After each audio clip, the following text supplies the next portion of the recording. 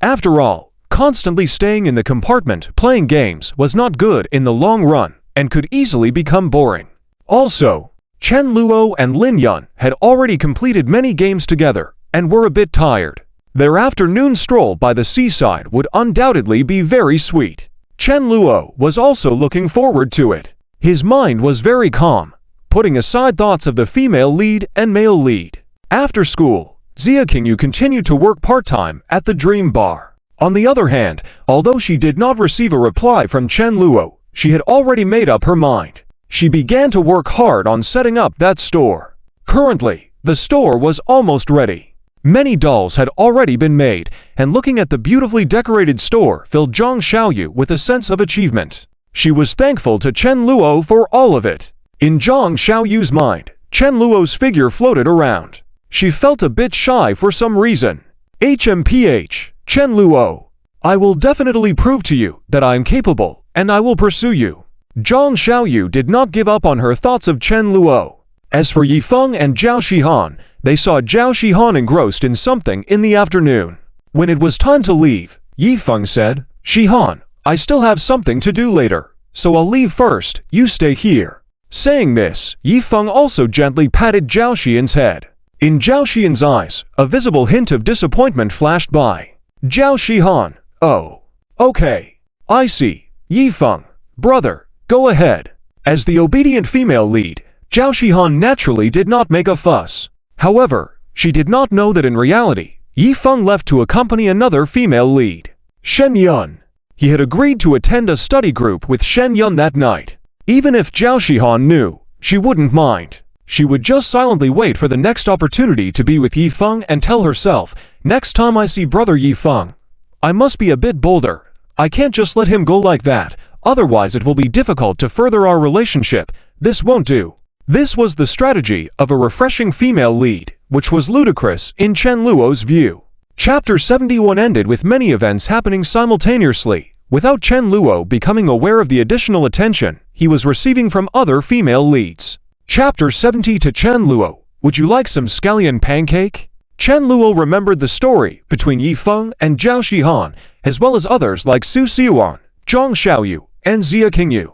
The plot was quite similar for all the female leads, including the level of defiance. For example, previously in the original work, Yifeng took Su Xiuan to Zhang Xiaoyu's shop for an inspection. When Zhang Xiaoyu wasn't looking, Su Xiuan sneakily kissed Yifeng. After she left, Zhang Xiaoyu discovered the kiss. Despite Zhang Xiaoyu liking Yifeng, instead of getting jealous, she also kissed him back. Feeling pleased inside, she even asked Yifeng, who between her and that beautiful girl just now had a sweeter kiss. Yifeng naturally basked in the joy of being pursued by the female leads. Saying what people wanted to hear, he replied, "Of course, yours, sister Xiaoyu, is sweeter." Zhang Xiaoyu smiled upon hearing this. Zhang Xiaoyu, "Hehe, Yifeng Jij, do you want to taste more?" Yifeng immediately put on a bewildered innocent young man look. Yifeng, "Huh." Zhang Xiaoyu then took the initiative too. It was a similar situation with Zhao Shihan. Chen Luo recalled a time in the original work when Zhao Shihan and Yifeng got caught in the rain outside. So, this character who seemed innocent and not interested in romance immediately took Yifeng home. Yes, she took him straight home. From Chen Luo's perspective, he thought, "You really are too damn innocent. You've only known Yifeng for such a short time, and you already took him home. That's called innocence. What innocent girl would bring a guy home so quickly?" However, due to Yifeng's gentlemanly personality, the female leads didn't guard against him. This was how the author depicted the plot. Zhao Xian's own will had no control over it. What was even more unbelievable was that Zhao Shihan, at home, still acted bewildered and innocent in front of Yifeng. After taking a shower, she only wore a cute nightgown. And then, at that time, the description of Yifeng was, Yifeng finally realized that Zhao Shihan, although cute-looking, was anything but innocent. From the reader's perspective, this was quite satisfying. Wow, the male protagonist is amazing. Feels like striking gold. Zhao Shihan is so adorable. Lowly traits are the best. Cheering for Zhao Shihan. Chen Luo thought the reader's reactions were spot on. They were outsiders, but in the novel world of Urban Evil Young Master, Was Zhao Xian's behavior really acceptable? Going behind her parents' backs, if Zhao father and Zhao mother knew in advance that their obedient daughter had only recently met Yifeng and already brought him home, they would probably go crazy. Of course, with the charm of the proud male protagonist Long Aotian, when Zhao Xian's parents found out later in the story, they weren't angry, but rather pleased. They praised Zhao Shihan, saying, "Shihan, you're amazing. You found such a reliable and excellent man as Yifeng. Yes, entrust yourself to Yifeng, and we as your parents can feel at ease.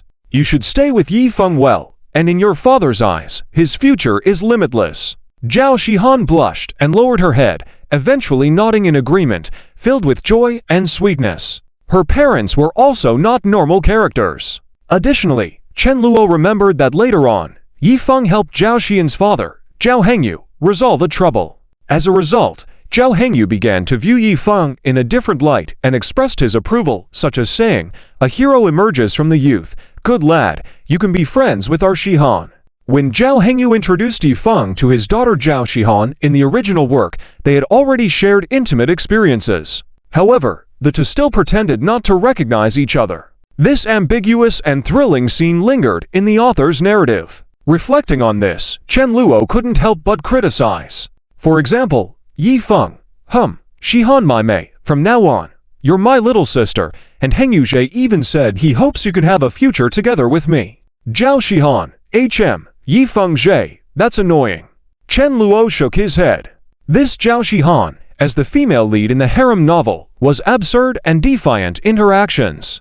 However, the help she provided Yifeng was truly significant. Giving away her family's money to Yifeng, who could compete with that? Chen Luo knew that if he didn't intervene, it wouldn't be long before he experienced the consequences of the male protagonist humiliating him. And that would be unpleasant. Chen Luo had no interest in that. As for Zia Qingyu, she diligently worked on attracting customers every day. The Dream Joy Bar saw more and more customers, with many being drawn to the bar because of her reputation. Some wealthy gentlemen were even willing to spend millions on Zia Qingyu alone. This was the charm of the female lead, setting her apart from ordinary beauties. When Chen Luo asked Zia Qingyu to help with work at his shop, it was the right decision. At this rate, he estimated he would break even in less than a year. And as for whether Zia Qingyu was dissatisfied with her salary, she didn't mind. Zia Qingyu knew that she had brought many benefits to the Dream Joy Bar through her efforts. Yet, she didn't seem to. Chapter 73. Chen Luo uses his old tricks again. Zhao Shihan was stunned. Zhao Shihan had never encountered a situation like this before.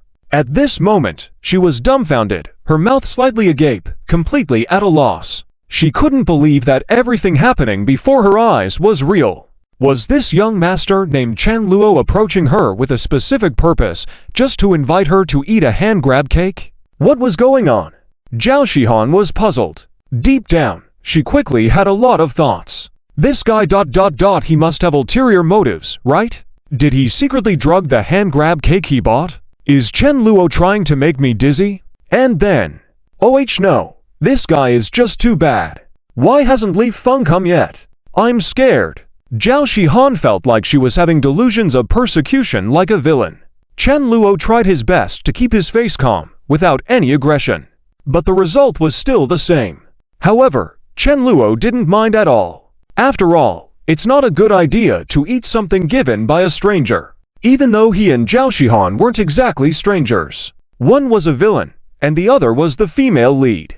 They were destined to interact in some way. But even though Chen Luo bought the hand-grab cake in front of Zhao Shihan, it was useless. Zhao Shihan, I'm not going to eat it. Take it away quickly. I warn you, don't think about doing anything to me. I've already told Li Feng, you better stay away from me. You're definitely up to no good. Don't think I'm stupid and can't see through you. Did you drug the cake? Zhao Shihan said aggressively. Chen Luo, what's wrong with your brain?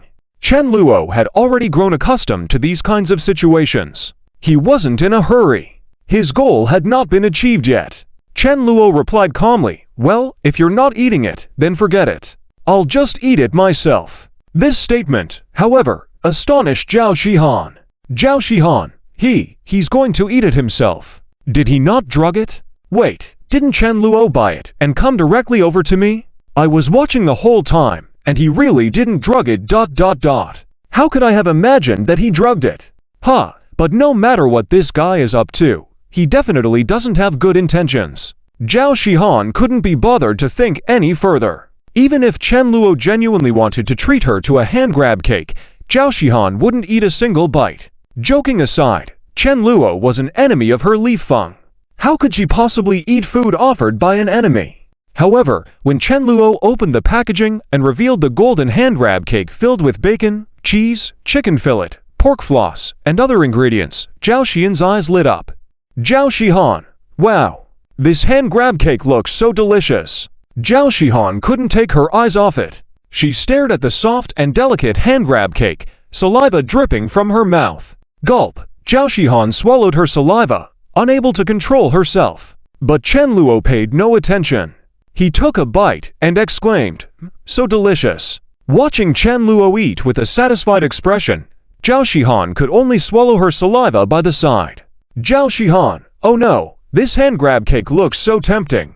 Why does it smell so good? Is it really unsanitary? But so many people are eating it. If I occasionally eat it too, it should be fine, right? But this is Chen Luo's hand grab cake. Definitely something's off. Is he just pretending? He took another bite. Why did he eat more? Is it really that delicious? Is it really safe? Oh no, could it be that Chen Luo really just wanted to invite me to eat a hand grab cake? No, Zhao Shihan, calm down. It's just a hand grab cake. Li Feng is definitely able to buy one for me. I want to eat the one from Li Feng. Ah, he's still eating. Oh no, I'm losing control. Zhao Xian's heart was on the verge of breaking down.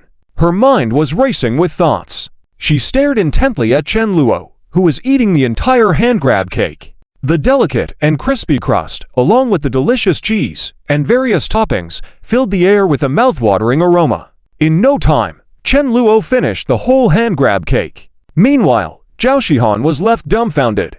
Zhao Shihan, it's gone. That big hand grab cake is gone. Oh no, I really wanted to eat it. In reality, this was just Zhao Xian's female lead setting. Otherwise, a normal beauty wouldn't be mesmerized by a hand grab cake like this. Otherwise, why wouldn't she just sneak out and buy one? Unfortunately, that's just how Zhao Shihan was. So without any external interference, Zhao Shihan wouldn't dare to go out and buy a hand grab cake. However, her fondness for this specific hand grab cake was undeniable. Chen Luo, I don't understand. Zhao Shihan, this hand grab cake is so delicious. Why won't you eat it? Don't you want to eat it? Zhao Shihan, how could I not want to eat it? Zhao Shihan immediately had some words in her heart that she wasn't sure if she should say. Zhao Shihan, humph, even if I wanted to eat it, I wouldn't eat the hand grab cake you bought for me. Chen Luo, you better stay away from me. I don't want to see you. I'll have you know, Li Feng will be here soon, so don't try anything with me. Zhao Xian's attitude remained harsh. However, Chen Luo paid no attention. Left ear in, right ear out. Try something with you. You're thinking too much. I saw you standing there, looking like you wanted to eat it but never bought one. I thought you had some concerns. Turns out, you don't want to eat it. Well, fine. If you don't want to eat it, then I'll be the gullible one. Goodbye. After saying this, Chen Luo waved his hand as if ready to leave. This left Zhao Shihan baffled. Zhao Shihan, is Chen Luo really leaving? Is this for real? Could what he said be true? Impossible. This guy's so wicked. How could he really just want to invite me to eat a hand grab cake? There must be something more to it. Zhao Shihan was not easily influenced by her feelings towards Chen Luo. She was on high alert. But Chen Luo wasn't in a hurry. As a villain character against the female lead, he wasn't going to give up that easily. He wasn't like Li Feng, the typical harem male lead who could easily charm the female lead with a few moves. After Chen Luo left, Li Feng rushed over not long after. Seeing Zhao Shihan standing there, he immediately ran over anxiously. Shihan, are you okay? Did Chen Luo do something to you? Where is he? Seeing Li Feng, Zhao Shihan breathed a sigh of relief. Her inner panic vanished in an instant. She even felt a bit wronged. Just as she was about to confide in Li Feng, Zhao Shihan thought, this Chen Luo. He didn't really do anything wrong, did he? How would it sound if she told Li Feng that Chen Luo showed off to deluxe hand grab cakes in front of her? Zhao Shihan felt a bit strange about it. But she was now in the mood to eat a hand grab cake. She hoped Li Feng could buy one for her. Just like in the original story, Zhao Shihan wouldn't speak up about it. In the original story, Li Feng noticed how Zhao Shihan kept eyeing the hand grab cake stall. He immediately understood. Fortunately, Zhao Xian's desire was just for a hand grab cake. If she had wanted a delicacy from a high-end restaurant, Li Feng would have had to think twice. Despite having the money and earning it quickly, Li Feng would consider spending a large amount in one go. Mainly, having to spend so much money on just one female lead, Li Feng would have considered it not worth it. Just then, Zhao Xian's roommate noticed a familiar figure appear in her line of vision. That person was none other than Chen Luo. To be continued. Chapter 74. Chen Luo's Return. Is Zhao Shihan moved? Yes, Zhao Shihan was completely caught off guard. Chen Luo unexpectedly appeared again. What's going on? Could it be he hasn't given up on me yet? Was he just here yesterday to intentionally lower my guard? Yes? That Chen Luo must have ulterior motives.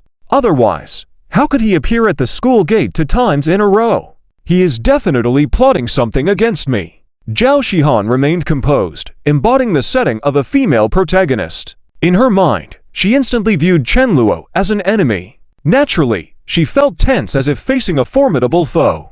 I hope Chen Luo won't dare to do anything excessive in public towards me. Otherwise, wouldn't I be letting down Brother Yi Feng? Wait, should I call Brother Yi Feng again? But wouldn't that be troubling for him? But I can't do anything that would disappoint Brother Yi Feng, because if I do, he will surely abandon me. Zhao Shihan followed the logic of a straightforward female protagonist. She also didn't want to embarrass Yi Feng.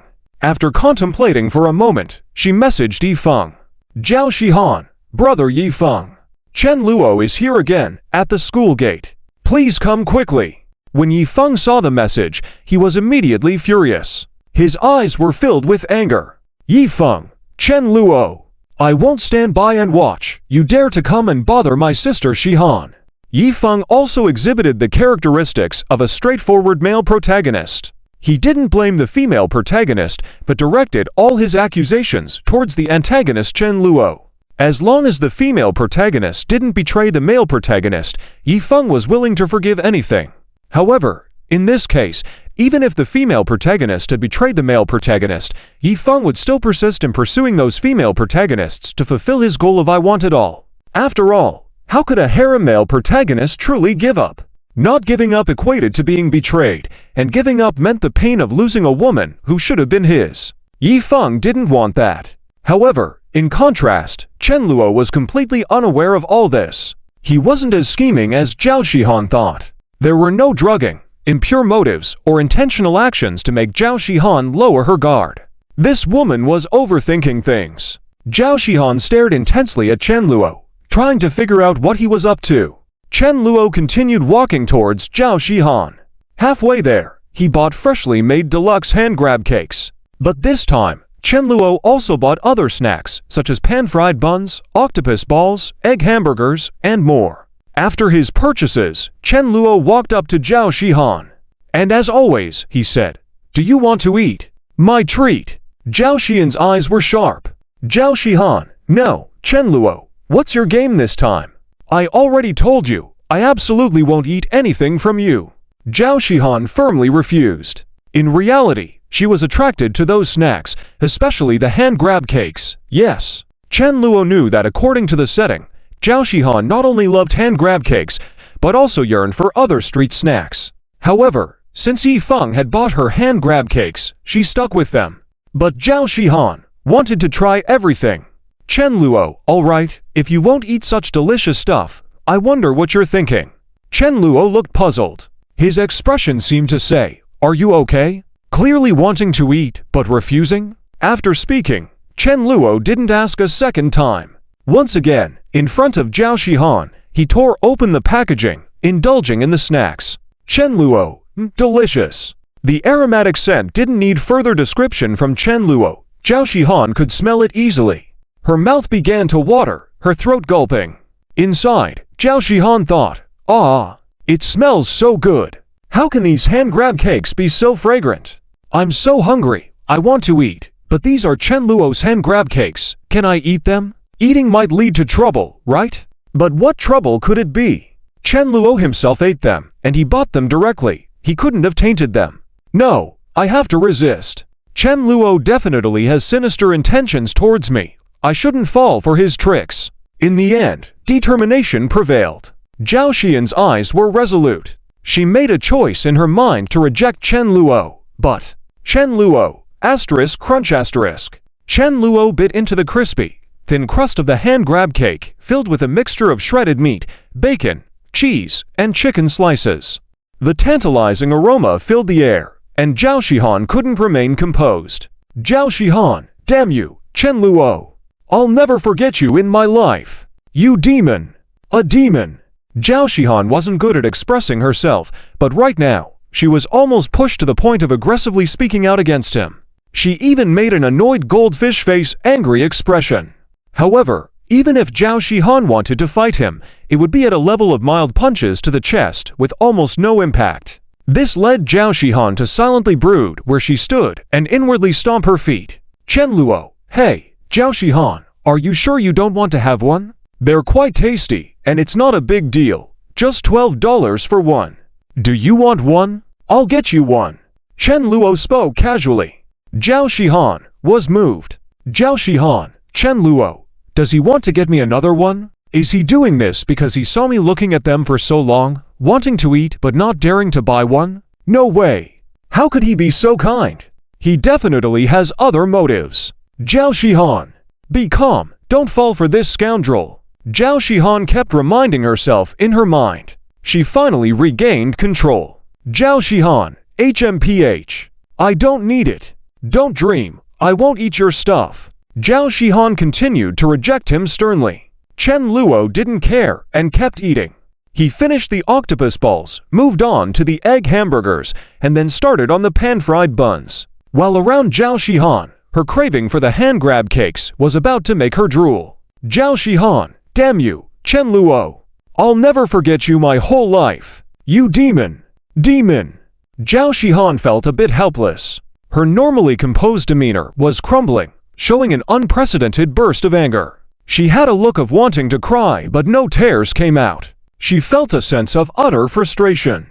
Though she didn't harbor such feelings of hatred towards Chen Luo at that moment, she just found him utterly despicable. Is this something a human does? Knowing that I can't eat, yet bragging in front of me. Zhao Xihan would have had chosen to express her anger if she were someone with a hot-headed personality like Zhang Xiao. You note, names are placeholders.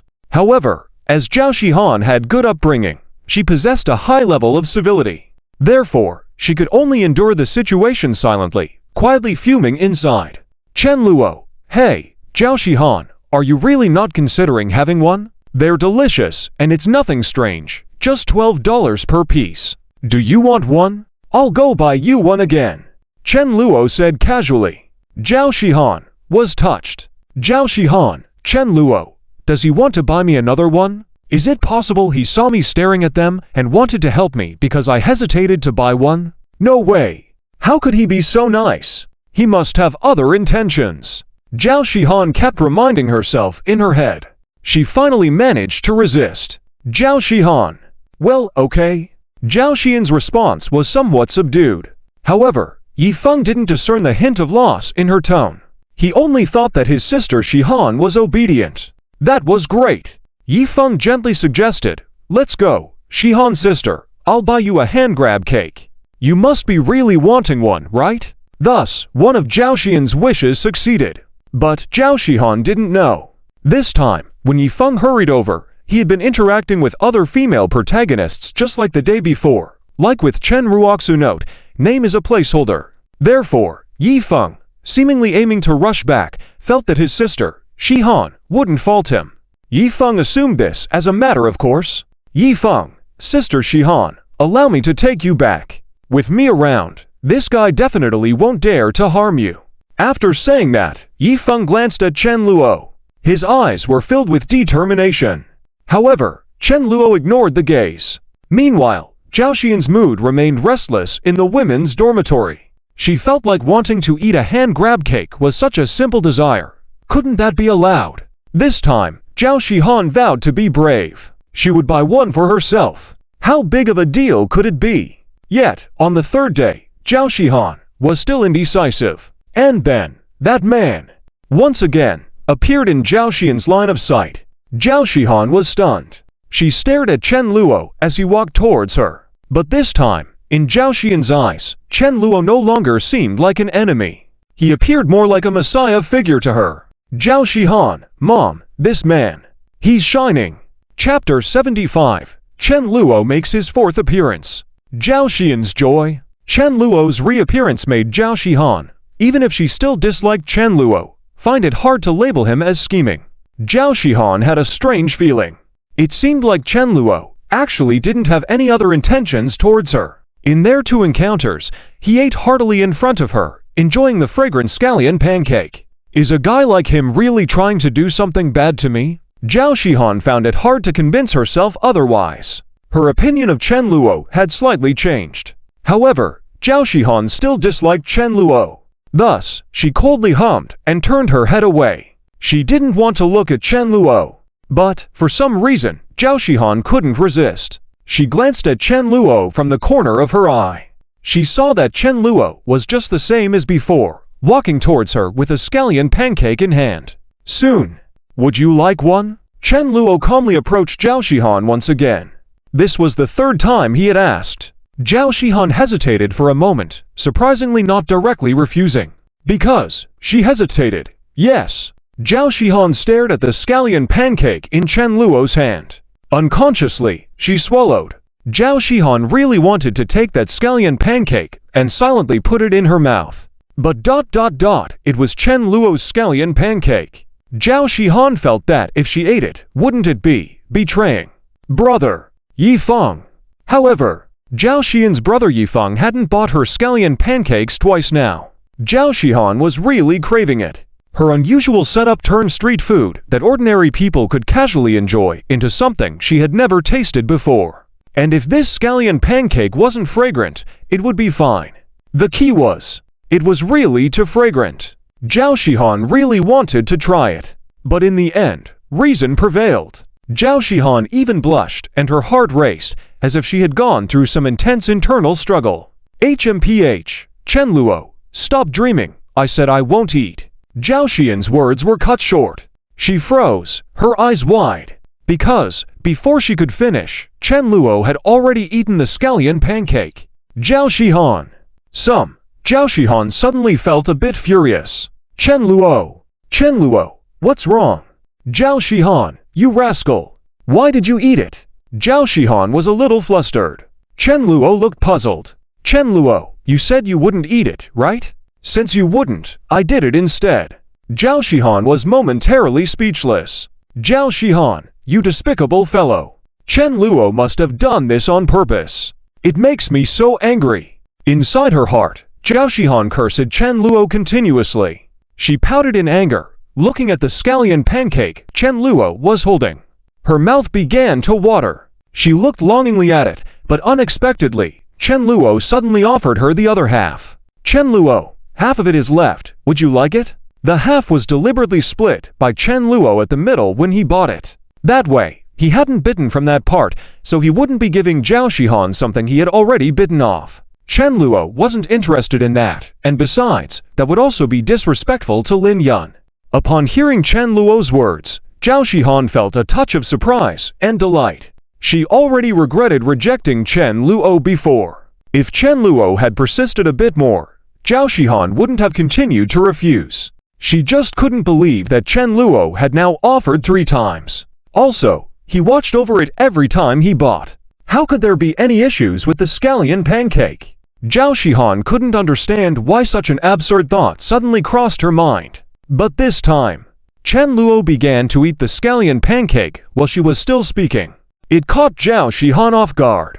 Luckily, now it seemed like Chen Luo was giving her another chance. Zhao Shihan was willing to accept it in her heart. However, when the words reached her lips, Zhao Shihan hesitated once more. Her willpower regained the upper hand. Zhao Shihan, HMPH, I'm definitely not going to eat it. It's impossible for me to eat yours. Zhao Xian's words were cut short once again.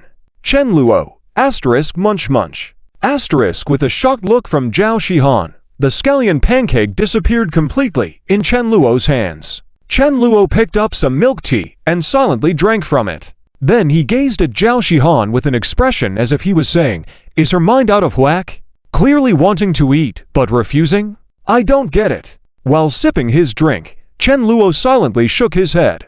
"Zhao Xihan, this fellow, what's with the head shaking? Is he making fun of me? Zhao Xihan, this is infuriating." Zhao Xihan suddenly erupted again. She swiftly came up with another idea. "Zhao Xihan, HMPH, I don't believe it." Zhao Xihan hardened her heart and picked up her phone once more. "Zhao Xihan, brother Yifeng, Chen Luo is here again." By the school gate, Yifeng, who was currently chatting with Che Jingyan in school, saw the message from Zhao Xihan on his phone. His face immediately turned angry. "Yifeng, Chen Luo. Yifeng, Jingyan's sister, I have to attend to something. Excuse me for a bit." The elegant and gentle Che Jingyan was taken aback for a moment before she smiled and said, "No problem, go ahead, little brother Yifeng."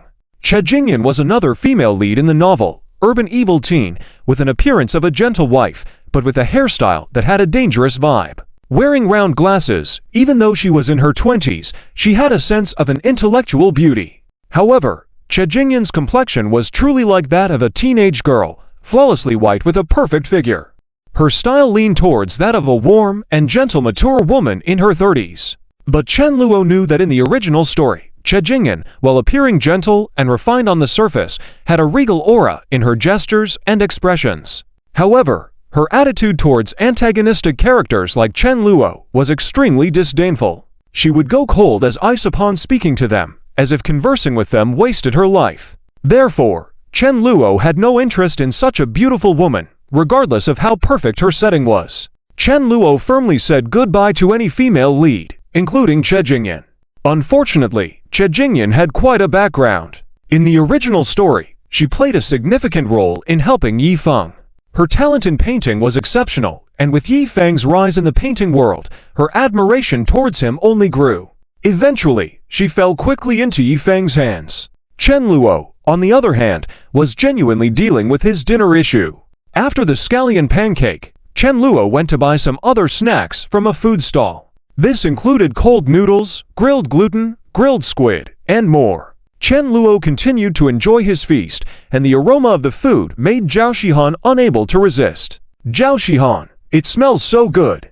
Asterisk sniff sniff asterisk. However, Zhao Xihan couldn't eat it. Later on, she would have to eat the meals sent from home. Soon, Yifeng appeared at the school gate. He was furious. "Yifeng, Chen Luo, what are you up to?"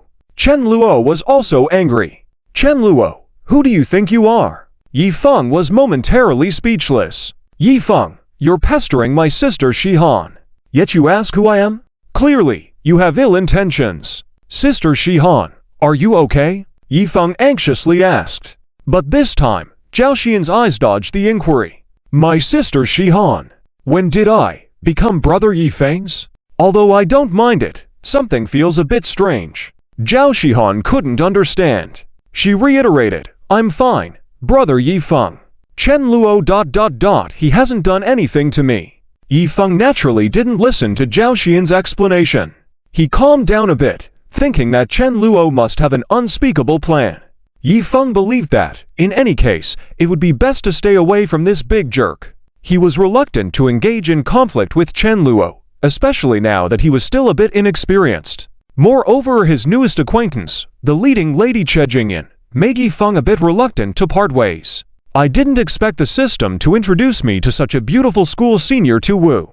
Hehe, I am truly the chosen one. With the system, life is fantastic." Yifeng felt immensely proud. He was more convinced than ever that Chen Luo, Zhongping, Shenqing, and their likes could never be compared to him. In the end, he would surpass them all. Yifeng, the male lead, had that confidence. Thinking to himself, Yifeng directly said, "Don't worry, Sister Xihan, I'll protect you. Let's go, stay away from that guy. I'll walk you back to your dorm, be good." With that, Yifeng was about to escort Zhao Xihan back. This time, Zhao Shihan didn't entertain any expectations. After returning to the dorm last night, she overheard her roommates discussing seeing her beloved brother Yifeng with another blonde woman. Normally, Zhao Shihan wouldn't have cared. Maybe she would pretend to be jealous and make Yifeng beg for forgiveness the next time. But now, learning of this news made Zhao Shihan feel unusually distraught. Zhao Shihan didn't protest. She followed Yifeng back to the dorm. Standing upstairs, she watched as Yifeng dropped her off and then swiftly ran off. Zhao Shihan didn't chase after, curious about what was happening. She felt a sense of loss in her heart, but couldn't blame Yifeng. This made her quite miserable. That night, Chen Luo enjoying scallion pancakes and cold noodles played in Zhao Xian's mind once again. Zhao Shihan, I really want to eat. Zhao Shihan wouldn't blame Yifeng for anything. But her attitude towards Chen Luo had shifted slightly. Therefore, on the fourth day, Zhao Shihan stood at the school gate, looking around as if searching for someone. Suddenly, that familiar figure appeared once again.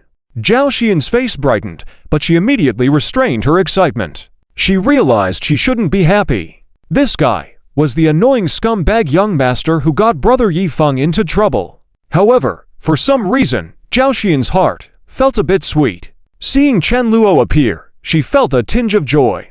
Although she tried to maintain a poker face, in her heart, there was a genuine sense of delight. Chapter 76, Chen Luo, give me all your pocket money. Zhao Shihan was shocked. Revised Chapter 76, Chen Luo, give me all your pocket money. Zhao Shihan was shocked. Revised. But Zhao Shihan felt happy. Chen Luo, on the other hand, felt it was about time. Damn it, 3 times in a row. Treating you to free hand grab cakes, and this woman still doesn't appreciate it. Fine, I'm not serving her anymore. Chen Luo was just trying it out. He wanted to see if he could slightly improve his relationship with Zhao Shihan. That was enough. However, it turned out that this was indeed quite difficult. So today, Chen Luo wouldn't buy hand grab cakes for Zhao Shihan to eat anymore. As the saying goes, 3 strikes and you're out. Chen Luo wouldn't continue. As for why he appeared at the school gate today, that was purely. After Lin Yun ate the hand grab cakes, she praised them endlessly. She said she wanted more, so Chen Luo was happy to help Lin Yun out. Buying hand grab cakes for Lin Yun makes her happy, but for that Zhao Shihan. Damn it, I treated you to food, you didn't appreciate it, and even 3 times in a row you called Yifeng over. What do you take me for? Chen Luo was too lazy to deal with the female lead more. Otherwise, he'd have to suppress the female lead. But there were too many female leads. And after suppressing them, it was easy to cause the male lead to explode. It was enough to stick to the original plan of restraining the male lead's growth. However, Chen Luo had made up his mind. Zhao Shihan, on the other hand, was completely unaware. She was still immersed in joy. She didn't realize what kind of harm she had caused Chen Luo a few days ago. Zhao Shihan was only looking forward to Chen Luo once again placing the hand grab cakes in front of her. Then she would smile and say, I want to eat. That would be enough. Zhao Shihan felt everything was so wonderful. Surely, Chen Luo must be very happy as well, right? However, it would only be about eating the hand grab cakes he bought. If this Chen Luo has other intentions, I will definitely refuse. It's impossible for me to do anything with him. Zhao Shihan warned herself in her heart. She knew that she was currently Yifeng's woman. She couldn't do anything to betray him. But Zhao Shihan seemed to be overthinking. Chen Luo's goal was only to get her pocket money. At the school gate, after Chen Luo bought the hand grab cakes, Zhao Shihan saw them and her heart raced. Finally, my hand grab cakes are here. Zhao Shihan actually let out a sigh of relief. Because she was afraid that after rejecting him 3 times in a row, Chen Luo wouldn't come again. But now it seemed that Chen Luo would continue. Zhao Shihan was very happy. However, what made Zhao Shihan confused was, she soon found out that this time, after Chen Luo bought the hand grab cakes, he didn't come towards her, but headed straight back to school. Zhao Shihan was instantly shocked in place. What is Chen Luo doing? Why didn't he come over to me? Zhao Shihan was perplexed, unable to understand the situation. It was only when Chen Luo was about to enter the campus that Zhao Shihan reacted. Wait! My hand grab cakes. Zhao Shihan immediately started running, chasing after him. She didn't understand why Chen Luo hadn't come to her this time to ask if she wanted to eat the hand grab cakes. But now was not the time to worrying about that. Zhao Shihan knew that if she didn't chase after him now, her hand grab cakes would be lost. Chen Luo, wait. Where are my hand grab cakes? Zhao Shihan ran up to Chen Luo and asked directly. But Chen Luo calmly replied, "What hand grab cakes?" Zhao Shihan was even more dumbfounded. Zhao Shihan, weren't these hand grab cakes you bought for me? Chen Luo, for you? Hey, you're thinking too much. Why would I buy hand grab cakes for you? Upon hearing this, Zhao Shihan was immediately stunned. Boom!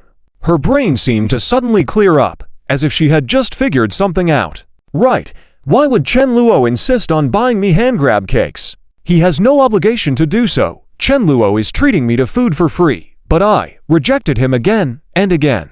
Now I'm asking Chen Luo for it again? Am I that shameless? Zhao Shihan felt a sense of awakening. She also remembered the 2 times before with Chen Luo. He bought her hand grab cake simply because he saw that she seemed eager to eat them. Thinking about it now, Chen Luo could be considered very considerate. Zhao Shihan was shocked. But I rejected Chen Luo and even called Yi Feng over, tarnishing Chen Luo's name, causing trouble for him. Zhao Shihan was dumbfounded. She wasn't a bad person at heart. She was just an introverted girl with social anxiety. But now that she had figured it out, Zhao Shihan felt completely guilty. What have I done? Chen Luo kindly wanted to treat me to hand grab cakes, and I rejected him 3 times. I was too much, right? Zhao Shihan felt tongue-tied for a moment, not knowing how to continue talking to Chen Luo. I'm sorry, Chen Luo, I didn't mean to. A few days ago, I was just afraid. I'm sorry, I apologize to you. Can I have the hand grab cakes now? Zhao Xian's mind was beginning to clear up. Her prejudice against Chen Luo was also beginning to change slightly. She thought that Chen Luo should still treat her to the hand grab cakes this time. But now that she had sincerely apologized, shouldn't he give them to her? Zhao Shihan started to feel hopeful again. No, this is for someone else I bought it for. If you want it, go buy it yourself. Chen Luo coldly rejected her. Hearing this, Zhao Xian's eyes showed a hint of disappointment. She really wanted to taste them. But since the conversation had already reached this point, Zhao Shihan decided to push it further. Chen Luo, have you thought about it clearly? Those are my very private photos. Zhao Shihan blushed and her heart raced. She was getting flustered. Who am I? Where am I? What am I doing? I actually wanted to actively market my intimate photos to Chen Luo. Lord!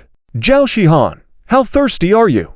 Zhao Shihan couldn't understand how things had come to this. She felt that if Chen Luo agreed at this point, she would definitely regret it. Was it worth it for just a hand grab cake? If this matter was known to Yi Feng, Zhao Shihan didn't know what to do. Zhao Shihan was at a loss, with conflicting emotions.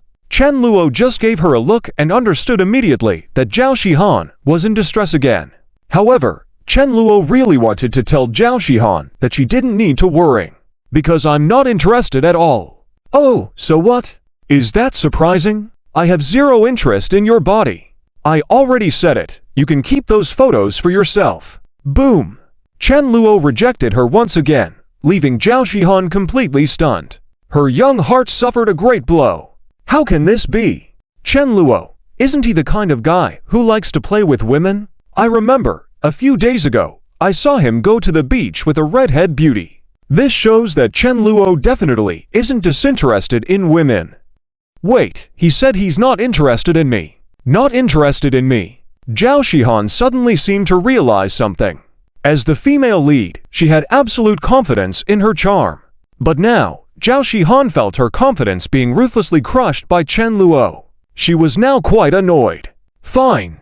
If you don't want to look, then I won't show you. HMPH. I don't even care. But those hand grab cakes. Zhao Shihan was still reluctant, having drooled over them for days. Thankfully, Zhao Shihan suddenly thought of something.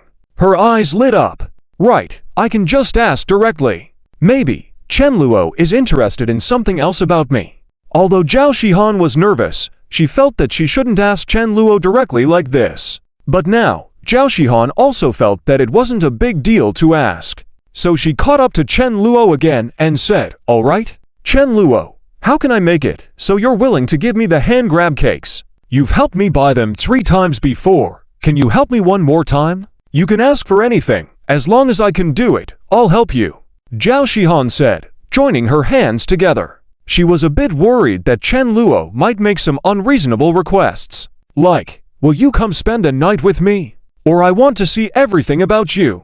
Zhao Shihan couldn't believe that Chen Luo could be such a gentleman, so steadfast. Zhao Shihan was unsure if Chen Luo had any ulterior motives. Zhao Shihan didn't know that in Chen Luo's past life, there was a phrase called Sigma men, those who would never fall into the trap of a beautiful woman.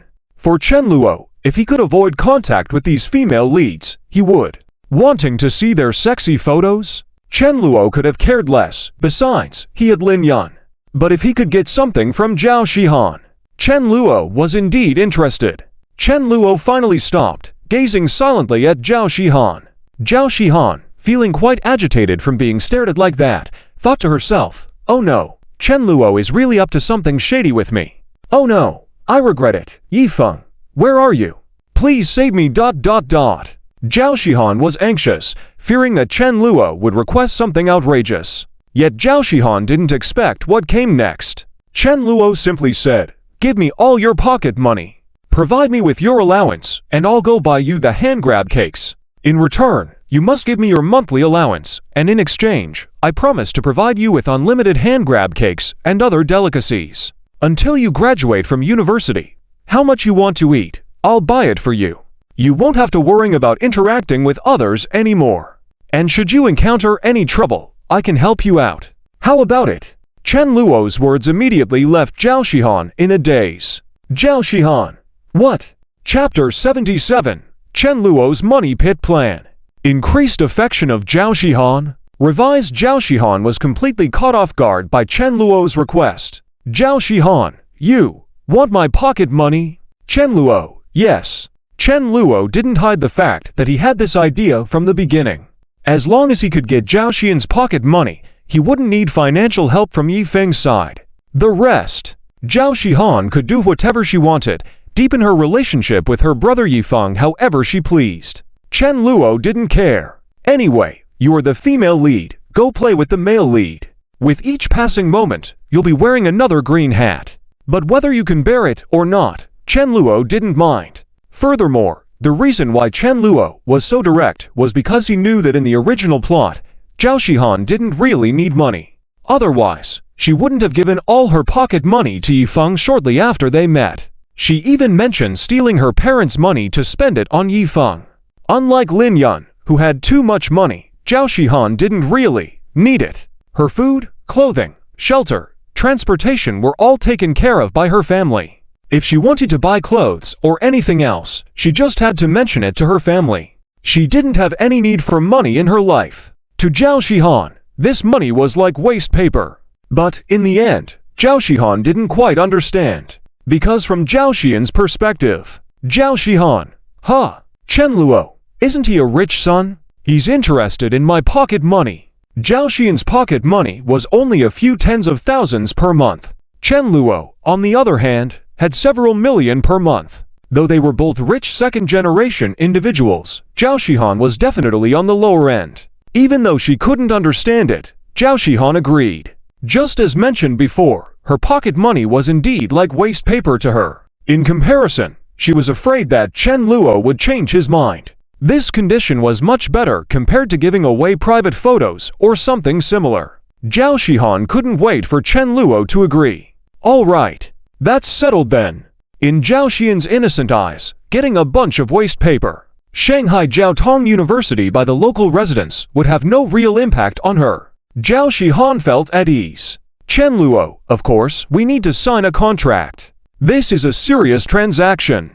Chen Luo said seriously. Zhao Shihan felt like it was too much ado about nothing.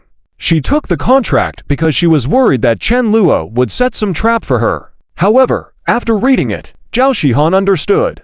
The requirements in Chen Luo's contract were that from then on, every month, Zhao Shihan must hand over all her pocket money to let Chen Luo help her buy things like hand pies, pan-fried buns, Orleans grilled chicken wings, toast noodles, and provide other forms of help. The contract was for 4 years, until her graduation from university. If anyone saw this contract, they would definitely be shocked. Wait, to buy these things costs tens of thousands. The crucial point was that the required person was the rich Chen Luo, who didn't lack that amount of money. If bystanders knew about it, they would find it outrageous and incomprehensible. The world of the wealthy was beyond their understanding. But for Zhao Shihan, she didn't mind at all. She thought signing it would be worth it once the trap was removed. At last, I can freely eat hand pies, toast noodles, stinky tofu anytime. Otherwise, with so many people at the school gate every day, I wouldn't dare to buy. Zhao Xian's mood suddenly brightened. All right, Chen Luo, can you buy it for me now? Zhao Shihan said with delight. Since Chen Luo hadn't asked for a physical price from her, Zhao Shihan didn't mind at all. All right, I'm heading back to school today. I don't feel like going out again. The contract also states that it will take effect from tomorrow. Jokingly, Chen Luo had to go back and play with Lin Yun. By now, the hand pies were probably cold. Saying that, he left directly. Zhao Shihan was annoyed. Zhao Shihan, you. Zhao Shihan was frustrated. After going through all this, she still couldn't eat it today. Zhao Shihan, this guy. Zhao Shihan puffed up with anger. However, after Chen Luo left, more thoughts began to surface in her mind. Could it be that Chen Luo is not as well off as he seems? Zhao Xian's expression suddenly became strange. But she quickly dismissed this idea. That didn't seem right at all, since Chen Luo was still driving around in sports cars daily. How could he be in dire straits?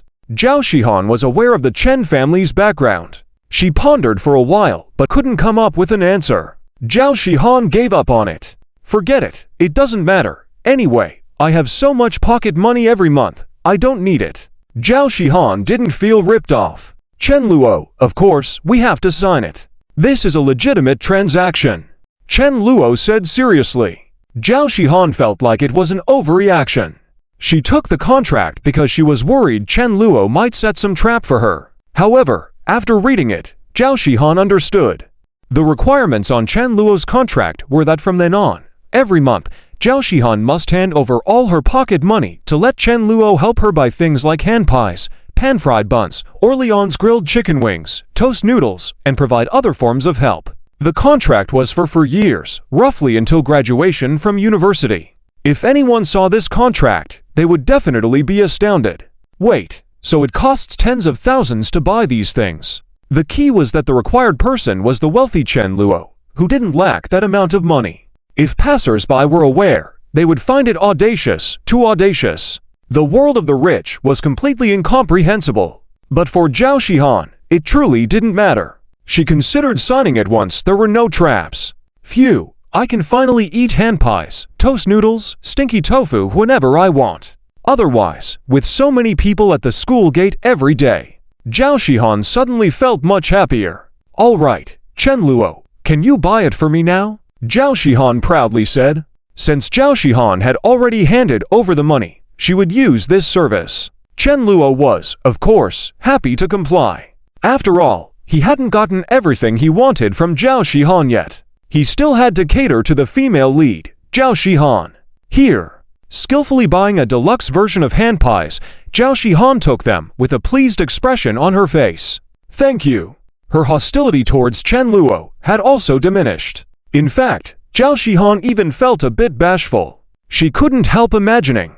Could it be that? Chen Luo likes me. Otherwise, why would he come up with such a lame excuse? His monthly pocket money could cover my expenses for a few years. He doesn't need my tiny amount of money, right?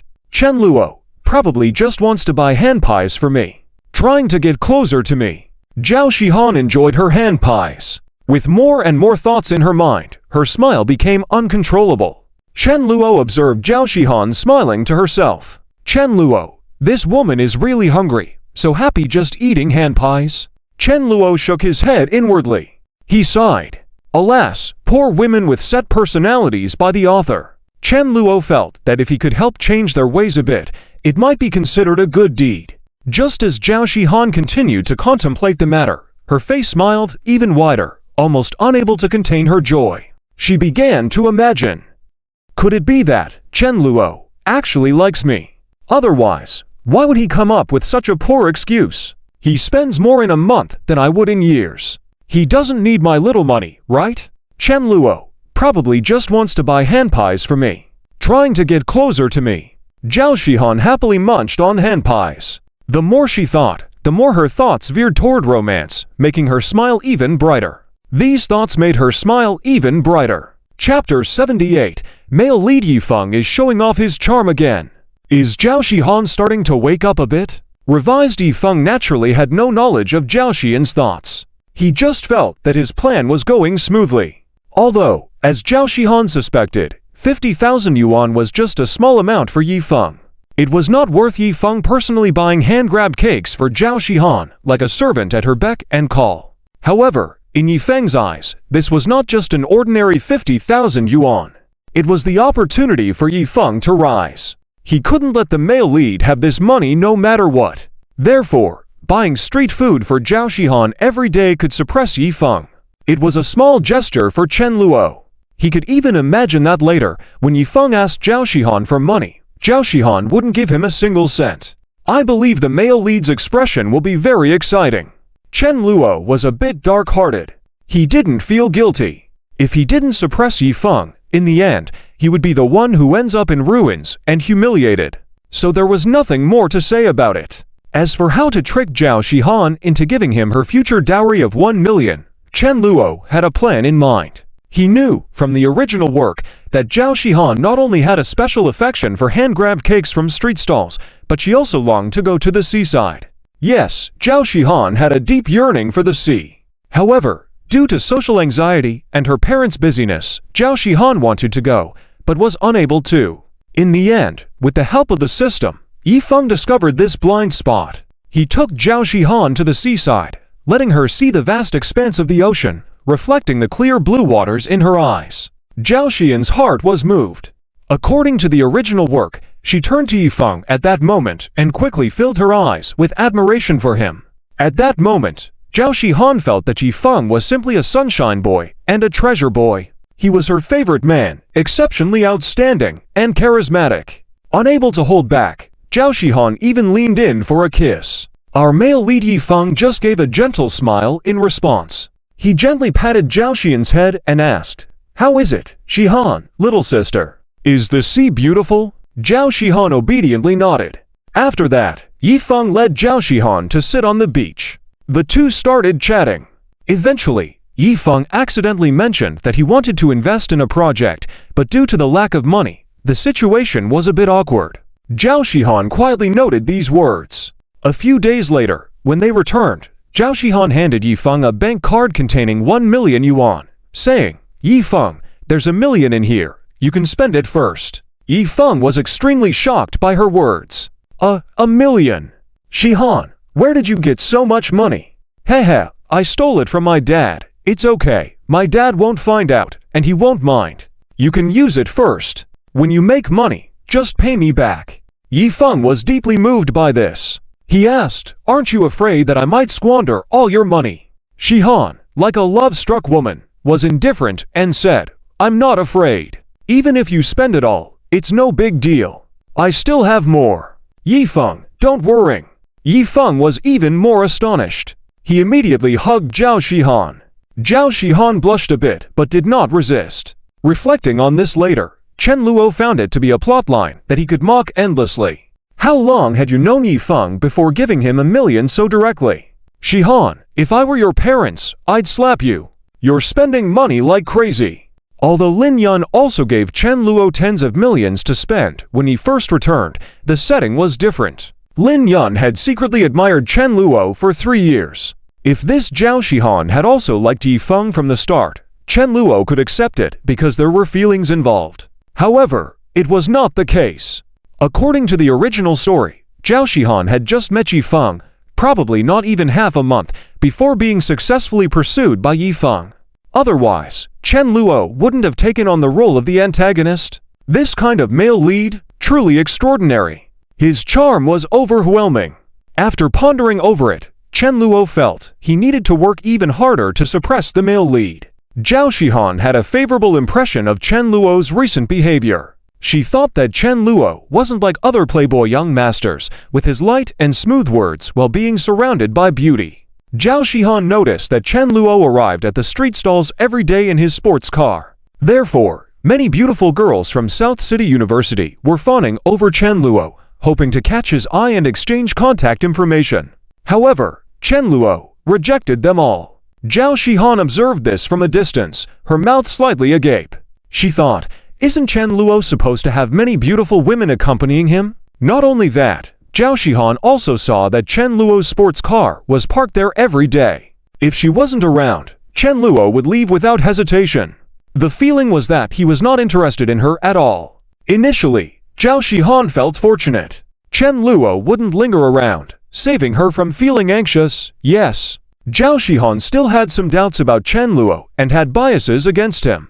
She was afraid he might have bad intentions towards her. But the more she interacted with him, Zhao Xian's perspective started to change. She thought about the previous incident when she mentioned showing him some of her attractive photos, and Chen Luo politely declined.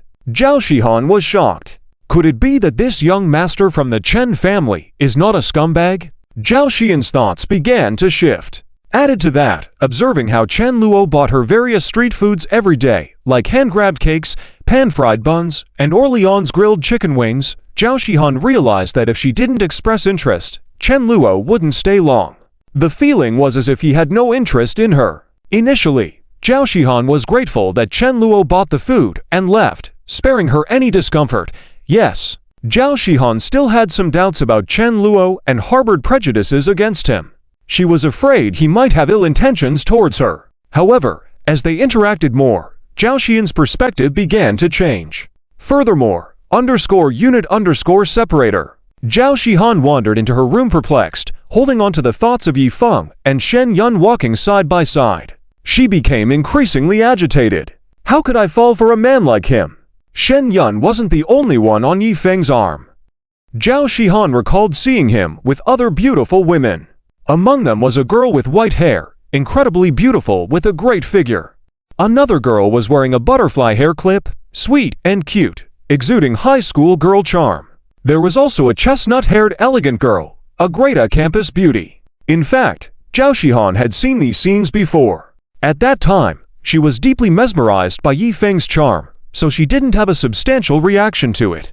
After all, the protagonist setting for Zhao Shihan, deep down, had already accepted that the man she liked, Yi Feng, was someone who would have multiple wives. What of it? For a man as outstanding as Yi Feng, it was normal for other women to admire him. All she needed to do was work harder to let Yi Feng favor her a bit more. This was the kind of thinking Zhao Shihan would have had previously. Now, she couldn't help but wonder if Yi Feng was being genuinely unfaithful. Yi Feng, who claimed to like me before, is now getting close to another woman. Does he really like me? Is he really that good? Zhao Shihan questioned. Yet, she couldn't find an answer. Yi Feng, Shihan, what are you doing here? Yi Feng was completely unaware of Zhao Xian's change in perception. He felt very pleased as Yi Feng was making significant progress by completing numerous tasks through interactions with Shen Yun. Soon after Shen Yun, Zhao Shihan, Meng Shanshan, Fen Muyao, and other female leads were waiting for him.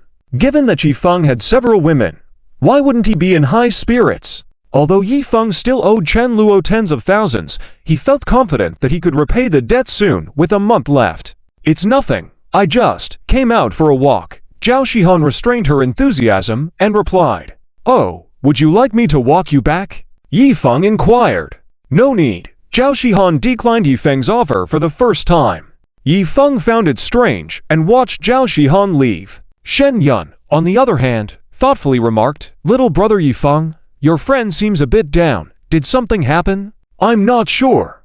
I'll ask her about it when I find the time. Yi Feng pondered on the matter. He expressed his determination to help Zhao Shihan if she was facing any problem.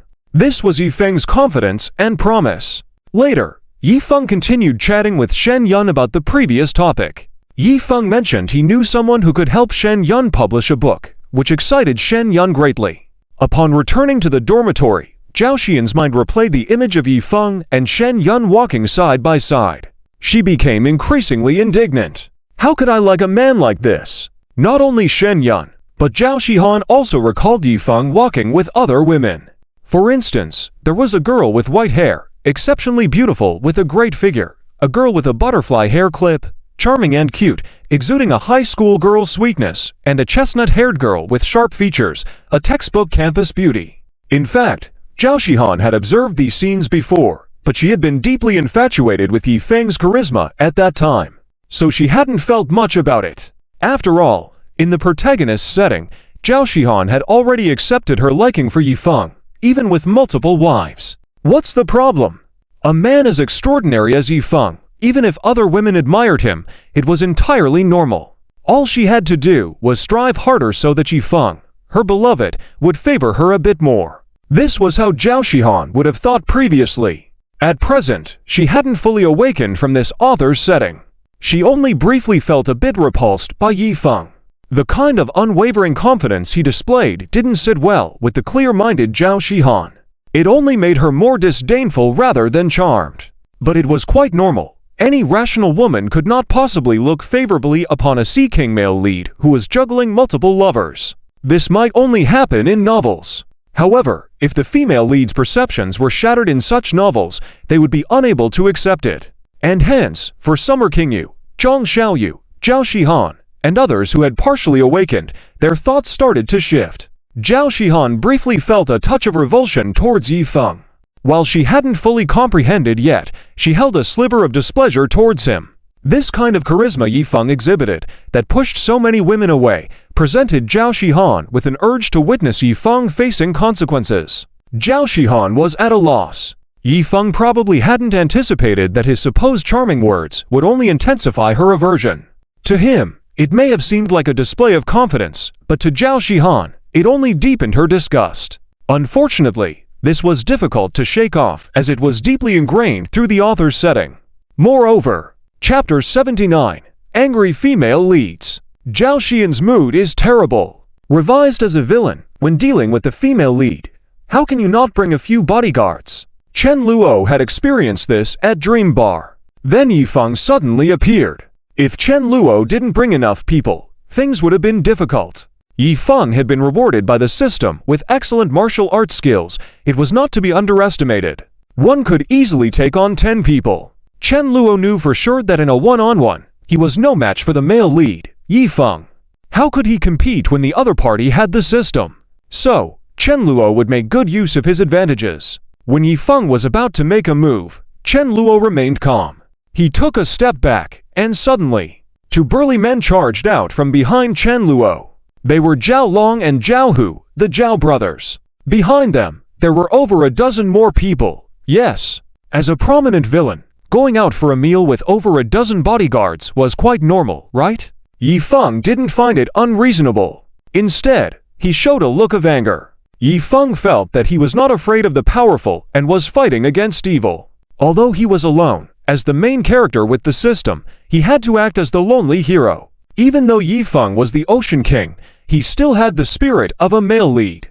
At least in the setting of the novel Simple Urban Youth, Yifeng was not some sleazy character. With a furrowed brow, he protected the group of people in front of him. Yifeng was the Dragon King. In the original plot, at this point, Yifeng should have already shown his abilities. But in this world, there were no ifs. Pressured by Chen Luo one after another, Yifeng's current power was not considered strong. His martial arts skills were slightly inferior to what he had in the original. However, his spirit as a male lead remained unwavering. Therefore, Yifeng roared and charged forward. At the school gate, many onlookers were surprised. They were willing to watch. Chen Luo, still calm behind him, knew that at this moment, Yifeng would definitely not be a match for Zhao Long and Zhao Hu, let alone with over a dozen capable subordinates. Yang Hong, Wu Fei, and others were also among them. Zhao Shihan, frightened, hid to the side. Even though she was the female lead, Zhao Shihan did not know how to fight. As a good girl, she never imagined herself getting into a fight. However, at this moment, Zhao Shihan felt somewhat puzzled. Wait, Yifeng, I was just about to eat octopus balls and Chen Luo didn't do anything wrong. Why? Zhao Shihan felt speechless towards her brother, Yifeng, at that moment. However, The female lead's role was working its magic. Zhao Shihan currently found it difficult to blame Yifeng. On the contrary, seeing Yifeng thrown out by Zhao Hu directly made Zhao Shihan feel a pang of heartache. She couldn't help but shout, "Yifeng, brother!" and rushed over. Even though the female lead did not know how to fight, she never shied away from trouble. Yifeng coughed twice, feeling a surge of emotions. His face showed determination and the will to stand up and fight again. Zhao Shihan interjected, "Don't fight, Yifeng, brother. Chen Luo didn't do anything to me. Don't make trouble for him again." Hearing this, Yifeng was shocked. He couldn't help but say, "Shihan sister, I heard that Chen Luo has been buying you food for the past few days. Are you sure he hasn't done anything to you? Don't worry, if there is anything, just tell me. Yifeng, brother, will protect you." Yifeng still believed that Zhao Shihan was being threatened by the evil Chen Luo. But almost exasperatedly, Zhao Shihan replied, "I've told you several times, Chen Luo didn't do anything." Zhao Shihan finally realized that her beloved brother Yifeng seemed to have some issues with his judgment. She even doubted whether she herself had lost her mind to fall for a man like him. Yet, when she saw Yifeng's pained expression, Zhao Shihan couldn't help but feel a hint of regret. After all, he was the first man she had feelings for. "No, Yifeng, brother, I'm serious. You have to believe me," Zhao Shihan repeated once again. Yifeng was astonished. He thought to himself, "Wait, did Chen Luo get the wrong script? Is it possible that he's genuinely kind, buying things for Shihan for free?" In Yifeng's eyes, Chen Luo was the ruthless villain who would stop at nothing to achieve his goals. Even the possibility of using aphrodisiacs couldn't be ruled out.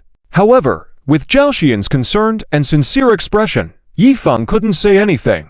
Although he had a slightly peculiar character design, Yifeng was, after all, a normal person. His abnormality only surfaced when dealing with Chen Luo and the female leads. Eventually, Yifeng stood up, glared at Chen Luo, and said, "All right, Shihan sister, I'll take you back. Don't worry, with Yifeng brother around, nothing will happen to you." Zhao Shihan, feeling pressured by her status as the female lead, found it difficult to refuse. She had no choice but to nod silently, "All right." In reality, Zhao Shihan was torn inside, with a myriad of thoughts racing through her mind. "What about my pancake fruit?" she cried. Yifeng saw her disappointment, but also felt a sense of satisfaction. "Yes, my Shihan sister is so obedient. Rest assured, after I finish the mission with you and Shen Yun, I'll come back to accompany you. I'll be sure to take good care of you then," Yifeng confidently expressed. As Zhao Shihan led him back to the campus, the commotion quickly spread. Many female leads learned of Chen Luo's involvement in the fight at the school gate. Shen Yun, Fen Muyao, Meng Shanshan, and Zi Jingyan were among those who heard about it. They were furious. "Shen Yun, this Chen Luo is truly insolent. This is outrageous. Fen Muyao, this despicable guy.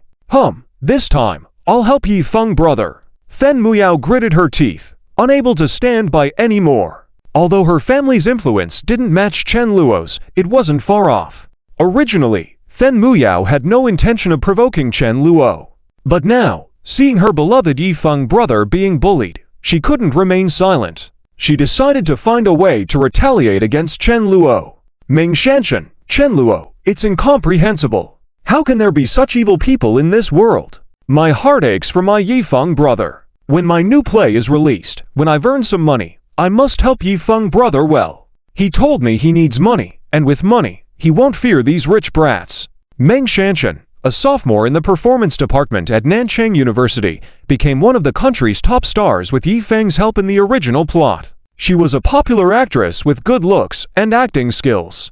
However, in Chen Luo's eyes, Meng Shanshan's surface glory was just an illusion. Behind the scenes, she was merely one of Yifeng's mistresses, lacking any real status. By the late stages, Yifeng probably wouldn't even remember that there was such a woman. Zi Jingyan, what a detestable guy. When Yifeng returns, I'll take good care of him. Zi Jingyan was contemplating her role. She wasn't as impulsive towards Chen Luo. Zi Jingyan was more composed and believed that the Yifeng brother she favored would ultimately turn the tables and take revenge on Chen Luo.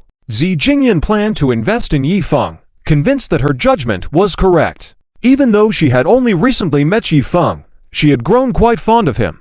He's such a cute little brother. Zi Jingyan took off her glasses, changing her demeanor instantly. Her whole aura became much more enchanting. Interestingly, there were female leads who heard this news and remained unfazed. Summer Qingyu, for instance, was told about the fight at the school gate while she was reading. Her friend rushed in to tell her that the Yi Feng she liked had been beaten up. Qingyu listened calmly and remarked, "Good, he deserved it." The person was taken aback. In a doll shop, Zhang Xiaoyu was busy introducing the figurines she had made to her classmates. Suddenly, she overheard the discussion in the shop. "Hey, have you heard? Someone was beaten at the school gate. His name is Yi Feng. I know, he's a new student in the software department, quite handsome. The one who beat him up is someone from our school, Chen's big shot. Isn't he too audacious? Doesn't anyone control him? Exactly, it's outrageous. No matter what, you can't just attack someone at will, right? This Chen Luo will get in trouble sooner or later. He thinks Nanchang University belongs to his family." These two girls were clearly among the fans of Yi Feng. They might not even be considered supporting characters, but Yi Feng's charm had slightly captivated them. Honestly, had Zhang Xiaoyu not interacted with Chen Luo, she might have shared those thoughts. However, this guy, not even interested when I wore black stockings to accompany him for coffee. The shop had been open for so long, and he hadn't even shown his face. Zhang Xiaoyu was very clear that without Yi Feng, this store wouldn't have been able to open. Attributing to Chen Luo was more than a store owner. She was unconditionally grateful to him. On the other hand, Zhao Shihan, when leaving with Yi Feng, noticed that Chen Luo had ordered the pancake fruit she wanted to eat. Then, in front of her reluctant gaze, he bit into it heavily. Delicious! Chen Luo's actions seemed like pouring salt on Zhao Xian's wound. She was on the verge of tears again. Ah, this guy is so despicable. Zhao Shihan felt like she was once again dominated by the menacing Chen Luo. At the school campus, Zhao Shihan escorted Yi Feng back. Yi Feng, still smiling, thanked her. "Thank you, Shihan sister. Go back, don't worry about me." Yi Feng assumed Zhao Shihan was worried sick about him. After all, he had been hospitalized some time ago, and Zhao Shihan had specially visited him. Besides, Zhao Shihan had volunteered to give him all her pocket money, and even planned to steal from her home to help him start a business. How could Yi Feng not consider Zhao Shihan a woman deeply in love with him? But at this moment, Zhao Shihan felt strangely calm, even a hint of disgust. If it weren't for Yi Feng suddenly coming out and causing trouble, I would have been happily at the school gate, directing Chen Luo to buy things for me. Zhao Shihan was frustrated. All right, goodbye. Zhao Shihan ultimately didn't break her facade with Yi Feng. However, she couldn't engage with Yi Feng further. If this were the original plot, Zhao Shihan would definitely have anxiously said, "How can this be? Yi Feng brother, let me apply medicine for you." And Yi Feng would reply sweetly, "Shihan sister, it's not needed, I'll be fine." But now, Yi Feng, Yi Feng was a bit perplexed. He never expected that his Shihan sister would simply walk away like this. Before he could react, Zhao Shihan was already out of sight. Yi Feng could only let out a sigh and shrug his shoulders. Just as Zhao Shihan wouldn't blame Yi Feng certainly wouldn't reproach his Shihan sister. After all, without Zhao Shihan, Yi Feng still had Shen Yun, Meng Shanshan, Chen Ruoxu, and other beautiful women waiting for him. Yi Feng checked his system mission and felt little sadness or attachment for Zhao Xian's departure. He turned and went to find Shen Yun, who had been anxious to locate her Yi Feng brother. On the other hand, Chen Luo messaged to Lin Yun. At night on the streets of Nanchang, a dazzling sports car blinded countless passers-by's eyes. Lin Yun, woohoo tilde Lin Yun felt the summer night breeze blowing gently on her face. Music played in the car, and her favorite person sat beside her. The streets were quiet at night, and the air was comfortable. Lin Yun's mood was at its peak. Chen Luo turned to look at Lin Yun's profile with red hair on the driver's side. Observing her delicate face, Chen Luo suddenly felt a sense of immense tranquility. This female villain is truly enticing. Chen Luo would never turn back to fawn over the female leads. No matter what they turned out to be, Chen Luo had no interest whatsoever. However, to his surprise, Lin Yun suddenly turned her head and asked, "Chen Luo, I heard that you've been buying food for a cute Lolita in a Lolita dress for the past few days. Is that true? Lin Yun's gaze became incredibly sharp. Chen Luo felt a bit embarrassed. There might be some truth to that, Sister Lin Yun. Chen Luo felt a bit flustered. Lin Yun, you punk. Lin Yun slowly raised her slender fist, her face showing a playful threatening expression. It seemed she was saying, "Humph, I've finally caught you, haven't I? Tell me, what's your relationship with that girl?" It seemed that Lin Yun was jealous. Chapter 80 Chen Luo's Invitation to See the Sea. Zhao Shihan regrets to death. Revised Chen Luo also dared not hide anything at all. Immediately said, "It's okay. How could it matter? Sister Lin Yun, rest assured, I, Chen Luo, will definitely be loyal and trustworthy as your younger brother. Absolutely impossible to have any connection with other women." After Chen Luo finished speaking, Lin Yun stared straight at him. There was suspicion in her eyes. But in the end, Lin Yun still smiled. She never really doubted Chen Luo. Not to mention, with Lin Yun's means, she could easily find out whether what Chen Luo said was true or false with just a little inquiry. Just based on her understanding of Chen Luo, Lin Yun believed in him a lot. "Hey, don't be angry, Sister Lin Yun. Let's go. I'll take you to play games. I practiced the game we played before for a long time. Now I can definitely help you pass that level." Lin Yun's eyes lit up at these words. "Really? Let's go.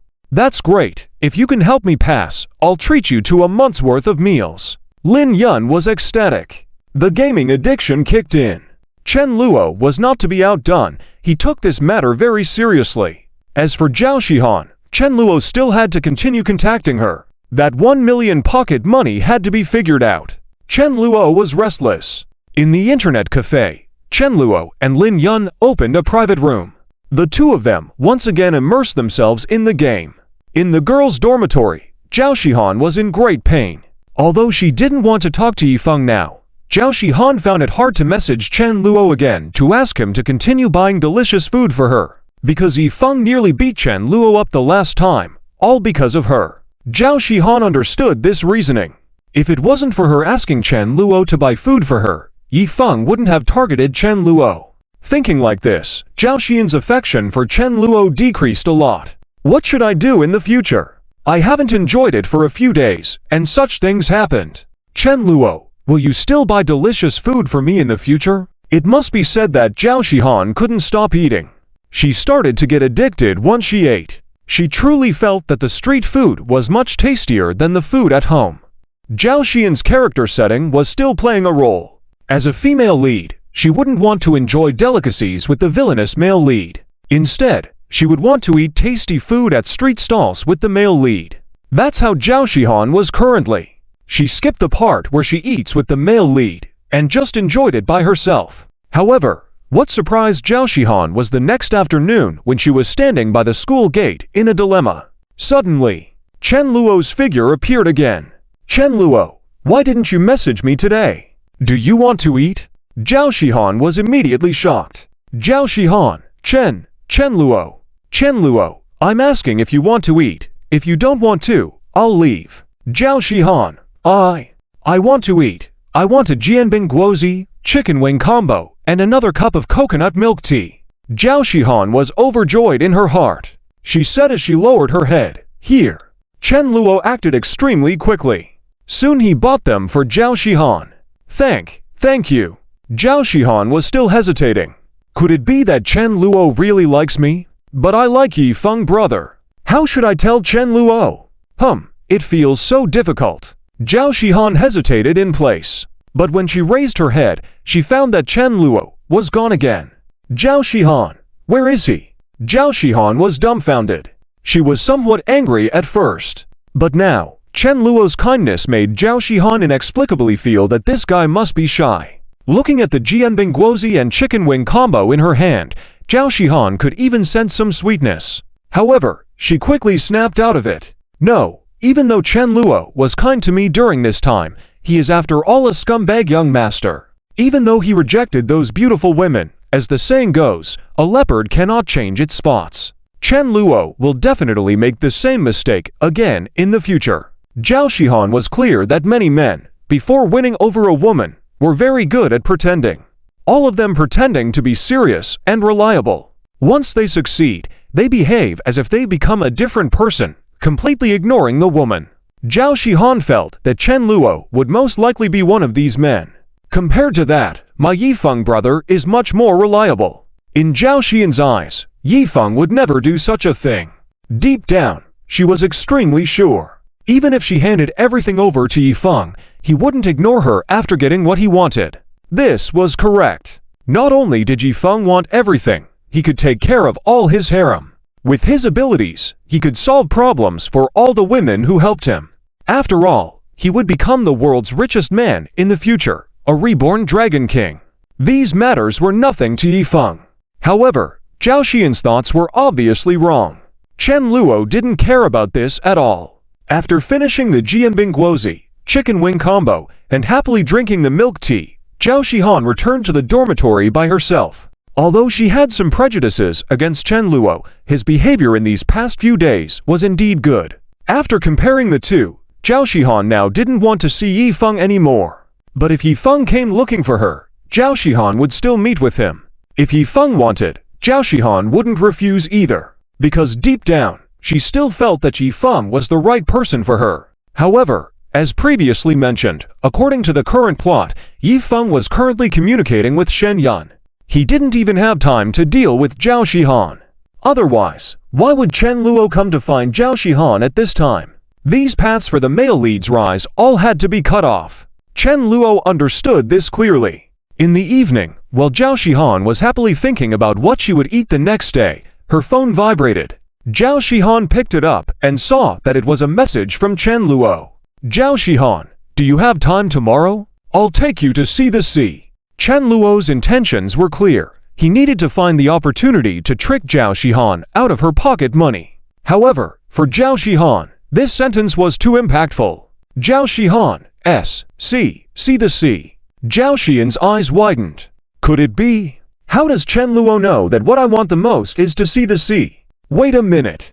Zhao Shihan suddenly remembered that when Chen Luo came to find her for the first time, he mentioned that she often stood by the school gate, staring at the handcrafted bun stall, looking like she really wanted to eat, but was too embarrassed to buy. So he bought her a bun. Could it be? Chen Luo has really liked me for a long time. He even knows about these things about me. Zhao Shihan felt warm inside. She was touched by Chen Luo. Her affection for him increased a bit. But then, Zhao Shihan immediately realized. No, what if there's some conspiracy behind this? Could it be that Chen Luo is pretending to invite me to see the sea, but actually has other intentions? Could he really have ulterior motives towards me? These outlandish thoughts popped up in Zhao Xian's mind. But at this moment, she couldn't perceive this. She only felt that it was very possible. Therefore, Zhao Shihan hesitated. In the end, Zhao Shihan once again exhibited the female lead's characteristic of testing the villain. She thought that she should test Chen Luo. If he really liked her, he would definitely invite her again, right? If he genuinely liked her, what was this test? After thinking like this, Zhao Shihan smugly replied, "Sorry, Chen Luo, I don't have time tomorrow." Zhao Shihan originally wanted to see Chen Luo's response. However, what puzzled her was that afterwards, Chen Luo never contacted her again. Zhao Shihan started to panic. Suddenly, she felt like she shouldn't have refused. After all, she really wanted to see the sea. Damn! I really wanted to see the sea. Why did I refuse?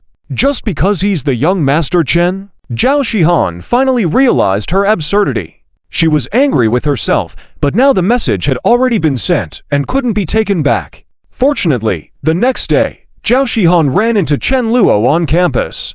Joy appeared on her face. Then she became somewhat proud.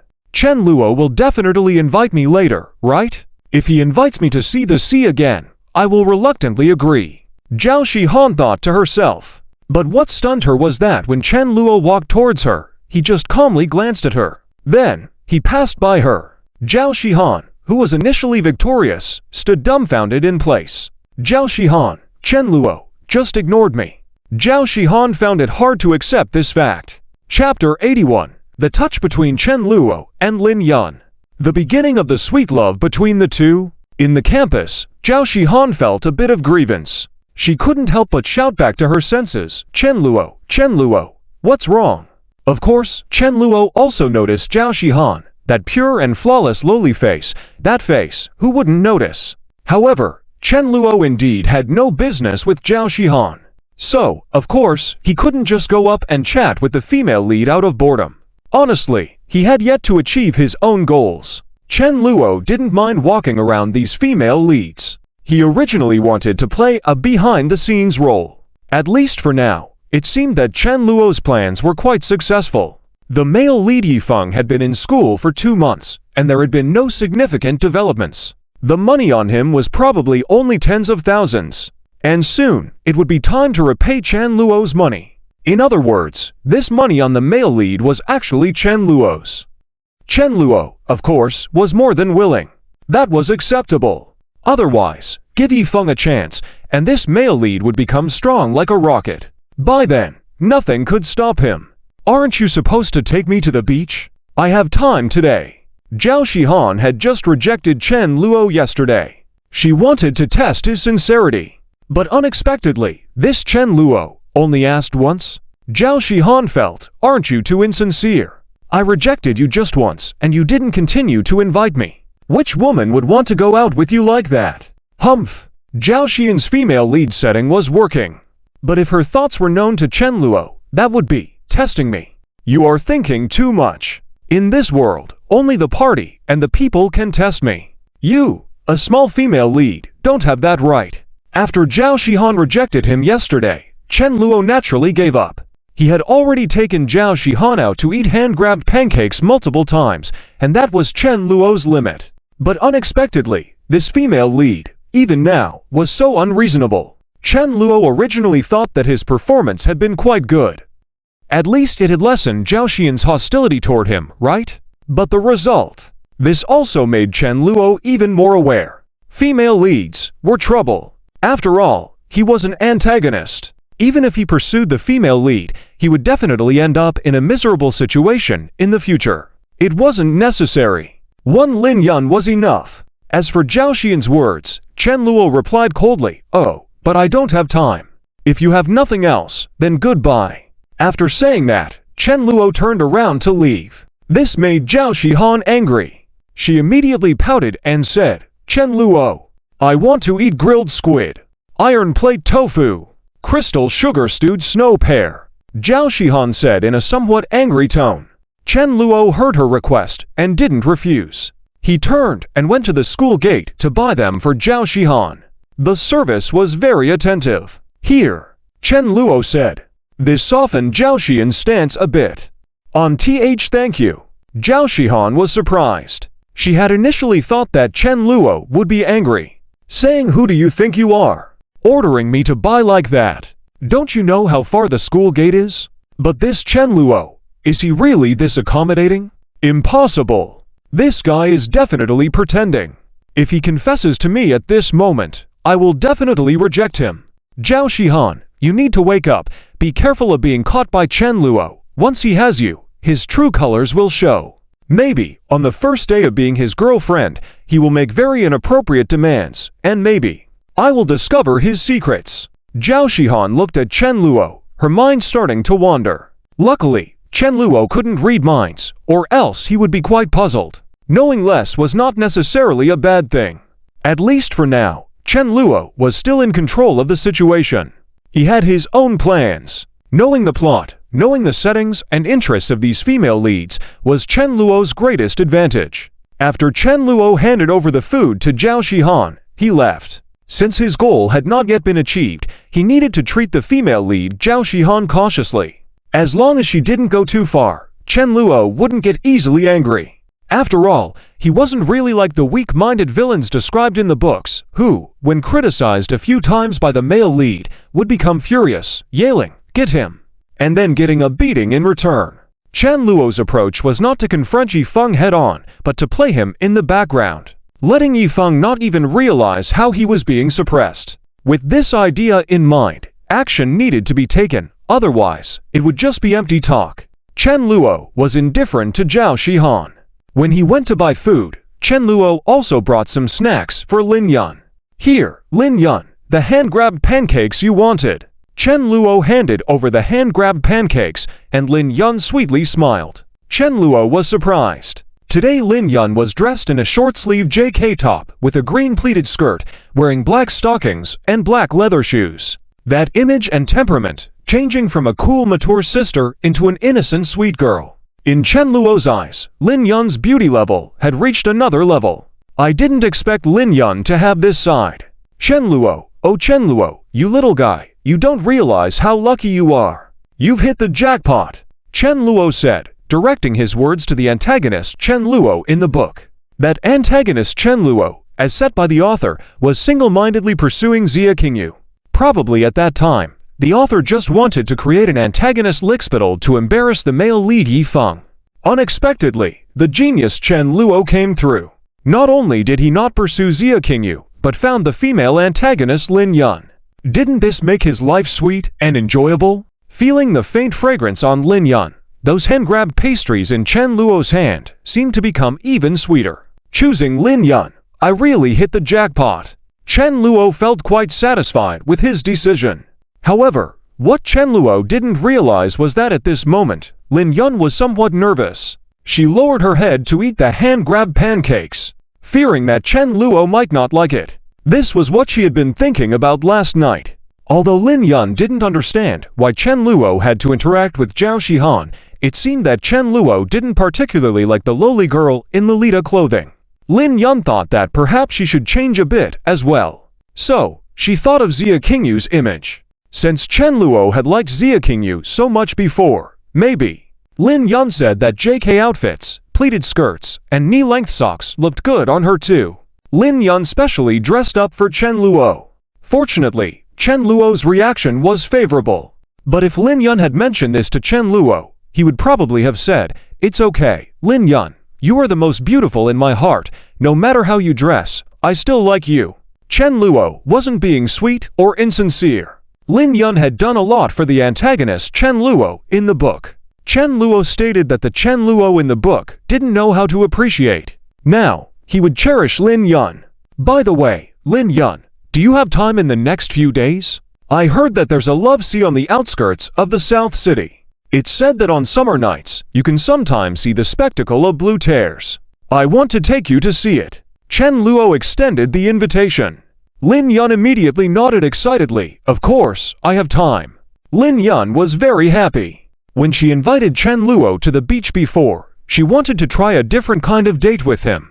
At least to Lin Yun, it counted as a date. But Lin Yun was embarrassed and didn't know how to express it directly. However, Chen Luo had taken the initiative to invite her to the beach today, making Lin Yun's heart race. She couldn't help feeling excited at the thought of spending time with the boy she had secretly admired for 3 years. Sometimes at night when she rested, the thought of this would bring a secret joy. To Lin Yun, what she had given Chen Luo so far, whether it was $1 million investment or a diamond sports car, was far from enough. Lin Yun wanted to give him more. If she liked this boy, she wanted to treat him well. In Lin Yun's worldview, if she liked someone, she would act on it. Now that Chen Luo had turned around, Lin Yun was ready to return the favor 100-fold. And for Chen Luo, Lin Yun was such a good woman that he naturally wouldn't miss out on it. He had to cherish her well. We'll leave this afternoon. Let's go see the spectacle of the blue tears. Lin Yun couldn't wait to speak. Chen Luo's face also broke into a smile. Yes, that's right. Chen Luo felt quite satisfied. Looking back at Zhao Shihan, well, if she didn't have time, then so be it.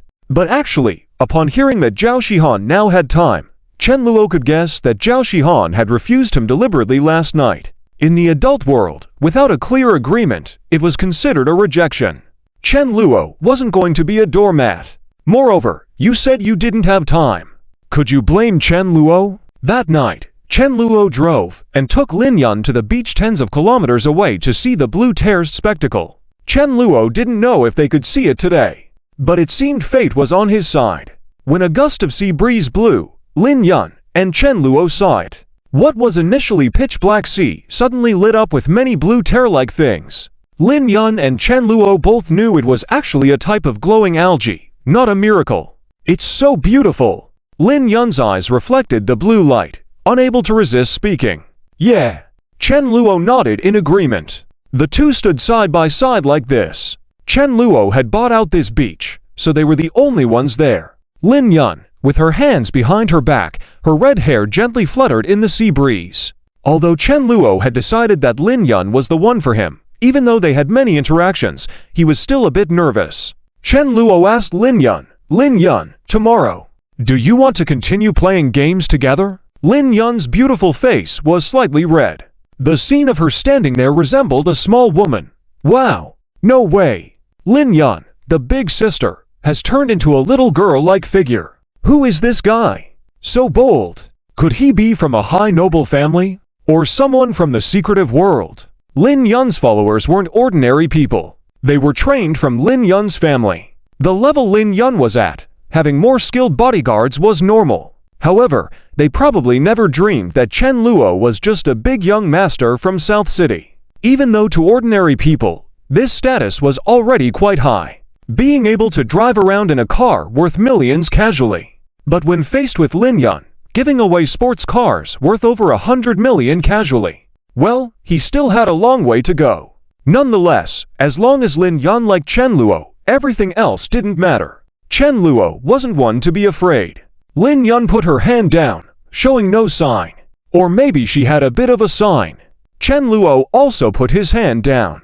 The hands of the two touched lightly, specifically the pinky fingers. In that moment, Lin Yun's heart quivered. She was excited, yet very shy. Lin Yun didn't reject him. She hadn't thought about holding hands with Chen Luo. But if he had that intention, Lin Yun wouldn't refuse. She would feel sweet instead. Chen Luo, have you really started liking me? That's great, yes. Lin Yun was happy because being liked by such a dedicated man was the luckiest thing in her life. She wanted a faithful man. Chen Luo fully met her requirements. Meanwhile, in Chen Luo's heart at that moment, he was also quite excited. Chapter 82. The Allure of Blue Tears. Is Zhao Shihan feeling unjustly treated? Notification 1. Chapters 76, 77, 78, 79, and 80 of this book have all been fully revised. Readers who haven't seen the updated versions can go back and reread starting from chapter 76. For readers who have already read the revisions, you can ignore this message and continue reading. Separator line. Chen Luo remembers very clearly that he held Lin Yun's hand last night. When their pinky fingers touched, Chen Luo grasped Lin Yun's delicate hand. But Lin Yun couldn't quite remember what happened after they went back, because her mind was blank at that moment. If it wasn't so dark, Chen Luo surely would have noticed how red Lin Yun's face was, almost steaming with embarrassment. She completely lost her usual confident demeanor, resembling more of a shy girl. With her outfit from last night, a pure and innocent school uniform with a pleated skirt, Lin Yun can be said to have instantly captivated the audience of female leads. Her beauty was enhanced in every aspect. It was normal because in terms of appearance settings, the female antagonist Lin Yun was indeed a cut above the rest. It's just that she usually keeps a low profile and wears glamorous colors that some boys can't even look directly at. In comparison, characters like Xia Qingyu and Zhang Xiaoyu fit the campus goddess image better and are more approachable. However, regardless of whether Lin Yun remembers or not, she knows that her relationship with Chen Luo has moved one step further. Lin Yun lay on the bed with a smile on her face. She was feeling very happy at the moment. Lin Yun, Chen Luo, is really amazing. I never expected that I would actually be able to come this far with him. So happy. Lin Yun rolled around on the soft big bed like a little girl. Soon, Lin Yun sat up and a mischievous glint appeared in her eyes. She had some new ideas. As for Chen Luo, he was also reminiscing about the details of last night with Lin Yun. Ah, her hand was really smooth, Chen Luo remarked. This was his first time touching the hand of a goddess.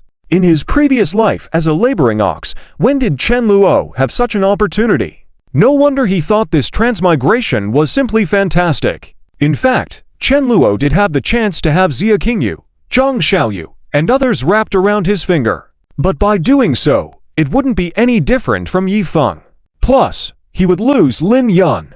In the original work, Lin Yun had been watching Chen Luo coldly without giving up. It was only after seeing him with Lin Yun that she started to develop feelings for him. If Chen Luo had already succeeded, then Lin Yun would not be so easily won over. Their interaction only increased Chen Luo's regard for Lin Yun. It's no wonder that in the original work, Lin Yun was so single-mindedly devoted to Chen Luo. That's true love. Chen Luo remembered the diamond sports car and the extravagant gifts Lin Yun had given him, not to mention the millions she had invested freely. Any one of those acts would have been astonishing. If he lost a treasure like Lin Yun over the main female lead, Chen Luo would cry. Moreover, he was a pure love war god. So, Chen Luo didn't harbor any thoughts about any of the female leads. However, if they were willing to help Yifeng and were willing to help him make money, Chen Luo would completely agree. He wouldn't treat them differently just because they were female leads. Additionally, Chen Luo had plans. In the future, if he invested in developing short videos and promoting internet celebrities in the world of the novel Urban Evil Young Master, Zhang Xiaoyu, Xia Qingyu, and others would definitely become beautiful internet celebrities. By then, they would have so many pursuers that they could line up all the way to a foreign country. This is the extravagance of being a female lead. Chen Luo also looked at the report Dream Huan sent. With the help of Xia Qingyu, Dream Huan's bar profits had increased more than tenfold. Dream Huan praised Xia Qingyu on the phone. Young Master Chen, this Sister Qingyu is beyond amazing.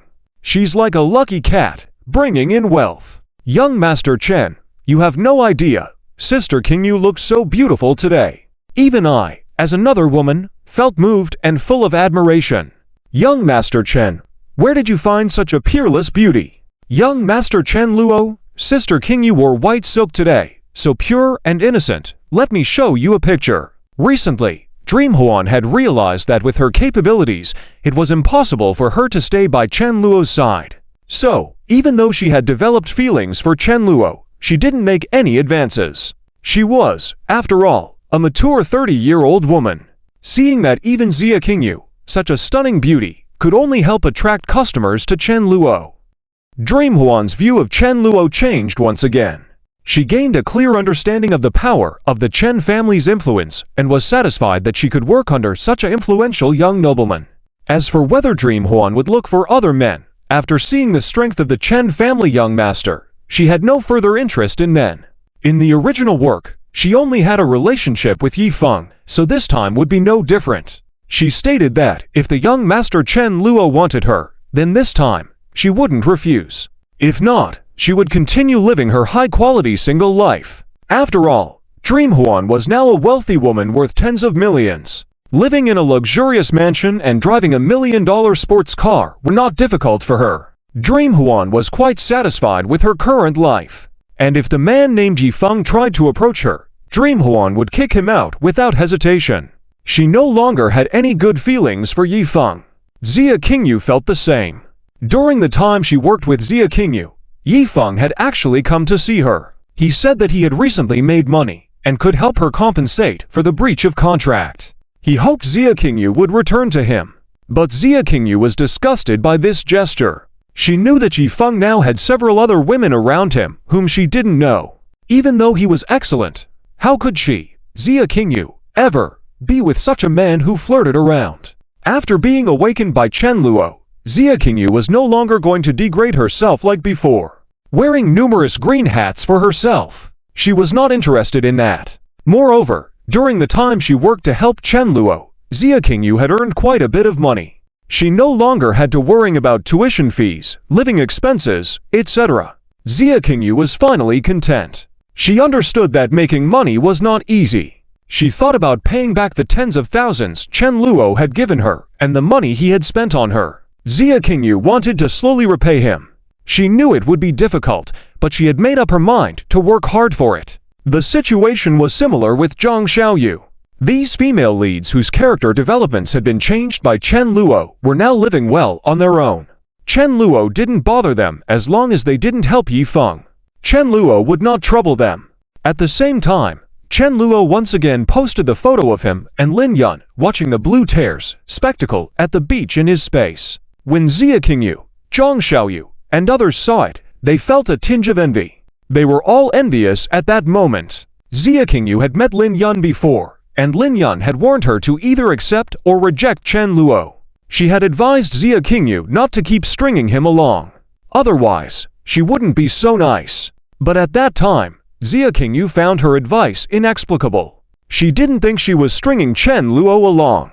If Chen Luo pursued her, she would set some tests for him. Wasn't that normal? Did she have to say yes as soon as he pursued her? That would make her seem cheap, wouldn't it? Xia Qingyu, influenced by Wang Qing and others, also had no good feelings toward the antagonists by nature. With this belief, she made many outrageous moves until now Xia Qingyu only started to realize that she had missed out on a good man.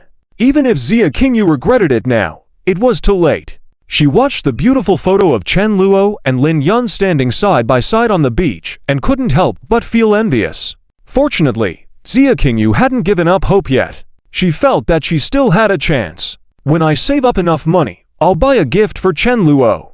I believe that by then, Chen Luo will choose me. Xia Qingyu's mindset had not completely changed. She still believed that she had the upper hand. One of life's three great illusions, he likes me. Now it was Xia Qingyu's turn, he likes me. Zhang Xiaoyu was similar to Xia Qingyu in that regard. She planned to manage her doll shop well and make Chen Luo take notice. And because of the female lead setting, when Zhang Xiaoyu, Xia Qingyu, and other females started to develop some affection for Chen Luo, they would actively start to pursue him. These two women had their own ideas in mind. As for Zhao Shihan, the most sensational of them all, she stared at the image on her phone in shock. Zhao Shihan was dumbfounded by what she saw. She had initially rejected Chen Luo's invitation to watch the sea.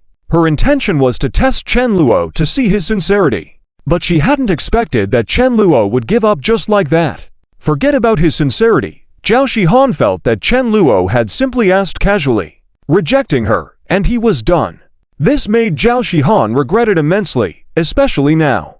Zhao Shihan, is that the blue tear spectacle? Zhao Shihan was stunned as she looked at the image. She not only wanted to see the sea, but also wanted to witness this romantic scene. Zhao Shihan mentioned that if someone could take her to see it, she would be truly touched. Initially, Zhao Shihan thought that person could only be her brother Yi Feng. However, Chen Luo's involvement made Zhao Shihan impatient. Her brother Yi Feng was currently chatting quite delightfully with senior Shen Yun. Chen Luo had aroused Zhao Xian's desire to see the sea. In the end, after hesitating for a long time, Zhao Shihan decided to open Chen Luo's chat box. Zhao Shihan, Chen Luo, I'm free tomorrow. Can you take me to the beach? I also want to see the blue tears on the sea. I can wear black silk to accompany you. After saying this, Zhao Shihan was full of anticipation. And just to be safe, Zhao Shihan played some tricks. She still saw Chen Luo as a lustful young master, thinking that wealthy young masters like him couldn't resist such temptations. At least, this strategy had worked well on her brother Yi Feng. Therefore, Zhao Shihan believed that if even her brother Yi Feng, a man of integrity, couldn't resist the allure of black silk, how could Chen Luo? Also, Zhao Shihan had been set up as a female lead, so these were the only methods available to her. In the original work, she was just a stepping stone for the male lead's rise. After some ambiguity with the male lead Yi Feng, she disappeared from the story. But what baffled Zhao Shihan was receiving a prompt response from Chen Luo. Chen Luo, no time. Zhao Shihan was stunned on the spot, then displayed a face full of grievance. Notification 2. The author's original intent to go on hiatus and the explosively updated plan for Chapter 80 have already been revised back to normal chapters, ensuring a coherent storyline. Additionally, Zhao Xian's dialogues have been modified to better fit her socially anxious, lowly character. If readers feel a sense of familiarity after reading, it's because the author didn't completely change the plot, but instead reorganized it to make it clearer. The author also laid the groundwork for the upcoming appearances of several other female leads.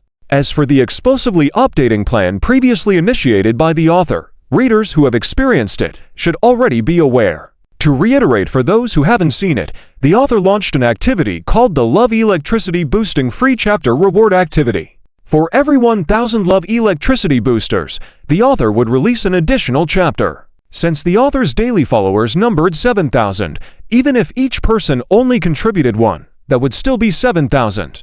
In that case, the author would release 7 extra chapters. There was no limit to how many could be released. Most readers prefer to quietly read books, but on the first day of this activity launch, the author received around 500 Love Electricity boosts. This indicated that many readers are very supportive of the author. Thank you very much. If there are another 500 free love electricity boosts tomorrow, the author will release an extra chapter, meaning 3 explosive updates. So, it's hoped that everyone can show more support. Chapter 83, Chen Luo, I want 1 million yuan. Zhao Shihan was dumbfounded. Zhao Shihan couldn't believe that Chen Luo would refuse so decisively. This left her feeling a bit at a loss. Zhao Shihan had many thoughts in her mind. Is Chen Luo approaching me voluntarily because he has improper thoughts towards me? Why does it feel like he doesn't like me? But if he doesn't like me, why did he buy me a snack and say he wants to take me to see the sea? Isn't this in trying to pursue me? Zhao Shihan was puzzled. She was overthinking by herself. She even suspected that Chen Luo might be deliberately playing with her. You cunning Chen Luo, you must be playing me. If you're not taking me, then you're not taking me. What's so great about it? I'll find Brother Yifeng, and Brother Yifeng will definitely take me. Zhao Shihan didn't want to trouble Yifeng before, because she knew that her brother Yifeng seemed quite busy lately. In the original work, when Yifeng was pursuing other female leads, those other female leads would obediently wait. They wouldn't suddenly appear and start causing trouble for Yifeng. At most, there would be some conflicts. They would appear fierce on the surface, but it was just jealousy among the harem members. In the end, Yifeng would reap the benefits. For example, those female leads would argue with each other, and then blame Yifeng. Brother Yifeng likes me. Nonsense, Brother Yifeng clearly likes me. It's me. It's me. You giant leech. You stalking maniac. Shortly after, they wouldn't give in to each other. They would have to wait for Yifeng to come out and mediate, and their relationships would ease. But once they faced a villain, these opposing female leads would instantly band together and support each other like good friends. This was the journey of Yifeng, the cool protagonist of harem novels, incredibly thrilling. Zhao Shihan was also in a similar situation. She was originally waiting patiently for Yifeng to find her. But now, with Chen Luo interfering, Zhao Shihan couldn't take it anymore. However, what made Zhao Shihan even more frustrated was when she went to ask Yifeng about it the next day. Zhao Shihan, Brother Yifeng, do you have time recently? Can you take me to see the sea? Yifeng was startled by her words. He didn't refuse directly, but gently said, I'm sorry, Shihan, I promised to take you to see the sea, but you've been waiting for so long. Don't worry, wait a little longer. After I finish my work here, I'll take you to the beach immediately. Yifeng meant it. He wouldn't ignore any female lead. It just wasn't the time to pursue Zhao Shihan yet. After all, Yifeng still had the mission of seeing Zhao Shihan in a swimsuit. And there were other activities like playing at the beach with Zhao Shihan. Yifeng wouldn't miss that opportunity. But Yifeng didn't expect that Zhao Shihan was getting impatient. Wait a little longer. Zhao Shihan didn't want to wait anymore, especially when she saw her brother Yifeng finish speaking and leave with Shen Yun again. Watching the two of them leaving intimately, Zhao Xian's heart was finally filled with some anger. Why do I have such strong feelings for this Yifeng? Zhao Shihan seemed to be waking up again. Her character was returning to normal. Naturally, she thought, am I the only one who likes Yifeng among all the men in the world? He's so close with other women, and I'm willing to wait for him to come to me willingly. Zhao Shihan felt like she was going crazy. Am I really that desperate? She was originally set as the aloof and cold type. She barely talked to other men. Yet when it came to Yifeng, she was falling for him in various ways. Regardless, she still felt that her brother Yifeng was the best. Zhao Shihan couldn't understand why she had such outrageous thoughts. Anyway, now she wouldn't focus her thoughts on Yifeng anymore. Zhao Shihan hoped Chen Luo could take her. After all, what Chen Luo would take her to see wasn't just the sea. It was the spectacular sight of the blue tears. Although many people had seen this scene on scorching summer days, for a socially anxious, obedient girl like Zhao Shihan, who rarely left the house, having someone take her to see such a beautiful and romantic scene would make her incredibly happy. From Chen Luo's perspective, Zhao Shihan, coming from a wealthy family, had higher expectations. In the original work, Yifeng only needed to buy some snacks and take a stroll by the sea to capture the little girl's heart. It was nonsensical. It was way too easy. However, as the saying goes, Yifeng was the bulldozer setting. He wanted to pursue the female lead. How could it not be easy? In this harem novel, each plot usually brought in a new female lead. Each plot pushed one forward. Someone like Zhao Shihan, who had increased her affection with just a few interactions, wasn't considered much. After Zhao Shihan understood this, she messaged Chen Luo again. Zhao Shihan, Chen Luo, take me to the beach, and I'll give you 50,000 pocket money for this month. Zhao Xian's pocket money was fixed every month. But with her family status, simply asking Zhao Hengyu or Su Yan would make them willingly give Zhao Shihan money. Knowing their well-behaved daughter often required a lot for shopping, they wouldn't hesitate. But was Chen Luo's ambition only limited to 50,000 yuan? Chen Luo, not enough. Chen Luo bluntly said. This made Zhao Shihan a bit excited.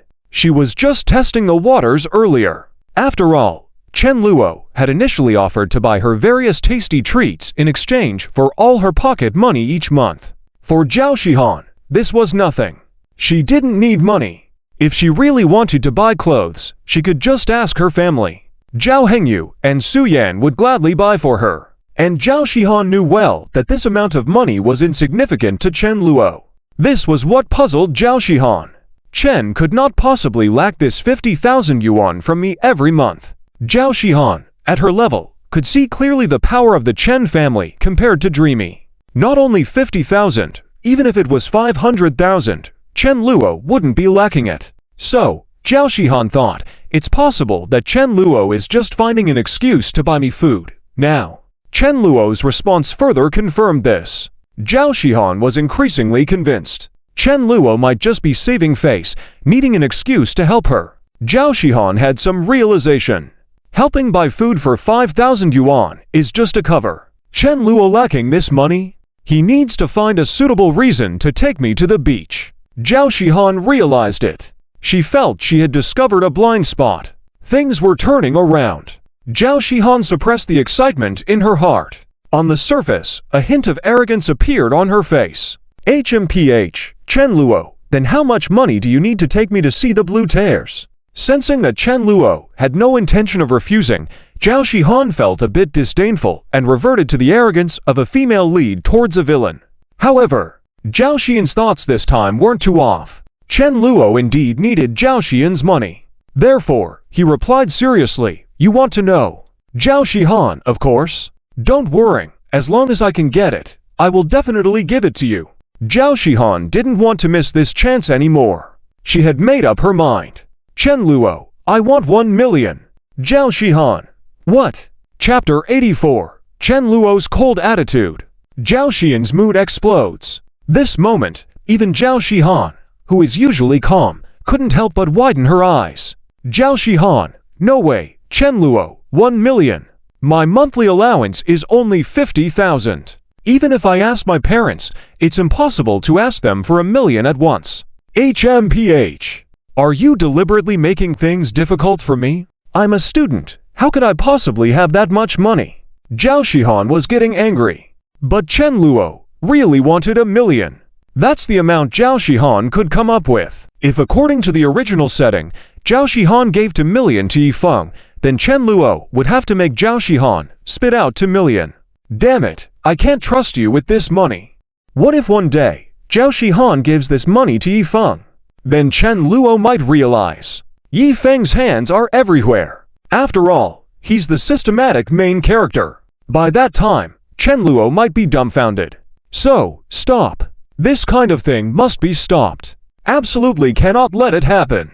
Nanchang does not allow such a powerful person to exist. Oh, forget it then. Chen Luo's reply was also straightforward.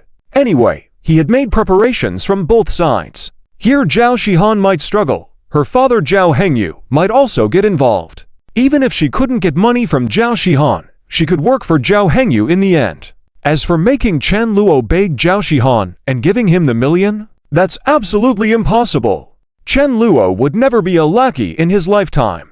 Besides, he still had Lin Yun as a trump card. After turning to find Lin Yun, Chen Luo felt more at ease.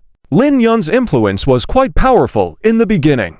It was just that in that author's writing, in order to let Yifeng rise smoothly, he didn't immediately explode.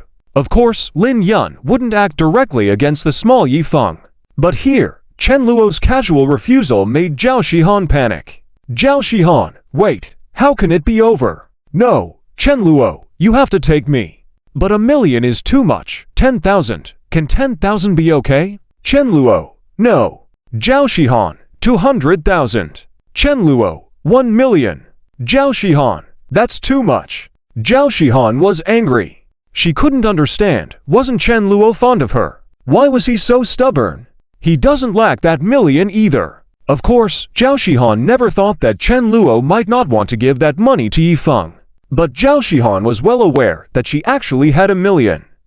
In the card my father saved for me, it seems there's $1 million. Zhao Shihan started thinking about this. No, that was the money I said I would give to brother Yifeng. I already agreed.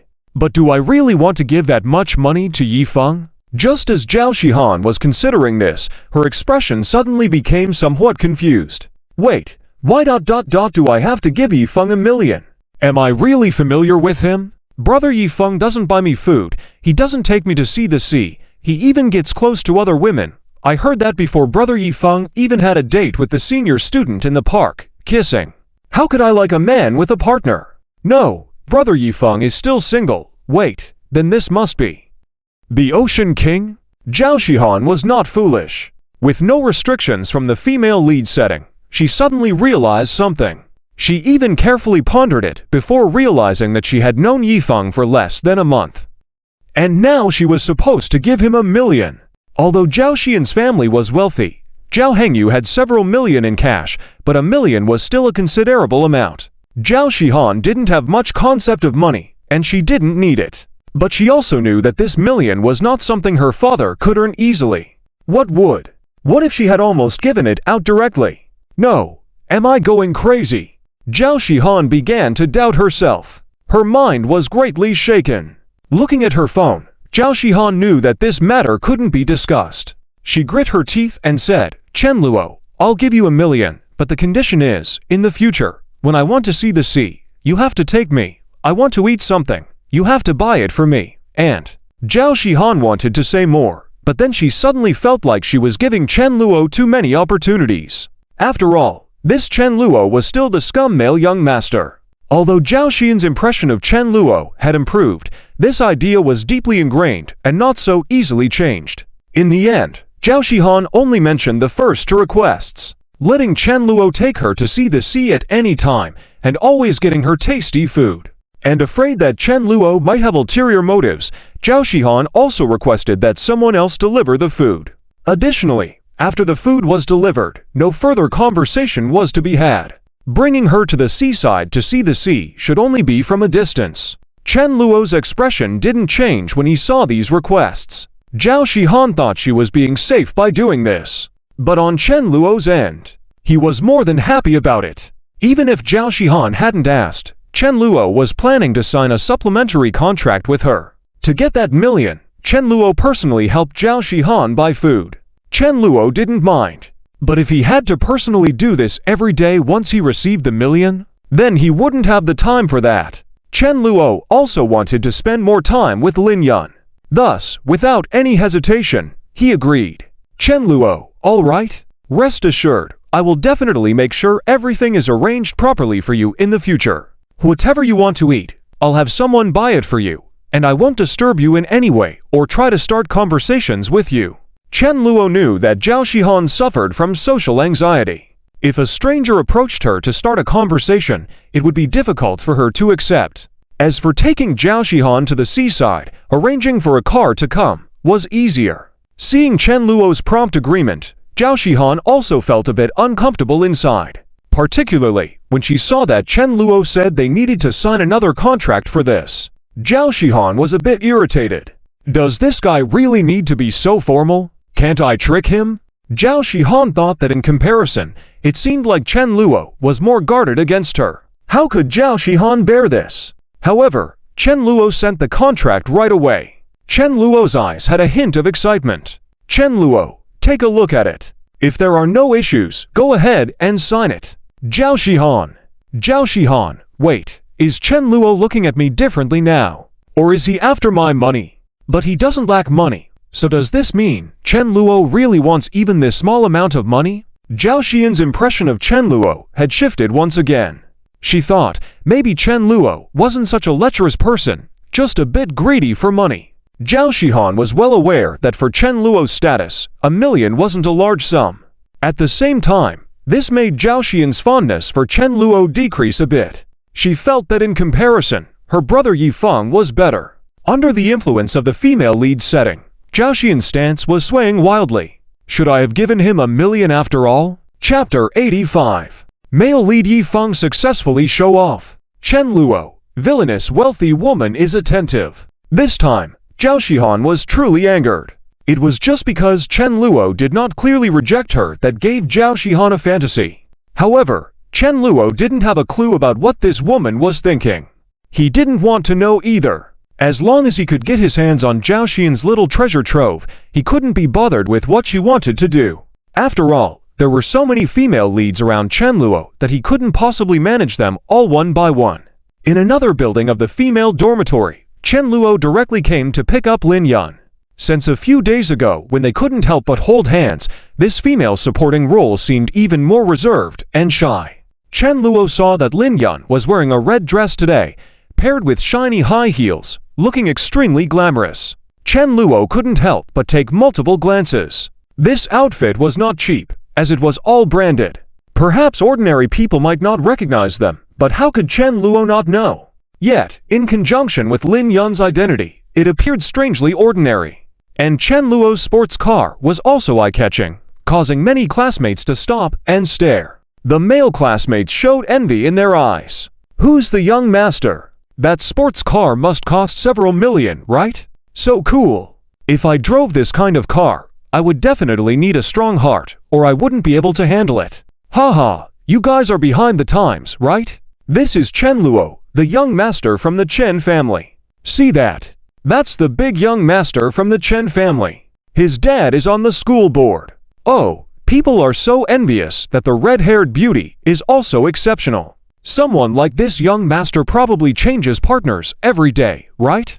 Even more. I heard that these wealthy young masters spend lavishly, and I tell you, this Chen young master used to pursue Xia Qingyu, our school's beauty, but look now, changed partners, right? So, these young masters just play around. Somewhere, some classmates were whispering, and these words happened to be heard by Meng Shanshan passing by.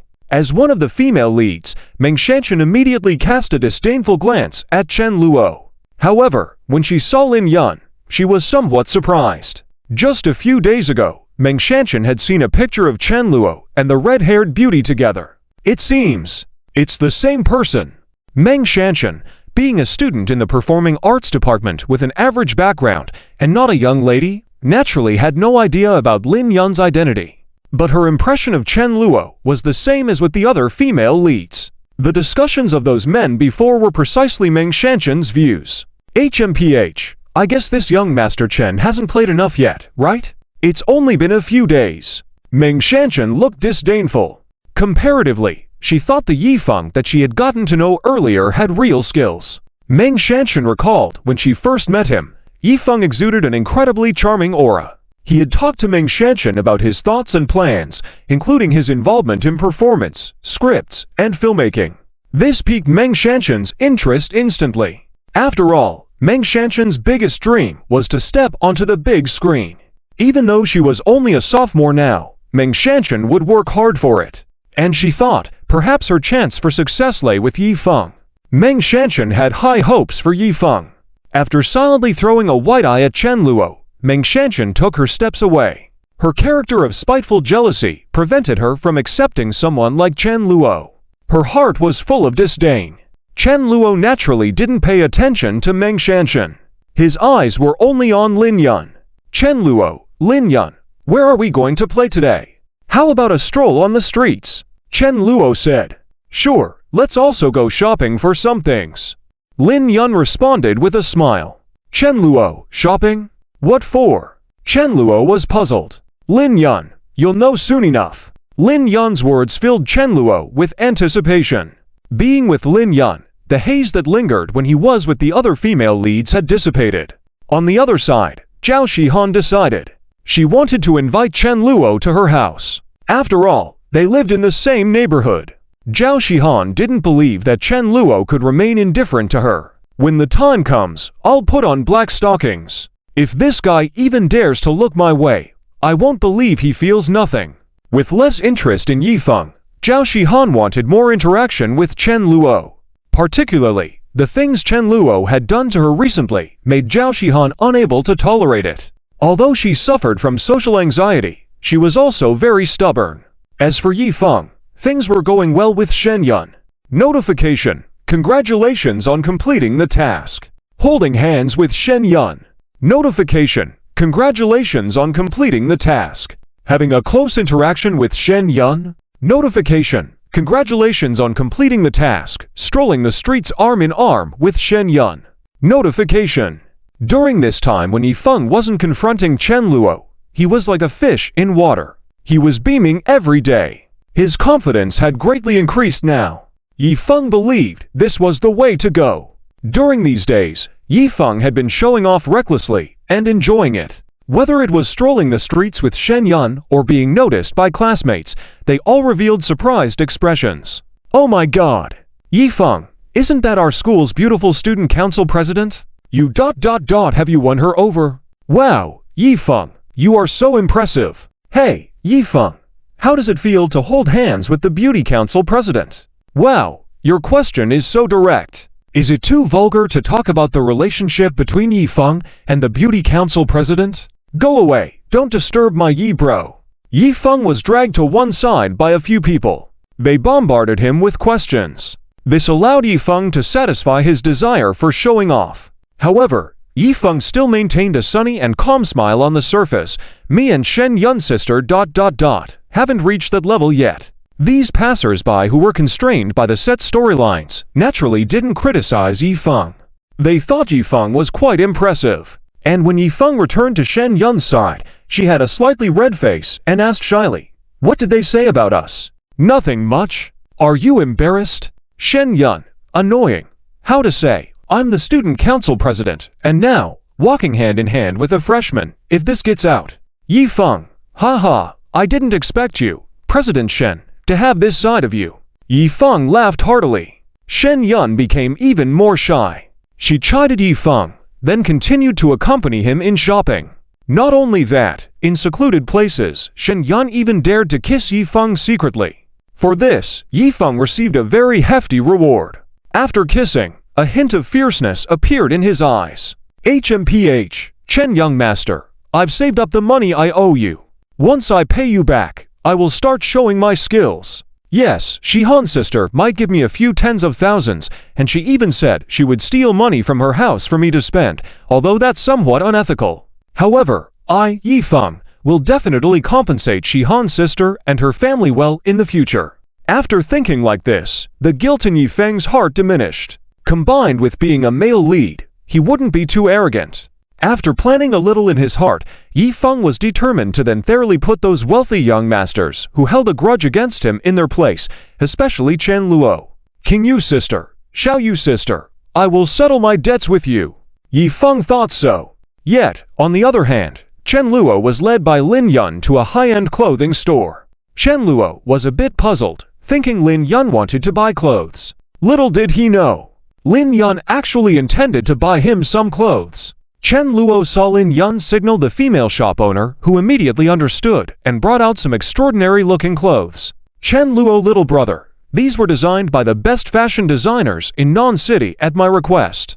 How do they look? Lin Yun said. How much is all of this? Chen Luo, understanding some behind-the-scenes details, knew that hiring top fashion designers wouldn't come cheap. Altogether, it's only a few million. Not expensive, choose a couple you like, and later, I'll take you to buy other things. Lin Yun replied casually. But her words left Chen Luo somewhat dumbfounded.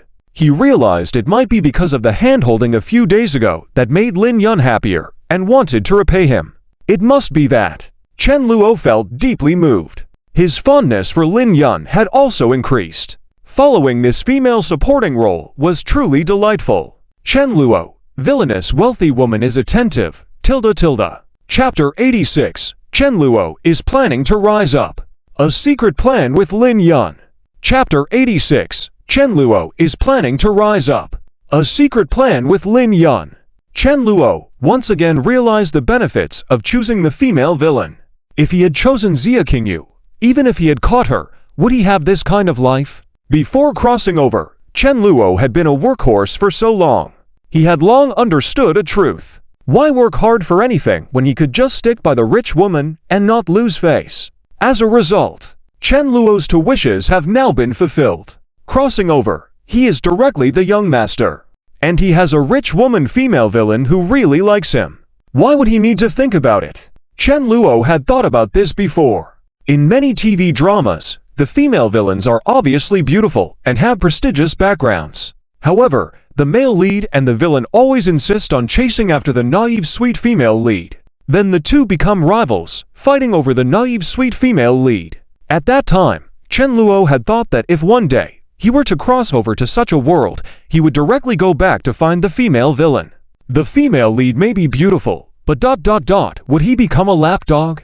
Isn't that tiring? Chen Luo said. Not only is it tiring, but it also compromises his dignity. So, being a lapdog is impossible, not in this lifetime.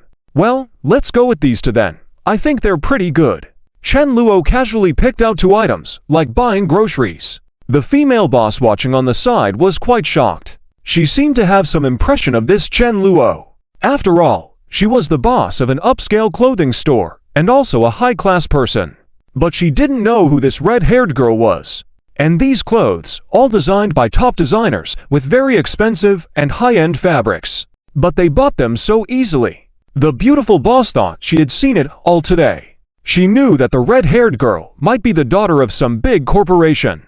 She had a discerning eye and didn't ask too many questions. If Yi Feng and the other female leads knew about this, they would definitely be shocked. Chen Luo's treatment was enough to make Yi Feng jealous. After all, in the original work, Yi Feng also had some thoughts about Lin Yun. Chen Luo quickly changed into his new clothes, and Lin Yun had the rest packed by the female boss. She took out a gold card effortlessly, and the female boss was stunned on the spot. This was a savings card that only people with deposits in the millions could receive. This is too generous. The female boss was somewhat dumbfounded, but the payment was quickly made. She had made a big profit this time.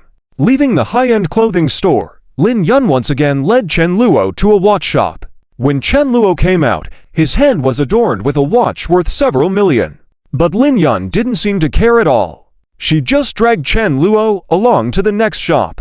Chen Luo, no, Sister Lin Yun, what's gotten into you today? Why suddenly buying me so many things? Even Chen Luo, with his young master status, couldn't help but ask. After all, the money Lin Yun spent was not a small amount. Chen Luo's monthly allowance was just a few $100,000. This made Chen Luo feel that there was quite a gap between him and Lin Yun. So he had to work harder. Sister is happy, Lin Yun said, throwing out a sentence that left Chen Luo speechless. He hesitated for a moment, but then felt even more grateful that he had held Lin Yun's hand that day. Now Lin Yun was not as shy. Instead, she was actively holding his hand and enjoying herself. Chen Luo looked at Lin Yun's back. His fondness for her was growing rapidly. How could you not want such a good girl? Chen Luo once again questioned the soul of the villain, Chen Luo, from the book. So, Lin Yun spent the morning shopping with Chen Luo at various malls, spending lavishly. She spent tens of millions on Chen Luo in the morning. This included all kinds of gold, jewelry, jade, watches, and more. Lin Yun was very happy with her purchases.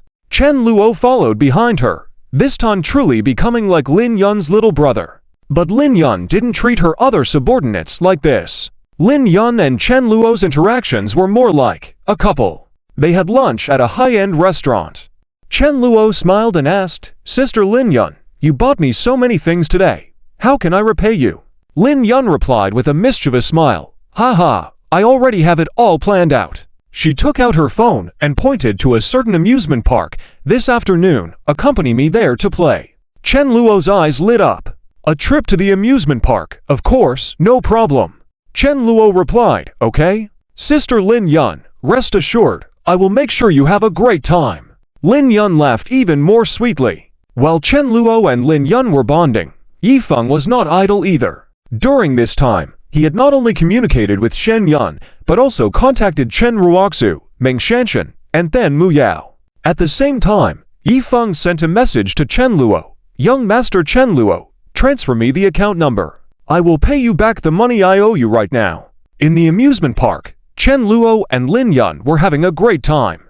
They rode thrilling roller coasters, pirate ships, and free fall towers together. Of course, Lin Yun had changed into pants at noon. She was having a great time. Lin Yun sat next to Chen Luo, quietly eating ice cream. Chen Luo sat on a bench, looking at the messages Yi Feng had sent. He knew that during his time with Zhao Shihan, there would definitely be progress in Yi Feng's part. This was unavoidable, as mentioned before. Yi Feng was like a bulldozer, flirting with too many female leads. In the original work, as soon as one relationship ended, another one would begin.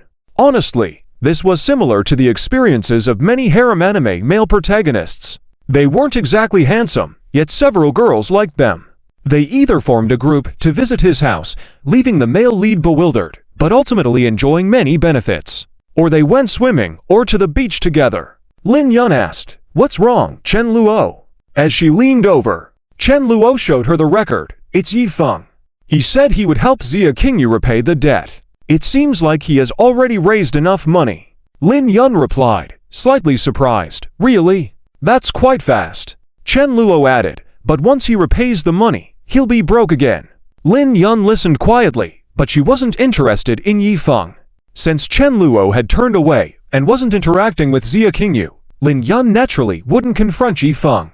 Most importantly, Yi Feng couldn't confront Chen Luo now. If one day he managed to confront successfully, he would face Lin Yun's wrath. And here, Chen Luo wouldn't be like the villain, Chen Luo in the book, preventing Lin Yun from acting for Xia Qingyu's sake. By that time, Yi Feng would be in for a tough time. However, Chen Luo wouldn't let the situation escalate to the point where Lin Yun had to step in. Well, next up is Meng Shanshan. I think second sister should be able to help. Chen Luo was getting more and more familiar with suppressing male leads. He was becoming increasingly skilled in this business. Moreover, he turned to Lin Yun and said, "By the way, Sister Lin Yun, there are some things I'd like to ask for your help with." From now on, Chen Luo planned to start laying out his plan. He had beaten Yi Feng to it with Zhao Xian's pocket money. He had cut off that path for Yi Feng. Then there were the unfinished buildings he had purchased at the beginning and his other operations. Now was the time for Chen Luo to lay out his comprehensive plan. Chen Luo planned to become a behind-the-scenes tycoon. His businesses in fashion, movies, games, short videos, and more would all develop together at this moment. Chapter 87. Chen Luo's Sisters. Will Yi Feng's journey to the stars begin? Chen Luo and Lin Yun's trip to the amusement park was very enjoyable. In the end, Chen Luo even took Lin Yun to ride the Ferris wheel. When the Ferris wheel reached the highest point, Lin Yun looked at the beautiful scenery outside, while Chen Luo looked at Lin Yun. He recalled today's experiences and felt somewhat surreal. Even though this wasn't the first time Lin Yun had given him things, the way she dragged him to buy clothes, watches, and all kinds of jewelry made Chen Luo feel warm inside. He thought, what the hell is love? This is what love is like. Compared to when he courted Xia Qingyu, spending tens of thousands of dollars, Xia Qingyu sometimes didn't even say thank you. If Chen Luo continued to court her, he would be stupid. Coupled with his identity as an antagonist, it was difficult for Chen Luo to interact with other female leads. Those female leads were wary of Chen Luo, as if guarding against a thief, afraid that he might do something bad to them. Chen Luo felt speechless about this. He had no such intentions. His goal was simply to sign contracts with them. But Lin Yun showed a partiality to Chen Luo. All right, Chen Luo, let's end it here today. After dinner, you can send me back, said Lin Yun after getting off the Ferris wheel. Lin Yun was content with how much fun they had together that day, and didn't see the need to stick together further. She looked forward to meeting Chen Luo again the next day. She didn't want to have everything with Chen Luo all at once.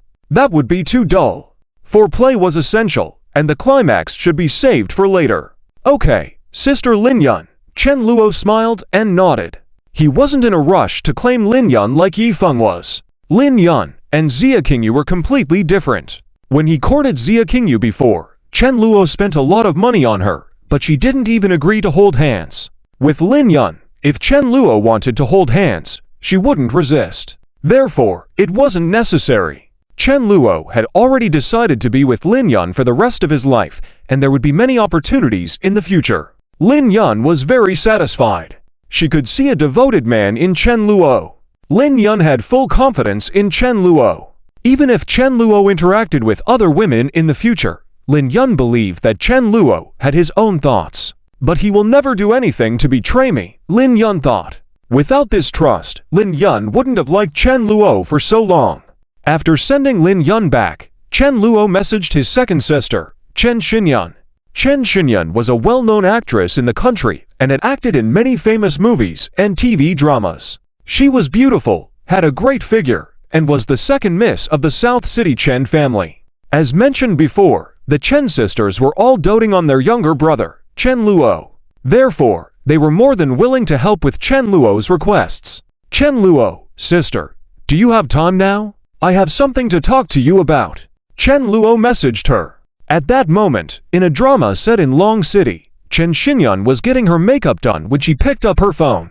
A smile crept onto her face. Chen Xinyun, I do. What's up, little bro? What do you need help with from your sister this time? Aren't you with Lin Yun today? Chen Luo just dropped her off. Chen Luo said. He had mentioned to his family group chat about his pursuit of Lin Yun. His sisters were very supportive and willing to provide financial assistance if needed. Upon hearing that their silly little brother had finally given up on the girl named Xia Qingyu, the Chen sisters were thrilled. They couldn't contain their happiness. They were delighted. And these sisters were truly helping Chen Luo make money. Among them, Chen Xinyun alone had transferred $2 million pocket money to Chen Luo. This showed how incredible Chen Luo's status as the young master was. His family background was extraordinary. Even chasing after a girl like Xia Qingyu for 3 years was ridiculously extravagant for him. From Chen Luo's perspective right now, the antagonist in the book, Chen Luo, was relatively low profile. However, he was focused on pleasing Xia Qingyu, catering to her preferences, trying to prove himself to her. Working to earn money just to buy gifts for Xia Qingyu? For Chen Luo, that kind of work was pointless and unappreciative. It would have been better to spend that money lavishly elsewhere rather than trying to impress Xia Qingyu. Not to mention, all of that was in the past now. Chen Luo was certain that his future would be incredibly rewarding. As for the money he received from his sisters, Chen Luo had directly invested it in real estate. Making money together was something that made everyone happy. Upon noticing Chen Xinyun's approval response, Chen Luo felt relaxed. However, there was still more for him to do. Chen Luo quickly messaged his fifth sister, Chen Wanting. Chen Luo, sister, do you have time recently? I need you to help me create a website. Chen Wanting, what kind of website? Chen Luo, just a website. Chen Wanting, no problem. Chen Wanting's response was straightforward and prompt. Since it was Chen Luo's request, Chen Wanting immediately got to work. As a genius in computer science online, setting up a website was a simple task for her. She could even turn into a hacker if needed to help drive traffic to the site. That was Chen Wanting's role. After completing these tasks, Chen Luo felt a sense of relief. I should be able to compete with Yi Feng once again, he thought. Chen Luo had seen Yi Feng's growth speed. During their interaction period with Zhao Shihan, Yi Feng had already earned tens of thousands of dollars with the help of Chen Luo's system. Without controlling him, Yi Feng might have earned a few million in a few months. It would have been tough to compete with him then. And Chen Luo was quietly developing his own potential. Meanwhile, Yi Feng wasn't sitting idly either. After repaying Chen Luo the money he owed, Yi Feng still hadn't given up on Xia Qingyu. He messaged Xia Qingyu, Qingyu, I have some good news for you. I paid back the money I owed to Chen Luo on your behalf. You don't have to worry about Chen Luo anymore. You don't need to work for him anymore. I've covered those penalties for you. Okay. Yi Feng genuinely expressed. Then he eagerly awaited Xia Qingyu's response. Reflecting on the moment when he took on Xia Qingyu's debt, Yi Feng recalled her admiring gaze. Yi Feng believed that Xia Qingyu would surely appreciate his gesture this time too. Maybe she would even be moved to tears. The more Yi Feng thought about it, the more content he felt. He was justified in doing this for Xia Qingyu, and he was ready for her to praise him. Yet Xia Qingyu's reply left Yi Feng dumbfounded. Xia Qingyu, Oh, there's no need. I'm fine with my job, and Yifeng, I must tell you, I like Chen Luo now. Please stop contacting me in the future. I won't change jobs, and you shouldn't disturb me anymore. Xia Qingyu's response left Yifeng almost speechless. He couldn't believe that, after all this time, Xia Qingyu was still indifferent. Yifeng couldn't figure out where he had gone wrong. However, upholding the principles of a righteous and sunny male lead, Yifeng didn't make any harsh remarks like an antagonist would. He replied with warmth, "Okay, Qingyu, I will wait for you. No matter how long it takes, I will always be there for you." Yifeng turned off his phone after sending the message. He felt that he was indeed the ultimate warm-hearted male lead. He imagined that Qingyu must have been deeply touched. Maybe she was even covering her mouth and crying. The more Yifeng thought about it, the more confident he felt. After all, he had repaid Chen Luo for Xia Qingyu's sake. Yifeng believed it was worth it. At the same time, it reinforced his animosity towards Chen Luo. Yifeng thought that Xia Qingyu's current state was all because of Chen Luo. Yifeng thought to himself, "Young Master Chen Luo, just you wait. I, Yifeng, will find a way to defeat you." Justice reflected in Yifeng's eyes. He pushed open the door, basking in the sunlight. Yifeng felt that his future held endless possibilities. With his debts cleared, Yifeng felt light and relaxed. Thinking about the tasks that the system had given him, Yifeng couldn't help but smile. He was confident. "I believe that soon, I will be able to sweep the floor with Chen Luo. He is just a petty young master. My goals are beyond South City," Yifeng thought, lifting his hand to the sun in the sky and making a symbolic grab. Inside him, a burning passion was ignited. Yifeng believed he would rise, become the world's richest person with the system's help. This was Yifeng's deep-seated ambition. Chapter 88. Yifeng suffers a heavy blow. Has Zhao Xian's character finally collapsed? In Chapter 88, Yifeng clearly had the capability for this. At least in his view, his rise was already a foregone conclusion. Because later on, he would not only be able to use the system to complete many tasks, but also spark interactions with various female leads. Just with his younger sister, Shihan, he had tens of thousands of pocket money that could help Yifeng. Smiling at the thought, Yifeng couldn't hide the smile on his face. "Hey, Shihan, I'm here." Yifeng recalled the few times Zhao Shihan came to find him. However, at that time, he was busy completing tasks with Shen Yun. The communication with Shen Yun was going well, and Yifeng couldn't possibly give up. In Yifeng's perception, he firmly believed that his younger sister, Shihan, would obediently wait for him. Unbeknownst to him, Zhao Xian's character had almost become like Chen Luo's. No, it was already on the verge of collapse. Zhao Shihan no longer had any romantic feelings towards Yifeng. At the entrance of Nanchang University, Zhao Shihan was enjoying some street food that Chen Luo had bought for her. Zhao Shihan, why does this stuff taste so good? She praised the food in her mind, thinking that these treats like scallion pancakes, takoyaki, and stuffed chicken wings were far better than the meals her family sent her daily. But where did Chen Luo disappear to again after buying the food? Humph! Am I that annoying? Zhao Shihan felt a bit aggrieved. Ever since she and Chen Luo signed their contract, he had been largely absent, hardly showing up in person. While he still complied with her requests to buy things since it was stipulated in their contract, his indifference was clear. Through their interactions, Zhao Shihan realized that her initial assumptions about Chen Luo, suspecting him of ulterior motives or labeling him as a playboy, were entirely unfounded. In fact, she discovered that Chen Luo was surprisingly devoted. Yes, devoted. Even the female lead Meng Shanshan had seen Chen Luo and Lin Yun together on multiple occasions around campus. Zhao Shihan, too, had noticed the red-haired beauty from Chen Luo's social media posts, which piqued her curiosity. Is that girl Chen Luo's girlfriend? Has he not broken up with her yet? I thought someone like him would get bored after 2 days, she speculated, then immediately dismissed the thought. Why would Chen Luo be the type to get bored after 2 days? He doesn't seem like that kind of person, right? Still, Zhao Shihan felt she needed to test Chen Luo further to truly understand his character. As for Lin Yun, Zhao Shihan was confident their relationship wouldn't last. A rich young master like Chen Luo couldn't possibly stay loyal to just one beauty for long, she concluded. At that moment, Zhao Shihan heard a familiar voice beside her. Yifeng, Shihan, there you are. Long time no see.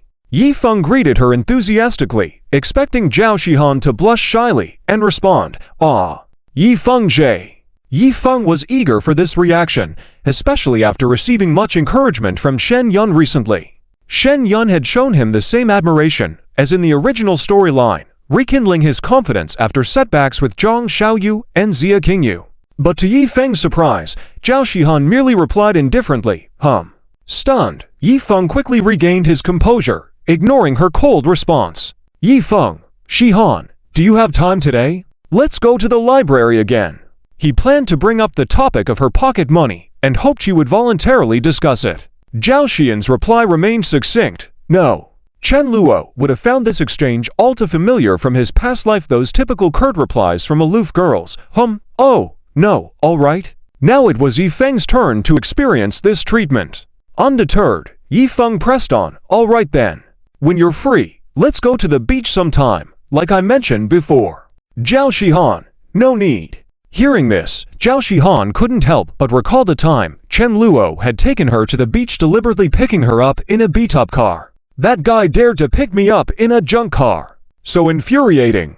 Yi Feng, "All right. Well, if you ever want to go, just let me know. Your Yi Feng Jie always has time for you."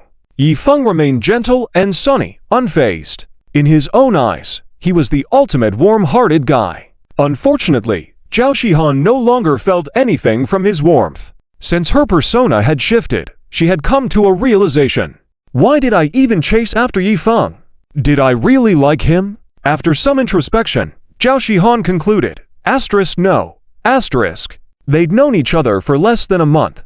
How deep could her feelings really go? Meanwhile, Yi Feng, though maintaining his calm exterior, felt a tinge of disappointment. Seems like I've been neglecting Shihan these past few days. I need to put more effort into winning her back, Yi Feng resolved. With his confidence restored, Yi Feng said, "How about I treat you to some fried noodles after I drop you off later?" This was one of his go-to tactics, which had worked wonders with Shen Yun, Chen Ruoxu, and then Mu Yao. However, Zhao Shihan was bewildered. "I may enjoy street food, but do I look like someone who needs you to treat me to fried noodles?" If any random guy had made such an offer, Zhao Shihan would have instantly blocked him. Seriously. Fried noodles, Even with Yi Feng's former appeal, Zhao Shihan wasn't about to give him a pass this time. "Zhao Shihan, if I wanted fried noodles, do you think I'd need you to pay for it?" Her tone was colder now, clearly showing her irritation. Meanwhile, Yi Feng was utterly confused. What's going on? Why doesn't Shihan want to go for fried noodles? She's not usually this particular about what she eats. Yi Feng rationalized her behavior, assuming she was still upset. Looks like I'll need to work harder to make it up to her, Yi Feng thought, his confidence undeterred. "I'll take you anywhere you want to eat. Just say the word, even a fancy restaurant is fine." However, Zhao Shihan found this even more off-putting. "Can you stop being so nauseating?" she thought, recalling how she used to cling to Yi Feng, begging to hold hands. "I really need to time travel back and slap some sense into my past self," she lamented. This time, Zhao Shihan didn't bother responding. She simply sent a message on her phone and waited silently. Yi Feng, like a persistent shadow, kept up his warm guy act. Just then, Chen Luo appeared at the school gate, holding a jianbing in his hand, walking toward Zhao Shihan. Yi Feng immediately went on high alert. "Yi Feng, Chen Luo, what are you doing here? I'm warning you, stay away from my Shihan." Yi Feng's hatred for Chen Luo was immense. He saw him as the root of all his setbacks and frustrations, especially in his relationship with Xia Qingyu. Chen Luo, meanwhile, was nonchalant. He was simply fulfilling the terms of their contract by delivering the food Zhao Shihan had requested. Chen Luo handed over the jianbing without a word, and Zhao Shihan smiled as she took it. Yi Feng, infuriated, yelled, "Chen Luo! Didn't you hear me? Stay away from Shihan." Chen Luo sighed, uninterested in entertaining Yi Feng's antics, but unwilling to let his arrogance slide. "Chen Luo, what's your problem? She asked me to bring this. If you have an issue, you two can fight it out. But who are you to tell me to leave?" Yi Feng was fuming, and just as he was about to retort, Zhao Shihan interrupted coldly. "Yi Feng, didn't you hear? My Chen Luo Jie told you to leave." Yi Feng was utterly dumbfounded. Zhao Shihan, on the other hand, felt she had been patient enough. Asterisk, this guy must be delusional. Asterisk. Meanwhile, Chen Luo silently watched the drama unfold, amused. Asterisk, popcorn would be perfect right now. Asterisk, he thought. If the male and female leads ended up tearing into each other, Chen Luo would certainly be thrilled. After all, he was just a spectator enjoying the show. Let them fight, the more intense, the better. Ideally, the male lead and these female leads would start slapping each other in the face. That would make Chen Luo even happier. As for this Chen Luo, big brother nonsense. Chen Luo couldn't care less. He didn't need Zhao Shihan calling him big brother or anything like that. As far as he was concerned, as long as this woman kept generating gold coins for him, that was all that mattered. Chen Luo had absolutely no interest in Zhao Shihan. His thoughts were entirely focused on Lin Yun's alluring figure. Chapter 89. Is the male lead Weifeng's heart shattered? A devastating blow from Chen Luo. Zhao Shun, I said, didn't you hear me when my brother Chen Luo told you to scram? Zhao Shun repeated harshly. She now had no ounce of affection for Weifeng. Since no longer having a love-struck brain, Zhao Shun couldn't understand. How did she ever like someone like Weifeng? From her current perspective, Weifeng might actually have some talent. But what's with that inexplicable self-confidence he exudes? What does he mean by my Shun sister? Who's his sister? Zhao Shun found it disgusting. And moreover, it was fine. The main thing was, Weifeng had been involved with so many women. How could someone like me, Zhao Shun, be interested in him? Zhao Shun thought, if she could accept a man like him, that would be outrageous. She had no interest in living a life wearing so many green hats every day. Compared to that, it seemed like Chen Luo was much better. After observing Chen Luo these past few days, she was certain that he was not some playboy. He was completely different from the rumors. Villainous playboy? What a joke. This Chen Luo is very faithful. Zhao Shun even heard that Chen Luo used to pursue a girl named Xia Kunu. He pursued her for a full 3 years. During that time, he didn't have any entanglements with other women. A man so devoted, wasn't he better than Weifeng? Regardless, Zhao Shun thought that if she had to choose, she would definitely choose Chen Luo. As for the red-haired girl beside Chen Luo, Zhao Shun also heard that Chen Luo was currently single. So, if she competed fairly with others, there was no problem at all. It couldn't be considered immoral. For this, Zhao Shun would try her best. She was very confident in her own charm. But Weifeng's words landed in his ears, leaving him feeling as if struck by lightning. Boom! If it were Chen Luo saying that to him, Weifeng wouldn't care in the slightest. He might even fight back. But now, it was his beloved Shun sister saying those words. Weifeng could hardly believe his ears. The absolute confidence and the male lead setting were in play again. Quickly, Weifeng showed a deep affectionate look. He completely ignored Zhao Shihan's words, instead gently saying, Shun sister, I understand, you don't want me to be bullied by Chen Luo, right? Don't worry, I won't lose. Just be obedient and stay by my side. After saying that, Weifeng looked towards Chen Luo with a resolute gaze filled with determination and an unyielding will, as if he wouldn't give up until he brought Chen Luo down. Quite the male lead spirit. But Chen Luo thought, your thought process is really something else. And of course, he didn't want to see what Weifeng suddenly shouted about constraints and friendship.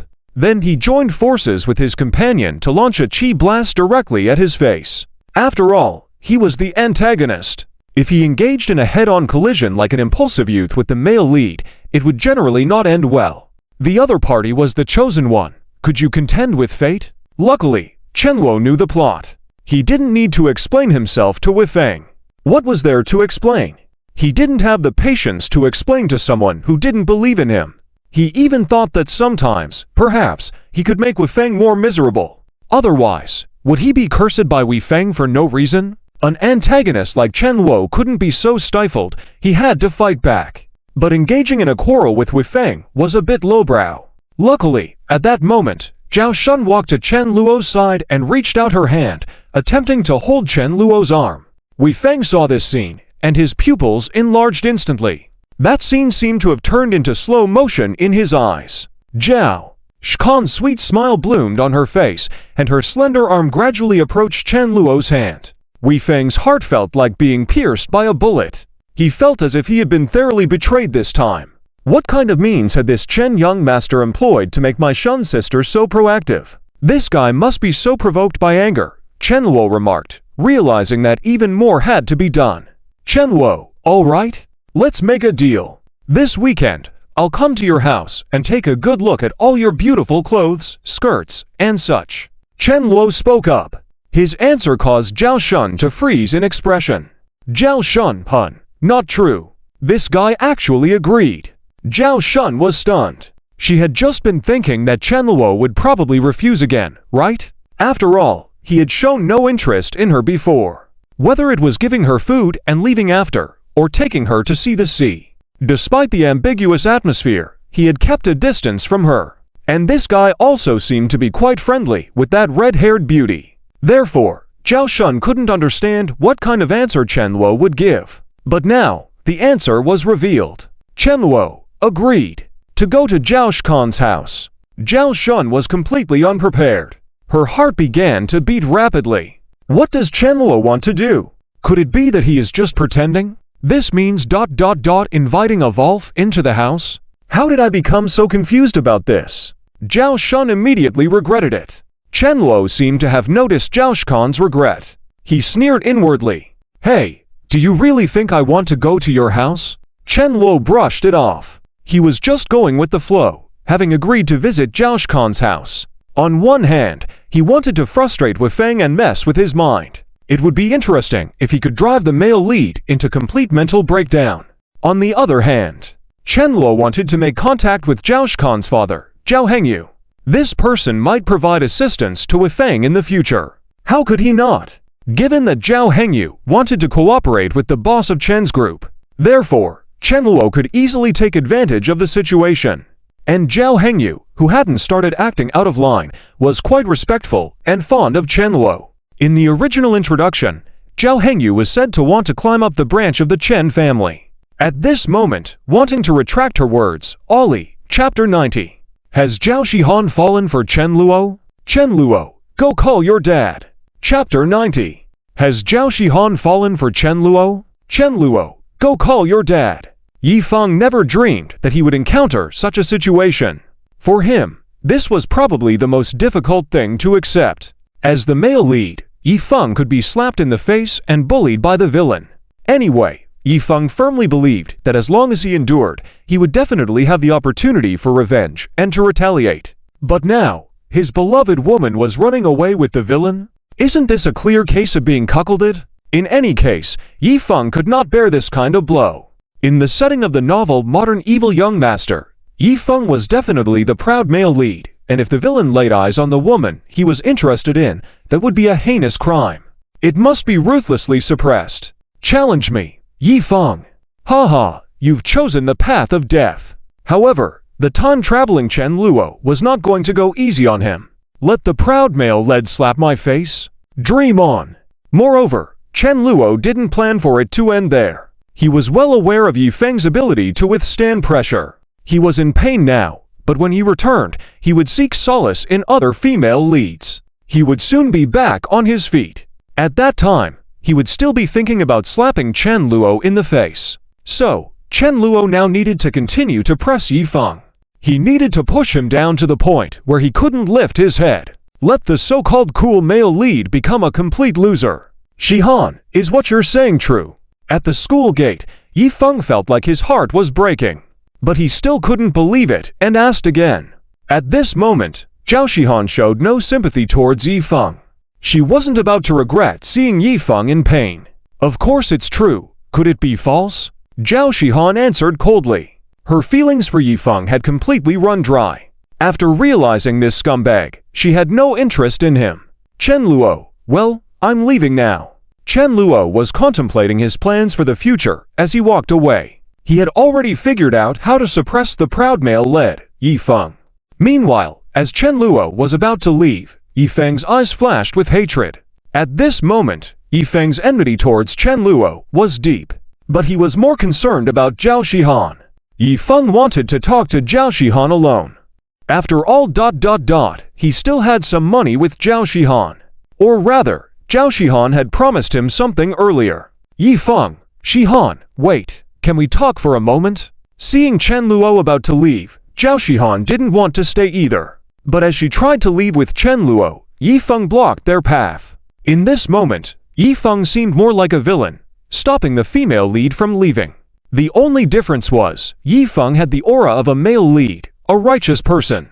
Therefore, he wouldn't be too forceful. However, Chen Luo had no intention of playing the male lead to save Zhao Shihan from any danger. There was no need for that.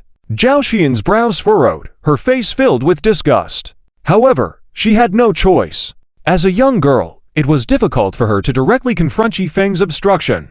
She had to see what Yi Feng had to say, as Zhao Shihan didn't want any entanglement with Yi Feng at this point. Unexpectedly for Zhao Shihan, Yi Feng's thoughts were quite unique. Despite her rejection, Yi Feng shamelessly said, "Shihan, about what you said earlier, about giving me your pocket money, is that still valid?" Yi Feng hoped that after Chen Luo left, Zhao Shihan would confide in him, saying she was pressured by Chen Luo. In that case, Yi Feng would have taken immediate action against Chen Luo right away. Otherwise, he would silently bear this grudge and work hard for his revenge. As long as Zhao Xian's money came through, Yi Feng could accept it. After being repeatedly confronted by several female leads, Yi Feng's mentality had become unstable. According to the system, which he possessed for 2 months, Yi Feng should have accumulated a considerable amount of money. There were plenty of tasks in the system for him to undertake. Yi Feng should have had tens of thousands of yuan saved up, enough to live comfortably. However, after all his hard work, he only had a few thousand left. This amount of money was not enough to support him. Yi Feng sought to invest in bigger projects, but those had been taken by Chen Luo. For instance, DRIZZLE Bar and Zhang Xiaoyu's doll shop.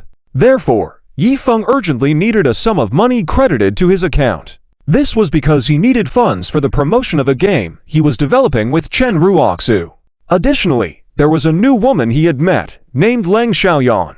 Yi Feng saw a business opportunity with her and wanted to invest in it. She owned a decent car as well. Yi Feng had not given up on the system's strategic list, believing that his next attempts would be more successful. Given that these two individuals may come from backgrounds similar to Chen Luo, the chance of them falling for him was close to zero. Yi Feng simply couldn't believe it. However, Zhao Xian's face showed a look of absolute surprise at this moment. She realized that her initial judgment of Yi Feng had deviated significantly. This guy wasn't just shameless, he was incredibly shameless. What does he have to do with me? Does he dare to ask for my pocket money unconditionally? Zhao Xian's opinion of Yi Feng dropped once again.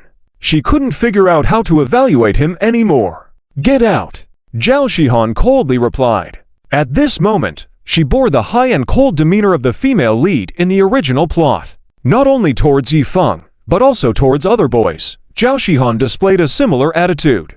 Yi Feng, after being told to leave by the female lead once again, started to feel increasingly uncomfortable. As the saying goes, even a clay figure has 3 points of anger. Yi Feng looked at Zhao Shihan, and his patience seemed to be running thin. "What about what you said earlier, about stealing money from home to spend on me?" Yi Feng decided to speak out boldly. His face turned grim. Zhao Shihan, feeling slightly nervous, decided not to respond. She lowered her head in silence and left directly. Yi Feng remained silent in the same spot for a long time. But after a moment, he suddenly looked up, his expression one of shock. What did I just do?" Yi Feng was startled. How could I treat Shihan like that? This isn't right. Yi Feng regretted the wicked expression he had just shown.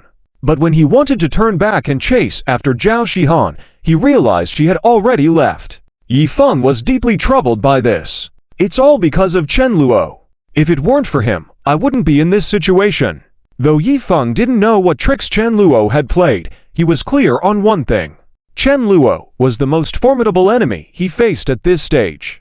Young Master Chen is truly extraordinary. Yi Feng's opinion of Chen Luo rose a few notches. He started thinking about what to do next. Forget it, even without Xian's help, I will still have the chance to rise. I'll just go seeking you and show you again. Yi Feng, just as Chen Luo had predicted, wasn't going to be easily defeated. There were still many tasks in his systems log waiting to be completed. Even if this made Yi Feng's path to success more difficult, he was resolute in overcoming the challenges. As for Chen Luo, his next plan was to deal with Meng Shanshan after finishing with Zhao Hengyu.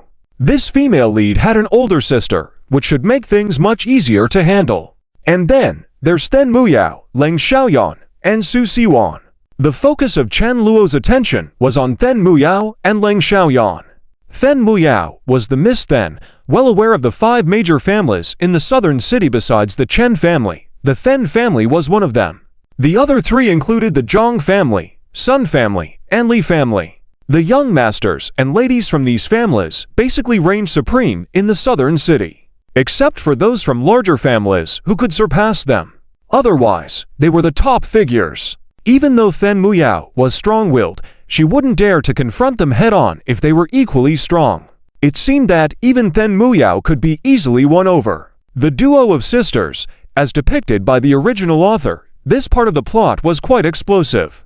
Then Muyao and Then Muxuan even took turns. Meanwhile, Chen Luo hadn't forgotten about Leng Xiaoyan, the daughter of the university's director in the city. While she wasn't as powerful as the Then family, she was a self-made entrepreneur and wealthy second generation.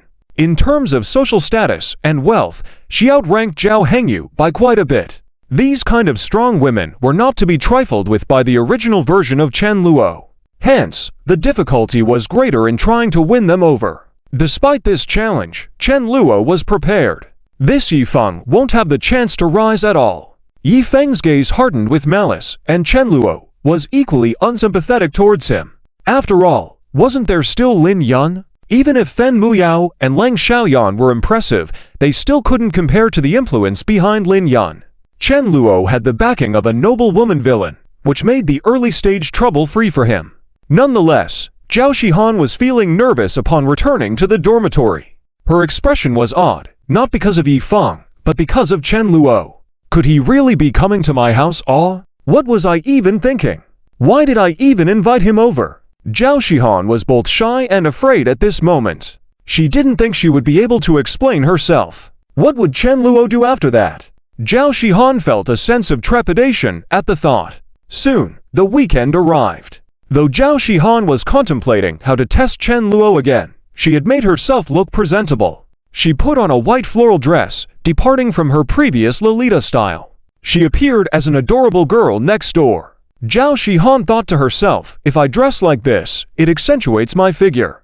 My delicate appearance ... Can't he see it? Zhao Shihan was on the verge of tears, feeling that she had been misunderstood. Even with her pure character, Zhao Shihan couldn't help but feel on the brink of collapse. She felt a bit overwhelmed and didn't know how to handle it. Standing still for a few seconds, Zhao Shihan turned anxious and ran to open the door when she saw Chen Luo standing outside.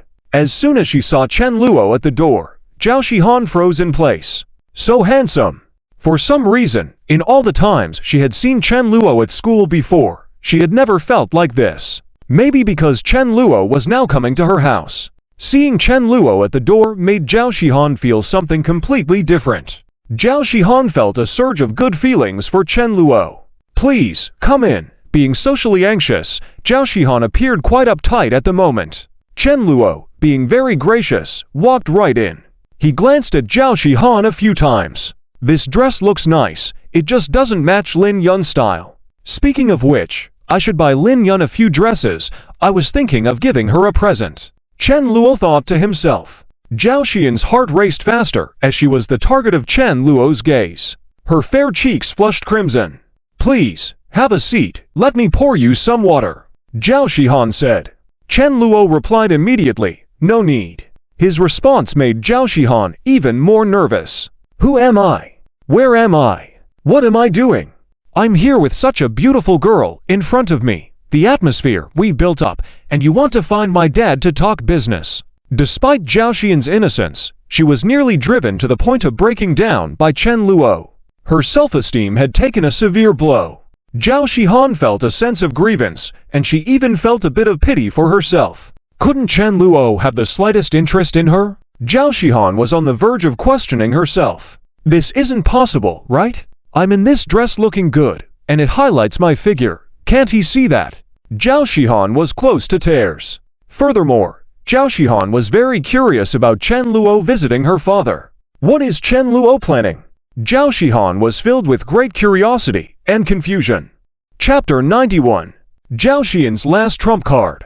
Is she about to make a big move? Zhao Shihan had envisioned many things that might happen today. She had a bit of selfishness, wanting to further her relationship with Chen Luo, but also wanting to test him. So, Zhao Shihan thought they might play games together in the room, or watch TV together on the couch. The scene would be like those in some youth anime, with the shy male and female lead sitting together. The male lead was absent-minded, and the female lead was shy, with her hands gently placed on her knees, looking down. Zhao Shihan thought it was quite beautiful, but she had already spoken the words and couldn't take them back. If Chen Luo really intended to make a move, Zhao Shihan could only gauge her own feelings. In fact, she wasn't sure if she would resist when the moment arrived.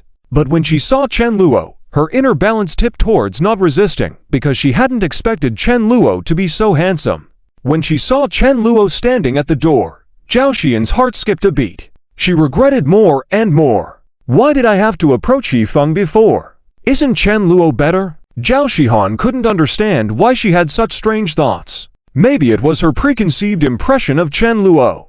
Now that she had interacted with him, Zhao Shihan completely understood. Chen Luo was not what she had thought.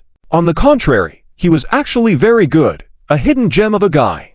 But it was too late. Zhao Shihan remembered the red-haired girl. Did she beat me to it? Zhao Shihan sighed with a hint of loss. Her emotions were mixed.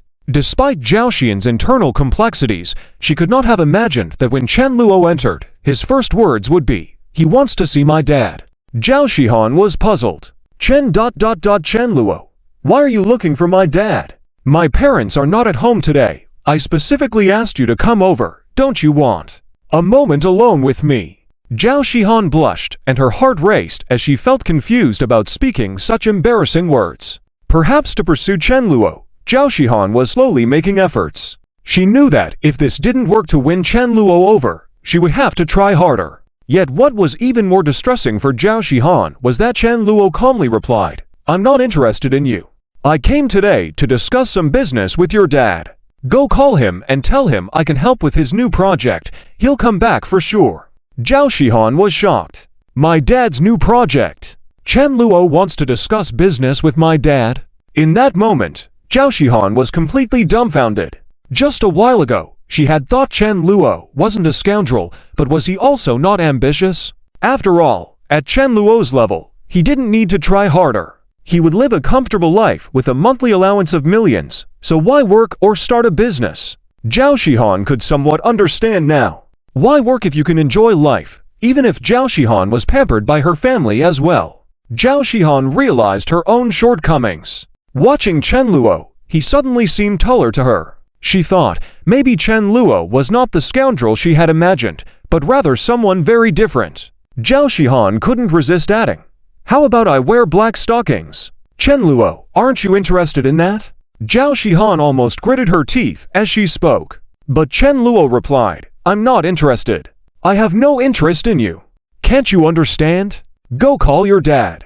If you miss this opportunity, he might spank you." Zhao Shihan retorted, "He wouldn't dare to spank me." Zhao Shihan was frustrated by Chen Luo's indifference. She had almost given up. Zhao Shihan couldn't instantly switch her infatuation from Yifeng to Chen Luo. Although she had a better impression of Chen Luo now, Zhao Shihan couldn't love him unconditionally. She thought about Chen Luo wanting to meet her dad multiple times. This made Zhao Shihan very curious, and she looked at Chen Luo with admiration. Zhao Shihan said, "Chen Luo, my dad just spoke about the new project at the company. He's coming back now." Wait a moment. This made Zhao Shihan surprised. Chen Luo replied calmly, "Okay, I understand." Chen Luo didn't make any advances towards Zhao Shihan and acted like he was patiently waiting. This was another blow to Zhao Xian's self-esteem. She felt defeated. She sat next to Chen Luo, blushing and her heart racing. Although Chen Luo didn't pay any attention to her, Zhao Shihan still stole glances at him. Zhao Xian's emotions were mixed as she began to feel pure affection towards Chen Luo. Zhao Shihan thought to herself, what kind of boy is this Chen Luo? As the saying goes, when a girl becomes curious about a boy, She's already fallen for him. Zhao Shihan was very curious about Chen Luo at that moment. She realized he was not the scoundrel, lazy person she thought he was, but rather a sunny, gentle, and focused individual. Zhao Shihan knew she had to make a choice. She felt guilty for her negative thoughts about Chen Luo, his reserve, and his good nature. However, Zhao Shihan couldn't bring herself to fully express her disdain for Chen Luo. In reality, Zhao Shihan couldn't believe that the person she admired, Chen Luo, had succeeded. Chapter 92. Zhao Shihan blushes and heart races. Is she going to date Chen Luo? Zhao Xian's actions were not sudden, because, in the original work, this has also happened before. And this is actually the treatment that Li Feng should enjoy. Yes. In the original work, according to the author's description, Zhao Shihan had just met Li Feng and brought him home shortly after. Then, in the author's description, Zhao Shihan was extremely shy at that time. Subsequently, she started wearing maid outfits, sailor uniforms, and various beautiful clothes for Li Feng to admire. This also includes scenarios such as coming out wrapped in a towel after a shower, and almost changing clothes in front of Li Feng to showcase Zhao Xian's cute and social anxiety attributes. In this setting, now, Zhao Shihan would decisively take out her so-called battle dress, which is normal. This is something she originally had, and an action she would take. The only difference is that the target audience has shifted from Li Feng to Chen Luo. And after looking in the mirror, Zhao Shihan did not feel lacking in charm at all. She expressed that Chen Luo must be pretending to be composed. Can he really keep his composure when faced with a lively beauty like me? Impossible. Zhao Shihan believes that if she shows off her charms, Chen Luo will definitely react, especially in this atmosphere. If she acts like this, can Chen Luo still keep his cool? Then Zhao Shihan will have to surrender completely. Also, she was feeling a bit lightheaded at the moment, otherwise, Zhao Shihan should have been a bit more reserved. But she couldn't help it. Zhao Shihan was indeed attracted by Chen Luo. Previous interactions, Chen Luo's aloofness, actually sparked Zhao Xian's interest.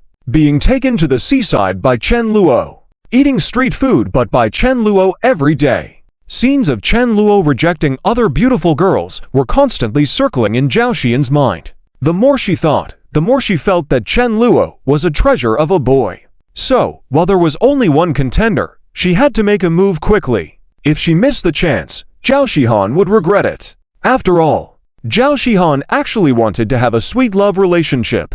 Without Li Feng, Chen Luo would even be better. Zhao Xian's mood became more and more excited. She thought to herself, Chen Luo, this is my last card. If you can still keep your composure, then I'll admit you're amazing. With this appearance, Zhao Shihan seemed like she was willing to go all out and do something extraordinary. Meanwhile, Chen Luo, sitting back on the sofa, was completely unaware of Zhao Xian's thoughts. As for not wanting to see Zhao Shihan in a maid outfit and black stockings, Chen Luo eventually allowed her to wear them. The reason was simple. To mess with Li Feng's emotions. I bet our shining hero, seeing that picture, must be furious, right? Chen Luo chuckled inwardly. And if Li Feng only loves Zhao Shihan, Chen Luo might feel a bit guilty for what he's doing.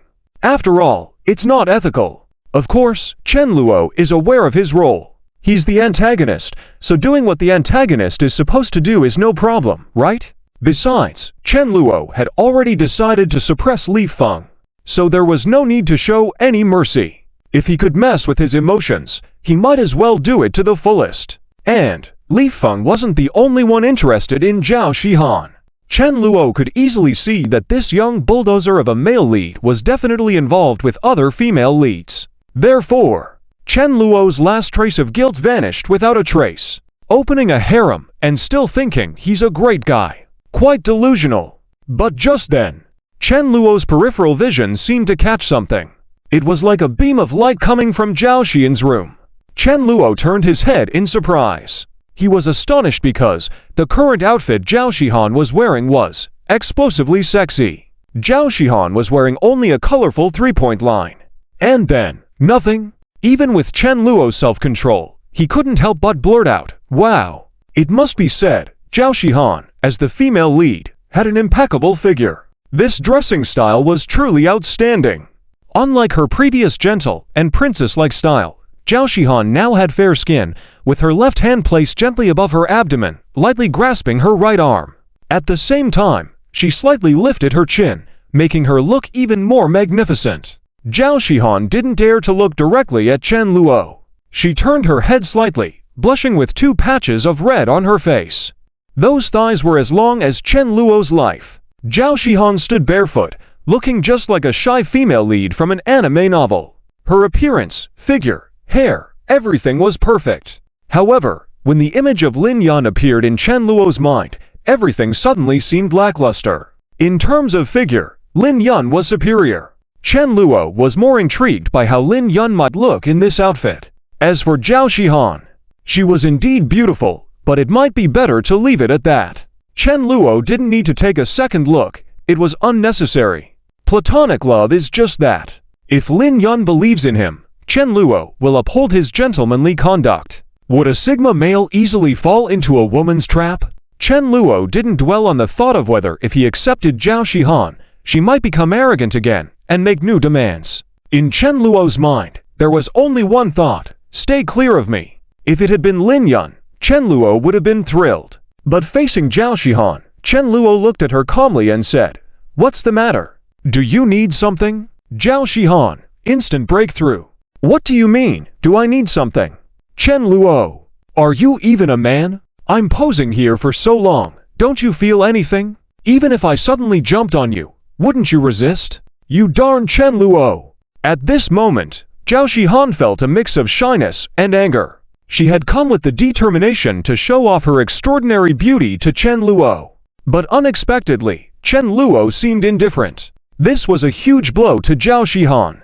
She was truly angry. HMPH. If you're not interested, then forget it. I won't go out of my way for you. Zhao Shihan didn't express any intentions of trying to please Chen Luo. This was the greatest sincerity she could offer. She glared fiercely at Chen Luo. Clenching her fists, she then turned and strode into her room, leaving Chen Luo without a second glance. Chen Luo, continuing to watch TV, was completely indifferent to Zhao Shihan's actions. Meanwhile, back in her room, Zhao Shihan immediately knelt down, burying her head and sobbing. Am I really that unbearable? Zhao Shihan recalled the days when Chen Luo actively reached out to her before. He was so gentle and sunny, but she had been constantly guarded, always suspicious. She didn't expect retribution to come so quickly. Now, when she finally felt a liking towards Chen Luo, he was completely indifferent to her. Even her last card had no effect. Zhao Shihan didn't know what to do now. Should I go back to find Li Feng? Wait, could it be that Chen Luo is pretending? Is he mad? Or is he being tsundere? If I go find Li Feng, get close to Li Feng, will Chen Luo lose his composure? Yes, he would certainly lose his cool like that. Zhao Shihan's mind was spinning fast. She seemed to have thought of something remarkable. Zhao Shihan suddenly felt invigorated. The stagnant emotions in her heart vanished. HMPH, Chen Luo, just watch. When you regret it, when you see me showing affection to other guys, I bet you won't remain indifferent. Zhao Shihan, still a bit proudful, planned to use every means to deal with Chen Luo. She never thought about confessing sincerely to Chen Luo. But Chen Luo didn't mind either. Zhao Shihan was filled with conflicting emotions. While she was happy with her bright idea, she was also distressed by Chen Luo's attitude. She was in a moment of deep confusion. But just then, there came a voice from outside. Zhao Hengyu, her father. Zhao Hengyu, hey, young Master Chen Luo, I'm Zhao Hengyu. I've met your father at a conference before. Didn't expect you to visit our home today. Hey, where's Shihan? Zhao Hengyu walked in. Seeing Chen Luo sitting on the couch, he immediately beamed with a smile. Though later on, he would also be impressed by the charming qualities of the male lead Li Feng, thinking that he would definitely achieve great things in the future. However, at the moment, Zhao Hengyu had no idea about Li Feng and hadn't met him. So, of course, he was very respectful towards Chen Luo. After all, Zhao Hengyu wanted to get to know Chen Luo's father, Chen Tian. However, since they were not on the same level, Zhao Hengyu didn't expect this visit from Chen Luo. While on his way there, Zhao Hengyu was thinking, if Shihan can know Chen Luo, that would be excellent. And Chen Luo had nodded and said, I came today to talk with you about the new project. I learned about it from my father, so I came to help you." Upon hearing this, Zhao Hengyu was even more excited. He never expected Chen Luo to be this interested in his new project. Zhao Hengyu was a bit taken aback. "Zhao Hengyu, young Master Chen, are you really able to help me? Here's the thing. The boss who is about to sign a contract with us is still hesitant, but I have full confidence in our company's research and development of this new project. Rest assured, if you, young Master Chen, help us in this collaboration, I, Zhao Hengyu, will definitely show my appreciation." Zhao Hengyu asked perplexed, "Do we really need to sign a contract?" Thinking that a verbal agreement would suffice. But when he saw the specific terms of the contract, he was dumbfounded. "Zhao Hengyu, young Master Chen, your contract stipulates that I can never invest in a young man named Li Feng or any project related to him. Why is that?" Zhao Hengyu couldn't understand why Li Feng was mentioned in the contract. Chen Luo replied, "He's my enemy, just an ordinary university student at Nanchang University. The reason I added this clause is for the future.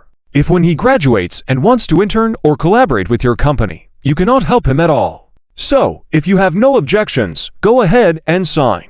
And if you disagree, I'm fine with that too." Chen Luo's words were true. Li Feng was currently just a regular student at Nanchang University. As for his future, Chen Luo felt that there wouldn't be one. And Zhao Hengyu understood. So, it seemed that this young Master Chen was fixated on that young man. Huh? Zhao Hengyu couldn't help but wrinkle his brow. The rumors say that this Chen's young master is impulsive. If he considers him an enemy, shouldn't he have been severely beaten already? Could it be that Li Feng is defiant and can't be subdued? Is that why the Chen's young master is resorting to such open methods? In Zhao Hengyu's eyes, Chen Luo could easily use the Chen family's position in Nanchang to threaten other companies not to hire the student named Li Feng. Now he was using a contract to do it. Zhao Hengyu thought, "This young Master Chen seems more civilized than I thought." Then, thinking that if Zhao Shihan and Chen Luo had a relationship, it could be very beneficial for the Zhao family. If that's the case, my Zhao Hengyu could really rise in the world in the future, right? If he could reach out to the high branch of the Chen family, his Hengyu group might become a huge corporation in the future. And if he could be associated with the Chen family, Zhao Hengyu thought, perhaps they do have a relationship. If so, oh my, I'm going to make it big in the future. Zhao Hengyu would certainly not let this golden opportunity slip by. It could propel Zhao Hengyu Group to become a major company. It looks like I should let Shihan interact more with young Master Chen. While he looked down on other boys and believed they weren't qualified to pursue his daughter, Zhao Hengyu thought that Chen Luo was not an ordinary boy. Plus, after some communication, Zhao Hengyu started to admire Chen Luo. Zhao Hengyu, I see, young Master Chen, you can spend more time with Shihan. You were classmates, and we live nearby, so you are welcome to our home anytime. Shihan, come out, your classmate is here. Why are you still hiding in your room? Zhao Hengyu called out to Zhao Shihan like a typical father. However, Zhao Xian's face was already blushing intensely by this time. Zhao Shihan, what is Dad talking about? What do you mean? Are we in a romantic relationship? Wasn't he against me dating other boys before? Could it be that he wants me to be with Chen Luo Gu? I'm so embarrassed. Zhao Shihan hid in her room, her heart pounding wildly. She felt like it was about to burst out of her chest. Chapter 93. Is Chen Luo's path as an antagonist about to fully open? Zhao Xian's infatuation. Zhao Shihan was in a complete state of panic at this moment. She never expected her father, Zhao Hengyu, to suddenly say such things. Although Zhao Shihan also quite liked Chen Luo. But she was, after all, a shy girl. At this moment, Zhao Xian's expression was quite similar to a short-hair mo girl in an anime who turns red and heart pounds upon seeing the protagonist. She was calling out Daru Duo Jun. Zhao Shihan dared not show herself. In her mind, she had already imagined a big drama. If under my father's arrangement, I could have a love affair with Chen Luo, Zhao Shihan would not refuse. She thought, now that her father had spoken, Chen Luo should show some face, right? After all, he was an elder. So, at Zhao Hengyu's call, Zhao Shihan ultimately, slowly walked out of the room and stood in front of Chen Luo. Zhao Hengyu, Chen Xiao, from now on, if there is anything that Shihan needs your help with at school, please assist her, as Shihan is rather shy and often reluctant to interact with others. If Chen Xiao is willing to take care of it, I will increase the amount on the contract I am giving you by another 20%. Zhao Hengyu was very generous. He thought highly of Chen Luo after this short exchange. Plus, he mistakenly believed that Chen Luo and Zhao Shihan had a good relationship. Therefore, Zhao Hengyu was happy to let Shihan interact more with Chen Luo. And once Shihan succeeded here, his Zhao family might have a chance at a breakthrough. Zhao Hengyu wouldn't miss this opportunity. Also, he wasn't setting a trap for his daughter. Zhao Hengyu was starting to like Chen Luo more and more. Chen Luo, on the other hand, was initially thinking of refusing. After all, his goals were mostly achieved. He couldn't be bothered with Zhao Shihan any longer. However, Chen Luo quickly thought of some fun things. Since he was set up as an antagonist and the main and supporting characters all had biases against him, Chen Luo decided to fully embrace his role as the villain. The world says I am evil, then so be it. I, Chen Luo, shall become the villain. This was more aligned with his character. Therefore, Chen Luo planned to make good use of Zhao Shihan and Zhao Hengyu. By agreeing, he not only could earn some extra money, but could also use Zhao Hengyu as a pawn in the future. This way, Zhao Hengyu would be less likely to help Yifeng in any way. Zhao Shihan was no exception. Chen Luo knew that the maid photo he had Shihan sent to Yifeng earlier must have infuriated him. And Chen Luo enjoyed seeing this kind of scene. The angrier the male lead Yifeng got, the happier Chen Luo felt. Hehe, Yifeng, just you wait, my torment towards you has only just begun. Chen Luo felt no sympathy or goodwill towards Yifeng. If he didn't suppress Yifeng, now Yifeng would definitely face various challenges. After weighing his options, Chen Luo nodded and said with a smile, "All right, Mr. Zhao, you can rest assured. From now on, I will take care of Shihan at school." With that said, Chen Luo looked at Zhao Shihan and gave her a smile as well. This statement momentarily made Zhao Shihan feel elated. She gazed back at Chen Luo and felt a bit entranced by his smile. Is he serious? Does he want to take care of me? This is great. Then why did he keep rejecting me earlier? Humph. This Chen Luo sure can act. Humph. But he can't resist my charm now, right? But to punish you, you won't be able to casually see me dressed like this in the future, Chen Luo. I need to test you thoroughly. Zhao Xian's inner pride surged again. After her surprise, a smug look appeared on her face. Zhao Hengyu was also pleased. Zhao Hengyu, well, Shihan, Chen Xiao, why don't you both go out together? Rest assured, Chen Xiao, I will cover all your expenses today. Consider it reimbursed by uncle. Zhao Hengyu felt like he was embracing the potential benefits from the Chen family. However, Chen Luo wasn't interested in these gestures. He didn't need Zhao Hengyu's money. He also had no intention of going out alone with Zhao Shihan. Chen Luo only saw Zhao Shihan as a tool to suppress Yifeng. He wouldn't do anything that would be unfair to Lin Yun and make her worrying. As for the proud expression that flashed across Zhao Xian's face just now, Chen Luo also noticed it. He expressed that these silly female leads hadn't really changed. Chen Luo had grown accustomed to it. Chen Luo, no need, Mr. Zhao. I have something to attend to, so I'll head out now. With that, Chen Luo left directly. Zhao Hengyu was a little confused. Hey, Chen Xiao, are you leaving already? Uncle was planning to treat you to dinner later. All right, Chen Xiao, take care. Zhao Hengyu felt disappointed but didn't dare to stop him. After Chen Luo left, Zhao Hengyu felt incredibly lucky. He never expected the signing of the new project, which had been a headache for so long, to suddenly receive help from the Chen family and resolve so smoothly. The amount Zhao Hengyu gave Chen Luo was trivial compared to the projected profit from the entire project. This time, Zhao Hengyu was truly confident and ready to make a big move. He smiled and then turned to Zhao Shihan, saying, Shihan, I didn't expect you to have such a good relationship with Chen Xiao. Come, tell daddy, how did you meet Chen Luo? Is your relationship really that good? Zhao Hengyu wasn't foolish. He loved his daughter and wouldn't push Zhao Shihan into a dangerous situation. So, he needed to be certain. When Zhao Shihan heard this, she blushed and hesitated. She twisted and turned in place before nodding and replying, It's okay, Dad, it's just that. It seems like Chen Luo doesn't really like me. Zhao Xian's response and her shy demeanor made Zhao Hengyu certain. His obedient daughter seemed to have fallen for Chen Luo. But, doesn't Chen Luo like you that much? Oh well, my darling daughter, let me tell you, if you like Chen Luo, then go pursue him bravely. I think this Chen Xiao, contrary to my impression, is okay. Dad supports you. Chen Luo is a good catch. Zhao Hengyu felt relieved. Zhao Shihan thought the same. Just recalling Chen Luo's recent behavior made her believe he was perfect. Especially when Chen Luo interacted with Zhao Hengyu earlier, Zhao Shihan found his charm to be rather significant. His calm and mature demeanor during the business discussion had attracted Zhao Shihan. However, despite Zhao Hengyu's words, Zhao Shihan remembered Chen Luo leaving directly.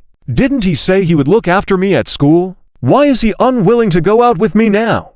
Dad said he would foot the bill. Did something else come up? Could it be he's going to meet that red-haired girl? Zhao Shihan thought, and her mood soured slightly. But she had no reason or authority to stop or inquire. Therefore, Zhao Shihan could only return to her room feeling gloomy. Thankfully, the promise Chen Luo had made to take care of her temporarily dispersed the gloom in her heart. Humph, this Chen Luo must still like me. He must be struggling right now, right? It seems like I need to impress him well. Zhao Shihan thought to herself, feeling a tinge of sweetness in her heart. She even began imagining a beautiful future with Chen Luo. Additionally, Zhao Hengyu also inquired about the matter concerning Yi Feng. From what Zhao Shihan had said, it seemed this guy was quite capable. Zhao Hengyu now understood why the young master of the Chen family was using such methods to deal with him. Zhao Hengyu, hehe, this kid offended Chen Luo. He's truly blind. Zhao Hengyu pitied the situation and naturally wasn't interested in Yi Feng. His mind was now preoccupied with the successful signing of the new project and his hopes for a good outcome between Shihan and Chen Luo. The future of the Zhao family depended on it, and he needed to grasp it well. As for Chen Luo, he was doing just as Zhao Shihan had thought. After leaving, he went directly to find Lin Yun. To Chen Luo, Zhao Shihan and Zhao Hengyu were mere tools he could exploit. Since he was playing the role of the antagonist, it made sense to team up with the female antagonist. Lin Yun, all prepared and waiting in the private room, greeted Chen Luo joyously. Chen Luo, Lin Yun, here I am. Chen Luo had no attachment to the alluring Zhao Shihan. In comparison, even with Lin Yun disheveled and in pajamas, Chen Luo still liked her. After all, in his heart, Lin Yun was the girl worth loving and sacrificing for. Chapter 94. The beautiful senior sister, Shen Yun, makes an appearance. Yi Feng is about to face another setback. Chapter 94. The beautiful senior sister, Shen Yun, makes an appearance. Yi Feng is about to face another setback. At that moment, in a cybercafe outside the South City University campus, Chen Luo and Lin Yun were passionately playing a game. Chen Luo, shoot it, quickly shoot it. Woohoo tilde classmate Chen Luo, your marksmanship is getting more accurate, Lin Yun said with an excited smile. Heh, of course, how else can I soar with my senior Lin Yun? Chen Luo replied without modesty. In this aspect, he had the right to brag. In order to play games more comfortably with Lin Yun, Chen Luo had practiced hard when he went back. Only when he was with Lin Yun, Chen Luo felt truly happy and experienced the feeling of being loved. Chen Luo could see that Lin Yun's eyes were full of him without any hint of suspicion, vigilance, or scrutiny like the other female leads. On the other hand, that evening, Yi Feng was filled with anger and went with Shen Yun to a small grove. To be precise, the two of them were on a date in the small grove. Yi Feng claimed he could think of more beautiful plot lines for Shen Yun in that kind of environment, and Shen Yun naturally believed him completely. Blushing, she followed Yi Feng. That night, Yi Feng completed several tasks, such as being close with Shen Yun in the small grove, hugging Shen Yun secretly in the park, witnessing Shen Yun in red silk. These tasks brought Yi Feng a lot of in-game currency and gradually calmed his angry mood. After completing the tasks, Yi Feng still had a sunny smile on his face as he escorted Shen Yun back. Shen Yun also felt extremely sweet inside. Tonight, I actually did so many things with Yi Feng. I feel very happy, Shen Yun thought. She felt extremely fortunate to receive Yi Feng's favor, especially since there were so many other girls around Yi Feng, yet he only favored her. As the main female lead of this refreshing novel, Shen Yun felt content with this alone. She was completely satisfied. Meanwhile, Zhao Shihan was tangled up in her room. What kind of attitude did Chen Luo have towards her? This guy said he would take care of me at school. Is it true? When we go back to school later, I have to be more proactive. Zhao Shihan believed that Chen Luo still had feelings for her. So, for now, she decided not to contact Yi Feng. Anyway, Zhao Shihan had no feelings towards Yi Feng. Even if they interacted in the future, it would just be a deliberate act. Xia Qingyu and Zhang Xiaoyu were both working diligently to help Chen Luo. Xia Qingyu's life was going well now. She had received her salary twice from Chen Luo, totaling over 20,000 yuan in 2 months, which was not a lot for Chen Luo, Zhao Shihan, and others, but it was a significant amount for Xia Qingyu, who came from an ordinary family. Xia Qingyu now realized the value of 20,000 yuan. Seeing over 200 yuan bills in her small treasury made her extremely happy. I never knew 20,000 yuan was this much, and it's so difficult to earn money. Before, when Chen Luo spent tens of thousands on me, I didn't even want him to hold my hand. I regret my coldness back then, Xia Qingyu regretted. Furthermore, she also found out that some of the money Chen Luo had spent on her was actually earned from his own work, which made her feel even more remorseful. I missed out on such a great guy. Xia Qingyu regretted whenever she thought about it. However, it was too late for regrets now. Xia Qingyu had decided to quietly save up money and give a big gift to Chen Luo in the future. I hope Chen Luo will come back to me. Xia Qingyu planned to start pursuing Chen Luo in order to regain his affection. As for Zhang Xiaoyu, she was also in high spirits. She was a shop owner of a doll store, and although she received a fixed salary, Zhang Xiaoyu spoke to Chen Luo and received his approval, so she hired an employee named Zilan, a cute and energetic girl who also loved dolls. Zhang Xiaoyu attended classes during the day and worked at the doll store at night. If she had free time during the day, she would go directly to the shop and continue making dolls during her spare time. This was the university life Zhang Xiaoyu had always dreamed of, and she had finally achieved her goal. The next step was to focus on making money. Although the income was not ideal at the moment, Zhang Xiaoyu was determined to work hard. Despite receiving a fixed salary and signing a contract with Chen Luo, Zhang Xiaoyu did not want Chen Luo to bear losses. Chen Luo did not care much about whether the doll store made profits or not.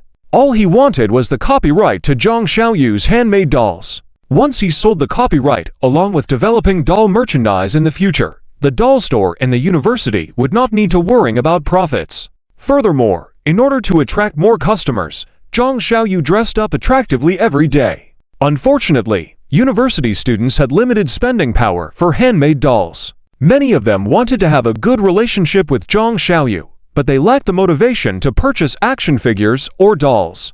This was different from Xia Qingyu.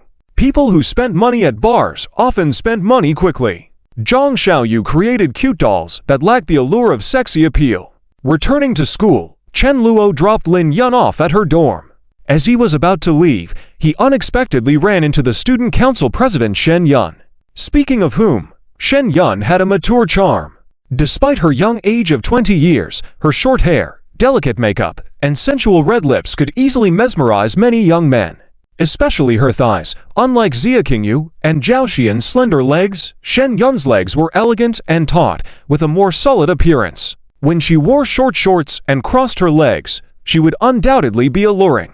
If she wore a tight white shirt, glasses, held a stack of files, she would easily be perceived as a mature female boss. Shen Yun's demeanor was very commanding, efficient, and professional. Apart from feeling shy in front of Yi Feng, other members of the student council perceived Shen Yun as a fierce female authority figure. Although she was very beautiful, her temper was fiery. Shen Yun often wore tight-fitting outfits that accentuated her curvy figure. Wearing a whip, she could easily become a fiery queen. How could the innocent young men in the university resist this? They even hoped to be scolded by Shen Yun, as they found it quite satisfying. Among the innocent boys in the university, many hoped to be reprimanded by Shen Yun, thinking that being scolded by her would be quite satisfying.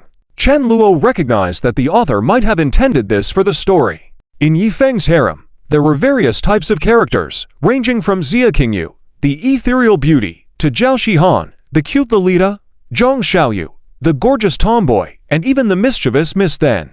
Of course, there was also Kiki, the voluptuous silhouette of Kazangyun. However, All this was of no concern to Chen Luo. After glancing at Shen Yun, he felt no emotional disturbance inside. It was not yet the time to interact with Shen Yun.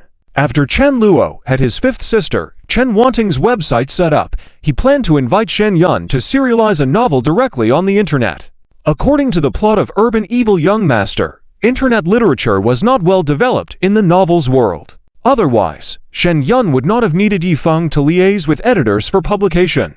With connections, publishing would be easier. Otherwise, given Shen Yun's status as a new writer, her work did not consist of groundbreaking articles according to the plot and would be difficult to select. However, Yifeng had helped her revise her work, contacted an editor, and eventually, Shen Yun's work was successfully published. Yet, Shen Yun's works did not become a hit. Regardless, this endeavor still earned Yifeng a few thousands, and Chen Luo knew that Shen Yun's writing improved with time. The novel mentioned that in the future, Shen Yun would become a renowned female author in the country, with a considerable income of several million yuan per year. So, Shen Yun was worth pursuing. Chen Luo pondered silently. Xia Qingyu had already earned him quite a bit of money. In a few months, he would break even. Spending 10 million to buy Dream Bar, then hiring Xia Qingyu as a figurehead was too good of a deal. Chen Luo also trusted that the copyright deal with Zhang Xiaoyu would progress exceptionally well. This was a setting in the book that did not deviate. However, deep down, Chen Luo was silently considering something. Shen Yun seemed to have noticed Chen Luo and her brows furrowed. Young Master Chen? Due to her relationship with Yifeng, Shen Yun and Chen Luo were not familiar with each other. However, she naturally did not have a good impression of him. To Chen Luo's surprise, when he passed by Shen Yun, she directly stopped him and said, "You are Chen Luo, right? I warn you, stay away from my brother Yifeng in the future. Otherwise, I don't care whether you're a young master or not. If you dare to bully my brother Yifeng again, I will not spare you. I will call the police and have you arrested." Shen Yun was reminded of when she heard about Yifeng being beaten up by Chen Luo's men at the school gate. Meeting Chen Luo face to face made her immediately upset. Unable to contain herself, she warned Chen Luo directly. Chen Luo, on the other hand, looked bewildered. "This guy, poisonous, isn't he? Do I even know you?" Chen Luo had no intention of interacting with Shen Yun at that moment. He did not see any reason to engage in a confrontation with her. Accustomed to such scenarios, he gave Shen Yun a look as if she were a fool. Chen Luo did not respond and simply turned and walked away. This time, Shen Yun felt somewhat shaken. Shen Yun. Wait, shouldn't he say anything? Why is he not reacting? He's really making me angry. It was a case where she insulted someone without reason. If the person replied, then she would have a reason to argue. Yet now, since Chen Luo remained silent, Shen Yun became uneasy. She had initiated a confrontation with Chen Luo without any real purpose. Shen Yun observed Chen Luo as he left, and a sense of guilt crept into her heart. Did I act like a fool just now? Is this not good?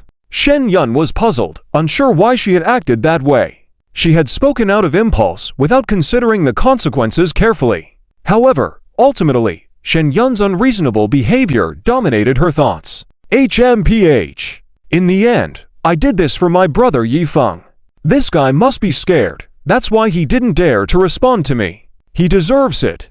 I believe after today, Chen Luo should learn his lesson, right? That's great. I just don't want to see my brother Yifeng being bullied. Shen Yun lacked any influential background forces behind her, so confronting someone like Chen Luo, even though he was older, left her feeling particularly vulnerable. Of course, if Yifeng were there to support her, Shen Yun would not feel so intimidated.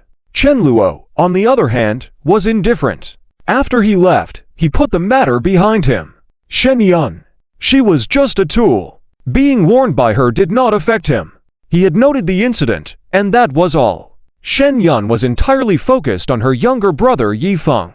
As for our male lead Yifeng, he was still thinking about Zhao Shihan and her pocket money, as well as the tasks left unfinished. Yifeng was not concerned about what Shen Yun would think if she saw him with Zhao Shihan.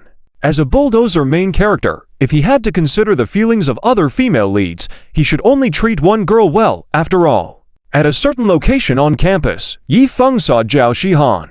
His face immediately lit up with joy, But before he could approach her, he noticed Zhao Shihan suddenly become excited as she ran towards a person. From a distance, Yi Feng saw Zhao Shihan approach that person, who turned out to be Chen Luo. Zhao Shihan and Chen Luo faced each other, looking like a pair of young lovers. The girl's delighted expression as she ran up to the boy she liked. Bang! Yi Feng, who was not willing to give up, once again experienced a feeling akin to a bullet piercing his chest, the feeling of heartbreak. Chapter 95. Chen Luo's next plan. Zhao Shihan is completely shocked. Zhao Shihan, Chen Luo, good morning. Chen Luo glanced up slightly, and what met his eyes was a cute girl with twin ponytails. Zhao Shihan was smiling brightly as she greeted him. It could be said that Zhao Xian's attitude towards Chen Luo at this moment was completely different from the beginning. Her face was full of smiles, and that sweet smile would make any cold-hearted guy unable to resist being moved. However, Chen Luo just calmly replied, "Oh, good morning." Zhao Shihan frowned immediately and said somewhat discontentedly, "HMPH. Chen Luo, what's with your attitude? I rarely take the initiative to greet you, and you're so cold." Zhao Shihan had decided to pursue Chen Luo. Therefore, she would be more proactive and forward. But Chen Luo didn't have that intention.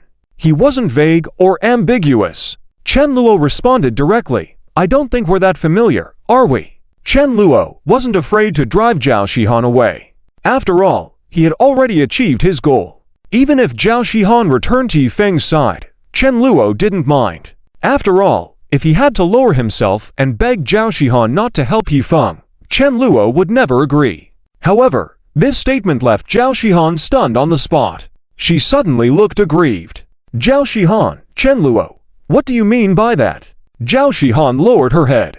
Unexpectedly, for the first time she was so enthusiastic towards Chen Luo, she received such a cold response. A lot of the fire in Zhao Xian's heart was extinguished. "Zhao Shihan, didn't you promise my dad to take care of me at school?" "Chen Luo, I said I would take care of you, but I didn't say we would be friends, right? To be honest, I'm more interested in your money. If you can get more money from your dad to give to me, then in the future at school, I'll watch over you.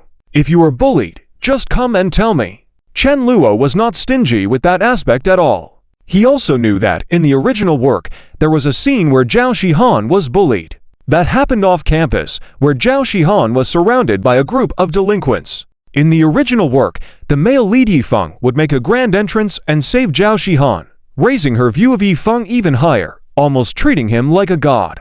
Chen Luo also knew that Zhao Shihan would have a hard time getting more pocket money. Even if she did manage to get some, according to the contract, that money would also be Chen Luo's.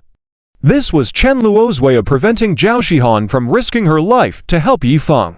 Additionally, now that Zhao Hengyu's path had been blocked by Chen Luo, he didn't need to worry too much. Besides, Zhao Shihan had promised to wear a maid outfit and black stockings to entice her brother Yi Feng. How could Chen Luo not figure out that Zhao Shihan didn't like Yi Feng as much anymore? For Chen Luo, this was naturally good news. He had no intention of breaking up the main couple. After all, from the beginning, Chen Luo had planned that as long as these female leads couldn't help Yi Feng, he wouldn't mind what games they played with Yi Feng. Relying on Yi Feng to complete the system mission to earn money was too slow for Chen Luo. It posed no threat to him.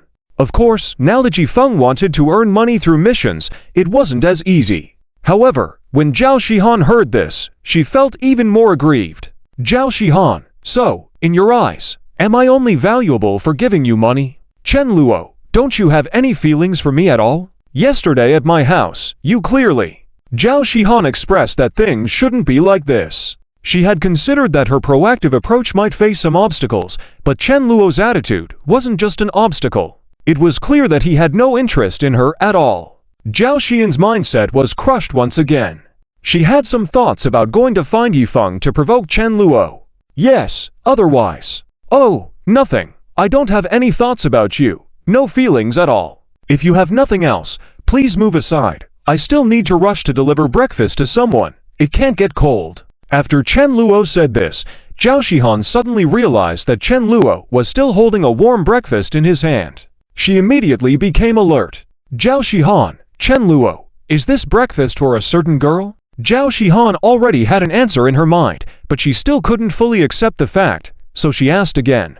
Chen Luo, without any mercy, responded, "Yes, her name is Lin Yun. She's a girl I like." Zhao Shihan was shocked. For her, Chen Luo's kindness to other girls was unacceptable. Even if her brother Yifeng had close relationships with other girls, it was understandable. That was because Yifeng was excellent, and it was normal for other girls to like him. But for wealthy young men to have multiple girlfriends was completely unacceptable, considered scum, social scum. It was disgusting to play with women and then abandon them. Now that she had gotten in touch with Chen Luo, she realized that, at least, the young master of the Chen family was truly devoted to his relationships. Zhao Shihan was dumbfounded. She didn't know what to say at this moment. Although she felt that Chen Luo was truly a treasure of a guy, that treasure of a guy was not interested in her. Just then, in the distance, Yifeng could no longer endure it. He really wanted to know what Chen Luo and his sister Shihan were talking about. Why did my sister Shihan suddenly lower her head with a sad expression? What did Chen Luo say to her? Damn it! Yifeng felt he couldn't sit back and watch anymore. So, Chen Luo, are you causing trouble for my sister Shihan? Didn't I warn you to stay away from my sister Shihan? Yifeng's voice made both of them look up. Chen Luo's heart remained unfazed by Yifeng's arrival. Although South City University was large, the chances of running into acquaintances were not small. Zhao Shihan was somewhat surprised. At the same time, a thought arose in her mind. Chen Luo naturally didn't want to get entangled with Yifeng anymore. He had no interest in that aspect. Therefore, Chen Luo didn't respond and simply left. Yifeng wanted to find an opportunity to talk to Zhao Shihan properly, so he didn't intervene. Yifeng reminisced in his mind about the things he had imagined a couple of days ago. The situation between Zhao Shihan and Chen Luo had probably unfolded as he envisioned in her home. The maid outfit, the black stockings. Every time Yifeng thought about it, he felt a pang of pain. Yifeng, sister Shihan. Yifeng felt that he and Zhao Shihan needed to come to a resolution. However, unexpectedly, suddenly, Zhao Shihan grabbed Yifeng's arm, leaving Yifeng stunned. Zhao Shihan, HMMPH. Chen Luo, just you wait. You'll regret not choosing me. Zhao Shihan suddenly exclaimed. Chen Luo turned around, and seeing this scene, he remained unfazed. After a moment of thought, Chen Luo even turned back. Yifeng immediately became alert. In that moment, his mind was filled with a myriad of thoughts. What's going on? Sister Shihan, did you choose me again? Great! Sister Shihan had a change of heart. Never mind, this way my funds are back on track. My charm, it seems, isn't all that bad. Yifeng thought that Zhao Shihan had finally seen the light. Little did he know, he was just being momentarily used by Zhao Shihan. And seeing that Chen Luo finally reacted, Zhao Shihan felt victorious in her heart. Ha, feeling the heat now. Chen Luo, are you afraid that Sister Shihan and I will run away? However, as Zhao Xian's thoughts emerged, the next moment, her sense of triumph dissipated. Because Chen Luo turned around, not to win her back or anything, but simply said coldly, "All right, make sure you lock that down. Do not enter the market and harm other good men and women." Zhao Shihan felt insulted by Chen Luo's words. What do you mean by not entering the market and harming other good men? Am I some trashy woman in your eyes? Zhao Shihan was furious. But when Yifeng heard, he thought, no, has the young master Chen suddenly come to his senses today? For Yifeng, if he could get rid of Zhao Shihan, that would be fantastic. He couldn't ask for more. As for not harming other good women, Yifeng completely ignored that part. He had believed that Chen Luo had turned around to compete for Sister Shihan with him in a fit of anger. Little did he expect a blessing from him instead. This made Yifeng briefly consider letting Chen Luo off the hook. After saying this, Chen Luo finally walked away without looking back. He still needed to deliver breakfast to Lin Yun. Zhao Shihan watched Chen Luo's retreating figure, feeling extremely frustrated. On the other hand, Yifeng was in a good mood. He immediately rallied and wanted to display his charm as the destined one. Yifeng, ahem, Sister Shihan, let's not mind her. Tonight, I'll treat you to something delicious. How about it? Yifeng still only had these tricks up his sleeve. After all, these methods were very effective against the other female leads. As the male lead, he didn't need to put in too much effort to win over each female lead. However, Zhao Shihan, get lost. Zhao Shihan gave him this response. This left Yi Feng completely dumbfounded. In the classroom, Xia Qingyu saw Chen Luo being considerate and bringing Lin Yun breakfast again. She couldn't help feeling very envious. Chen Luo is truly a treasure of a boy.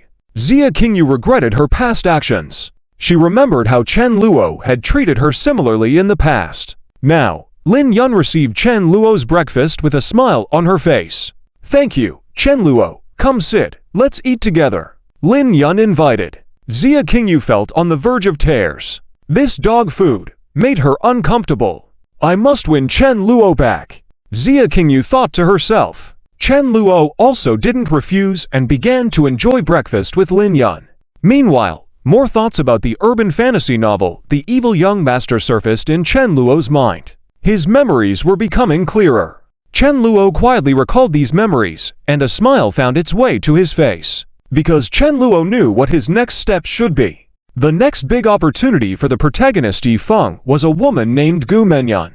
She was different from the other young ladies and school directors in South City University. Gu Menyan was a famous heiress in the commercial district of South City, a true big shot. She not only had a wealthy background, but her personal abilities were also astonishing. In the original work, Yi Feng received some minor help from Gu Menyan early on, which helped him take off. Coals. Giving Zhao Shihan $1 million wasn't too bad either. The farther the male lead Yi Feng went, the more extraordinary the opportunities he encountered. The copyrights from Su Siwan, the playful and wild Xiao Mengyao, the support from Meng Shanshan, and the first-grade tycoon Lan Xiaoyan. The pressure Chen Luo felt resurfaced. He still had plenty to do. The plan to deal with Yi Feng was far from over. Of course, for now, he was still enjoying a pleasant breakfast time with Lin Yun. After finishing their meal, Chen Luo spoke up. Lin Yun sis, I might need your help with something next. Upon hearing this, Lin Yun didn't even ask any questions. She simply patted her chest and, with a big sisterly appearance, declared, no problem. You're my little brother. Your business is my business. Tell me, even if the sky falls, I will support you. Lin Yun spoke earnestly. Chen Luo was moved by her words. Chen Luo, Lin Yun sis, you're really great. Chapter 96, Chen Lu's second sister, Chen Xinyun makes an appearance. Chen Lu's straightforward and rough methods. Chen Lu has decided to make arrangements in advance. Now, memories come flooding back, revealing the opportunities after Yi Feng. Of course, Chen Lu must take the lead. Gu Menyan is different from female leads like Zhang Xiaoyu and Xia Qingyu. She is a renowned female boss in the business world, so Chen Lu's status doesn't hold much weight in front of her. However, with the addition of Lin Yun's noble identity, things take a different turn. Although Gu Menyan is also of high status, she is ultimately just a big shot in the southern city. Faced with nobility, she still falls short. With Lin Yun's help, Chen Lu should be able to easily handle Gu Menyan. Of course, the condition is that Gu Menyan and Yi Feng have not had any contact. Otherwise, this woman will probably follow Yi Feng devotedly. Even if faced with noble enemies, she would not be afraid. So now is a good opportunity. But before contacting Gu Menyan, Chen Lu plans to first deal with Meng Shanshan's issue. This was something he had planned in advance. As for Shen Yun, Chen Lu is not in a rush because the original plot has not reached the time for her to shine. But Meng Shanshan, Chen Lu ponders in his mind. He recalls that Meng Shanshan will soon participate in an audition. And during this period, the male lead Yi Feng has just received the system reward for acting skills mastery. Therefore, Yi Feng teaches Meng Shanshan to improve her acting skills as well. Finally, Meng Shanshan successfully passes the audition and happily gives the 200,000 yuan she has saved over the years to Yi Feng. Yes, Meng Shanshan, although not from a wealthy family, has decent financial conditions. Starting acting from a young age, although not a well-known child star, she has earned quite a bit from her acting work. A few months later, when the TV series Meng Shanshan acted in is released, her acting skills are naturally recognized by many. Coincidentally, at that time, Yi Feng meets a director outside. With Yi Feng's help, Meng Shanshan rises to stardom with ease. Starting from an unknown figure, she eventually grows into a big star. Yi Feng helps Meng Shanshan a lot, but Meng Shanshan's returns to Yi Feng are even more. As for when she was won over by Yi Feng, It naturally happened. Once, Meng Shanshan rented a place with Yi Feng outside. Meng Shanshan invited Yi Feng to teach her acting. Yi Feng agreed. Then, during one of their acting scenes as lovers, Meng Shanshan took the initiative. Yi Feng's portrayal in the book was quite surprised. "Hey, Shanshan, what are you doing? We are acting." The description of Meng Shanshan was that she was moved by Yi Feng's excellent acting skills. Yi Feng portrayed her boyfriend exceptionally well, bombarding her with words of affection, making Meng Shanshan's hormones surge and her mind impulsive. Afterwards, Meng Shanshan was also very shy and regretful. However, their relationship took another step closer. Speaking of which, Meng Shanshan is a bit spoiled. Furthermore, when she acted with the male actor in a real acting scene, her skills were completely overshadowed by Yi Feng. Seeing the pedestrian actor's performance, Meng Shanshan was even more impressed by Yi Feng and convinced that the man she had her eye on would definitely become a great actor in the future. However, at that time, Yi Feng had no intention of entering the entertainment industry as he was solely focused on earning money. Soon after, Chen Lu and Lin Yun went to dinner together. After eating, Chen Lu sent Lin Yun back. As he walked, someone suddenly tapped his shoulder from behind. "Luo Jie, good afternoon. What are you busy with now? I haven't seen you at the Rose Bar for a long time." Chen Lu turned to see Wang Zikai, another big shot from Southern City, who was sitting next to him the first time he went to the Rose Bar. Their relationship was good, and they shared a common trait. Wang Zikai is a bootlicker. In the original work, he had a crush on a girl from the finance department for a long time. However, what was slightly better than the original Chen Lu was that the girl he was bootlicking sometimes would accompany him and hold hands with him. But whenever Wang Zikai tried to take it further, the girl would always say, "Next time." "I don't feel like it this time. I'm not interested right now."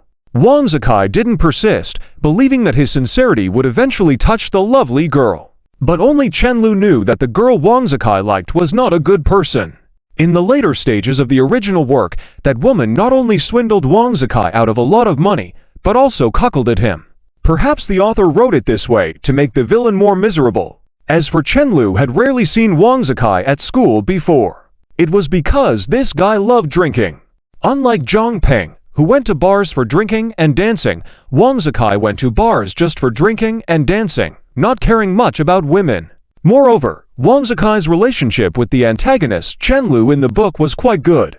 The two could be said to be bosom buddies. Therefore, Chen Lu naturally smiled and replied, "I'm busy chasing girls. I've heard that Luo Jie, you're not pursuing Xia Qingyu anymore. It's good. I think you should have let go long ago. You've spent so much money on that woman, and she's not even willing to hold your hand. It's really too much." Chen Lu smiled. Wang Zikai was okay in every aspect except for Chen Lu knew he was a bootlicker. People around him knew he was a bootlicker, but he didn't see himself that way. The reason was simple. Sometimes he could get that girl to come out. Can that be called bootlicking? In Wang Zikai's heart, he believed that his white moonlight would sometimes respond to him. If this happened, he had hope. He could even say, as long as he persisted, he would definitely be able to win the beauty, and they would end up together. Chen Lu naturally wouldn't watch his good buddy fall into a pit. However, now was not the time. Wang Zikai really liked the girl, and if Chen Lu directly advised him to break up, Wang Zikai wouldn't be happy. "Well, I've let go." Chen Lu planned to gradually rescue Wang Zikai from the quagmire. "But I heard that you seem to be pursuing a girl named Lin Yun now, Luo Jie. You're awesome. That Lin Yun seems to be a noble, right?" "I know," Chen Lu replied. Wang Zikai was taken aback. He had intended to remind Chen Lu that Lin Yun's background was even higher than ours. But since they were buddies, Wang Zikai saw Chen Lu's confidence and didn't say anything negative. Instead, he immediately patted his chest and said, "All right, I got your back. If you can win over that girl, I can boast of having a buddy with a noble girlfriend in the rich circle. That would feel amazing." Chen Lu chuckled and said, "Let's not talk about that. Zikai, why did you come to school today? I rarely see you attend classes."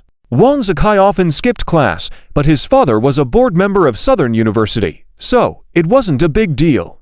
Wang Zikai chuckled when Chen asked and took out a beautifully crafted box from his pocket. He shook it and said, "Of course, I'm here to see my goddess." She ran.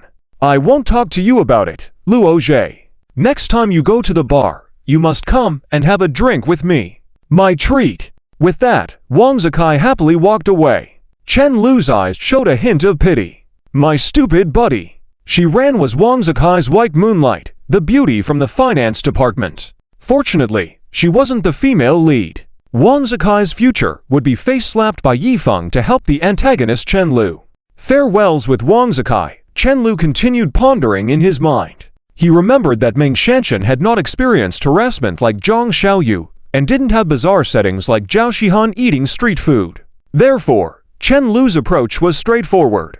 I'll directly find Meng Shanshan and tell her I want to sign her. With the reputation of my second sister, there shouldn't be any problems. Chen Lu was actually looking forward to this. His previous methods of winning over the female leads were gentle. Now, he intended to show his background as a big bad guy. Chen Lu had already discussed it with his second sister, Chen Xinyan. She was on her way to Southern University. At that moment, unexpectedly, Chen Lu once again ran into Zhao Shihan. The little Lolita saw Chen Lu and immediately remembered this morning's events. Zhao Xian's internal anger flared up once again. This Chen Lu! Zhao Shihan was itching with anger. She had wanted to leave, but looking back, she found that Chen Lu didn't even care about her afterward. Zhao Shihan couldn't hold back and turned around, running over to Chen Lu. Chen Lu, do you not want to see me at all? You promised to take care of me, remember? Chen Lu showed no emotions. I explained this in the morning. If you want to eat street food, I don't mind helping you buy it as long as you pay me. This statement made Zhao Shihan very angry once again. However, this time she kept quiet and didn't create another scene with Chen Lu. So, where are you going now? She asked. I'm going to see someone. Chen Lu replied truthfully. Zhao Shihan felt puzzled. Apparently, Chen Lu's luck was good. Soon, he spotted Meng Shanshan. With her high ponytail and youthful appearance, she was unmistakable. Although Chen Lu didn't know Meng Shanshan, he remembered the physical description of Meng Shanshan in the book. She had a high ponytail, wore a white casual outfit matched with a black skirt and sneakers, exuding a youthful charm.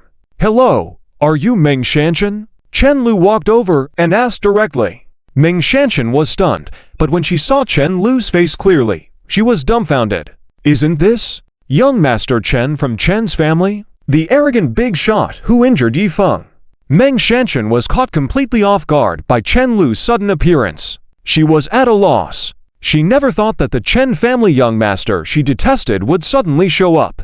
And with someone behind him. Wait, isn't that the girl who was in the hospital earlier? Meng Shanshan saw Zhao Shihan and was also puzzled. How could this girl be with the Chen family young master? Seeing this, Zhao Shihan was also full of curiosity. What is this Chen Lu up to, finding this beautiful girl? Meng Shanshan, yes, I am. What do you want? Meng Shanshan replied coldly. She was now feeling a bit unsure. What were the Chen family young master's intentions in seeking her out?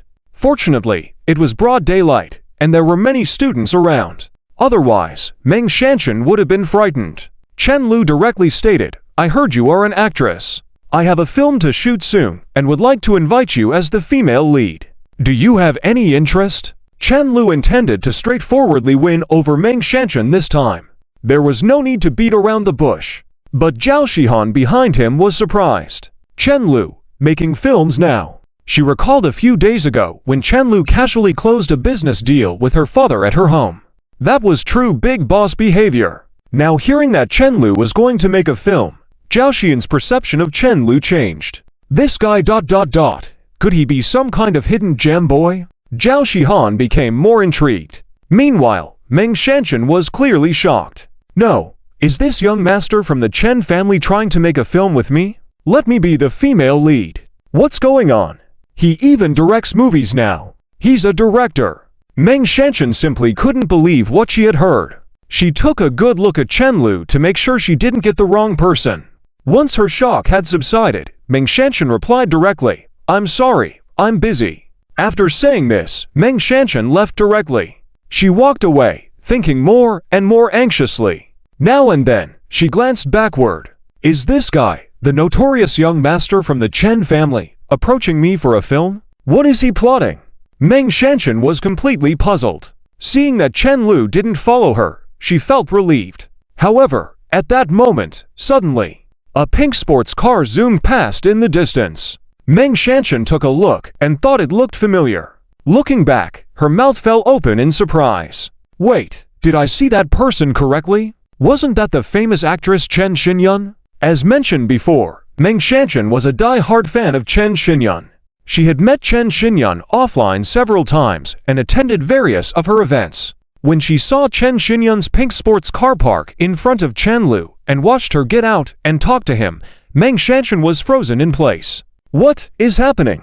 Does Chen Xinyun know Chen Lu? Meng Shanshan couldn't move her steps. She was even a bit conflicted as her idol was right in front of her. Meng Shanshan really wanted to go and take a look. At that moment, other students at Southern University were also drawn to Chen Xinyun's eye-catching pink sports car. Many people turned their heads to look, and when someone recognized the arriving person as the nationally renowned actress Chen Xinyun, suddenly, the whole Southern University campus buzzed with excitement. Chen Xinyun currently had several successful shows airing during prime time, and her popularity was undeniable. Southern University suddenly became lively. Chen Lu's face revealed a smile. He indicated that this time signing Meng Shanshan should be the easiest experience yet. On the other hand, Zhang Xiaoyu and Xia Qingyu happened to pass by. When they saw Chen Lu, they were stunned. Chapter 97, Chen Xinyun's charismatic appearance. Meng Shanshan hesitates. Chapter 97, Chen Xinyun's charismatic appearance. Meng Shanshan hesitates. Zhang Xiaoyu and Xia Qingyu clearly did not expect this. Chen Luo's sister turned out to be the famous star Chen Xinyun. In the original work, they only found out about this later. Otherwise, why would Chen Luo say that the antagonist Chen Luo in this book is confused? Having such powerful 5 sisters, but still focusing on Xia Qingyu, is incomprehensible. Of course, this is the author's setting the antagonist to be more impressive, so when the male lead faces off against them, it's more satisfying. However, unfortunately, the character Yi Feng is being tightly controlled by Chen Luo. His only way of earning money is by using a few female leads to help him complete missions and earn some pocket money. That tens of thousands of yuan is actually quite miserable for Yi Feng. After all, the system's requirement for Yi Feng is to reach a net worth of 1 billion before graduation. Currently, Yi Feng's total assets add up to only 100,000 yuan. Even with the system, turning these 100,000 into a billion is quite challenging for Yi Feng. In addition, Chen Luo's sanctions against Yi Feng are far from over. And when Yi Feng remembers the discouragement he faced from Zhang Xiaoyu, Xia Qingyu, and Zhao Shihan earlier, he feels a wave of pain and frustration. There is a sense of fury burning in his heart. But Yi Feng refuses to accept his fate. He believes that with the system, he is destined to rise. He is convinced that he will achieve success, and all the beautiful women, wealth, luxury cars, and mansions will be his. However, on campus, compared to Yi Feng, Chen Luo has become the center of attention. Many students also have the impression of Chen Luo as a playboy. They think this young master is spending his days reveling in debauchery and playing with women. But suddenly finding out that Chen Luo's sister is none other than the well-known domestic star Chen Xinyun, many students are caught off guard. Oh my gosh! The Chen family is so prestigious. I didn't know. This is normal. Otherwise, how can they be one of the 5 major families in Nanchang? Chen's father is on the school board, and he himself is a wealthy young master. How could you think that Chen's family has no background? Are you kidding me? People seem to have awakened to something. Initially, many people ridiculed Chen Luo because they chose to stand with Yi Feng. This is also the author's setting. The result now is that all these people are trembling.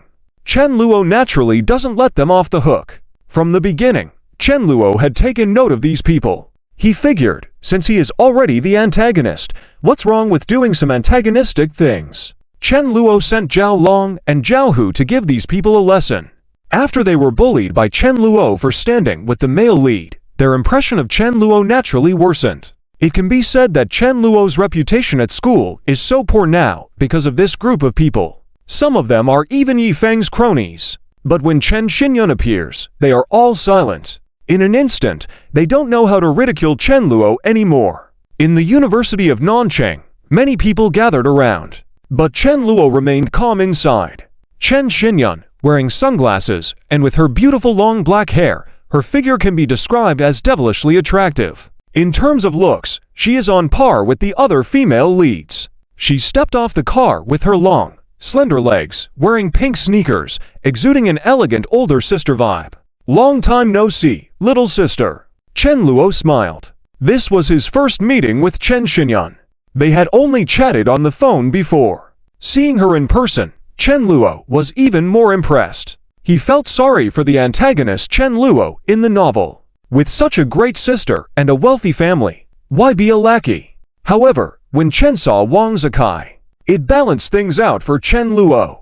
As he had thought from the beginning, he couldn't understand why rich, handsome, and talented men in some novels or TV dramas always had to compete with the protagonist for women.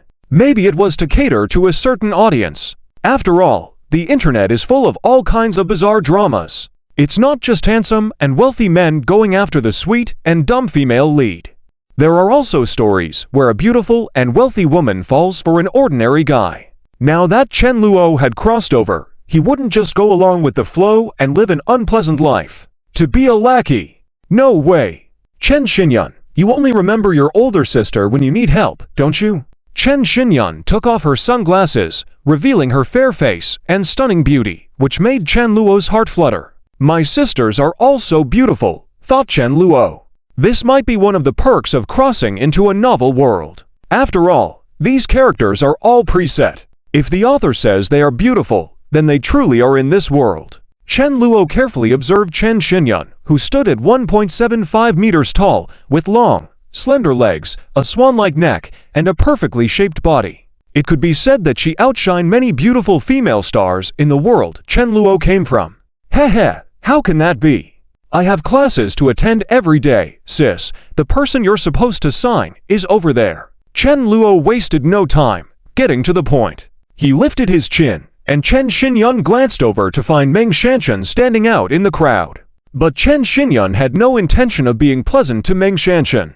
She knew this woman had biases against her adorable brother. How could Chen Xinyun, who adored her little brother, treat Meng Shanshan kindly? However, Meng Shanshan was the one Chen Xinyun's little brother wanted to sign. And Chen Xinyun was willing to help. She smiled and said, "Don't worry, young one, leave it to sis." Chen Xinyun actually had a vague impression of Meng Shanshan. She recalled seeing this girl a few times when promoting movies in other cities. Looks like little Luo didn't lie when he said she's my die-hard fan, Chen Xinyun thought, knowing that only die-hard fans would travel across cities to see their idols. And it takes some money to do that. Meanwhile, the onlookers were surprised by the scene unfolding before them. At the same time, several characters like Zhao Shihan, Zhao Zi, and Xia Qingyu stood among the crowd. Having witnessed the incident unfold, they were utterly astonished. Zhao Shihan, how powerful is this Chen Luo? Even the famous star Chen Xinyun is his sister? Zhao Xian's impression of Chen Luo changed once again. She began to compare him with Yi Feng. Why did I think before that Yi Feng could be compared to Chen Luo? Because of her family's wealth, Zhao Shihan realized the extent of the Chen family's influence. Contrary to Yi Feng, who was just a regular university student at present. How could Yi Feng ever match up to Chen Luo despite his hard work? But that was because of the months of suppression Yi Feng had experienced at the hands of Chen Luo. Otherwise, he should have already amassed a fortune by now. Additionally, characters like Zhao Shihan, Zhang Xiaoyu, and Xia Qingyu had different thoughts compared to the biased crowd. They understood that Chen Luo was targeting Meng Shanshan simply for a legitimate reason. They knew that he was interested in signing her for a movie, indicating that he was doing this to achieve something meaningful and not for any underhanded intentions. Hence, their expressions remained normal, with some even feeling envy towards Meng Shanshan for the opportunity she had. As they watched Meng Shanshan's conflicted expression, Xia Qingyu, Zhang Xiaoyu, and others started to feel sorry for Chen Luo.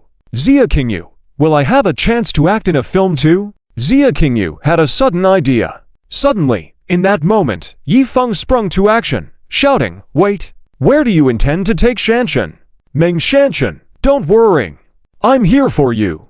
This person exuded a strong and righteous aura, attracting admiring glances from many female characters set up to be fans within the narrative. Yifeng enjoyed the attention. After all, he was the protagonist designed to accomplish great things. Yes, this person who intervened was none other than Yifeng. As the male lead, how could he watch his beloved woman follow the antagonist without doing anything? In Yifeng's view, Meng Shanshan was definitely a worthy investment. Since she was on the systems list, Yifeng had to secure her. Chapter 98. Are the female leads turning against the antagonist? Yifeng and Meng Shanshan are full of themselves. In Non-City University, many people have gathered. The onlookers saw someone stepping forward to intervene, and immediately knew that there was another good show to watch. Meng Shanshan turned to see that it was Yifeng. Her expression instantly became somewhat unnatural. Meng Shanshan, Yifeng, are you Yifeng's younger brother? Currently, Meng Shanshan and Yifeng get along quite well. In Meng Shanshan's mind, Yifeng is the man who will achieve great things in the future. Coupled with her female lead halo of making men more intelligent, Meng Shanshan admires Yifeng unconditionally. Chen Luo was not surprised. After all, as the male lead, he had already sensed this. As the antagonist, it was difficult to avoid any contact between Chen Luo and Yifeng. It was fate's arrangement. Therefore, Chen Luo would constantly suppress Yifeng. Otherwise, he would surely be defeated by Yifeng in the future. It was destined. Chen Luo never thought about defying fate or anything of that sort. That was something the male lead would do. He just needed to lay the groundwork in advance and smoothly proceed forward. Knowing the plot in advance as the antagonist, that was quite terrifying. Currently standing before you is the strongest form. Hindsight is 20/20ths. Zhao Shihan, Zhang Xiaoyu, and Xia Qingyu displayed expressions of disdain. Because they hadn't forgotten. Not long ago, Yifeng had told them that he only loved one of them. Now, he was standing there, with an expression that seemed to deeply love Meng Shanshan. This made Xia Qingyu and Zhang Xiaoyu feel somewhat nauseated. Zhang Xiaoyu, how could Yifeng be so disgusting? Xia Qingyu, I must have been blind to like this guy before. Xia Qingyu remembered the time when she had eaten fried noodles with Yifeng at a roadside food stall. At that time, she even thought the food was delicious. Although her mindset had been influenced by Chen Luo halfway through, overall, it was still acceptable. But looking back now, it was truly a dark history. However, Yifeng completely ignored their gazes. At that moment, Yifeng also completely failed to notice the presence of these girls. As for Shen Yun, Chen Ruoxu, and others, they did not find anything improper about Yifeng stepping forward to save Meng Shanshan. On the contrary, if Yifeng were to be bullied at that moment, they might even speak up for him. In the eyes of the onlookers around them, it would look like this. Oh, isn't that the student union president Shen Yun? She actually has such a good relationship with Yifeng. Wow, this Yifeng is not simple. And the cute little cat from the computer science department, Chen Ruoxu, I heard she is a talented girl from the computer science department. Of course, this was because Yifeng had not yet fully developed. If this were the original, Xia Qingyu, Zhang Xiaoyu, Zhao Shihan, and others would probably stand up for him. It was a scene where they would speak out for their big brother Yifeng. Isn't that the campus belle Xia Qingyu? Wow, even the department flower of civil engineering, Zhang Xiaoyu, is speaking up for Yifeng? Who exactly is Yifeng? This cute loli, I remember her family is quite rich. Did Yifeng latch onto a rich lady? While Chen Xinyun looked grim. She had heard from Chen Luo that there was someone named Yifeng who was always opposed to him. How could Chen Xinyun sit idly by? However, Chen Luo had also cautioned her, saying that there was no need to confront Yifeng head-on. Chen Xinyun did not understand. She believed that with the status of their Chen family, it should be easy to deal with an ordinary university student. In fact, Chen Xinyun was already thinking of pressuring Meng Shanshan to make a decision. She felt that Meng Shanshan would definitely choose her. If she chose wrongly, Chen Xinyun wouldn't mind letting the two of them suffer together. But this seemed to follow a similar pattern seen in the original story. Trying to make the male lead suffer. He had the protagonist's halo after all. There was no need for that. If the antagonist could easily defeat the protagonist, that protagonist halo would be useless. The protagonist was the type who falls off a cliff, everyone thinks he's dead, only for him to return unharmed, and even gain martial arts secrets. thought to be poisoned to death, yet ultimately survives and prospers. Even if his body is destroyed and everyone assumes he's dead, in the end, he will return as a king. In which popular story would the male lead be truly killed? Others represented the will of heaven. They cannot be defeated. Chen Luo only needed to suppress Yi Feng enough to make him spit blood, and that would be sufficient. Meng Shanshan, Yi Feng, you. Among them, Meng Shanshan heard Yi Feng's words. For a moment, she hesitated. Yi Feng then stepped forward and asked, Chen Luo, what do you want to do to my sister Shanshan? Chen Luo, nothing. Just want to sign her. I happen to be working on a new film. You're working on a new film? Upon hearing this, Yi Feng couldn't help but doubt if he had misheard. The worthless playboy from the Chen family was actually making a film. It was simply ludicrous. Yi Feng felt like he would burst out laughing. He actually looked down on Chen Luo.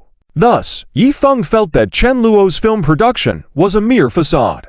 His true objective must be to win Meng Shanshan over, to make her his own. Otherwise, how could it be possible? That young master from the Chen family doing something meaningful? It was inconceivable. Yi Feng, hey, don't try to make me laugh. I warn you, Shanshan's sister will not act in your film. Let's go, Shanshan sister. It's all right, don't be afraid. Yi Feng wasn't the type to prevent others from doing better. He felt confident. Upon seeing the rewards related to acting skills in his system mall, Yi Feng may not know how to act now, but with a little more time, Yi Feng believed he would possess extremely strong acting skills. By then, he could definitely elevate Meng Shanshan to stardom. This was something agreed upon between Yi Feng and Meng Shanshan earlier. Naturally, Meng Shanshan was also immersed in this idea. She had great belief in her little brother Yi Feng's abilities. However, there was now a golden opportunity in front of her. Should she wait for Yi Feng to grow? Meng Shanshan knew that if she chose Chen Xinyan, she wouldn't need to wait. Perhaps not long after, she could achieve her dream of being famous. But Meng Shanshan still had some doubts about Chen Luo. Can Chen Luo really direct something amazing? Meng Shanshan was conflicted within. Chen Xinyan, who had been about to erupt, couldn't afford to let this foul little brat named Yi Feng go unpunished. In Chen Xinyan's eyes, the male lead Yi Feng had no charm at all. How dared he address little Luo in such a way? That was the same as going against her, Chen Xinyan. In the end, however, Chen Luo stopped Chen Xinyan in her tracks. He wouldn't argue with Yi Feng, much less beg Meng Shanshan's approval to sign a contract with him. If Meng Shanshan refused, then Chen Luo could simply find someone else. That had been his original plan all along. Chen Luo was confident that the story in his mind would surely be a success in this urban novel world, and he didn't need just Meng Shanshan to be his actress. With his elder sister, Chen Xinyan's connections in the entertainment industry, he could easily find another beautiful woman to play the part. The only new factor was ensuring that Meng Shanshan was suppressed. However, no harm was done. Chen Luo was calm in his heart. Meng Shanshan once again let her female lead setting guide her. She made it known that she couldn't act recklessly. After all, he was the young master of the Chen family. Humph, if Chen Luo wants me to act, he will need to show his sincerity. One time is not enough, even with my sister Xinyan's invitation. With that in mind, Meng Shanshan made up her mind. She held Yi Feng's hand, nodded, and then turned around to say, I'm sorry, Sister Xinyan, let me reconsider this matter. After saying that, Meng Shanshan left with Yi Feng. The onlookers around them wore even more ridiculing expressions. In their view, this time, the man named Yi Feng had won. The young master from the Chen family had lost to him, making a complete fool of himself. Chen Xinyan was furious. She gritted her teeth and said, this Yi Feng must pay for this. Ziluo, don't worry. Sister will deal with him. It's okay, sister, don't get angry over such a small matter. Let's go, I'll treat you to a meal and introduce you to my sister Lin Yan. Chen Xinyan's eyes lit up at the mention of that. Meet Lin Yan. Ziluo, are you serious? Great. This time, sister wants to see your little girlfriend, and I prepared a gift for her. Where is she? Don't rush, second sister. I haven't called her out yet. Seeing Chen Xinyan so happy, Chen Luo couldn't help but feel pleased as well. Wasn't it much better than with Xia Qingyu? Of course, Chen Luo no longer held any prejudice against Xia Qingyu. She had become a regular employee under Chen Luo and was diligently working. Thus, Chen Luo would not mistreat her. In fact, he was considering giving Xia Qingyu a raise. She had been performing quite well lately. This scene, as seen by Xia Qingyu, Zhao Shihan, Zhang Xiaoyu, and the others, was not a sign of Chen Luo's defeat. In fact, they felt a sense of pity for Meng Shanshan. Zhang Xiaoyu, another silly girl. She regret this when she comes to her senses. Xia Qingyu, this Yifeng has turned out to be so despicable, and she still looks at him with admiration. She's really naive. Zhao Shihan, does Meng Shanshan know what a big opportunity she missed? Zhao Shihan muttered to herself internally. However, they had no intention of advising Meng Shanshan. After all, they were well aware of how crazy women who were in love with Yifeng could be. When Shen Yun and Chen Ruoxu saw this scene, they thought that their little Yifeng brother was truly amazing. He had finally taught that Chen Luo a lesson. It could be said that he had won overwhelmingly. As for the boys they liked, walking hand in hand with other girls. Those two girls simply pretended not to see. At this moment, Fen Muyao, who didn't particularly like Yifeng before, didn't pay much attention to this detail. Instead, she now viewed Yifeng with more admiration. This Yi guy is quite capable. Fen Muyao was a strong female lead who silently observed things. She now firmly believed that Yifeng's future would be very promising. As for Chen Luo, the useless playboy from the Chen family, he would sooner or later lose the family fortune. Zhao Shihan, Chen Luo, if Meng Shanshan doesn't act, could I have the opportunity? I also want to be an actress. After the farce dissipated, Zhao Shihan still clung to Chen Luo. At this moment, Zhao Shihan was no longer unreasonable. After so many experiences, she had already awakened. Now, Zhao Shihan had only one last obsession in her heart. She wanted to know if she truly couldn't match up to that red-haired girl. If there is a chance, of course, you can. I can let you play an extra role. Chen Luo did not refuse. After all, Zhao Shihan had been meekly submitting her monthly allowance to him. Yay! Great! Zhao Shihan was very happy. She felt that was good enough. Then I want to eat a hand-grabbed cake tonight. Will you go buy it for me? I'll get someone else to buy it for you. All right, you don't have to follow me. Go about your business. I still have matters to discuss with my sister. Earlier Chen Luo didn't mind Zhao Shihan following him as he hadn't done anything.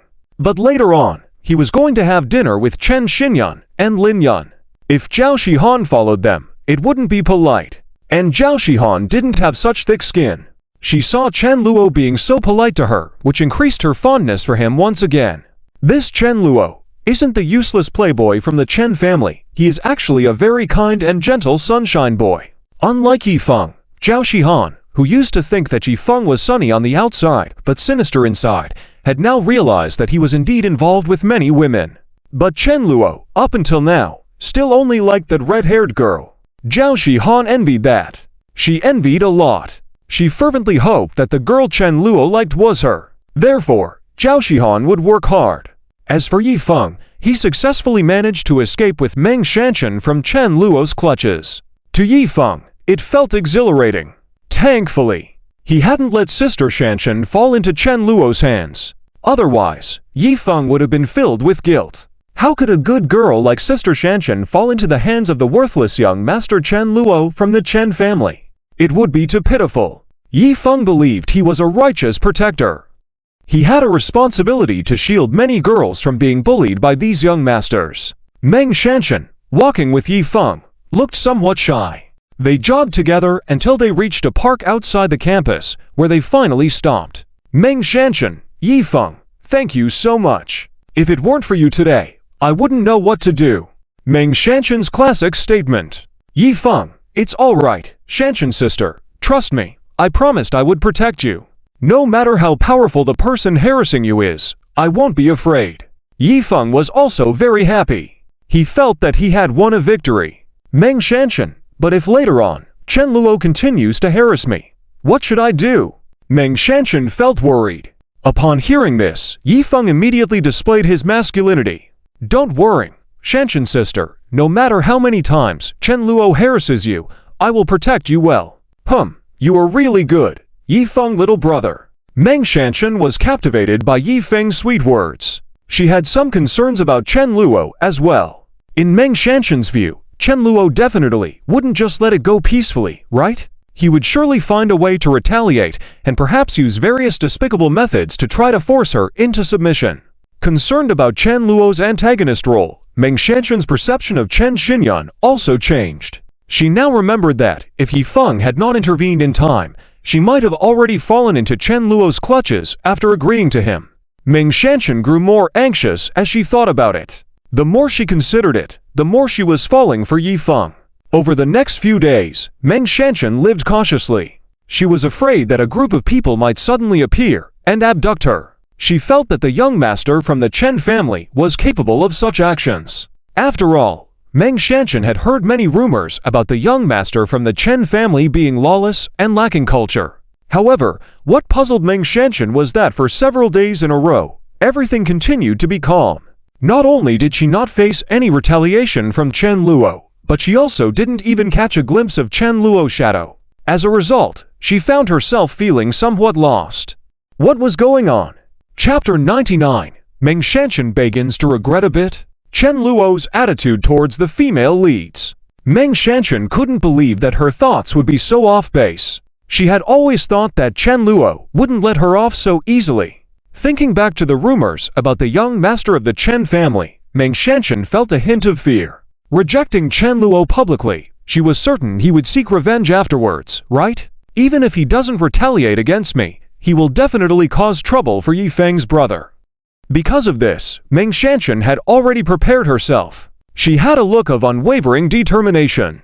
She vowed in her heart that even if her idol Chen Xinyan came forward and asked her to apologize to Chen Luo, Meng Xianxun would not bow down to evil. She was the embodiment of justice. If she was destined to be Yi Feng's woman, how could she easily beg for forgiveness? But what confused Meng Xianxun was that Chen Luo totally ignored her. During these days, Meng Xianxun lived her life as usual, alone. However, she occasionally remembered that a few days ago, I actually rejected Chen Xinyan's invitation. After my love for Yi Feng cleared up. Now when Meng Xianxun remembered, she felt like there was something wrong with her brain. No matter how she looked at it, it was a huge opportunity. If someone claimed they found you on the street and wanted to make you a star, that could be a scam. But this was a famous domestic actress. She personally invited me, and I refused. Opportunities seemed to be raining down on Meng Xianxun. However, under Yi Feng's guidance, she avoided them all. Was my brain not functioning properly at the time? Because Chen Luo did not retaliate against Meng Xianxun or Yi Feng, Meng Xianxun realized something. She deeply regretted her actions. Meng Xianxun wanted to actively seek out Chen Luo, but she couldn't bring herself to do it. Plus, Meng Xianxun felt that if she did so, her Yi Feng's brother would definitely not be happy. I can't make Yi Feng's brother unhappy. Meng Xianxun wasn't sure why she had such thoughts. Later on, a piece of news made Meng Xianxun even more unsettled. Hey, did you hear? Chen Luo is recruiting actors at our school. I saw it a few days ago and even thought of applying for a small role. They say it's 300 a day, paid daily, including lunch. I'm really interested. You can have fun, make money. Not only that, it said that if you are selected as the lead, the pay is even more substantial, like hundreds of thousands. Oh, this has nothing to do with us, we are just extras, but it seems like this show has the famous actress Chen Xinyan starring in it. I didn't expect her to be Chen Luo's sister. Wow, if I could get her autograph, it would be worth it. Should we apply together? Sure, let's go. Meng Xianxun was eating in the cafeteria, listening to two young girls discussing next to her. She suddenly felt that the food in front of her wasn't appetizing anymore. Selected as the lead, hundreds of thousands in pay, the opportunity to act alongside Chen Xinyan.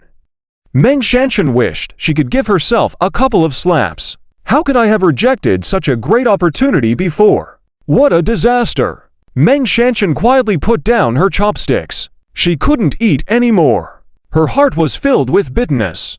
Originally, the female lead role was very likely hers. Chen Luo had even personally invited her. But I rejected him? Meng Xianxun couldn't sit still anymore. She decided to talk to her Yi Feng's brother. In a certain park, Meng Xianxun saw Yi Feng, and her heart finally calmed down a bit. Meng Xianxun, Yi Feng's brother, did you hear? It seems that Chen Luo is really going to make a movie. Yifeng, I saw it. What's the matter, Shanshan sister? Meng Shanshan wanted to tell him that she regretted it, but in front of Yifeng, she couldn't bring herself to say it. Yifeng also didn't expect Meng Shanshan to feel regret. He was still confident because his acting skills were rapidly improving.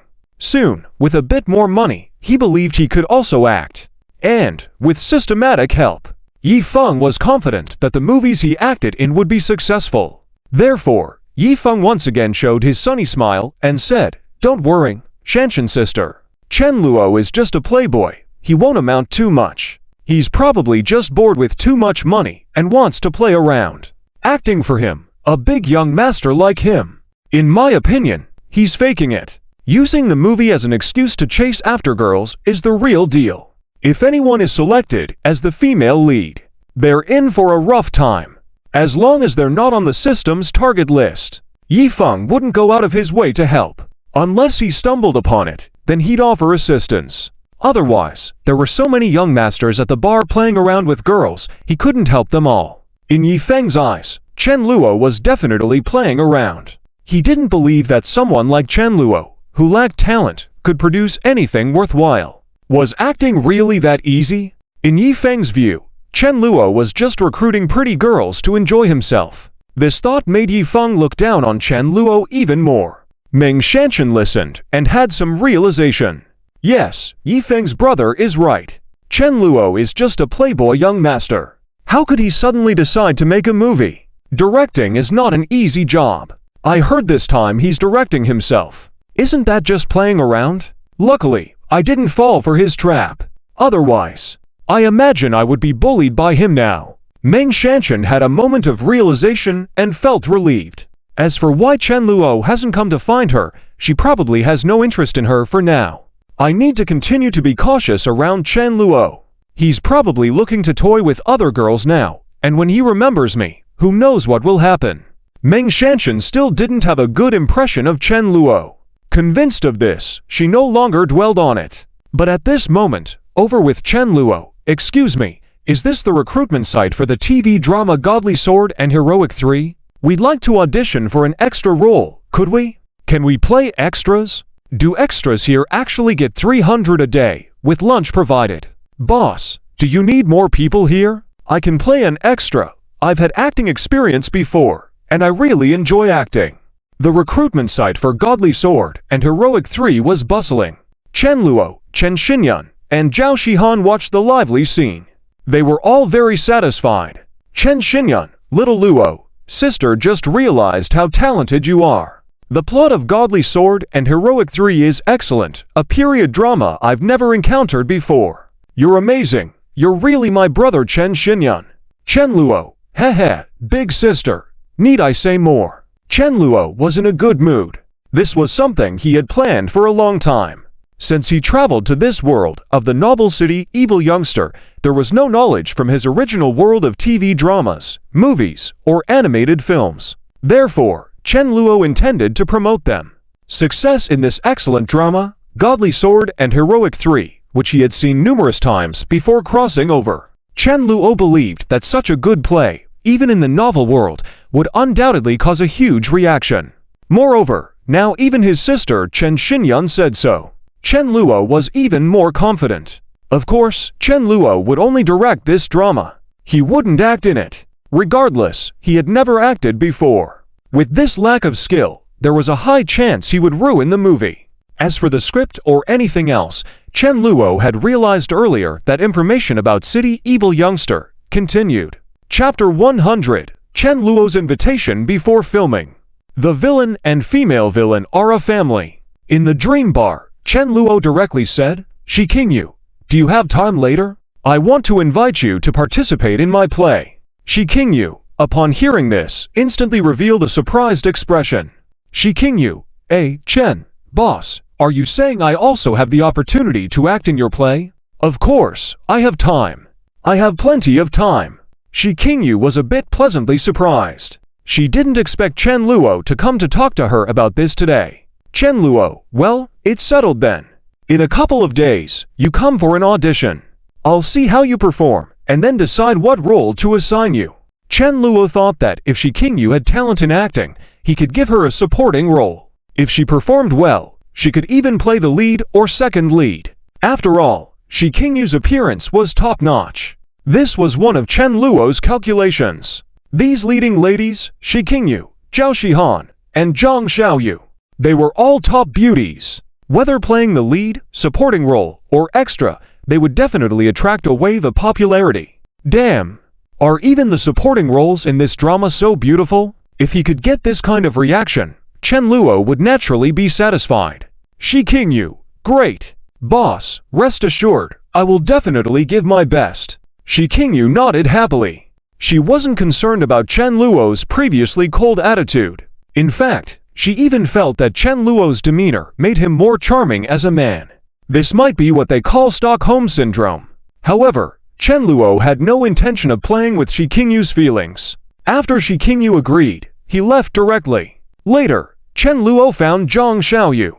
At that time, Zhang Xiaoyu was still in her doll shop, dressed in a black silk blouse, a white top, a pink bow tie, and a red bow on her head. She looked very innocent. Upon seeing Chen Luo, Zhang Xiaoyu immediately showed a flustered expression. Zhang Xiaoyu, Chen Luo, why are you here? Zhang Xiaoyu was very surprised. Since her doll shop opened, Chen Luo had never visited. He hadn't even paid attention to her. This made Zhang Xiaoyu feel somewhat resentful. However, seeing Chen Luo, she didn't dare show any dissatisfaction. On the contrary, Zhang Xiaoyu was more happy inside. Chen Luo, do you have time later? I want to invite you to participate in my new play. Chen Luo said directly. Zhang Xiaoyu's pupils widened. Zhang Xiaoyu, am I not mistaken? Can I also join? Chen Luo, yes, if you have time and are interested, you can come for an audition. Chen Luo nodded. Zhang Xiaoyu, great. I have time. I can go for an audition tomorrow. Zhang Xiaoyu responded excitedly. After hearing her answer, Chen Luo turned to leave. Zhang Xiaoyu hesitated for a moment, a hint of disappointment flashing in her eyes. She couldn't help but call out, Chen Luo, is there anything else? Chen Luo's tone remained calm. Zhang Xiaoyu, it's nothing. It's just that my shop isn't doing well, and you're paying me such a high salary. Isn't it a loss for you? Zhang Xiaoyu felt a bit guilty. Chen Luo, oh, it's fine. Just continue to operate as usual. Chen Luo indicated that there was no loss involved. Even if it failed in the end, Chen Luo wasn't short of money. He was paying Zhang Xiaoyu a monthly salary of 8,000 plus commissions. Upon hearing this, Zhang Xiaoyu was even more surprised. She felt warm in her heart. Chen Luo is really a good man. Zhang Xiaoyu's fondness for Chen Luo increased a bit. After inviting Zhang Xiaoyu and Shi Qingyu, Chen Luo also contacted a few acquaintances, such as Wang Zikai and another person named Kong Jia. These two were Chen Luo's good brothers in the book. Kong Jia was also a wealthy young master, but not as wealthy as Chen Luo. When these two heard that Chen Luo was filming and directing a play, they were thrilled. Both of them shouted that they wanted to be the lead roles. Chen Luo directly told them to stay aside. Chen Luo, hey, I can give you guys a supporting role. That's already good enough. Lead roles? Do you want to ruin my good script? I don't need popular actors who are just good-looking and lacking in acting skills. Wang Zikai didn't understand what a popular actor was, but he was happy when Chen Luo praised his looks. He smiled and said, Luo Zhe, don't be stingy. I'll pay 1 million for a lead role. How about it? Kong Jia, I'll pay 2 million. Luo Zhe, you have to let me play a lead role. By the way, who is the female lead? Is she beautiful? Busty. Are there kissing scenes for the lead? I won't say anything else, but when it comes to kissing scenes, I guarantee satisfaction. You can have any kind of kiss you want. I have a special skill. After hearing their words, Chen Luo was speechless. Chen Luo, go. Do I look like I need you guys and your millions? But if you're willing to pay, I can consider upgrading you to supporting roles. What do you think? Chen Luo didn't have high requirements. As long as these two weren't terrible actors, he could help them improve. There was no problem with that. Upon hearing this, Wang Zikai and Kong Jia became more interested. Wang Zikai, no problem. Let's do it, Luo Zhe. For my supporting role, all I need is to look handsome. The appearance needs to be handsome, the lines need to be cool, that's enough. Kongjia, I want kissing scenes, Luo Zhe. Sliding, kissing the girl in front of so many people, openly, I've never tried it before. Kong Jia's idea was straightforward. Chen Luo thought for a moment and said that, while there weren't many kissing scenes in Sword Saints Excalibur 3, he could add some. In addition, Chen Luo called Zhao Long and Zhao Hu.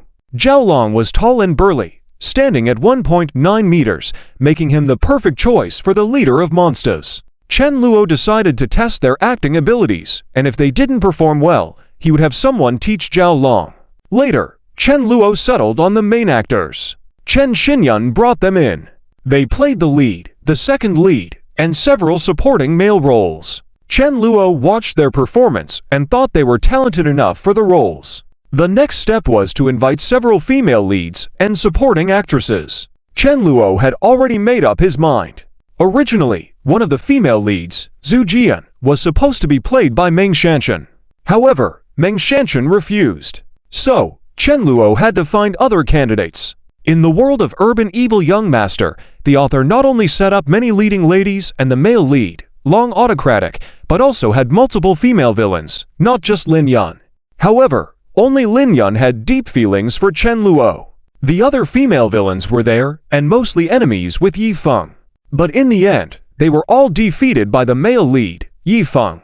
Chen Luo remembered one of them, a fierce girl named Tang Kaur, who was one of the female villains in the book. She was also an art student, passionate about acting, and had some acting experience. She often bullied Meng Shanshan along with her group at school. Strictly speaking, Tang Kaur's bullying of Meng Shanshan was indeed not good.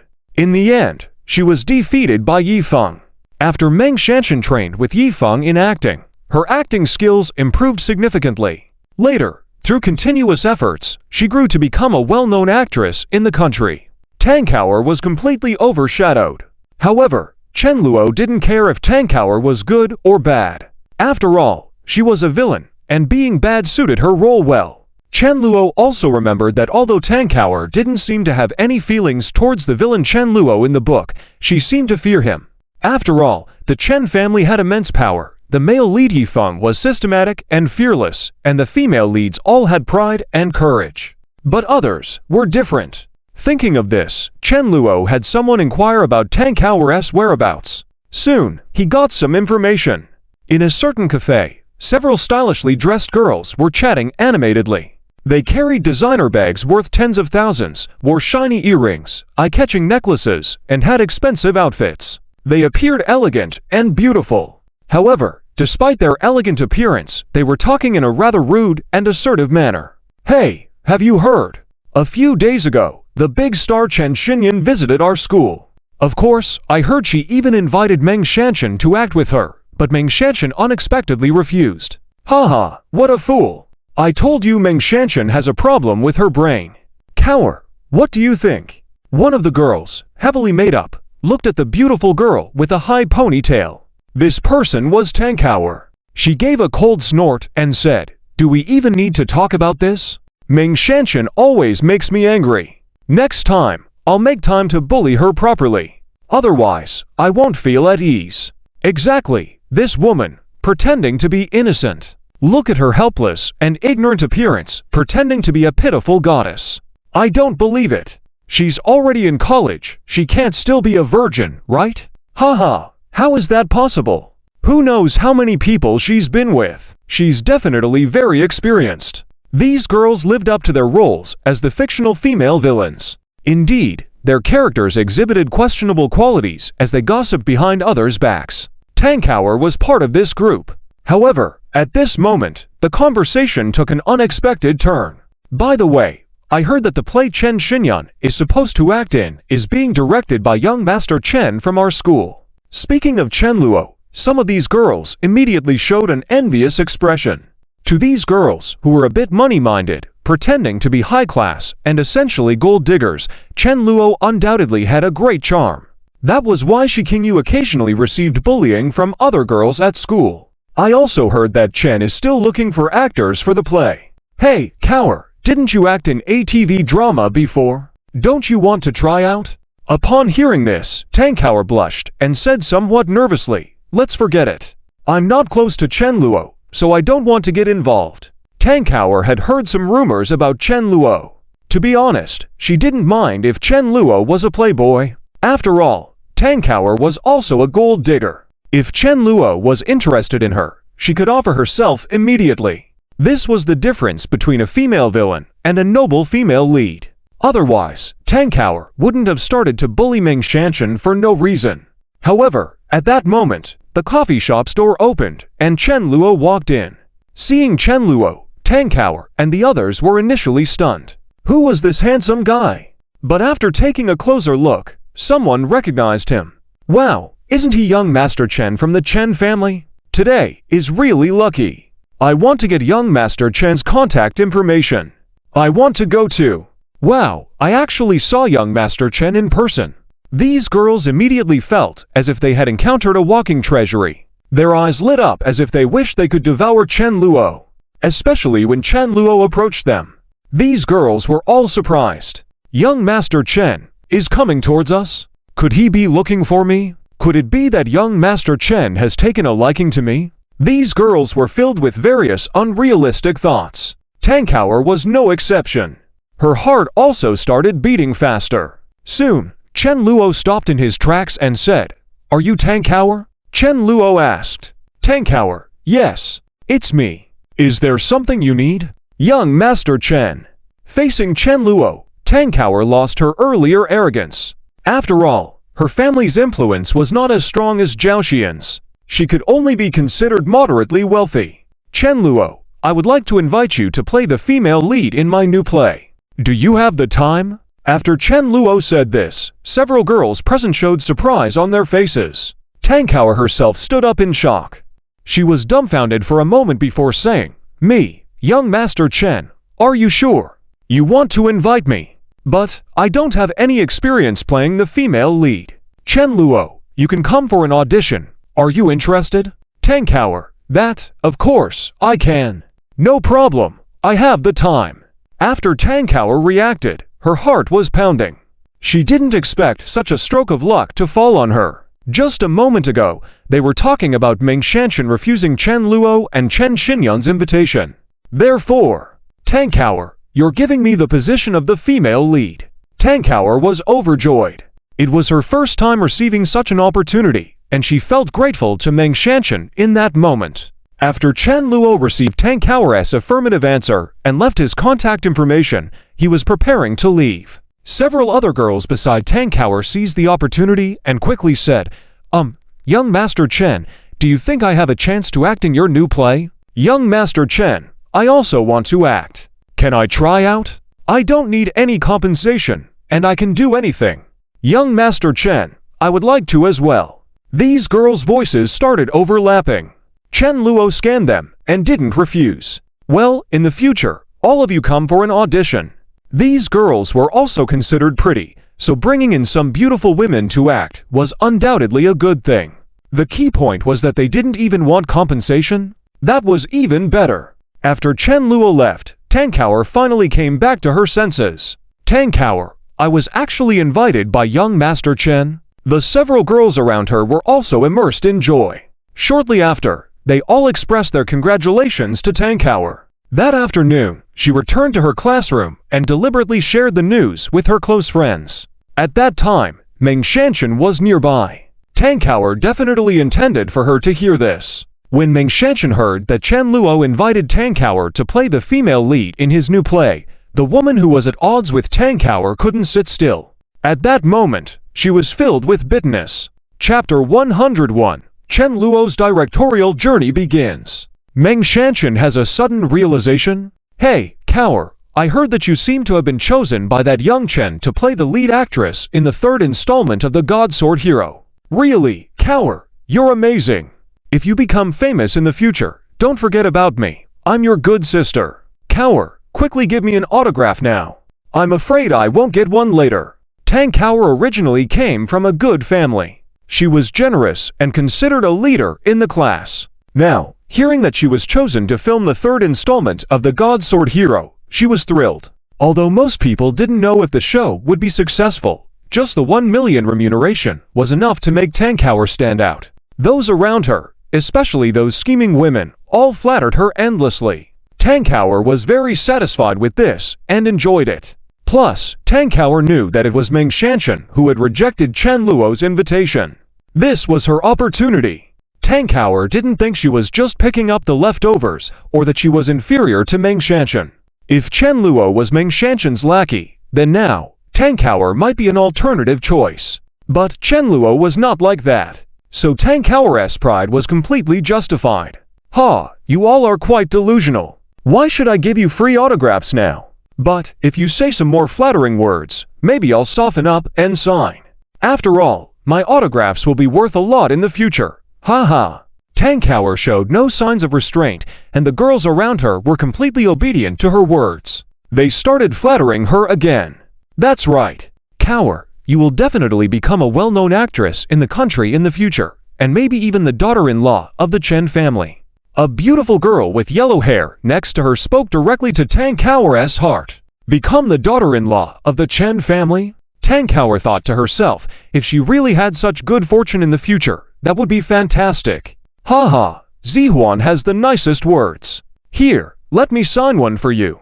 Tankour pretended to be gracious and signed her name with a flourish. The girl named Zihuan had a pleased expression on her face. The other girls also began praising her. This scene made many of the ordinary girls in the class envious. They, too, wanted to build good relationships with Tankour. However, as they hadn't been close before, they couldn't bring themselves to do it now. Some of them even thought that Tankour was too arrogant. She must have made some kind of deal with that young Chen to get this opportunity. And only Meng Shanshan felt very uncomfortable in her heart. That lead role was supposed to be mine, right? Meng Shanshan began to wake up to this fact. She couldn't understand why she had rejected Chen Luo a few days ago. If I hadn't refused, wouldn't I be the one feeling triumphant right now? Meng Shanshan couldn't help but close her eyes, feeling helpless and full of grievances. Finally, unable to bear it any longer, she stood up to leave. But unexpectedly, Tankour blocked her way. Hey, Meng Shanshan, where do you think you're going? It was clear that Tankour was about to start bullying Meng Shanshan once again. And what's it to you? Move aside, Meng Shanshan retorted. I won't move. What can you do to me? Tankour showed no respect. Hey, Meng Shanshan, I heard you refuse the invitation from that young Chen a couple of days ago. Have backbone, but don't you think you're being a bit foolish? Foolish? I think this guy knew he wasn't worthy, so he voluntarily gave up the position. Clearly, only Cower is suited for the female lead role. That's right. In that case, Meng Shanshan seems to have a little bit of self-awareness. Hehe. Surrounding her were a group of female antagonists. Meng Shanshan's gaze was cold, and she showed no signs of submission. However, their words made her feel very uncomfortable. Conversely, Tankour listened and felt more pleased, her eyes shining even brighter. Meng Shanshan, I really have to thank you this time. Even though I don't know why you rejected that Chen young master, if Sister Ya becomes popular in the future, I don't mind giving you a couple of bit parts to play. It won't be a waste, with your pretty face, haha. Tankour didn't hide her sarcasm. Meng Shanshan was filled with even more grievances. She clenched her teeth and pushed Tankour away to break free. Tankour, seeing this, got angry. You wretch, how dare you push me? You're looking for trouble. And then the fighting ensued. Meng Shanshan was mistreated, and without help, feeling even more depressed. Luckily, the teacher arrived in time, and the farce came to an end. Unfortunately, Yefeng didn't appear as the hero to save her. This made Meng Shanshan look at Yefeng in a different light, leading to some slight changes in her views. However, being one of the main female characters, Meng Shanshan believed that Yefeng couldn't always protect her. So she didn't blame Yefeng. After class, Tankour and the others didn't bother Meng Shanshan again. They were in a hurry to start the audition. Each girl gave Meng Shanshan a disdainful look before departing. Meng Shanshan was filled with suffocating feelings and now wanted to confide in Yefeng. She thought her little brother Yefeng would certainly listen sympathetically and comfort her. But at that moment, Yefeng heard that Xia Qingyu and Zhang Xiaoyu were also going to star in Chen Luo's new drama. As the male lead, Yefeng immediately became anxious. He found Xia Qingyu promptly and voiced his concerns. Qingyu, I heard you're also going to act in Chen Luo's film. Is that true? Xia Qingyu was brimming with disgust and replied directly, yes, so what? Bang! Ye Feng felt like his whole world was crashing down. He had his prejudices about Chen Luo making a film and believed that Chen was just seeking thrills and pleasure. Could he also act? What was he thinking? Yet both Xia Qingyu and Zhang Xiaoyu, as actresses, made the situation worse. Ye Feng thought that if they were cast, Chen Luo would definitely take advantage. This was unacceptable. Ye Feng insisted, Qingyu, you can't go. Chen Luo isn't a good person. He has ulterior motives. The righteous male-led Ye Feng naturally couldn't stand for any of it. Just as mentioned before, in such a self-indulgent novel, not even allowing the female lead to act as an actress. Xia Qingyu heard him speaking and felt a greater disdain toward him. What do you mean Chen Luo isn't a good person? Is Chen Luo not good? But you are. Xia Qingyu hadn't forgotten what kind of man Ye Feng was. He wavered, not understanding why he had associated with so many women. He thought it was normal. Moreover, in Xia Qingyu's mind, Chen Luo was the real good man. If Chen Luo had chosen her at that moment, Xia Qingyu would have been entirely devoted to him and wouldn't have any doubts about him. Xia Qingyu said, what ulterior motives? Let me tell you, Ye Feng, we have no connection. I'll do as I wish, and you don't have a say. Furthermore, Chen Luo is my boss. Criticizing him in front of me. Do you think I have a good temper, Ye Feng? She said this in anger, and Ye Feng was left stunned in place. He couldn't understand why things had turned out this way. Before, Qingyu and I used to go eat street food and enjoy ourselves. Why does she dislike me now? Is everything Chen Luo's fault? Ye Feng once again shifted the blame to the antagonist Chen Luo. He believed he hadn't grown enough and that his Clear Moon and Ziyu sister no longer had feelings for him.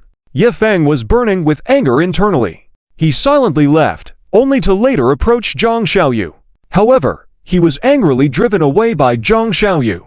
Meng Shanshan observed everything. She saw Ye Feng trying to help those girls, seemingly earnestly trying to save them from misery. But to Meng Shanshan, Ye Feng appeared unwilling, only concerned with the girls he liked being with Chen Luo. Even if they hadn't done anything, that was unacceptable. But was Ye Feng really concerned with so many girls? The key point was the girls didn't like him. This left Meng Shanshan feeling confused. This couldn't be right, could it? Little brother Ye Feng, you said you liked me, didn't you? But now, you are walking with another woman enjoying yourselves. I'm not that attached to you. Why am I so infatuated with you? Meng Shanshan couldn't understand. She was going through a shift in her mindset. Meanwhile, on Chen Luo's side, everything was going smoothly. The preparations were progressing well, and the actresses brought by Chen Xinyun were doing a good job. Chen Luo was surprised to find that when Xia Qingyu and Zhang Xiaoyu came for the audition, their acting skills were quite satisfactory. This made Chen Luo confident in selecting them for more significant roles. This brought great joy to Xia Qingyu, Zhang Xiaoyu, and Zhao Shihan.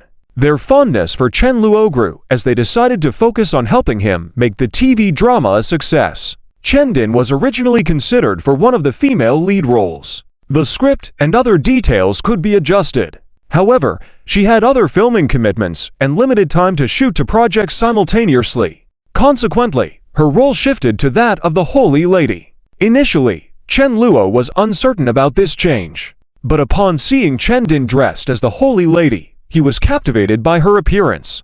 I see my second sister in this role is still full of charm. Chen Luo could tell that his second sister portraying the Holy Lady surpassed the female lead character Zixuan. As for the role of Zhu Jian, portrayed by Tang Kaoer, she also soon arrived at the filming location. When she saw Chen Luo, Tang Kaoer, suddenly devoid of her domineering demeanor, appeared gentle and shy. Tang Kaoer, I'm here. Is there anything you need me to do? Tang Kaoer's eyes were filled with admiration as she looked at Chen Luo. She never expected to one day have the opportunity to speak directly with him. Chen Luo didn't have any other thoughts. He simply thought it was a good idea to cast the female villains as they seemed more obedient and less biased towards him compared to the female leads. Moreover, they were very cooperative. All right, Tang Kaoer, go change your clothes and get ready for the audition. Let me see if you are suitable to play the role of Zhu Jian. Okay, no problem, Chen Luo. Even though Tankower was slightly disappointed, she nodded and said, "Don't worry, Director. I will do my best to perform well." Chen Luo replied calmly. Tankower seemed somewhat baffled, but she dared not push further even though feeling disheartened. She looked up to Chen Luo in admiration. Chen Luo, however, was indifferent. He needed to explain the script and other details to her. "Chen Luo, right here is fine. No need to go elsewhere. I will explain the content of the script to you." Chen Luo gave a straightforward answer. Tankower looked slightly puzzled but nodded. "Okay, Director. I will work hard to act well." "Good. Then that's all right. Don't disappoint me." Chen Luo replied nonchalantly. Tankower felt more depressed, seeing that Chen didn't seem to have any feelings towards her. Yet her infatuation with Chen Luo only deepened. "Tankower, I never expected Chen Luo to be such a gentleman. He is truly someone to admire." Tankower had little interaction with Chen in the original storyline due to Ming Shanshan's influence and wasn't given this opportunity. But now, the situation was different. Tankower also began to develop feelings for Chen. Unfortunately, Ming Shanshan couldn't accept this reality, and she decided to apologize to Chen Luo. "The position of the female lead should have been mine." Ming Shanshan couldn't accept this fact and run her up away, her heart shattered. Chapter 100 to Chen Luo. Regretting it now? It's too late. Get lost. Chapter 100 to Chen Luo. Regretting it now? It's too late. Get lost. Inside the campus of South City University, Yifeng was in a pretty good mood. He no longer dwelled on the trivial matters involving Xia Qingyu and Zhang Xiaoyu, because at this moment, he was chatting with Che Jingyan.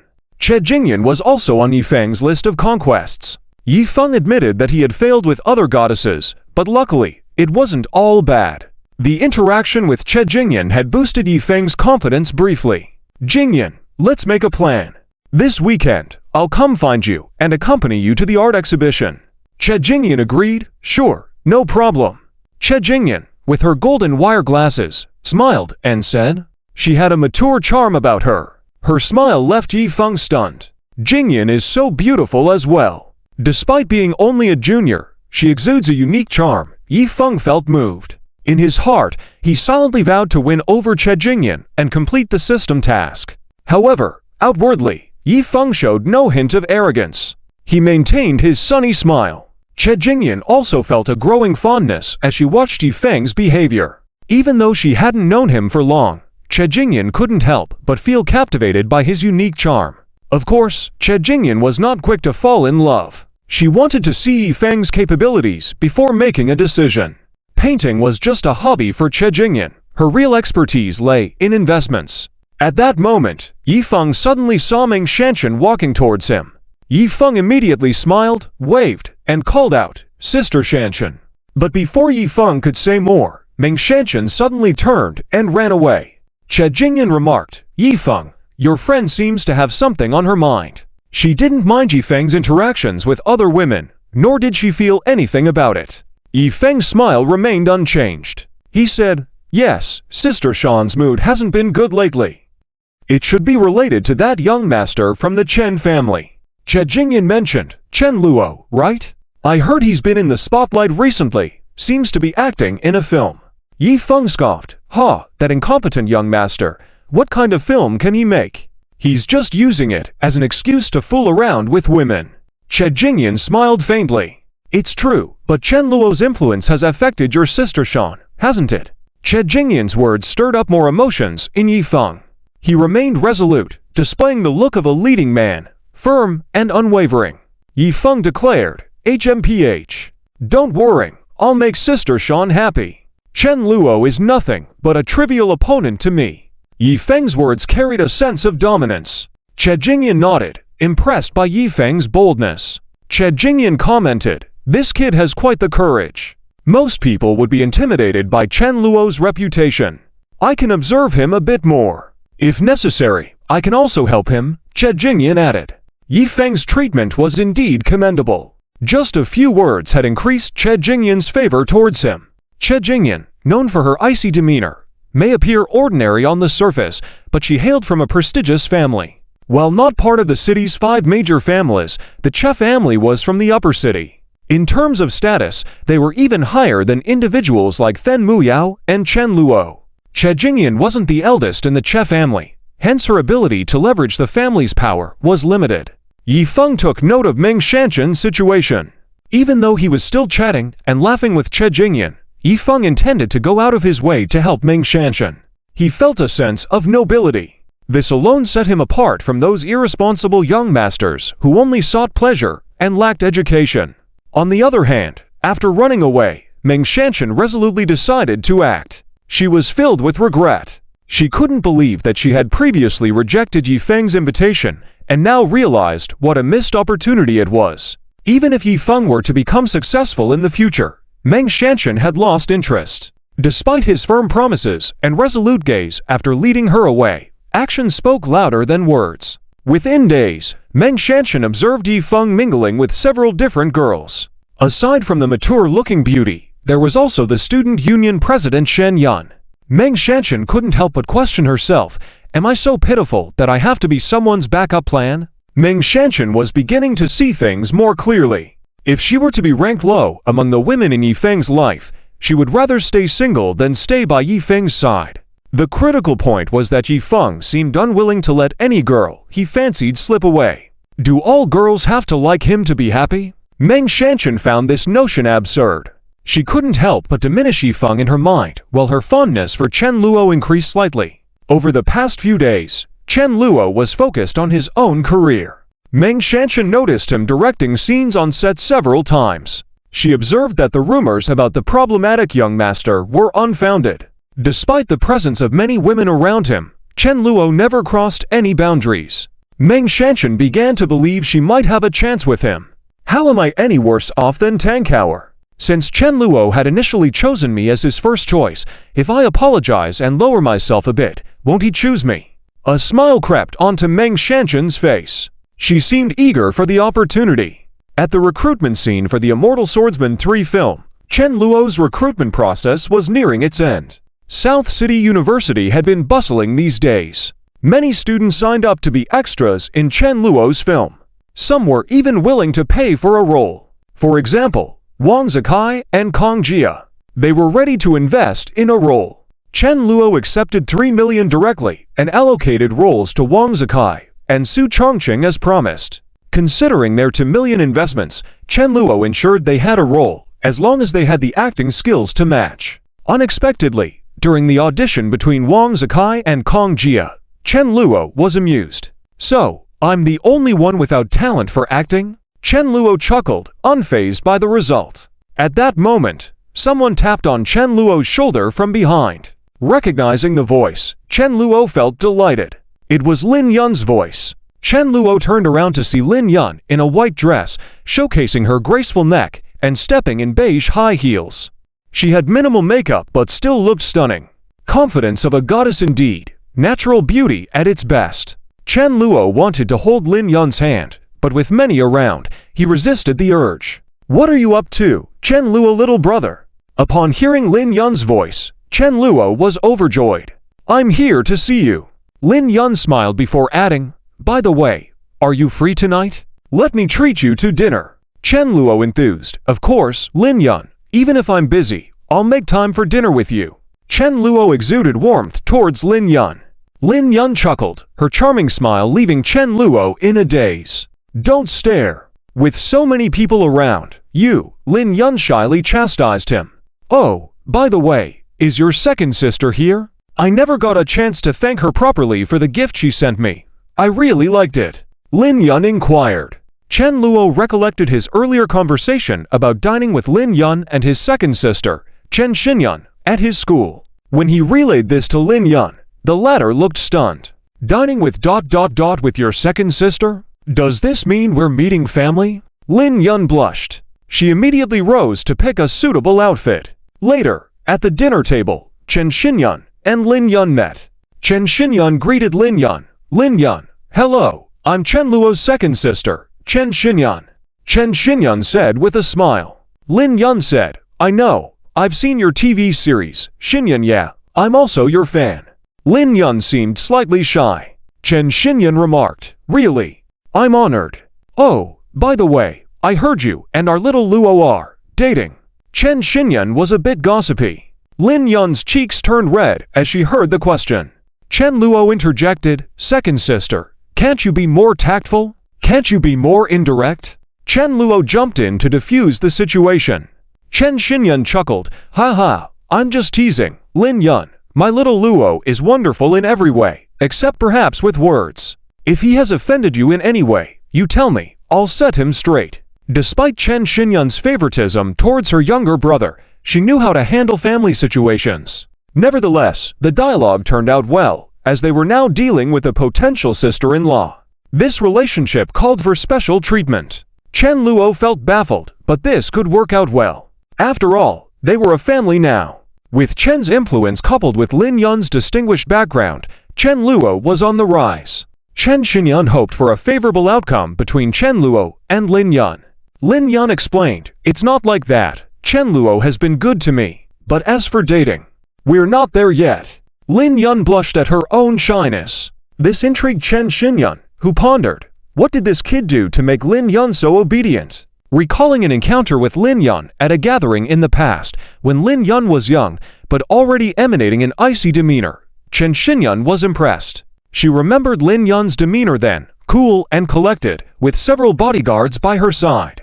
Chen Xinyan learned about Lin Yun's status later, and thought to herself, an aristocrat indeed, different from her family. While only aware of a portion of Lin Yun's family background, Chen Xinyan appreciated her class. Only a few acres of Chen's estate exceeded Lin Yun's family estate, showing the overwhelming influence. Chen Xinyan felt that if Lin Yun and Chen Luo could couple up, it would be an excellent match. This visit was meant to offer support. She smiled earnestly. "Regardless, we all like you very much. Second sister brought you a gift, although it may not be a big deal for you. It's my gesture of goodwill." Chen Xinyan presented a delicate gift box to Lin Yun.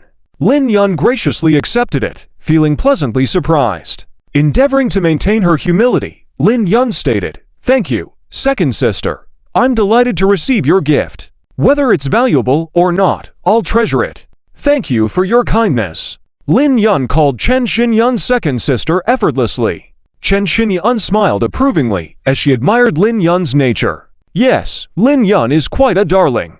Lin Yun expressed her gratitude. "Thank you, Sister Xinyan." Chen Luo interjected, "Let's eat, second sister. Have some abalone." Chen Luo diverted the conversation, feeling like his second sister was playing mom. However, this was fine. After all, they were family. Chen's sisters all adored him, offering a nurturing presence. Even the youngest fifth sister had her ways to look after Chen Luo. Lin Yun felt it wasn't out of place. Still, she thought, is this considered meeting family? Have things with Chen Luo escalated this quickly? Lin Yun was bashful, but looked forward to her date with Chen Luo that evening. She already considered it a date between the two of them. She had let go of much of the reservation she had before. Now, she was looking forward to spending time with Chen Luo. At that moment, Meng Shanshan approached Chen Luo unexpectedly. Chen Luo was taken aback, and Lin Yun's expression turned cold. Meng Shanshan stepped forward. Chen Luo, can you come over for a moment? I have something to tell you." Meng Shanshan gathered her courage, hoping to reclaim her spot as the female lead. However, Chen Luo showed no mercy. "Do you want to play the female lead in my new film?" Meng Shanshan pleaded. "Yes, Chen Luo. Can you give me another chance? I promise I'll do a good job." Meng Shanshan's eyes sparkled with hope. Chen Luo chuckled. "You want to come back and play the female lead in my new film?" Meng Shanshan confirmed. "Yes, Chen Luo. Can you give me another chance? I promise I'll do a good job." Meng Shanshan pleaded earnestly, her eyes filled with hope. "Hey, no, get lost." Chen Luo's expression turned cold. "You refused my initial invitation, as well as my second sister's. Now you want to come back," he continued. Meng Shanshan was speechless, struck by Chen Luo's response. Chapter 103, Meng Shanshan, extremely wronged. Is she going to darken? Meng Shanshan couldn't believe she was rejected. She couldn't help but recall her thoughts about Chen Luo a few days ago. Back then, I actually thought that if I rejected Chen Luo, he would surely keep bothering me, maybe even using dirty tricks to force me into submission. Meng Shanshan was shocked. She only now realized that Chen Luo was never interested in her at all. I rejected him, and now I expect him to give me another chance. That's asking too much. Meng Xianxun's regret peaked. She couldn't understand why she had rejected Chen Luo. Chen Luo clearly seemed to have a genuine interest in acting well. On the other hand, Yi Feng spent his time chatting and interacting with beautiful women these days. Meng Xianxun could easily see the contrast, and her favorable impression of Yi Feng quickly faded.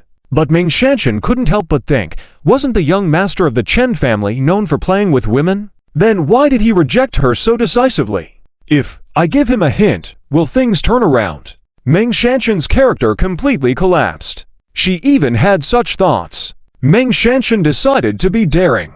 Her face turned red as she whispered, Chen Luo, if you are willing to give me another chance, I will repay you. I can agree to one condition, as long as it's not too extreme. Meng Xianxun couldn't believe the words that came out of her mouth. If Meng Xianxun had the same character as the original, she would never surrender to the antagonist like Chen Luo. But now, Meng Xianxun had lost interest in Yi Feng. Her character had changed, and after hearing Chen Luo's response, her heart remained unaffected. He coldly said, Can't you understand what I said? I told you to leave. These words reached Meng Xianxun's ears, and she felt close to tears of despair. Meng Xianxun was in deep pain. She remembered a few days ago when Yi Feng held her hand, and they ran away together in front of everyone. It felt as if she was being snatched away by another man at her own wedding. Now, Meng Xianxun suddenly wanted to go back. She realized she brought this humiliation upon herself. In the end, Meng Xianxun wasn't so cheap. She understood that she couldn't handle this, and her impression of Chen Luo changed. Chen Luo is a good man. Meng Xianxun understood that she had been too crude. She just couldn't see after Chen Luo said those words. He glanced at Lin Yun. After that coldness in Lin Yun's face, she smiled again once she looked back at Chen Luo. Chen Luo raised his brows, and Lin Yun seemed to understand without any explanation. After all, she had her own antagonistic setting. If Chen Luo wanted to bully someone, Lin Yun would be the first to support. As antagonists, there was no need for reasoning.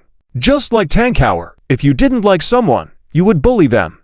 But now, Chen Luo's intentions weren't about following the antagonist path. He wanted to continue suppressing Yi Feng. Therefore, Chen Luo spoke again. However, if you are willing to come to my company and sign a contract with me, I might consider giving you a chance. After saying that, Chen Luo handed over a contract. Upon receiving it, Meng Xianxun's expression changed. Meng Xianxun, Chen Luo, do I still have a chance to act in this play? And on this contract, my internship salary is only 800. The contract also states that no matter what role the company assigns me, I have to act in it. Even that I have to meet some of your personal requirements? Meng Xianxun was dumbfounded. She realized the contract was a trap.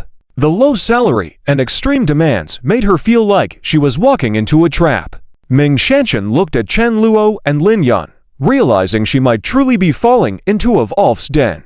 Helpless, she followed Chen Luo's command, but regret lingered in her heart. She understood that, if Chen Luo wasn't genuine, she was finished. Thinking back, Meng Xianxun felt her decision was right. Chen Luo finally nodded in approval. Well, you're the female lead. If there's a potential to exploit, then it should be utilized.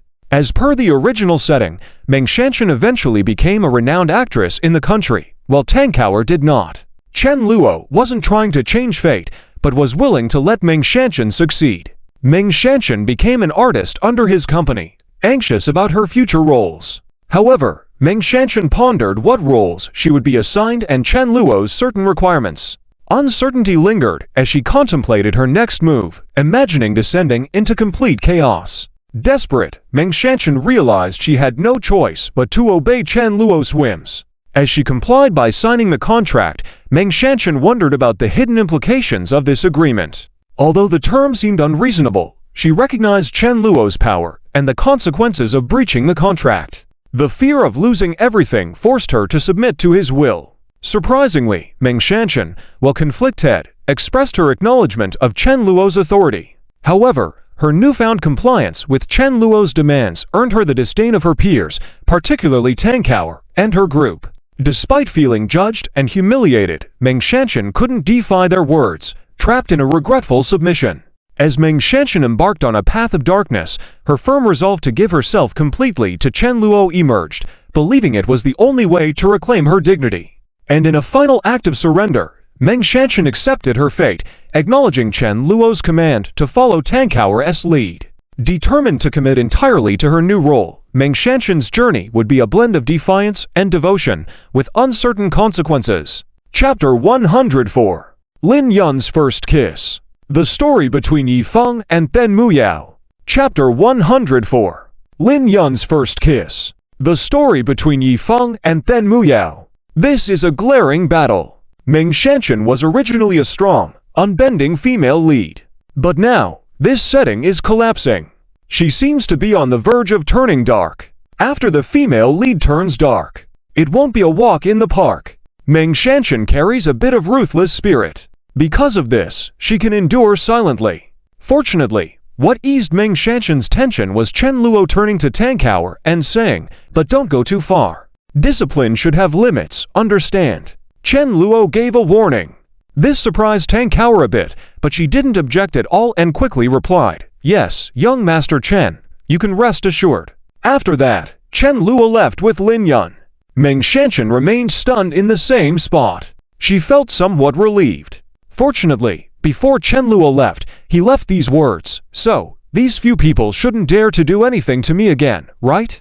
Meng Shanshan felt like she had a second chance at life. What shocked her was the effectiveness of Chen Luo's words. The several women who had just mocked Meng Shanshan could tell from their expressions. Even though they seemed eager to continue bullying Meng Shanshan, at the thought of the words Chen Luo left before departing, Tang Kao coldly scoffed and said, "Let's go, sisters, we should go rehearse." Seeing Tang Kao and the others leaving directly, Meng Shanshan found a place where no one was around and squatted down, silently shedding tears. She now felt very wronged. Later, I'll go find Chen Luo. Woo-woo, am I really going to give away this valuable first kiss? Even though she was ready to go all out just now, after calming down, Tang Kao still felt unwilling.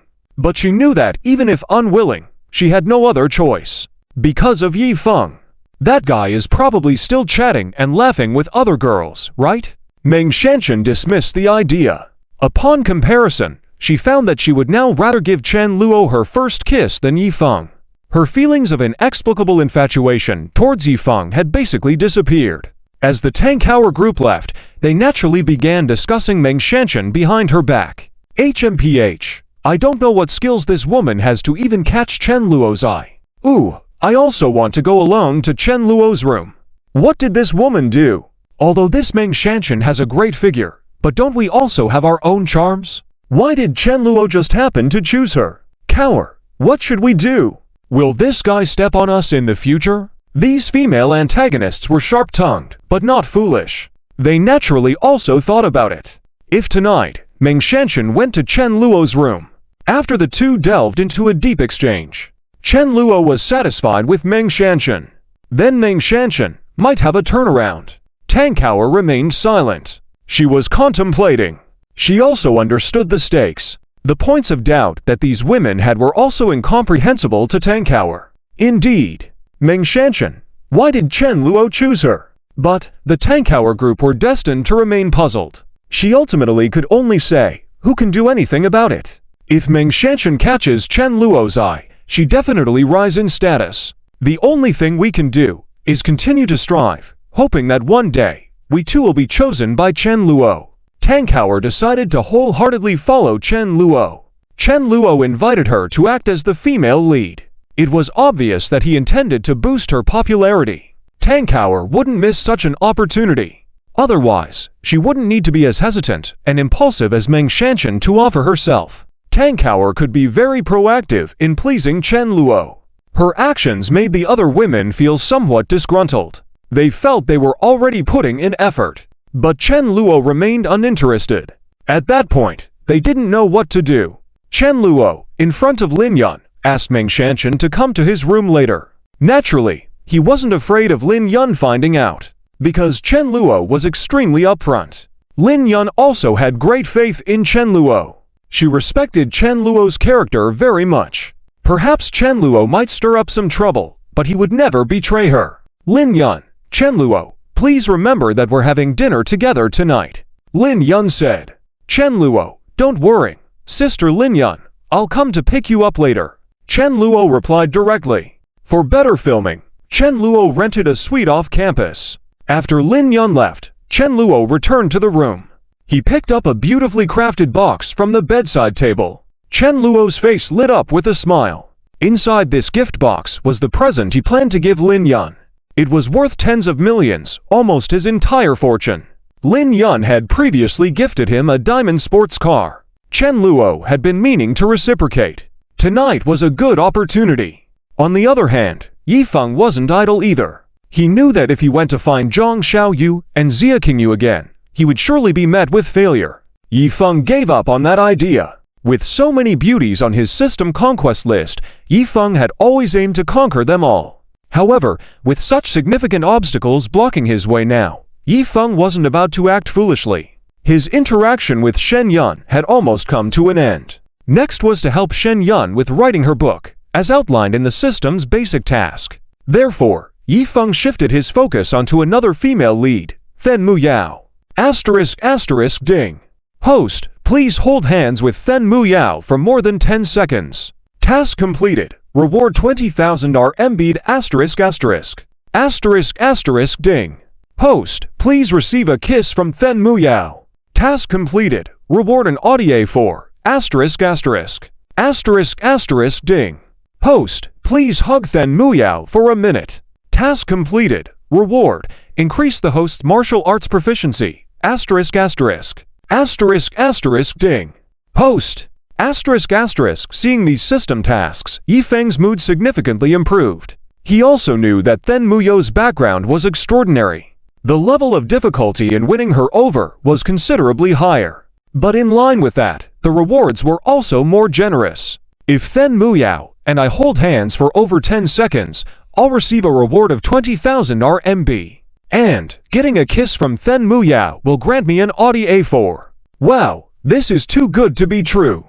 Yifeng felt ecstatic in his heart. He believed that he was on the verge of rising up. Yifeng was determined to seize this opportunity. Several months into the school year, Yifeng felt like he hadn't accomplished much. This wouldn't do. Miss Then Muyao. What a pleasure it is. Yifeng recollected Then Muyao's playful and sweet demeanor in his mind. A smile crept onto his face. Soon, night fell. Chen Luo waited outside Lin Yun's dormitory building in his sports car. Before long, Lin Yun came downstairs. Tonight, Lin Yun was dressed in a gorgeous black slit dress adorned with twinkling stars. She wore pink high heels and a delicate sparkling bracelet on her hand. Her burgundy hair shone even brighter under the lights. Lin Yun gracefully got into the car, and many students in the campus watched in awe. Wow, isn't that young Master Chen's car? Young Master Chen is taking another beauty out for a fun night again. So envious. Ah, the life of wealthy people is truly blissful. Look at the legs on that beauty, they seem to go on forever. Young Master Chen is truly remarkable. The students commented as they watched. Inside the vehicle, Chen Luo couldn't help but be stunned by Lin Yun's appearance tonight. Lin Yun, you look so beautiful tonight. Chen Luo couldn't help but speak up. Lin Yun's visual appearance was of a goddess level, even without makeup. Her current light makeup only enhanced her beauty. Her red lipstick color made people desire a taste. Lin Yun blushed at Chen Luo's compliment. Really? If you like it, that's good. Lin Yun, who was always domineering in front of others, would always display a shy demeanor when facing Chen Luo. Chen Luo was extremely satisfied. He reached out and pinched Lin Yun's cheek, which was tender like tofu. Lin Yun blushed even more, with her whole ear turning red. She kept her head lowered, but didn't stop Chen Luo. Chen Luo didn't overstep. Good things were to be savored slowly. Full throttle. With a roar, Chen Luo drove off with Lin Yun, enjoying their ride together. In the Heavenly Paradise restaurant, Chen Luo reminisced about his past encounters where he had invited Zhao Long and Zhao Hu to dine. They say, giving a goddess 100 yuan, the goddess would find you stingy. Giving brothers 100 yuan, they would call you father all day. During that time, Chen Luo gave money to his brothers instead of spending it on the superficial Xia Qingyu. But now, Lin Yun and Xia Qingyu were completely different. They deserved it. Even if it cost millions, Chen Luo would be willing to spend it, as long as Lin Yun was happy. However, what surprised Chen Luo was meeting Fen Muyao, a member of the Fen family, one of the 5 major families, at the Heavenly Paradise restaurant. Chen Luo and Fen Muyao made eye contact. Fen Muyao saw Chen Luo and immediately showed a hint of disdain on her face. Fen Muyao had no good impressions of these rich young masters. Not just Chen Luo, she also looked down upon the other young masters from the other families. She was the female lead, so Fen Muyao only looked up to Yifeng, who was currently down and out. Indeed, even though Yifeng had nothing right now, Fen Muyao believed firmly that Yifeng would surpass those wealthy and unskilled young masters. As for Chen Luo, he didn't care about the social standings. He would make Fen Muyao realize who the ultimate winner was. Lin Yun didn't pay any attention to Fen Muyao. In her eyes, there was only Chen Luo.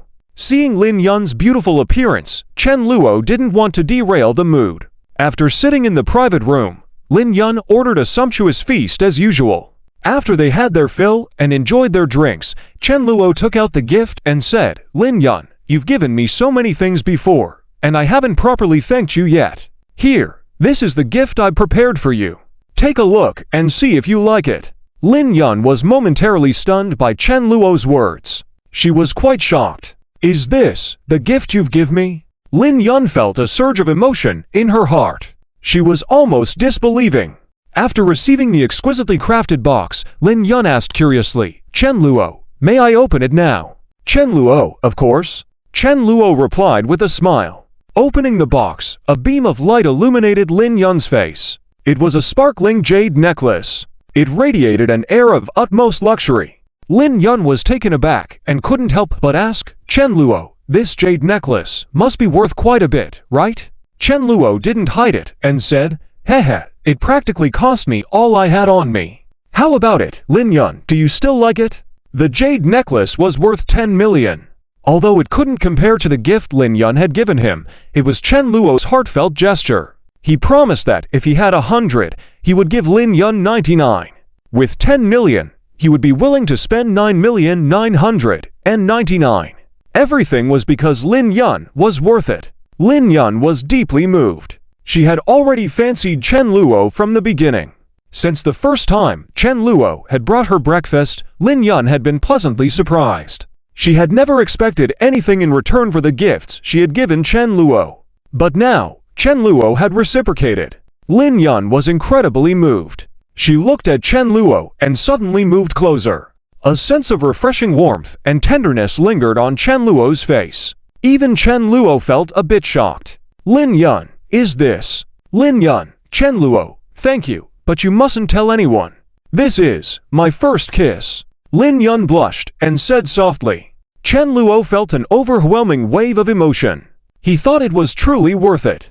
On the other side, influenced by the female lead setting, Fen Muyao, a dignified daughter of the Fen family, was joyfully playing claw machine games with Yifeng in a mall. She was thoroughly engrossed in the activity. Fen Muyao, haha, just call me Muyao. Adding this feels strange. Little Yi, what are we going to play today? Fen Muyao was entirely throwing caution to the wind around Yifeng. Whatever Yifeng proposed seemed interesting to her. "Yifeng, how about we go catch some dolls? What do you think?" Yifeng suggested. Fen Muyao, sounds great. Let's go. Fen Muyao acted as though she had never tried catching dolls before, displaying her high level of interest. Yifeng was quite pleased with the situation. This rhythm is just right, he thought. Yifeng's conquest story with Fen Muyao involved the Fen family. Above Fen Muyao, there was also a cousin and an uncle trying to seize the financial power of the Fen family. Eventually, Yifeng stepped in to stop them. On Fen Muyao's side, she found herself greatly illuminated as she turned the corner after leaving the Heavenly Paradise restaurant. She saw Yifeng waiting for her at the corner. "Little Yi." Fen Muyao waved and smiled. Yifeng also smiled back. "Long time no see, Miss Muyao." Yifeng had met Fen Muyao on a previous occasion on the road. Fen Muyao had been surrounded by a group of ignorant rich kids. A wealthy man wanted to take Fen Muyao to KTV. Unconcerned, Fen Muyao was only pretending to agree but had secretly dialed for help. Suddenly, Yifeng appeared. He beat up those troublemakers and said, "Are you okay, miss?" Calmly, Then Muyao had a favorable impression of Yifeng instantly. "I'm fine, but I've heard that this guy has some influence in South City. Young man, aren't you afraid?" Yifeng genuinely didn't know Then Muyao's background at the time. Yet he confidently declared, "Not afraid. There's nothing to fear. Why fear this small role when I'm not even afraid of the young master of the Chen family? All right, you can go back. Girls should protect themselves when outside. I'm leaving." "Oh, I'm Yifeng, a new student in South City University's computer department. If this guy bothers you again, feel free to come find me, and I'll help you out." Yifeng's actions were the epitome of a gallant male protagonist. Then Muyao watched Yifeng's retreating figure with admiration. She giggled and then coldly glanced at the wealthy gang lying on the ground. Seconds after, Then Muyao had her men teach them a lesson. These men had no idea the trouble they had caused or that their family's fate was now in shambles. They were left in a pitiable state. Then Muyao didn't expose her true identity. She murmured to herself, "A new student in the South City University computer department? Turns out we're alumni. I didn't expect that. In South City University, there is still a male student like this. Truly surprising."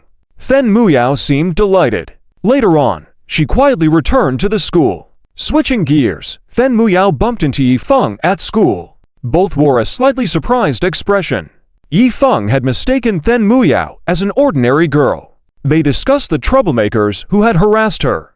Then Muyao shrugged, indicating she was unaware. Then, in a nonchalant manner, Yifeng suggested treating Then Muyao to fried noodles. Then Muyao found it intriguing and agreed with a smile. Through this, the two unwound together. Then Muyao, a great heiress, wasn't interested in the various affluent youths. However, when it came to Yifeng, she was about to make a lifetime commitment inadvertently. Yifeng, presently unaware of Then Muyao's true identity, only knew that she wasn't an ordinary girl. As the male lead, his intuition was keen. But as long as those on the system conquest list were involved, not just the wealthy daughters, Yifeng wouldn't let them go. In the original work, such events occurred. Then Muyao was just one of the sister duo. Following her, there was a mother-daughter pair. Then Muyao, "Hehe, you can call me Muyao." Adding Miss feels weird. "Little Yi, what should we do today?" Then Muyao's affection for Yifeng skyrocketed again under the control of the female lead setting. "Shall we go catch some dolls?" Yifeng suggested. "Sounds good. Let's go." Then Muyao seemed to lack experience in catching dolls, but expressed high interest. Yifeng, you're quite skilled." In this manner, Then Muyao's affection for Yifeng further escalated. Chapter 105, Chen Luo's Naughty Actions. Yifeng is furious. In the Celestial Wine Pavilion, Chen Luo was in a very good mood. Not to mention spending 1,000,000 yuan to exchange for a fragrant kiss from Lin Yun. Even if he had to spend 100 million to 100 million, Chen Luo would gladly do it. After all, Lin Yun was not someone who lacked that 1 million. If it were someone else preparing such a gift for Lin Yun, she wouldn't even care. Is 1,000,000 a lot? Don't forget Lin Yun's status. But now, Chen Luo spent just 1,000,000 yuan and took Lin Yun's first kiss. If this news were to spread and let Lin Yun's pursuers know, they would all be instantly jealous. Because this wasn't just a simple kiss, it symbolized climbing the Lin family's pedestal. Lin Yun was like the pearl of the Lin family, the young miss in the noble circles. How proud was she? She allowed Chen Luo to kiss her voluntarily, indicating how deep Lin Yun's admiration for him was. Chen Luo understood this very well. And at this moment, Lin Yun was actually very shy and happy. She had liked Chen Luo from the beginning. But before, Chen Luo had been single-mindedly pursuing Xia Qingyu. However, suddenly, Chen Luo changed his mind. This made Lin Yun immediately feel ecstatic. Especially when she saw that Chen Luo was now single-mindedly focused on her, Lin Yun was even more delighted. She knew her judgment was correct. Chen Luo. He was unique. Compared to those scoundrel men, a person like Chen Luo, who was so dedicated, was rare. Lin Yun's love for Chen Luo was already very intense. She wouldn't want to let go of such a good man. Even if the elders in the family opposed it, Lin Yun wouldn't give in.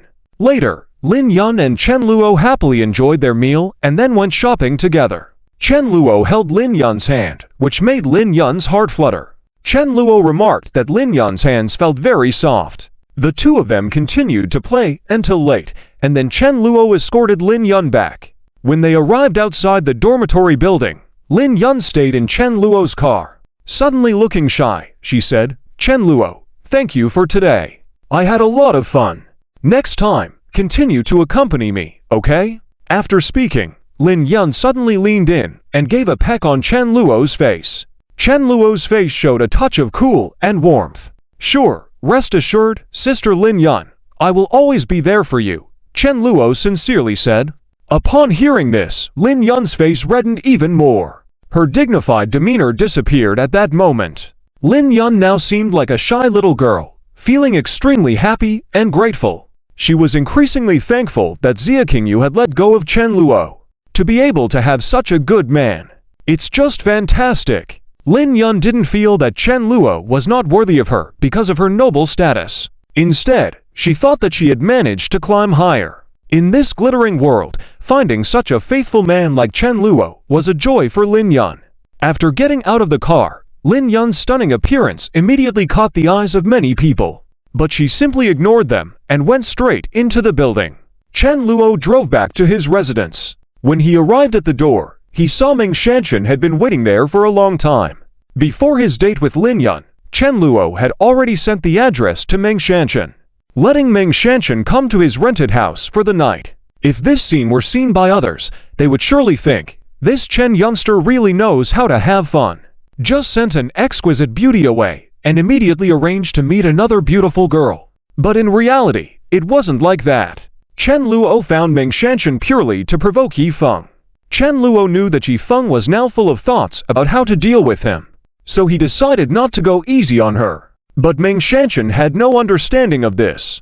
During the time she was waiting for Chen Luo, she was extremely anxious. Meng Shanshan could be said to have run through many scenarios in her mind. She didn't know what kind of fate she would face next. Is Chen Luo going to be brutal with me? Will I be ruined? How could this happen? Meng Shanshan knew that she had no turning back now. The contract was signed. It was too late to back out now.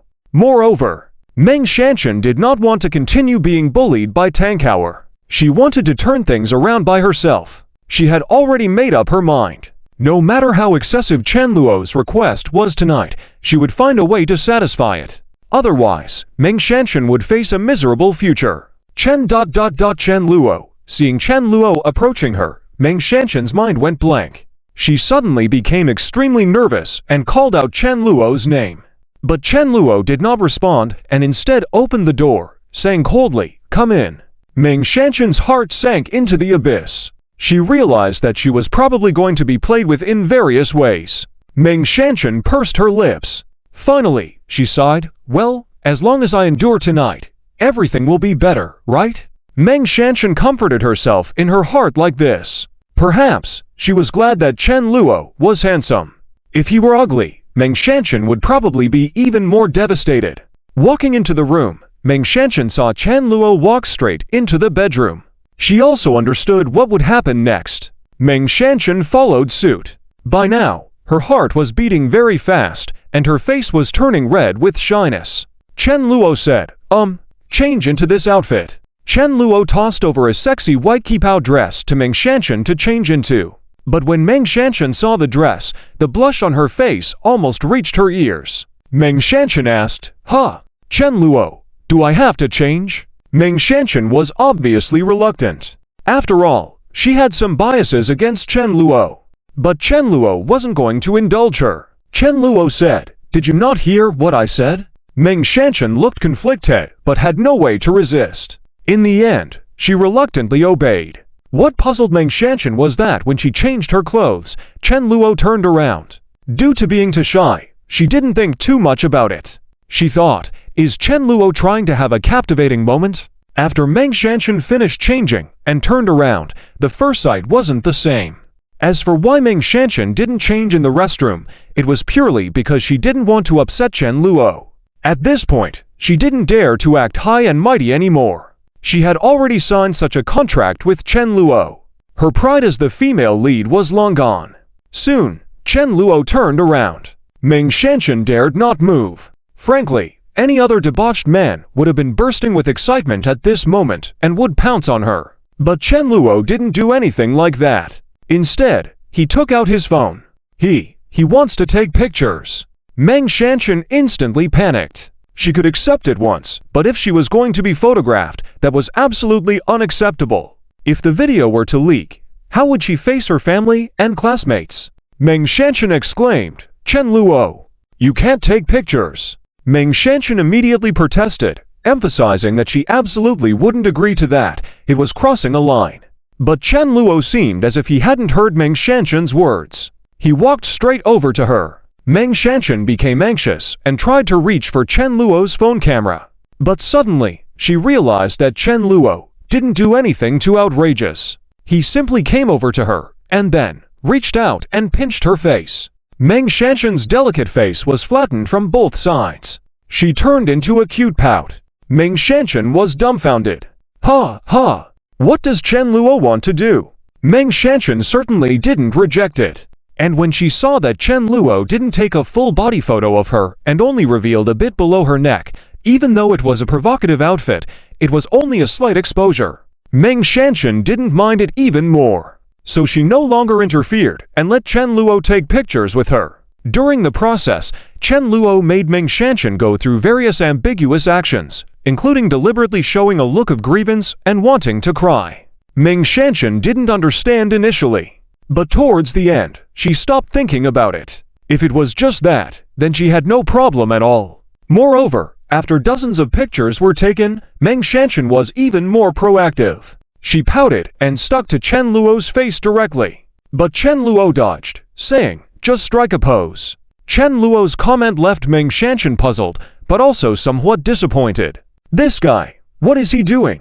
Meng Shanchen had imagined many scenarios and thought that Chen Luo would play with her, even wondering if she would be tied up, hearing that these young masters usually engaged in such behavior. But in the end, Chen Luo only took some ambiguous photos with her, and then what? By now, Meng Shanchen didn't know how to describe her feelings in words. She felt disappointed, confused, and also uncertain.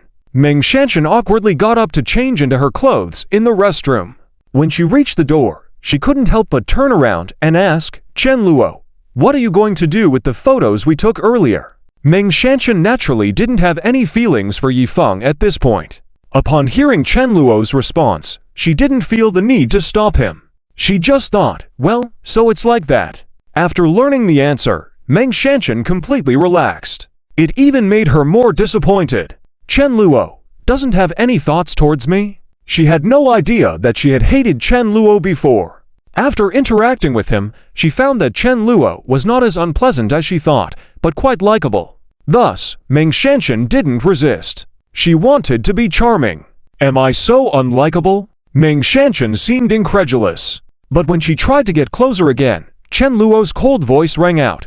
"I told you to leave, didn't you hear me?" Meng Shanchen asked, "Huh, are you telling me to leave, as in, to go away?" Meng Shanchen was completely dumbfounded. She had prepared herself to stay with Chen Luo for the night. However, Chen Luo bluntly stated, otherwise. "Do you want to stay overnight at my place? You sure have some beautiful thoughts." Chen Luo's words left Meng Shanchen even more confused. So I'm the clown after all? Meng Shanchen was dumbfounded. She had imagined the scenarios all night, thinking about how Chen Luo would play with her. She even thought about whether she would be tied up. Hearing Chen Luo's words made Meng Shanchen realize that her fantasies were shattered. Chen Luo was just messing around with her. Meng Shanchen stood up, ready to change into her clothes in the restroom. Walking towards the door, she turned back and asked, "Chen Luo, the photos we took, what are you going to do with them?" Meng Shanchen wanted to know if Chen Luo intended to keep them for himself.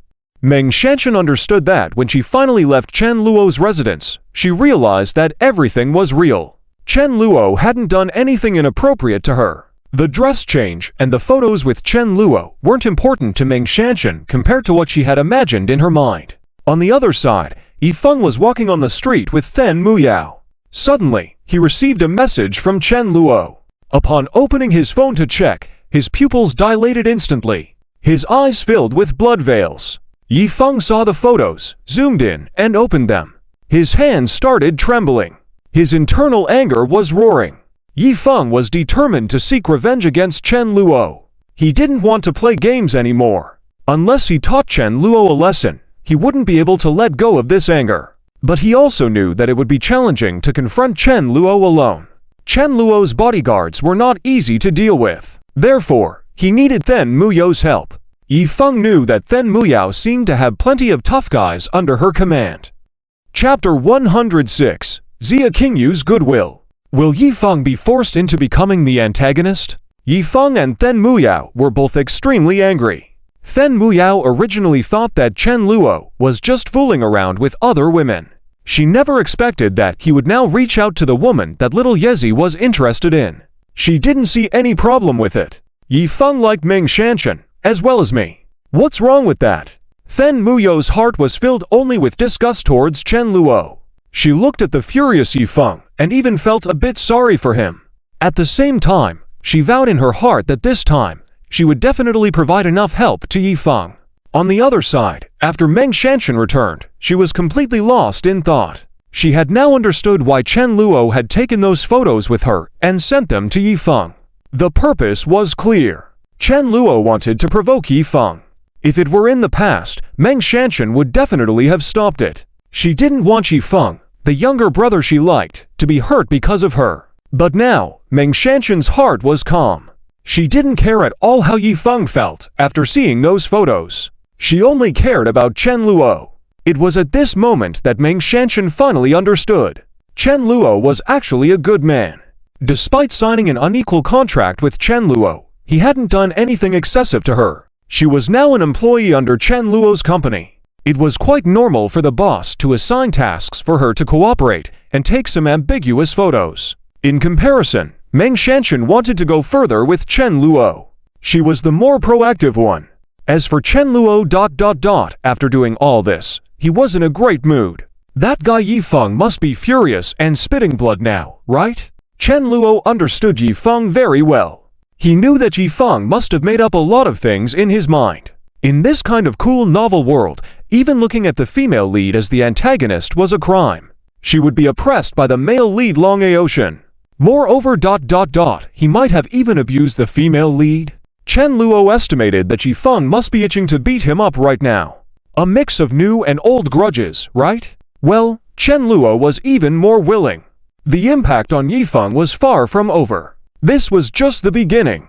But it was unknown if it was the rules of this world, or Yifeng, or perhaps the people from the protagonist camp spreading rumors everywhere. Chen Luo's recent reputation seemed to have turned bad again. He had just finished a date with a beautiful lady, and then in a villa somewhere, he was playing with another cute girl. Rumors started spreading. Hey, have you heard?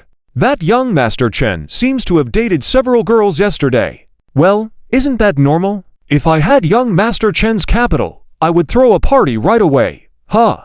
A party? And you didn't invite me? No, the key is, all the girls young Master Chen dates are top-notch. It seems like they all have extremely high attractiveness, especially the one in the black dress. She looks like a goddess descended to earth. Maybe, in young Master Chen's villa right now, there are still a few beautiful women hidden. Damn, these young masters really know how to play. Hey, what's there to envy about? Creating such chaos, aren't they afraid of trouble? Chen Luo already had a big reputation at South City University. Now, with this incident, his popularity rose even further. Classmates were discussing, some expressing envy, others disdainful but secretly envious as well. Yifeng, upon hearing these comments, felt infuriated once again.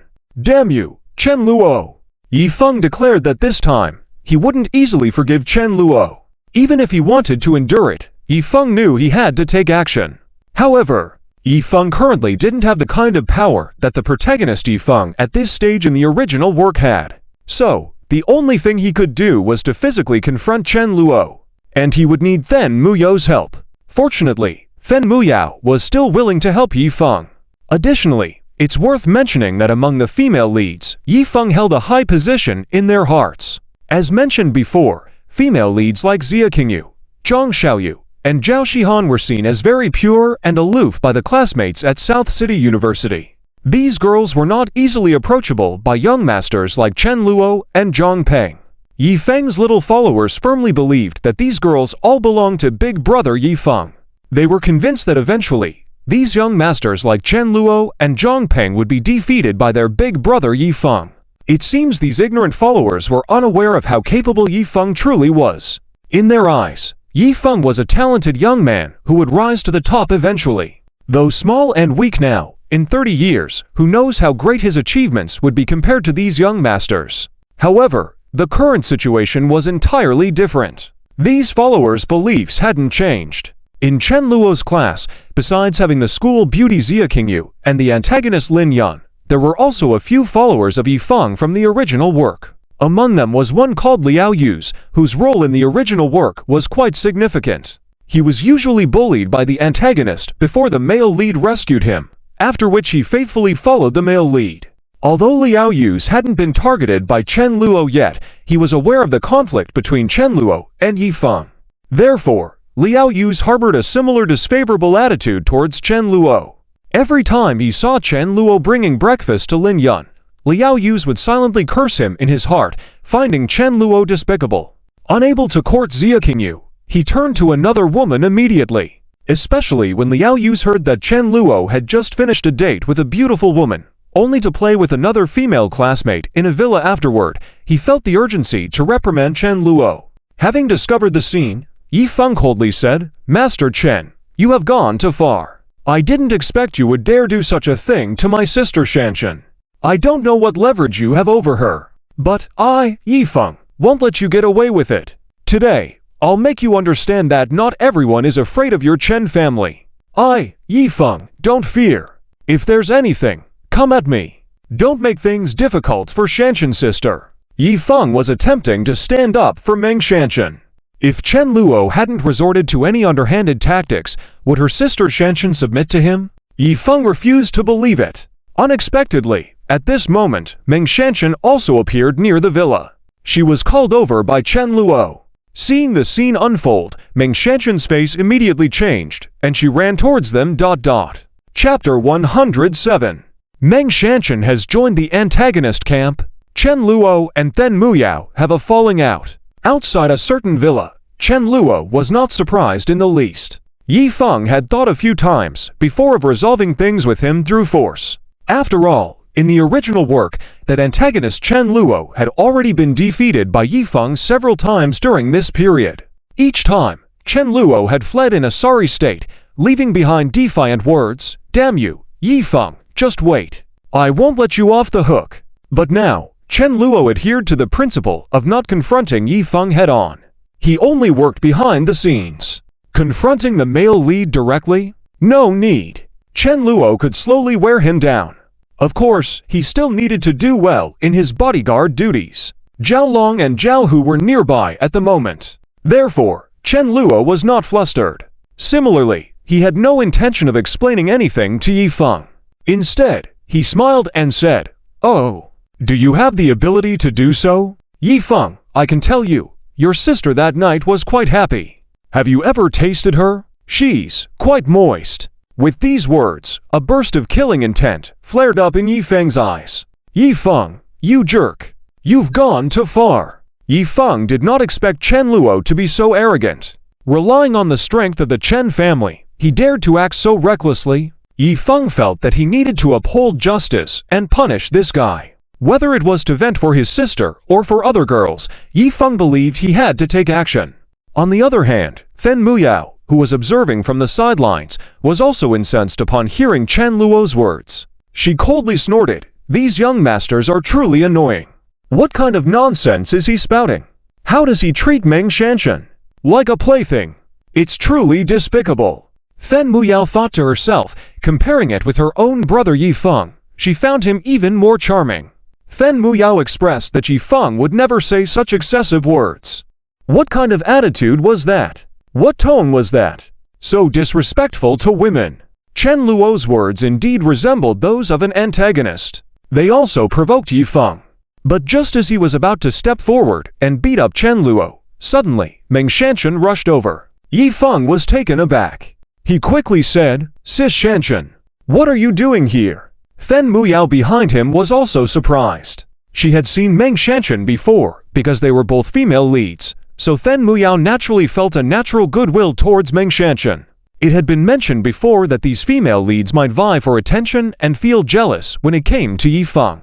But if any of them were bullied by someone else, the stronger party would immediately come to their defense. For example, "You're the girl Yifeng likes. I won't let you get hurt. Although we compete for Yifeng's attention on regular days, at crucial moments, I'll also protect you. We're family, after all." In the later stages of Urban Evil Young Master, Yifeng's influence had grown significantly. Many of the female leads had indeed become extremely close sisters. Sometimes, it was completely normal for them to be together in pairs or threes. Referring to themselves as family was not a problem at all. So now, then Muyao was also somewhat emotional. She wanted to see Yifeng beat Chen Luo to a pulp. Meng Shanshan's tearful expression of gratitude, even if they hugged and kissed, then Muyao wouldn't say a word. She would only think that Yifeng was truly amazing. What shocked both Yifeng and then Muyao was that ... After Meng Shanshan rushed over, she actually ... stood in front of Chen Luo. Yifeng just noticed this and immediately said, "Sis Shanshan, come over here. Watch out for Chen Luo. Come to my side, I'll protect you. Don't be afraid, Sis Shanshan. Chen Luo, if you dare touch her, you'll regret it," Yifeng warned. Upon hearing this, Chen Luo rolled his eyes internally. Yifeng, how confident did he have to be to say such things? Couldn't he see that Meng Shanshan was with him? But considering that Yifeng was a protagonist supported by the system, he had obtained all his abilities with the system's assistance. Without the system, Yifeng would just be an arrogant loser. Chen Luo could accept that. He remained silent. Chen Luo was very confident, and Meng Shanshan naturally did not move at all. Yifeng was starting to get agitated. He was afraid that Chen Luo would take Meng Shanshan hostage. So Yifeng wanted to make a move and pull Meng Shanshan over. But Meng Shanshan spoke a sentence that instantly shattered Yifeng's composure. "Meng Shanshan, I don't need your protection. Chen Luo will take care of me." This remark left Yifeng dumbfounded. Behind him, then Muyao's expression also froze. Yifeng said, "Sis Shanshan, what? What are you saying?" Yifeng's eyes displayed an expression of disbelief. Then Muyao, standing behind him, was equally stunned. She said to herself that Meng Shanshan couldn't possibly be with Chen Luo. If a woman like her spoke up for Chen Luo, then he must have resorted to some underhanded tactics. But Meng Shanshan had initially wanted to leave a bit of face for Yifeng. She hadn't expected this guy to be so conceited. Meng Shanshan said, threatened, "That's nonsense. Yifeng, we aren't that close, but Chen Luo is my boss. If you want to bully him, I won't stand by and watch." Meng Shanshan's words made Yifeng even more unable to accept the situation. And then Muyao, who had been watching from the sidelines, was also stunned. Her eyes widened, finding it hard to believe. Meng Shanshan is actually willing to protect Chen Luo. Then Muyao didn't understand how Chen Luo had managed this. However, she didn't have Yifeng's arrogant personality. This made then Muyao ponder Meng Shanshan's words. Was there something special about Chen Luo? In then Muyao's eyes, Meng Shanshan wasn't the kind of woman who would easily submit to power or money. So then Muyao found herself feeling curious about Chen Luo. But Yifeng was completely overwhelmed. At this point, he couldn't just push past Meng Shanshan and beat up Chen Luo. What if Meng Shanshan stopped him from hitting Chen Luo by standing in front of him? It would be embarrassing for Yifeng. His whole being would suffer. Yifeng couldn't fathom what he had done wrong. Just moments ago, he had been getting along quite well with Meng Shanshan. Meng Shanshan had even been willing to listen to him and leave together.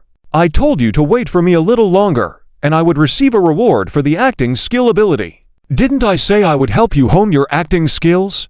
I will also help you find some good roles." Yifeng now couldn't accept the current situation.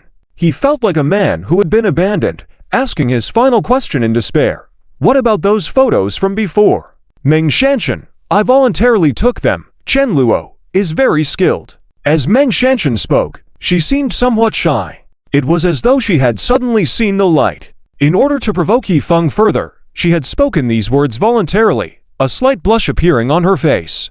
It nearly made Yifeng choke on his own blood. However, As Meng Shanshan remembered that scene, she also felt a bit bashful. The only regret was that nothing had happened in the end. Now thinking back, Meng Shanshan actually wished she had stayed that night with Chen Luo. For this reason, Meng Shanshan felt she needed to work even harder. She no longer wanted to be bullied by Tang Hao. Additionally, it seemed that she genuinely had developed some feelings for Chen Luo. And when Chen Luo heard Meng Shanshan's words, he couldn't help but smirk. This sort of response pleased Chen Luo. He had no sympathy. He then walked up to Meng Shanshan and mockingly said, "Heard that, Yi Feng? You dare defend Meng Shanshan for being bewitched by someone like you? Dream on." With that said, Chen Luo hugged Meng Shanshan's shoulder and taunted, "Yi Feng, just with your capabilities, you still dare to speak out for Meng Shanshan? Dream on." After these exchanges, Chen Luo led Meng Shanshan past Yi Feng and walked directly into the villa. In this moment, Yi Feng was mentally and physically exhausted. He felt as though he had been deceived every time the male lead looked at the female lead. So, for Yi Feng, this scene was undeniably a huge shock. He felt as if all his strength had been drained from him. Yi Feng could do nothing but sigh and let his anger out on others. He became more valiant and engaged in continuous battles with others. Unfortunately, in the end, Yi Feng was blindsided by Zhao Hu with a sneak attack. He was then swarmed by a dozen people who started beating him with their fists and feet. Fen Muyao wanted to intervene, but she couldn't even squeeze into the crowd. "Stop! Stop it! Leave him alone!" Fen Muyao was heartbroken. After the crowd dispersed and Yi Feng was left on the ground, battered and bruised, he had nothing more to say. Yi Feng realized that he had initiated the confrontation with Chen Luo. It was only normal for Chen Luo to retaliate by having his men beat Yi Feng. Yi Feng couldn't complain when it came to hitting others, but couldn't accept being hit himself. Chen Luo hadn't gone all the way in his retaliation. He hadn't hit Fen Muyao either. No matter what, the Chen family still had significant influence. When Chen Luo mentioned that they wouldn't need to cooperate with the Fen family in the future, that was actually true. But causing trouble for Fen Muyao at this stage was still a troublesome matter. Back inside the villa, Meng Shanshan still seemed a bit dissatisfied. Chen Luo, on the other hand, comforted her by saying, "You did well tonight." Upon hearing this from Chen Luo, Meng Shanshan finally smiled a bit. The scene seemed quite strange. The female lead who had previously despised Chen Luo was now getting along so harmoniously with the antagonist. "From now on, you won't be bullied at school anymore. You'll be under my protection, and I'll arrange for new roles for you in the future. Just don't disappoint me." After hearing Chen Luo's words, Meng Shanshan showed an even deeper sense of surprise on her face. She then nodded solemnly and said, "Don't worry, boss, I will definitely work hard." At this moment, this female lead had become a loyal underling of the antagonist. Chapter 108. The Determination of the Male Lead Yi Feng. Lin Yun's Peculiar Idea. Chapter 108. The Determination of the Male Lead Yi Feng. Lin Yun's Peculiar Idea. Meng Shanshan was very happy about this. Her goal had been basically achieved. No longer being bullied by Tang Hao, for Meng Shanshan, this was enough. Not to mention, she still had the opportunity to obtain the leading actress position arranged for her by Chen Luo. Meng Shanshan had already read the script of Divine Sword Hero 3. Although she wasn't a professional, after reading it, Meng Shanshan also thought, this is a good play. At that time, Meng Shanshan's feelings were, why did I refuse Chen Luo? Wasn't this leading actress position originally mine? Am I crazy? In any case, the party involved regretted it greatly, very greatly. She felt that Divine Sword Hero 3 would definitely be a hit. Unfortunately, that had nothing to do with her. Fortunately, afterwards, after constantly pleasing Chen Luo, things finally took a turn. Besides reaping these rewards, at this moment, Meng Shanshan still had no intention of leaving. Her face blushed slightly as she cautiously said, "Boss, tonight. Do you want me to stay with you?" Meng Shanshan didn't know if Chen Luo had any intentions towards her. However, she did have thoughts of her own. Speaking of which, Meng Shanshan even flirted with her clothes, inadvertently revealing the red attire underneath. Chen Luo naturally saw it. He knew that Meng Shanshan was deliberately trying to attract him. However, Chen Luo remained unmoved. "No need, you can go back. However, there is one thing that I need you to take care of later." Chen Luo refused straightforwardly. Meng Shanshan's eyes showed a hint of disappointment. She softly uttered "No." She didn't dare to continue to entangle him. She knew Chen Luo's temperament. If she said a few more words, Chen Luo would probably kick her out. Meng Shanshan didn't want to ruin the good relationship that had been established with Chen Luo. She quickly responded, "Don't worry, boss, no matter what it is, I will definitely handle it well." At this moment, Meng Shanshan had fewer biases towards Chen Luo. She also wasn't worried that Chen Luo would assign her any unreasonable tasks. After all, with several interactions, Meng Shanshan felt that this Chen Luo was actually a really good guy. He wasn't as bad as the rumors said. Of course, the premise was that she listened obediently, and that wasn't wrong. Chen Luo had considered that, if Meng Shanshan didn't listen, he would have her go to accompany other bosses in the future. Yifeng would cherish the leading ladies and wouldn't allow them to be touched by other men even slightly. Chen Luo didn't care. In his view, these leading ladies were just tools. Their status was even lower than Tankai Hours. Although she was a villain, she had just met Chen Luo, yet she followed his instructions. Such a woman made things much easier. So, Chen Luo wouldn't pity them at all. As long as these leading ladies listened, he wouldn't make their lives too miserable. As mentioned earlier, these leading ladies were quite special. They also had their own destiny. Like Xia Qingyu, Chen Luo only used her as a flag bearer, which greatly increased the revenue of the Menghuan bar. Having Meng Shanshan act in a play would be much easier to make her popular. This was also beneficial for Chen Luo. Their other talents were also exceptional. Having these leading ladies work for Chen Luo, the profit would definitely be much higher than with ordinary beauties. Chen Luo believed that in the future, having them all become internet celebrities would bring in considerable earnings. Even giving them the positions of bosses, they could handle it well. For example, Su Xiuan and Leng Xiaoyan. In the original work, they managed many industries for Yifeng while displaying an absolute iceberg CEO temperament, intimidating their subordinates. Such talented leading ladies shouldn't be wasted. Later, Meng Shanshan obediently left. On the other hand, Yifeng, who had been beaten up, didn't need to go to the hospital this time. After all, Yifeng's physical qualities had been strengthened by the system. His recovery was much better than an average person's.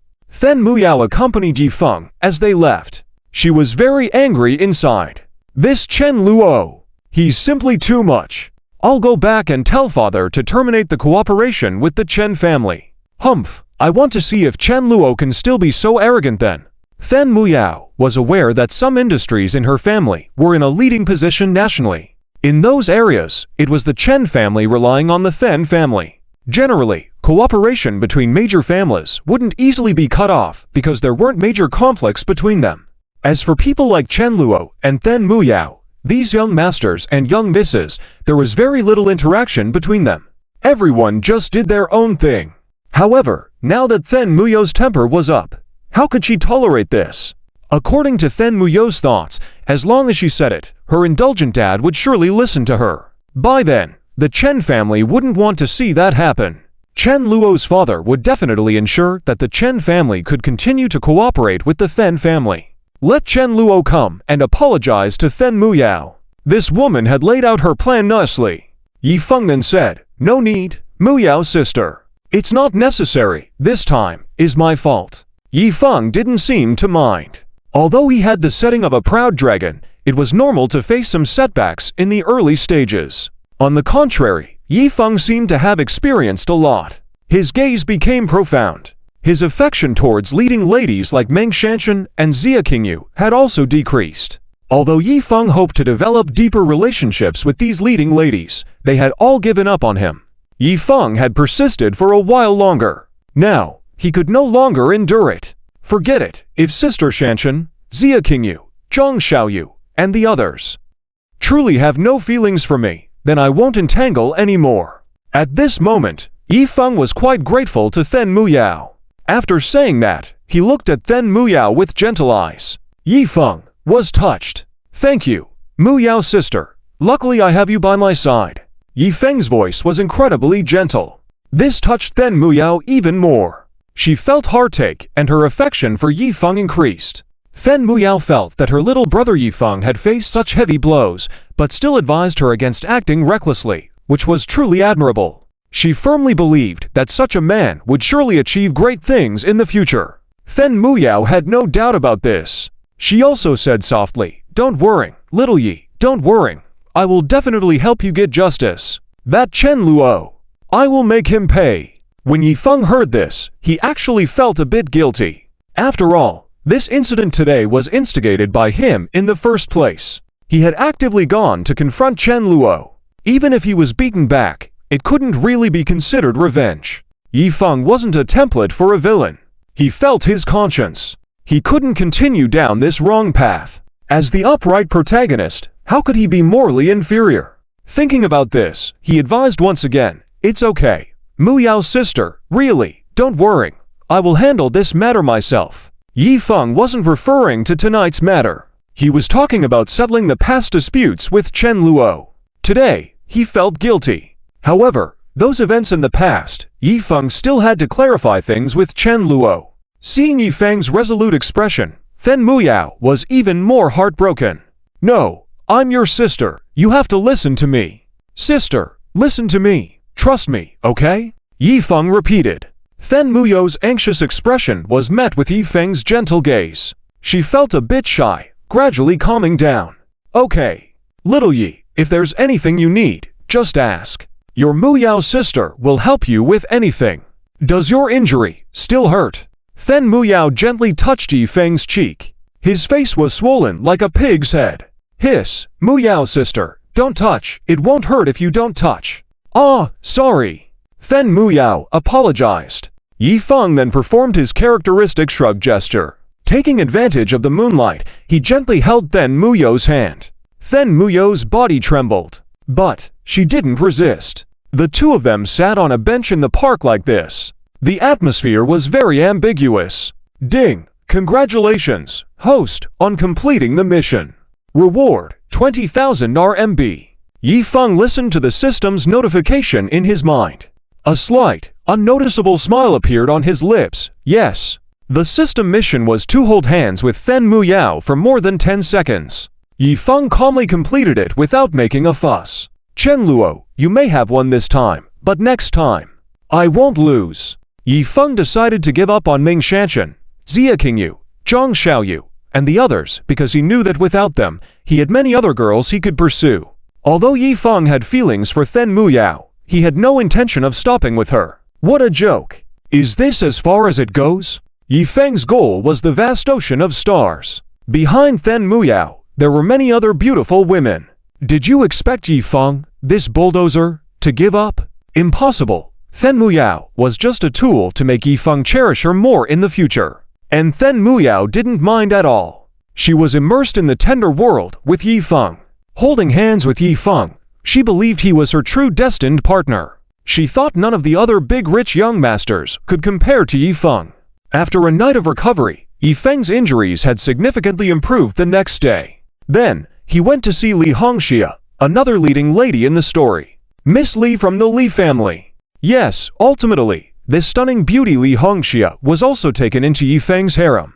Still good friends with Fen Muyao, of course. Fen Muyao had no objections. The development on Yifeng's side didn't interest Chen Luo much. After all, he knew that this guy was either flirting with girls or on the road to do so. Even if Yifeng showed interest in a particular girl, it was purely using her as a tool. The leading ladies didn't mind these arrangements, and neither did Chen Luo.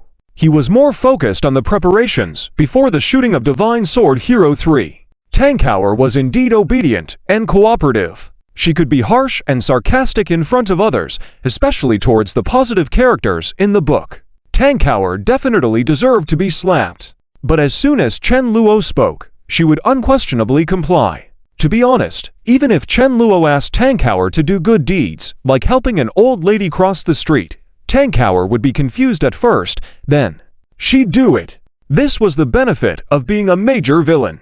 Compared to the female supporting characters, it was much better. Unfortunately, in the novel world of Urban Evil Young Master, there weren't many female villains. There were some later on, but compared to the leading ladies, the few were really pitiful. However, as long as Chen Luo could grow, there would be many powerful female villains he could utilize in the future. Additionally, Chen Luo remembered that besides Lin Yun being steadfast in her beliefs and constantly opposing Yifeng in the book, there were a few other female villains. Some even turned against Yifeng and were eventually taken into his harem. Considering Chapter 109, Lin Yun's Luxury Gift. Did Chen Luo take the initiative to go with it? Lin Yun's Luxury Gift in Chapter 109. Chen Luo volunteered to go with it? Chen Luo is unaware of this. But the reason he rejected the love from those female leads is indeed because of Lin Yun. In Chen Luo's heart, there is only Lin Yun. He is a warrior of pure love. Just like Yifeng, who has the idea of giving every woman a home, Chen Luo completely rejects it. Of course, this is also a novel world. Therefore, Chen Luo won't take it seriously. He simply wants to spoil and cherish only Lin Yun. Even if Lin Yun agrees to let him have a harem in the future, saying she will allow other women to serve him together, Chen Luo would not agree. In that case, he would have no difference from Yifeng, the playboy. However, Chen Luo is not aware that because of his single-minded thoughts, those female leads who know Chen Luo's true nature have fallen even deeper. In comparison, they have also awakened. Yes, even if Yifeng is amazing, stepping on many boats, isn't he just a scumbag? Just because he might make hundreds of billions in the future, does that mean he can be forgiven? If it were an ordinary beauty, maybe they could pretend not to see. After all, if someone is so amazing, what more could they ask for? The vast majority of women, as long as you can give them tens of thousands or millions every month, even if you spend recklessly outside, they will pretend not to see. Just like the other big shots in the book, they can revel every night because of money. But the female lead is different. They are the pride of heaven, with luck on their side. After awakening, what use is there for more money? These righteous female leads will not be slaves to money. At least, in the early stages, tens of thousands or even millions would not open their hearts to you. And in the later stages, female leads like Gu Menyan, Leng Xiaoyan, and Zheng Xian, who are set as CEOs, are even more so. Even if you offer them tens of millions or billions to spend a night with you, they will treat you coldly. Are you dreaming? These beautiful women set as female leads value a man's abilities. Unfortunately, Yifeng is lacking in various aspects now. He hasn't even gathered the starting capital for his entrepreneurship. So, after Yifeng, it became much more difficult to pursue other female leads. However, since Yifeng is the male lead after all, if he can get the firm support of Then Muyao, he would rise rapidly. But Chen Luo will not let this happen. Ever since Xia Qingyu failed in her last attempt to invite Chen Luo, she has not given up. The expensive watch she bought with 2 months' salary, she must give it to him, right? Xia Qingyu thought that once Chen Luo saw her intentions, maybe he would be moved. At this moment, Xia Qingyu still has no idea who Lin Yun is. She believed that her gift was already very precious. Chen Luo will definitely like it, right? Xia Qingyu mutters to herself. Although the gift may not be expensive for Chen Luo, it carries Xia Qingyu's genuine intentions. As for the other female leads, Zhang Xiaoyu is focusing on managing her doll shop. She and Xiaolan take turns on duty. Unfortunately, the shop, located in the university, does not have high sales. There aren't many customers every day. Fortunately, this is a business encouraged by the school. The rent is not high, otherwise, Zhang Xiaoyu would not be able to sustain it on her own. But now, it's Chen Luo who helps her pay the rent. This makes Zhang Xiaoyu feel very guilty. She is also thinking about how to better repay Chen Luo. In comparison, Zhang Xiaoyu feels that Chen Luo is much better than Yifeng, especially when she heard that Chen Luo is going to make a movie. His image in Zhang Xiaoyu's eyes has suddenly become more magnanimous. On the other hand, she sees Yifeng's recent activities only in exchanges with beautiful women, and she hasn't seen any progress in his ventures. He's just a big talker, Zhang Xiaoyu grumbles. Her impression of Yifeng has dropped a few notches. As for Zhao Shihan, she has a strong interest in acting. Chen Luo arranged the role of Zhu Jian's little follower for Zhao Shihan. Zhao Xian's acting skills are good, and her pocket money is also handed over on time. She is now having a great time playing. At the same time, her view of Chen Luo has completely changed. Zhao Shihan even witnessed Chen Luo having a plain business talk with her father, Zhao Hengyu. Chen Luo appeared to her as a successful person at that moment. The title of Chen Luo, the unlearned big young master, has been completely removed from Zhao Xian's mind. The only thing she doesn't understand is why Chen Luo likes the red-haired girl so much. Is this red-haired girl really that good to Chen Luo? How good can she be? Zhao Xian cannot comprehend. With her insight, she naturally cannot associate Lin Yun, whom Chen Luo just met, with the fact that she invested tens of millions in him shortly afterward, and even gave him a diamond sports car worth over 100 million. If this operation were known by the other female leads, such as Xia Qingyu, Zhang Xiaoyu, and Zhao Shihan, they would all be shocked and then express, yes, indeed, Lin Yun truly deserves Chen Luo's affection. However, it is interesting that not only Xia Qingyu, Zhang Xiaoyu, and the others are pondering about Chen Luo in their minds, another person is also thinking. That person is Then Muyao. With a shy feeling, after a brief enjoyable date with Yi Feng, Then Muyao couldn't understand why she had such a strong liking for Yi Feng. Upon returning to the dorm, she first vented her frustration at the pig pillow on her bed. Bad egg. This Chen Luo is such a big bad egg. Then Muyao felt angry. She couldn't believe that Chen Luo brazenly beat up Yi Feng in front of her. She clearly said she wanted Chen Luo to become a fool. The main point is that this guy didn't care about Then Muyao's dignity. Is what I say so useless? Then Muyao felt her self-esteem hurt. Especially when Chen Luo said ... our Then family's business doesn't appeal to him anymore. Thinking back to what Chen Luo said last night, Then Muyao couldn't help but sneer a few times in her heart. Heh. This guy really knows how to talk big. Then Muyao couldn't believe it. Chen Luo, the Then family, wouldn't need to cooperate with their family in certain aspects. How is that possible? In those areas, the Then family leads in the country. The other three families can't wait to sign contracts with the Then family. Only the Chen family can cooperate with the Then Muyao family in these projects. But now, Chen Luo said he no longer has interest. Then Muyao wanted to go back home and talk to her father about it. If Then Jianzhong listened to his darling daughter and ended the cooperation with the Chen family, Then Muyao felt a little pleased at the thought. HMPH, when that happens, I bet this guy won't be able to talk big anymore. Then Muyao indicated that it probably will happen.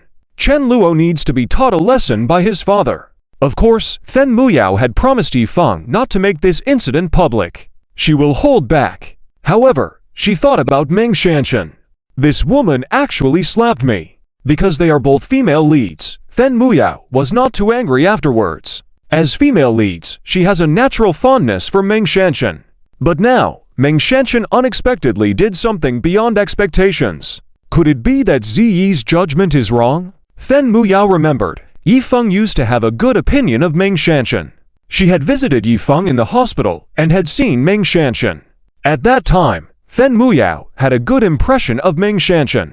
However, she didn't expect this woman would be willing to accompany Chen Luo. It's really a fall from grace. Then Muyao shook her head with a sigh. Her eyes filled with pity. As for Chen Luo, she no longer speculates. How could this young master of the Chen family be exceptional? He wants to make that movie. It's just a plaything. Then Muyao simply doesn't believe it. Chen Luo can really make a successful business. The bell rings. Class is over. Lin Yun grabs Chen Luo's hand and rushes out. Chen Luo is somewhat surprised, but he doesn't resist and lets Lin Yun lead the way. This scene, if seen by some wealthy and influential young masters in the upper city, would surely shock them. Oh my, in that aristocratic circle, Lin family's Miss Lin Yun is actually holding hands so intimately with another man. This kind of sight would make those rich young masters envy to the extreme. It can be said that climbing the Lin family's tree is an extraordinary opportunity. The position of nobility in the novel world of urban evil young master is very exceptional. Chen Luo remembers that there were some members of special organizations later on.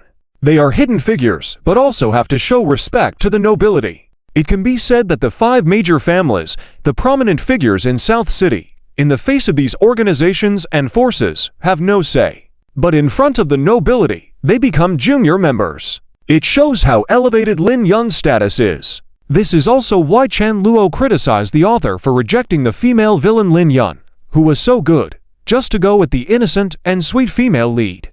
It's really foolish. Chen Luo is taken aback as they enter a new upscale restaurant. Upon entering, Chen Luo realizes that they are the only ones there. Obviously, Lin Yun has reserved the entire place. Chen Luo is even more surprised. While Lin Yun has the ability to reserve such a place, she generally wouldn't waste this money. Today, does Sister Lin Yun seem to have something on her mind? Chen Luo noticed, but he didn't inquire further.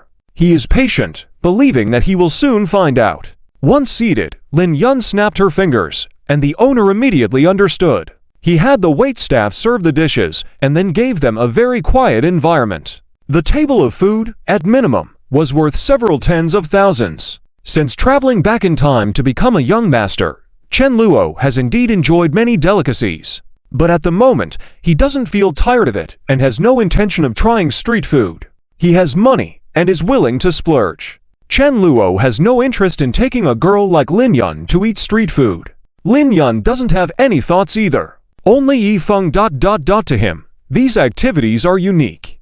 If it wasn't for the lack of money, Chen Luo remembers that Yi Feng, even after earning money later on, still followed the old method, inviting those wealthy ladies to eat street food. The reason being that those ladies were reportedly tired of gourmet food.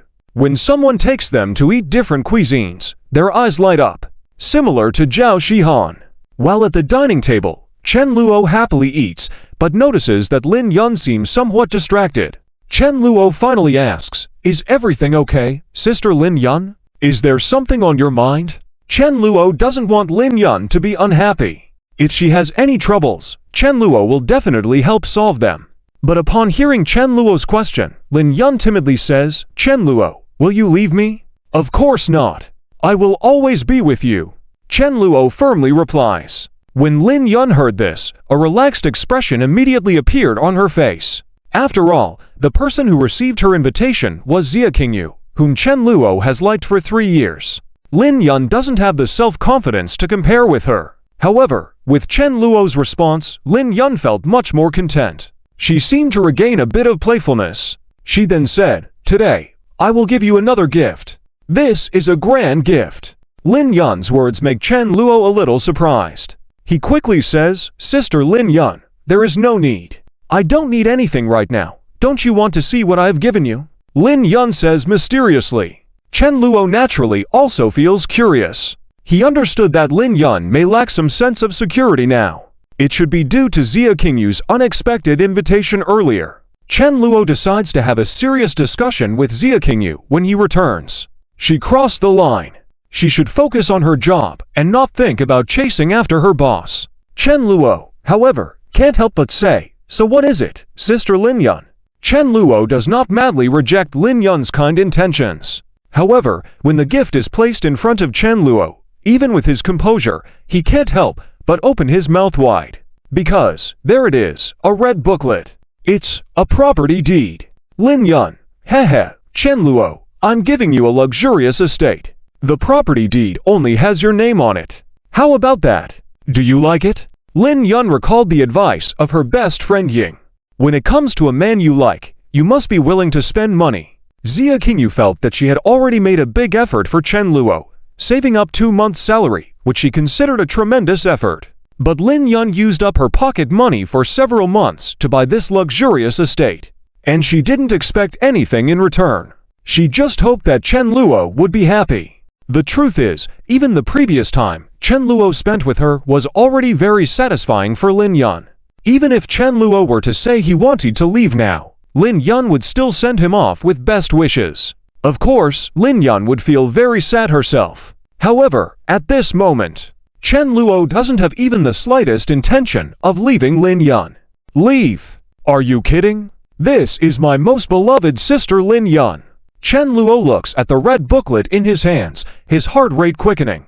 A luxurious estate occupying thousands of acres. Is it now solely owned by me? Even with having seen a lot of things in life, Chen Luo is still extremely shocked. Recalling that Lin Yun had given him tens of millions to invest and then gifted him an ultra-cool diamond sports car. And now, she has given him a luxurious estate, a soft touch that is already too exciting. He looks at Lin Yun, his eyes filled with love. Chen Luo, Sister Lin Yun ... murmurs Chen Luo. Lin Yun is a bit nervous.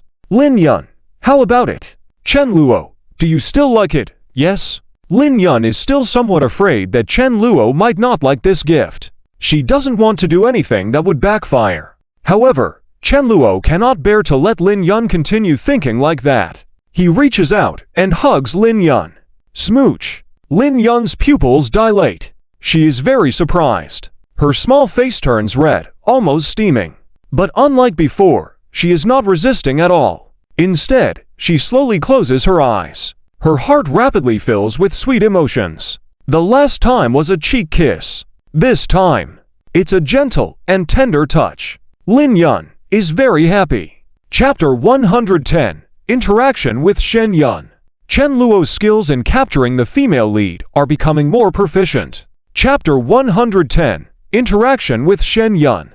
Chen Luo's skills in capturing the female lead are becoming more proficient. The date with Lin Yun went very smoothly. Chen Luo originally intended to refuse the gift as it was too valuable, but Lin Yun insisted, looking pitiful. It seemed that if Chen Luo refused, it would imply he was not that interested in her. How could Chen Luo bear to let Lin Yun continue to speculate? He smiled and said, "All right, thank you, Sister Lin Yun." Chen Luo truly appreciated Lin Yun. In his heart, his fondness for Lin Yun also grew. A girl this good, where else could he find one? Now that he had met her, he must cherish her. Lin Yun also showed a sweet smile. She didn't mind spending several months' worth of pocket money all at once. What Lin Yun cared about more was whether Chen Luo would continue to accompany her. Seeing Chen Luo's demeanor, Lin Yun felt assured. She trusted Chen Luo a lot and knew he wouldn't do anything out of line. This was one of the reasons Lin Yun liked Chen Luo. He was very devoted, extremely devoted. A wealthy young master like him, loving a girl for 3 years and doing so much for her, to Lin Yun, a guy like Chen Luo, was incredibly rare. Encountering him, she must work hard to hold on. From now on, Lin Yun would no longer feel insecure out of nowhere. She also told Chen Luo, "It's okay, I believe in you." Upon hearing this, Chen Luo's eyes softened even more. Speaking of which, he did need to use those female leads. So completely cutting ties with them would be more troublesome. Luckily, Lin Yun was very understanding. Chen Luo was extremely satisfied. Having a girl who loved him like this, who needed anything else. Other goddesses. They had nothing to do with Chen Luo anymore. Even if higher status female leads appeared later, if they were interested in Chen Luo, he wouldn't care at all. However, such female leads did indeed exist. Therefore, Chen Luo had to strategize and work diligently. Otherwise, he wouldn't be capturing those highly positioned female leads. Instead, Chen Luo would be completely suppressed by Yifeng.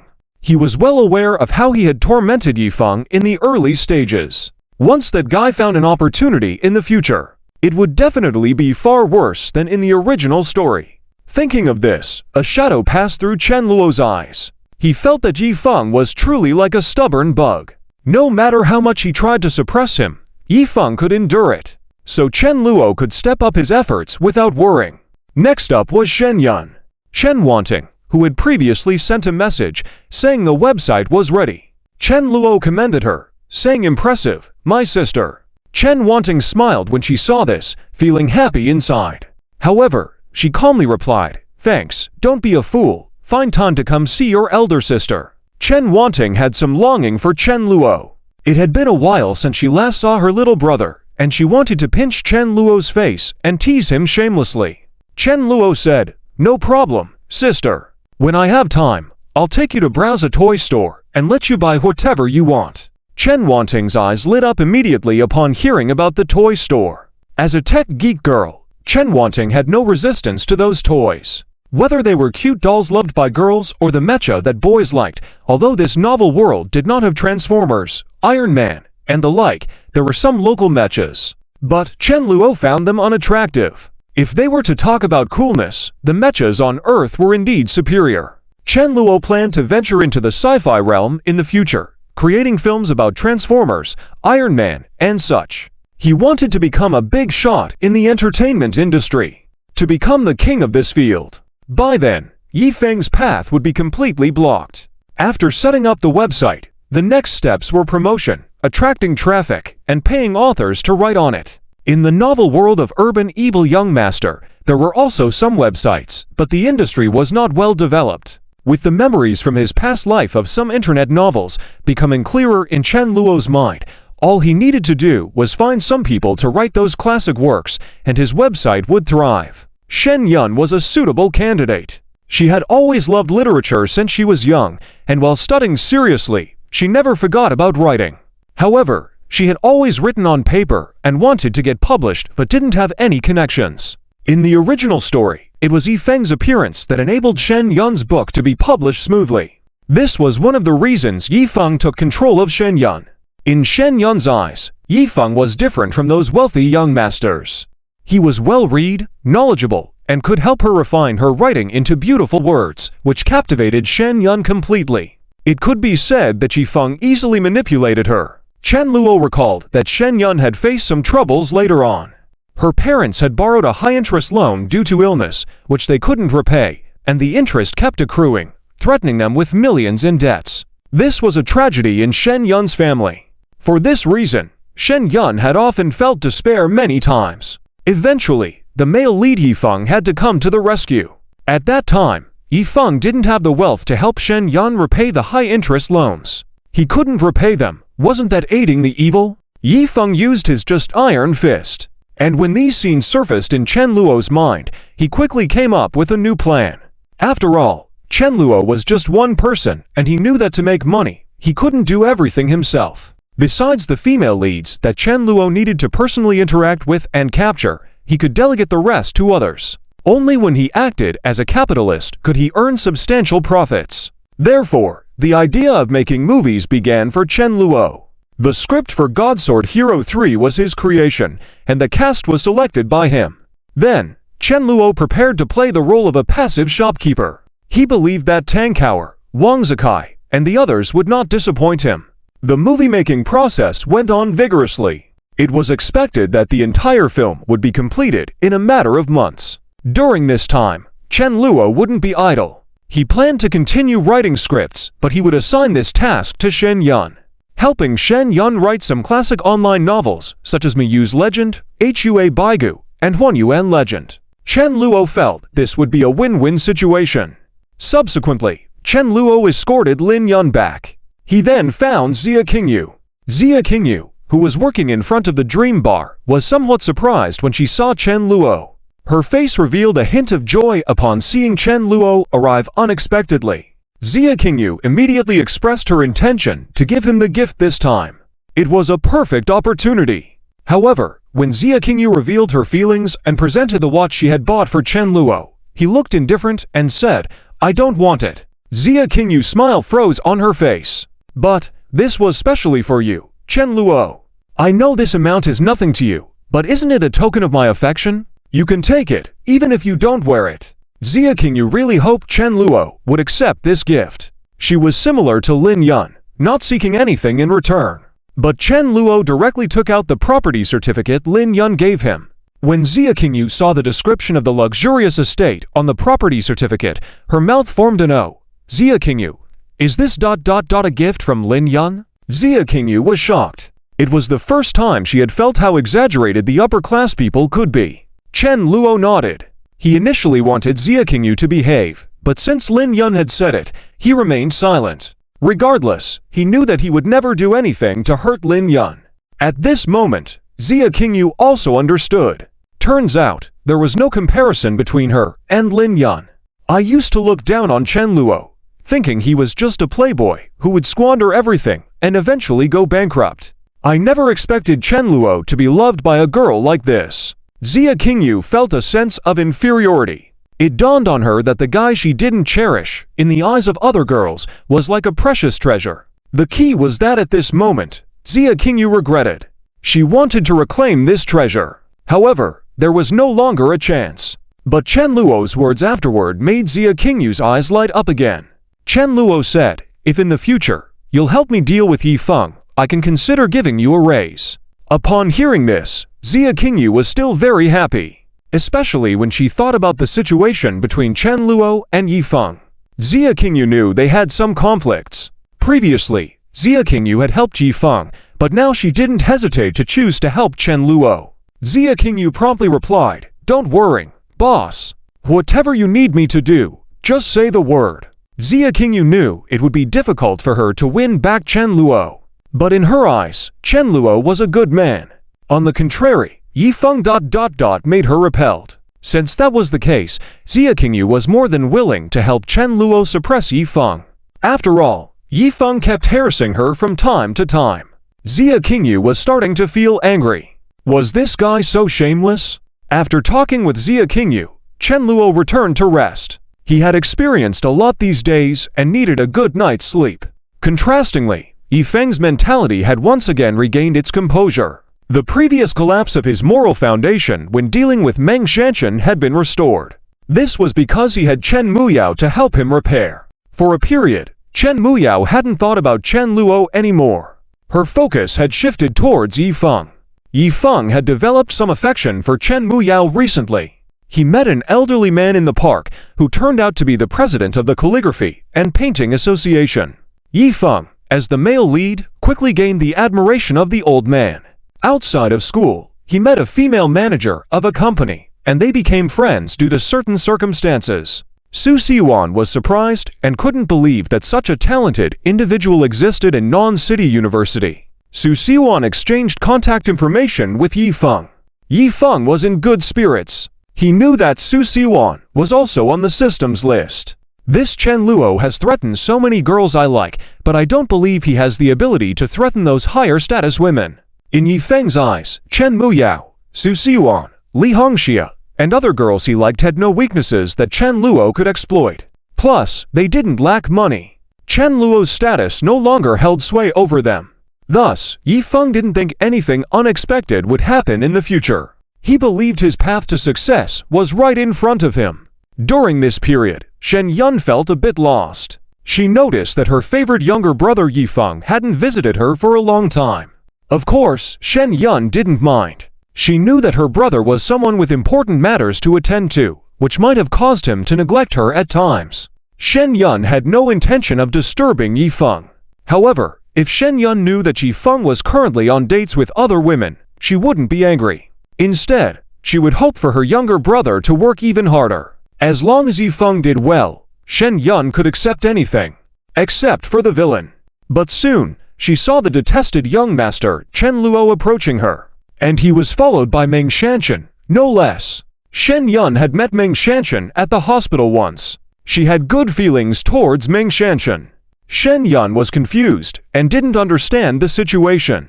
But seeing Chen Luo standing in front of her, her brows furrowed.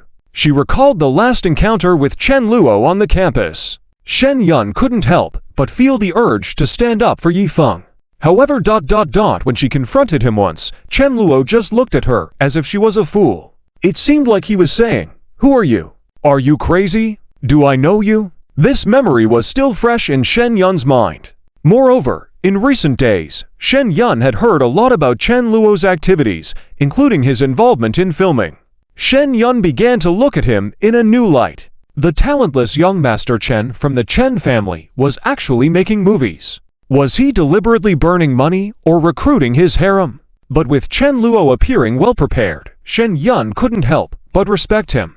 However, when she saw Chen Luo about to leave, she suddenly felt something stir within her. An inkling of regret. Wait, what did he just say? This Chen Luo wants to help me publish a book. Isn't this my dream? Shen Yun was astonished. Within an instant, she came to her senses. Why did I reject that? Shen Yun, wait, Chen Luo, hold on. As Shen Yun realized in a moment of clarity, she subconsciously spoke up. But Chen Luo had no intention of stopping. Chapter 111, Meng Shanshan Soul Interrogation. Shen Yun also awakened? Chapter 111, Meng Shanshan's Soul Interrogation. Shen Yun also awakened? Shen Yun, Chen Luo. Shen Yun called out again, but Chen Luo still ignored her. She stood there, feeling a bit lost. It wasn't until Chen Luo walked far away that Shen Yun started to react. But she didn't go after him. Instead, she pondered in her heart. After a moment, Shen Yun became a bit angry, saying, HMPH. If it's not meant to be, then so be it. It's not like it's a rare opportunity. Why should I feel regretful? If I had agreed, I would have fallen into this guy's trap. Thankfully not. Shen Yun felt fortunate. In her mind, the female protagonist setting still had the upper hand. Shen Yun was cautious about Chen Luo. She tended to think of things in a negative way, so she didn't feel sorry. Shen Yun still decided to wait for her younger brother, Yi Feng, to help her publish a book. Can this Chen lackey help me publish a book? Collaborate on writing. Is he capable? Does he have the literary talent? Shen Yun was a bit disdainful. She scoffed at this matter. However, Meng Shanshan next to Chen Luo caught Shen Yun's attention.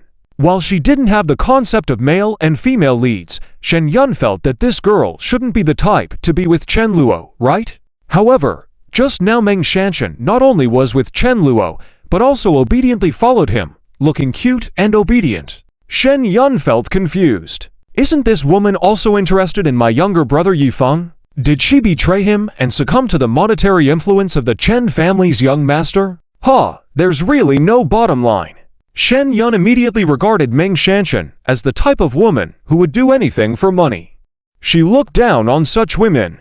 Having money entitles one to do anything? Thinking too much. On the other hand, Meng Shanshan finally understood Chen Luo's hardships. She also saw from an outsider's perspective just how unreasonable it was for her to reject Chen Luo initially. Meng Shanshan knew that she had indeed received Chen Luo's sincere invitation back then.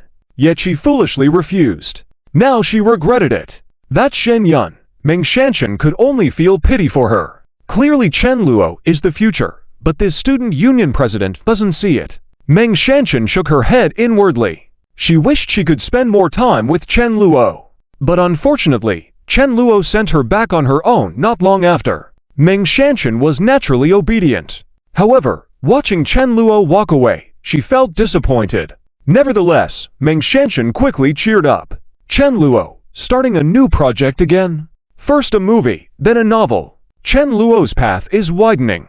Meng Shanshan knew that Chen Luo was wealthy. So, he had many opportunities to try new things. Initially, Meng Shanshan thought that Chen Luo was just partying all the time, not much different from other rich kids. However, after spending time with him, Meng Shanshan realized her mistake. That idea was completely wrong.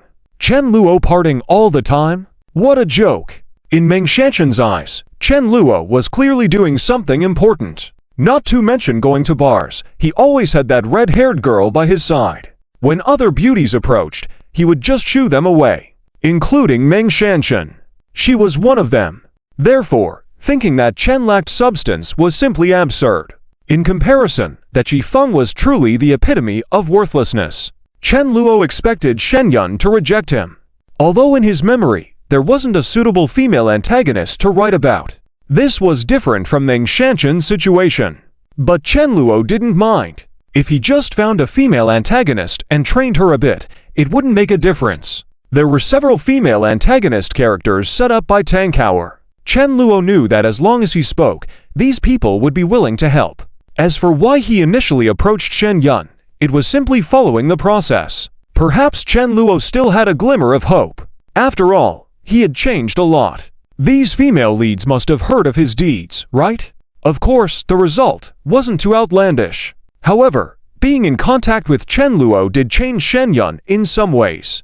Although she claimed not to be regretful, after going back, Shen Yun mulled over it. Why did Chen Luo say he wanted to collaborate on writing and help me publish a book? What does he really want to do? Shen Yun felt that Chen Luo had ulterior motives. It couldn't be that he was so kind-hearted, right? The more Shen Yun thought about it, the more regretful she felt. Why did I refuse? If someone else had invited me, I would have seriously considered it. Just because it's Chen Luo, I turned him down. The more I think about it, the more restless I feel. In the end, she got off the bed. Shen Yun decided to go talk to that girl named Meng Shanshan. However, at this point, Meng Shanshan had already become Chen Luo's person. So, she wouldn't have been friendly to Shen Yun. Inside a cafe, Shen Yun looked at Meng Shanshan across from her. She felt very conflicted at the moment. In Shen Yun's eyes, Meng Shanshan shouldn't be by Chen Luo's side. Were they not on the same page? But Meng Shanshan had appeared, and she looked respectful. It was as if Meng Shanshan had become Chen Luo's underling? How was this possible? Did I judge her incorrectly? Ultimately, this was just Shen Yun's impression. Both she and Meng Shanshan were set as female leads. She naturally felt a liking towards Yifeng, just as if through a filter. Hello, I'm Shen Yun.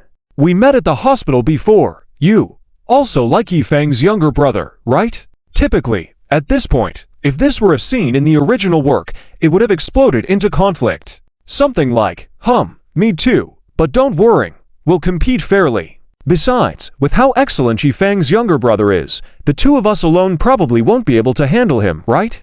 And then the other girl would nod shyly. Yeah. At this point, Shen Yun would gently hold the other girl's hand and say, from now on, let's serve Yifeng's younger brother together. Let the two of us make him feel happy. But now, Meng Shanshan hearing this immediately became agitated. Me? Like Yifeng? How could that be? That kind of scumbag. Why would I like him? Are you kidding? Meng Shanshan didn't want to be labeled like that. She could now say, she utterly despised Yifeng. If not for Yifeng unexpectedly showing up before and leading her astray, she would have been the female lead in Sword Hero 3 by now. She could even act alongside her idol Chen Xinyun. A bright future awaited her.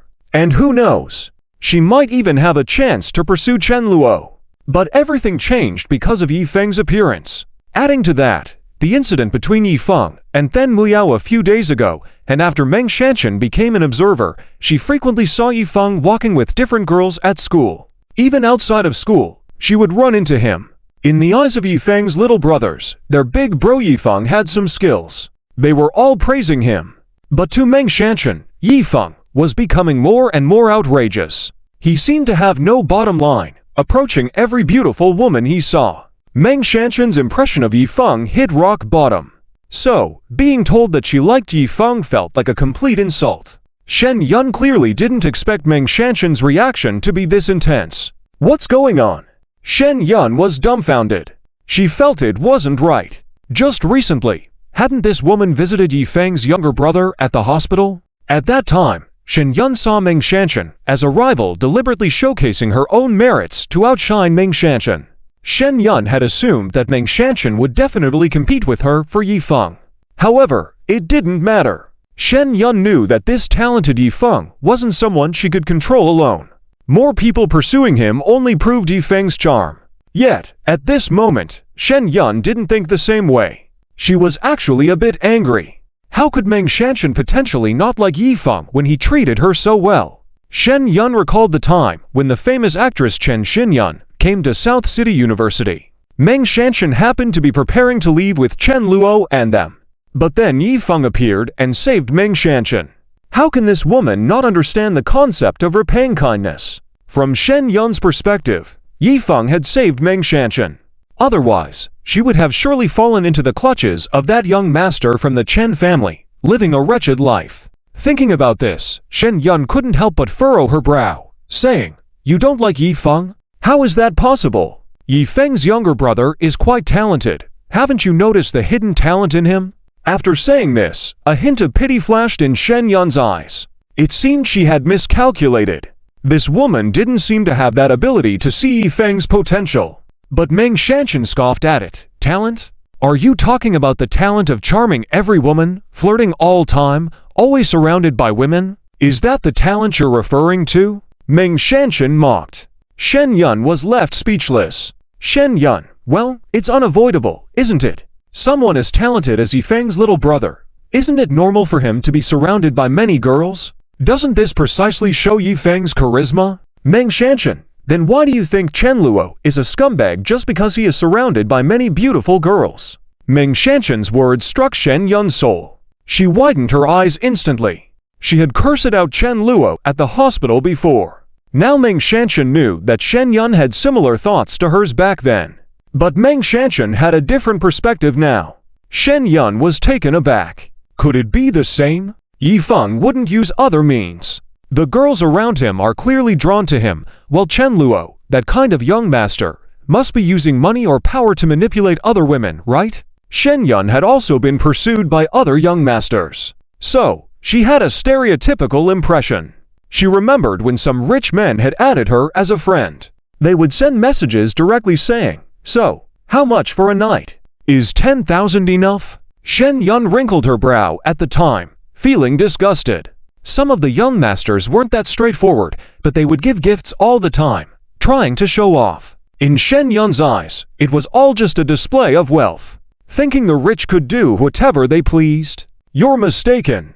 Chen Luo was no different to her. She didn't have a good impression of him. Of course, this was also related to Chen Luo being set as an antagonist. In the original work, Chen Luo indeed would play all sorts of antagonistic roles and get beaten by the male lead. The author wanted to highlight the male lead's coolness and the pitfall of the antagonists. But Meng Shanshan, hearing this, couldn't help but shake her head. Do you think Chen likes playing around with many girls too? Shen Yun, isn't it so? He mentioned filming. Wasn't it just to find young pretty actresses and then take advantage of them? Shen Yun stubbornly said. Really? Since you think that way, then I can't help it. Meng Shanshan shrugged with an indifferent look. She didn't want to explain to Shen Yun about the real side of Chen Luo. Shen Yun didn't trust him, so be it. I wish you and your Yifeng would stick together. It's best not to hit the market, it's not good for others either. Shen Yun's face turned a bit ugly hearing this. But Meng Shanshan didn't stop there. She leaned her chin on her hand with a smile, saying, Let's guess, what do you think your beloved Yifeng's little brother is doing right now? Oh, right, he's probably on a date with that Miss Then Muyao, right? No, it should be that girl named Che Jingyan. Wait, I saw just the other day that Yifeng was very close with Li Hongxia from the foreign language department. They seem to be having fun together. Maybe they're already a couple. By the way, has Yifeng ever told you he likes you? If he did, but he's now dating other beautiful women, do you feel a bit embarrassed? Meng Shanshan was merciless in her words. Shen Yun felt like she was hit by thunder. She realized, oh my god, why did I think that it was okay for Yifeng to be surrounded by other girls? Wasn't this a clear case of her setting herself up for a fall? Shen Yun was not someone who liked to wear a green hat. She started to tremble slightly. What was I thinking before? Shen Yun couldn't understand. Had her thoughts gone astray? After Meng Shanshan's guidance, she finally understood. Butu. Humph, even if Yifeng ... Isn't that great? Is Chen Luo really that much better? Shen Yun still held her ground. Hearing this, Meng Shanshan rolled her eyes. She didn't want to waste more time with Shen Yun and decided to leave. However, Shen Yun was getting a bit anxious and quickly said, Wait, you haven't answered me. Meng Shanshan halted. Since she wanted to help Chen Luo, Meng Shanshan eventually said, I can only say that Chen Luo is a real gem. If you despise Chen Luo, fine, but I hope that he might fall for me someday. At this point, Meng Shanshan's eyes revealed a longing look. But Shen Yun was shocked to hear this. Meng Shanshan actually hopes Chen Luo will notice her. How could that be possible? Wait a minute, this means Chen Luo hasn't made a move on her. Shen Yun quickly pondered. The whole situation left her astounded. Chapter 112. The Story of the Then Sisters. Shen Yun's growing fondness for Chen Luo. Chapter 112. The Story of the Then Sisters. Shen Yun's growing fondness for Chen Luo. Shen Yun did not expect that there might still be innocence between Chen Luo and Meng Shanshan. She originally thought that when Meng Shanshan appeared next to Chen Luo, it was already a done deal. Just like those rich youngsters she had interacted with before. Some of them were only interviewing girls, intending to win over the interviewees. It could be said that they were lawless and went too far. So, at this moment, Shen Yun was extremely shocked. But soon, a rebellious thought emerged in her mind. Are you fooling me? Did Chen Luo make you say that? That's right. Due to her hostility towards Chen Luo, Shen Yun now also had less trust in Meng Shanshan. Upon hearing this, Meng Shanshan was like, she once again realized why Chen Luo had only invited her that one time. Now, it was her turn. Meng Shanshan immediately said, Are you kidding me? Who do you think you are? Are you even qualified? Do you want to be so narcissistic? Meng Shanshan felt speechless about the crazy admiration of those beautiful girls around Yifeng. Shen Yun and Then Muyao had similar issues in their heads. At this point, Meng Shanshan couldn't be bothered to explain or convince anymore. She let Shen Yun and Yifeng live their lives together. After all, she was going to follow Chen Luo. Meng Shanshan was well aware that Chen Luo was the good man. But since Meng Shanshan did not respond this time, she turned and left. Shen Yun immediately became anxious. She hurried up to grab Meng Shanshan's hand and said, "Wait, don't go. You haven't finished what you were saying." Shen Yun couldn't accept it. Could this be true? Impossible. Is Chen Luo really that good? Shen Yun couldn't comprehend. Furthermore, she was somewhat concerned about Yifeng's actions. She decided to clarify things with Yifeng. That night, Yifeng completed his date with Then Muyao. He was in a good mood recently. Yifeng already knew that Then Muyao was the daughter of one of the 5 prominent families in the southern city, the Then family's heiress. Above her, there was also a beautiful sister named Then Muxuan. Upon hearing this, Yifeng immediately became interested. Wow, sister beauties. Interesting. Finally, the system has given me some excitement. Yifeng quickly checked the system's list. Indeed, he found Then Muxuan on his conquest list. Now, he could openly pursue this pair of sisters. Yifeng looked at Then Muyao, who was holding onto his arm tightly, her face beaming with a smile. Yifeng understood that by conquering Then Muyao, he could not only receive rewards from the system, but also gain her assistance. Previously, it didn't work out well with Zhao Shihan regarding pocket money. Then Muyao was his next target. He believed that in the future, he could definitely have a chance to enter the Then family or even take over some of the family's businesses. The author naturally gave Yifeng some powerful items. For instance, the old man he met in the park some time ago. Not only was he the president of the Calligraphy and Painting Association, but he was also Then Muyao's grandfather, Then Fugung. Following the original plot, Yifeng won the appreciation of the old man for his painting and calligraphy skills. The old man started to chat with Yifeng in the park about various topics including business tactics, the secrets to maintaining family businesses for a long time, and opinions on the major families in the southern city. Yifeng, being quick-witted, responded impressively, surprising the old man. The old man was increasingly fond of him and even thought about introducing Then Muyao to Yifeng. As for why it wasn't Then Muxuan, on one hand, their ages didn't match, and on the other hand, Then Muxuan already had a fiancé. Of course, this fiancé of Then Muxuan was not a good man. The Then family only saw him as having some connections with certain family businesses. They were unaware that this young master was actually a scoundrel. Otherwise, Then Muxuan's father would not have agreed to the marriage. Initially, Then Muxuan also didn't show any interest in Yifeng. She thought that the man her sister, Then Muyao, liked was just an ordinary college student who was not suitable to enter their Then family. However, due to Then Muyao's intense admiration and the praises from their grandfather Then Fugung, Then Muxuan's opinion started to change. Later, the author included some ambiguous plot lines. For example, Yifeng and Then Muxuan ended up spending some time alone due to various unexpected circumstances. Yifeng ended up rescuing Then Muxuan several times, helping her out of troubles, and also overhearing some heroic stories of Yifeng in the business sector. The key moment was when Yifeng caught Then Muxuan's fiancé cheating on her with another woman. Yifeng, showing the evidence of the fiancé's infidelity with pictures, confronted Then Muxuan with the truth. Then Muxuan, feeling shocked, then became furious and confronted her fiancé, eventually calling off the engagement. This incident led Then Muxuan to develop feelings of gratitude and affection towards Yifeng. *** continued in next message *** chapter 113, Sensible Shen Yun. Did Yifeng discover a shocking secret? Shen Yun's visit caught Chen Luo off guard. He was already aware that Shen Yun had approached Meng Shanshan later on. Meng Shanshan truthfully reported it to him. After listening to what Meng Shanshan said, Chen Luo remarked, "You did well."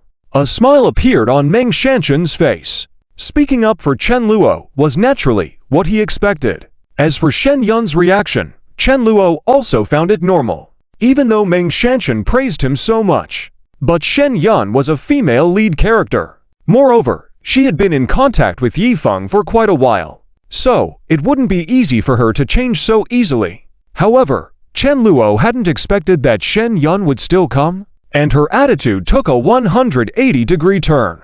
In fact, since their first encounter, Shen Yun had a different impression of Chen Luo. That time, Shen Yun couldn't help but scold Chen Luo. Normally, someone like Chen Luo, a rich kid, should have gotten angry immediately. Either he would have acted on the spot or held a grudge crazily, vowing not to rest until he took revenge. As a result, Chen Luo looked at Shen Yun with a wise expression that made her feel somewhat embarrassed. How did I suddenly scold my classmate out of the blue?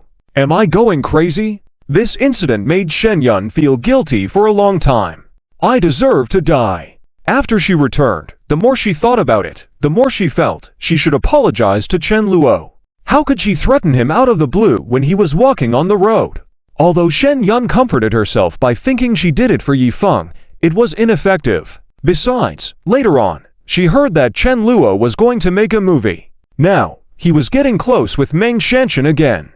Shen Yun also heard from Meng Shanshan that this young Master Chen was not what she thought. He was a treasure boy. Shen Yun immediately felt restless. She expressed that she needed to get in touch. What kind of treasure could he be? As soon as she saw Chen Luo, Shen Yun's expression changed. Because she saw not only Meng Shanshan by Chen Luo's side, but also Xia Qingyu. Shen Yun naturally knew this beauty from South City University. She also knew about the story between Xia Qingyu and Chen Luo. Didn't she used to like Yi Feng's little brother? And she used to dislike Chen Luo. How? Seeing this scene, Shen Yun stopped guessing. Instead of thinking that Chen Luo and both of them were scoundrels at the same time. Instead, she realized that her choice seemed to be correct. Even Xia Qingyu stood by Chen Luo's side now. Shen Yun's heart naturally became firmer, and she felt somewhat guilty towards Chen Luo. So when she spoke to Chen Luo, her tone became softer. Young Master Chen, I'm sorry, I've considered your previous invitation carefully. I'd like to cooperate with you. If you're willing, would you give me a chance? Shen Yun lowered her proud head. If there were members of the student council present, they would be extremely shocked. Wow, isn't it surprising? Shen Yun is so gentle. But Chen Luo remained calm. He directly replied, No, I've already found someone else to cooperate with. You're too late. Chen Luo wouldn't agree to her just because Shen Yun lowered her head once. Was it necessary for Shen Yun to accompany? Chen Luo had already given her a chance. Behind them, Meng Shanshan and Xia Qingyu saw Shen Yun's arrival. Initially, their eyes held admiration. Chen Luo made the right choice, said Meng Shanshan. But now that they heard Chen Luo refuse Shen Yun, they didn't say much. Instead, there was a hint of sympathy in their eyes. Indeed, although Yifeng was the one worthy of them, it didn't mean that when they approached Yifeng, Chen Luo would definitely accept them. Thinking about this, Meng Shanshan and Xia Qingyu were more grateful now. They could stay by Chen Luo's side at the moment. If they were like Shen Yun, it would be a disaster. For Meng Shanshan, at this moment she would rather work for Chen Luo, earning 800 than go back to Yifeng. Who can stand wearing that green hat? Moreover, Yifeng didn't really like them. These female leads who had returned to their normal mindset were clear about it. Love is selfish. It can only be given to one person. Someone resolute in their choice like Chen Luo, who chose Lin Yun. That's true love. Thinking about this, Xia Qingyu felt regretful. She originally could have been in Lin Yun's position. As a result, Xia Qingyu missed a good opportunity due to Yifeng's interference, so these two female leads held great hatred towards Yifeng. When Shen Yun heard Chen Luo's response, her expression changed slightly. If it was before, Shen Yun would have exploded for sure. In front of the antagonist, she would become extremely arrogant. However, not sure if it was due to her guilt towards Chen Luo or the fact that Shen Yun was already somewhat self-aware. She, once again pleaded, I'm sorry, young Master Chen, can you give me another chance? This way, if my book becomes famous, I'll only take 20% of the royalties. Is that okay? Shen Yun knew that if her book became popular, even just taking 20% would be enough to cover the debts at home. Since Meng Shanshan had mentioned that Chen Luo was a treasure boy, Shen Yun was willing to believe in Chen Luo. Her attitude surprised Chen Luo. This woman is quite savvy. Chen Luo looked at Shen Yun with a keen eye. Shen Yun seemed very sincere, not like she was lying. But Chen Luo didn't really care about what Shen Yun thought. After all, if he were to cooperate with Shen Yun, there had to be a signed contract. An oral agreement. Chen Luo wasn't that foolish. He needed to be cautious with these female leads, so he didn't continue to press Shen Yun. If Shen Yun was willing to work for him to make money, Chen Luo would be more lenient. He took out the contract and said, "It's not possible, but if you're willing to cooperate with me, that's no problem. However, this money is a buyout." Chen Luo was well aware that taking 20% of the royalties. What a joke! Chen Luo didn't want the novel Shen Yun was currently writing. He was more interested in her future potential. Currently, the book Shen Yun was writing was average. But in the original work, Shen Yun's writing improved over time. And this wasn't closely related to Yifeng because Yifeng only helped Shen Yun edit her writing in the early stages and published a book. Later, he was engaging with other female leads. Shen Yun's writing was steadily improving. Additionally, Chen Luo intended to cultivate Shen Yun's potential using his clear memories. Chen Luo believed that the novels that had become popular in his previous world would also bring success in this world. At the very least, it could make Shen Yun earn a lot. Therefore, to Shen Yun, 20% was a substantial sum of money. In case things went awry later on, and Yifeng got funds from this woman, Chen Luo wouldn't agree. When Shen Yun heard Chen Luo's offer to buy out, she was surprised. "Buy out? Young Master Chen, are you suggesting paying me from the first word onwards?" Shen Yun had prepared for the lack of recognition in the early stages. How could she expect to earn anything? Only with hope in her heart. So when she proposed to cooperate with Chen Luo, she only asked for the 20%. After all, in Shen Yun's eyes, the future royalties she would earn wouldn't be substantial even if she made money. She hoped for the best. She saw the contract and soon found out that after signing it, the copyright of her book would belong to Chen Luo. And the buyout price was 15 cents per word.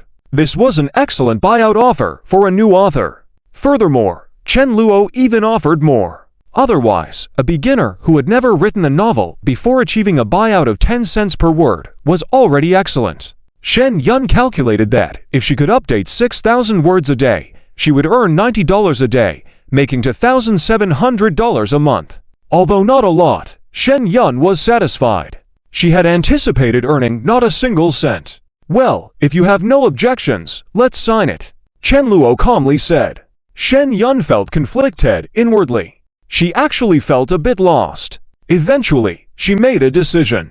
Having signed the contract, Shen Yun was left alone and confused. Shen Yun thought to herself, "Has Chen Luo nothing to say to me?" Chen Luo had visited her, wanting to invite her to write for his website. Now that the contract was signed, what was left to talk about? Shen Yun thought about this and felt a bit lost. If it were the original story, Shen Yun preferred to keep the wealthy young men away from her. But when she met Chen Luo, who displayed no interest in her, she felt somewhat uncomfortable. She even wanted to chat more with Chen Luo. Xia Qingyu and Meng Shanshan didn't chat with Shen Yun further, and went their separate ways. Shen Yun felt a mix of emotions at the moment. Have I become a part of Chen Luo's crew? Shen Yun understood that the contract not only specified her novel's price, but also included some other terms, such as following Chen Luo's instructions. Shen Yun saw the terms. Initially, she felt nervous. But seeing that Chen Luo paid her no attention whatsoever, Shen Yun's agitation disappeared. Meng Shanshan was right. Once her mind cleared, Shen Yun immediately made a judgment. Indeed, compared to Yifeng, Chen Luo was far better. Even though Yifeng occasionally did something right, most of the time, he interacted with other girls, which was absolutely correct. After her thought process, Shen Yun's mood improved further. She knew deep down that she had made a reasonable choice this time. Later, when Shen Yun encountered Yifeng on campus, she ignored him and walked past. "Yifeng, Shen Yun, what's wrong?"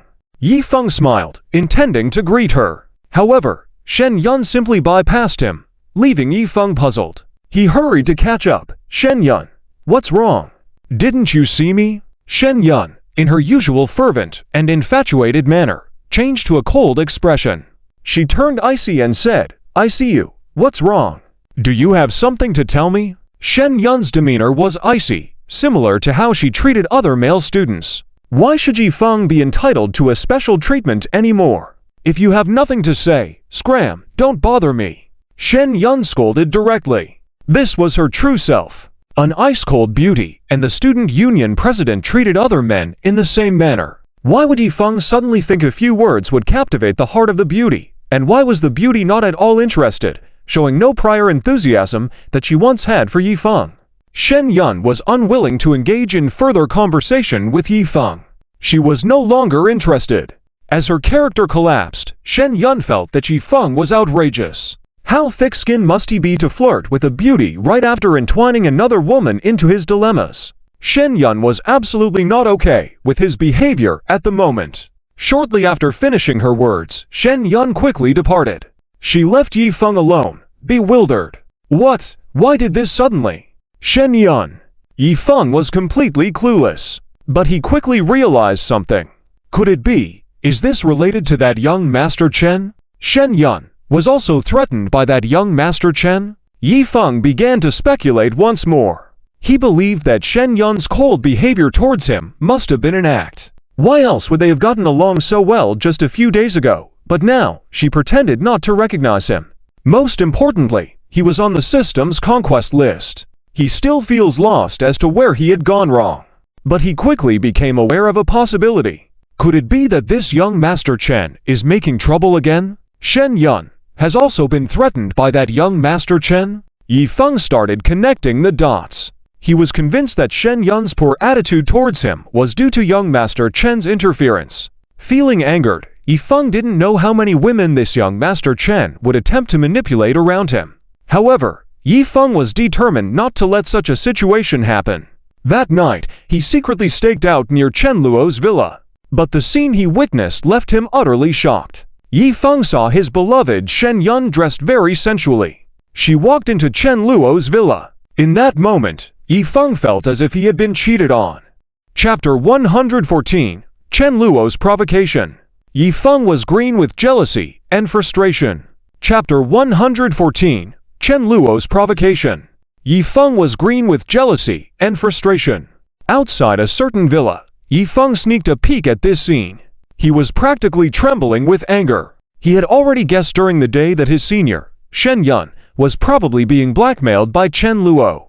Otherwise, why would her attitude towards him suddenly become so cold? It was simply impossible. Only Chen Luo could have used some dirty trick. For example, Shen Yun's family conditions weren't great. Maybe she suddenly needed money for something. She would have found Chen Luo, and then this Chen Luo would directly use money to threaten Shen Yun, telling her not to interact warmly with him. Otherwise, he wouldn't give her any money. Shen Yun Sr. had to agree to this money. She must have had her reasons. Maybe Shen Yun Sr. is doing this for me? Perhaps Chen Luo might have threatened that if Shen Yun Sr. didn't listen, he would come after me. Ah, Shen Yun Sr., you're making a mistake. You let Chen Luo come after me. What can he do? I'm not afraid. What I fear the most is you all surrendering to these despicable rich kids. Yifeng was feeling annoyed deep inside. On one hand, he was angry, wondering what he was really doing. It had been so long, and he hadn't made any money. It was simply a waste of time. On the other hand, he was feeling angry towards Chen Luo. Yifeng was frustrated that his retaliation against Chen Luo wasn't enough, allowing him to be so arrogant. Heh, just wait, young Master Chen. I will definitely make you dare not be so arrogant again. Yifeng felt that Chen Luo had become increasingly lawless. He actually threatened the girls he liked, getting them to come to his villa in the evening. And they were dressed so beautifully. Even without going in, Yifeng could imagine it. Next, in that villa, what exactly would happen between Chen Luo and Shen Yun? He was burning with anger now, and Yifeng had no intention of holding back. He wanted to break into the private residence and rescue Shen Yun. Yifeng believed that his actions were incredibly righteous. He was confident that when he rushed in suddenly to save the beauty, his Shen Yun Sr. would definitely show a surprised expression, mouth gaping open. Then she would succumb. Yifeng could even imagine how handsome his sudden heroic appearance would be. Yifeng had experienced such scenarios several times. Prompted by the system, he had captured the hearts of many beauties using this tactic. This included not only the female lead, but also supporting female characters. Of course, for Yifeng, he didn't really have the concept of a female lead or supporting character. Yifeng only knew that these women could help him complete tasks and get rich rewards. That was enough. Based on the setting of the male lead, Yifeng considered them all as his possessions, so no one else could touch them, especially those irritating rich kids with antagonistic settings. Yifeng naturally despised them. However, Yifeng probably couldn't even imagine that Shen Yun was willingly participating. Chen Luo had merely asked her to come over in the evening to discuss the outline of her new book and some details while taking pictures to provoke Yifeng. As a result, Shen Yun felt apprehensive. After much deliberation, she willingly changed into a very sexy outfit and went to Chen Luo's villa. Before coming, she had discussed with Meng Shanshan. Shen Yun expressed her concern that Chen Luo might do something inappropriate. But Meng Shanshan, having experienced it herself, knew Chen Luo's character well. She trusted him a lot. If Shen Yun managed to capture Chen Luo's interest, Meng Shanshan's mental image of Chen Luo might be shattered once again. However, at present, it was not the case.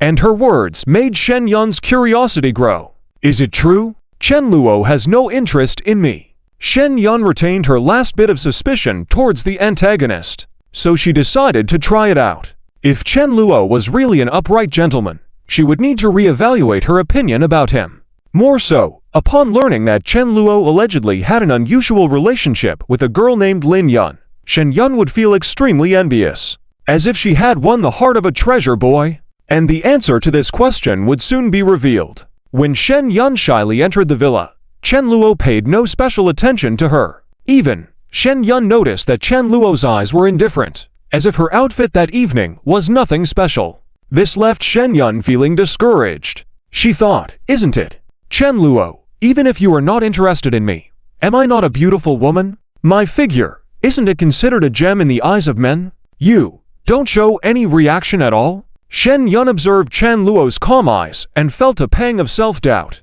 Back in school, with her hot temper and cold demeanor, she had attracted many admirers. Among them were many rich kids like Chen Luo. Although they might not be as wealthy as Chen Luo, their attitudes were very modest. Shen Yun was annoyed by these rich kids. She had thought that Chen Luo was just like them. But now, Chen Luo's reaction had dented Shen Yun's self-esteem.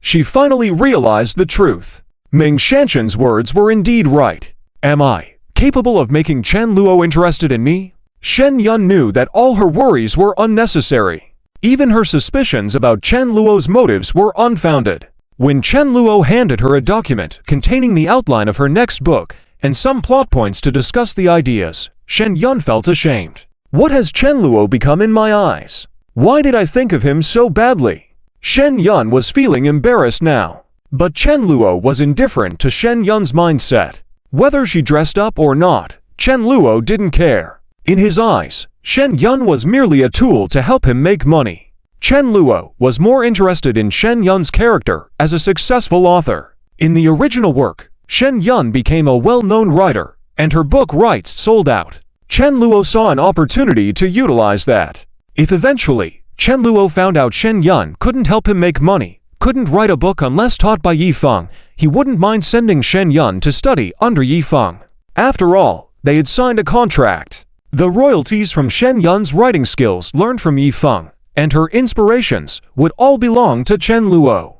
Otherwise, why would he agree so quickly to sign a contract with Shen Yun? Chen Luo's thoughts weren't illogical. Just before Shen Yun came, she had some bias against Chen Luo.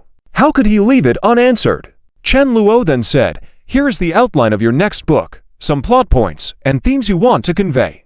Go back and have a look. If you don't understand something, come to me and ask." Upon hearing Chen Luo actually wanted to discuss work, Shen Yun realized dressing up was unnecessary. She looked at Chen Luo, and her expression changed. Now, in Shen Yun's eyes, Chen Luo was no longer the uneducated rich young man. He had become more charming to her. "All right, little Chen, I understand. Rest assured, I won't disappoint you." Writing was Shen Yun's dream, and now, with Chen Luo helping to outline, she was extremely grateful. If this book became a hit, Shen Yun would greatly admire Chen Luo. "By the way, little Chen, you mentioned earlier that there were other things you wanted me to do ... Shen Yun had also heard this from Meng Shanshan. Regardless of what Chen Luo's real intentions were, his enmity with Yifeng was real. Shen Yun had also experienced it once before. She had even scolded Chen Luo earlier for Yi Feng's sake. Now, thinking back, Chen Luo hadn't brought up that incident again. Shen Yun was even more impressed by Chen Luo's attitude. Yes, that's right. You dressed very provocatively today. Chen Luo glanced at Shen Yun, who was wearing a shoulder-bearing white evening gown with some cheap imitation diamonds. Although they sparkled, Chen Luo could tell they were fake. This outfit probably cost a few hundred yuan. But the reason it looked good was because of Shen Yun's natural beauty. Even if Shen Yun wore a potato sack, she would still be attractive. That stunning figure paired with the tight gown was enough to captivate countless men's attention. That was why Yi Feng was so angry. He couldn't stand to see the girl he liked dressed so beautifully and potentially being hugged by those annoying rich kids. Hearing Chen Luo's rare compliment, Shen Yun couldn't help but smile. She turned around, her dress fluttering in the light, making her look even more like a fairy. Do you like it, little Chen? This is my cherished evening gown, which cost me several hundred yuan when I bought it. Shen Yun said this, and upon hearing it, Chen Luo felt a tug at his heart. All right then, I will send you a dress later. After you go back, send me the measurements, and I'll have someone custom make one for you. Upon hearing this, Shen Yun was pleasantly surprised. Little Chen, why would you send me a dress? Earlier on, Shen Yun would have thought Chen Luo had ulterior motives. But now, she was just shocked. It's nothing. Since you came to work for me, it's only reasonable that I send you a dress. If you don't want it, that's fine too.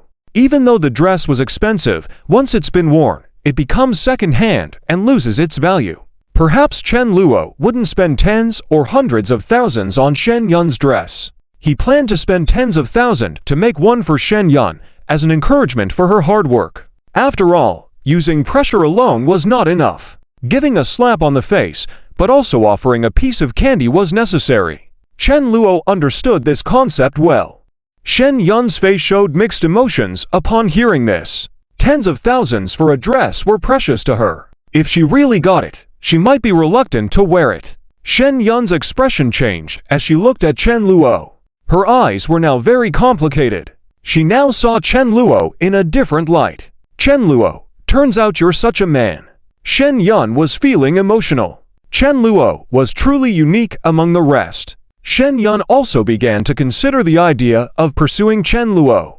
She hadn't faced any failures yet, so she was somewhat confident. Her gaze was now very determined. But just then, the door was kicked open, and Yi Feng charged in. He looked anxious and conflicted, feeling like he couldn't wait any longer. If he waited longer, they might even have a child. Yi Feng would truly be frustrated then.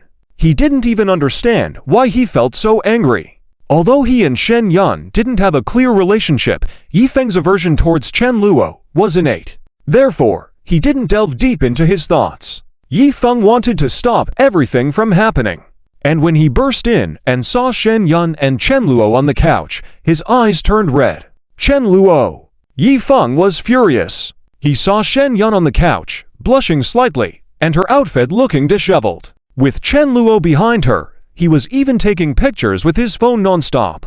Upon seeing Yi Feng enter, Chen Luo didn't stop what he was doing. In fact, he went even further. Chen Luo squatted down, embraced Shen Yun's shoulders, bringing her closer. Then, he looked at Yi Feng with a provocative smile and asked, "Classmate Yi Feng, what's the matter? Do you have something on your mind?" This smile fueled Yi Feng's inner rage even further. But what crushed him the most was that his beloved Shen Yun Sr. didn't resist at all. Instead, she went along with it, falling backward with a clearly shy expression on her face. Seeing this, Yi Feng was so enraged that he felt like he was losing his balance. Chapter 115. The Master's Mission of Chen Luo. The joy of male lead Yi Feng. Because of his haste, Yi Feng did not notice. Shen Yun took the initiative, even with a coquettish look, and leaned backward. She was extremely joyful in her heart right now. She could finally lie in Chen Luo's arms. Although it might only be for a moment, it gave Shen Yun hope. Maybe, could there be some sparks between her and Chen Luo? Shen Yun thought that Yi Feng's timing was quite appropriate. Of course, Shen Yun completely scoffed at the idea of Yi Feng coming to save her. "I need you to save me. You're so self-centered, aren't you? Chen Luo, let go of me, Shen Yun, now, or I won't be polite to you." Yifeng shouted at Chen Luo, burning with anger. Seeing this scene now, Yifeng felt like he was about to faint. The impact of this scene was too strong for Yifeng. He didn't have the feeling of catching them in bed. Instead, he just felt his scalp going numb from jealousy. Is that so? How impolite then. Chen Luo had no intention of letting go. Instead, he hugged her tighter. With his forcefulness, Shen Yun subconsciously let out a hum from the other side. Hum. This sound completely broke the defense of Yifeng. Those who didn't know might have thought they were doing something. Yifeng didn't plan to argue with Chen Luo. He wanted to pull Shen Yun and take her away.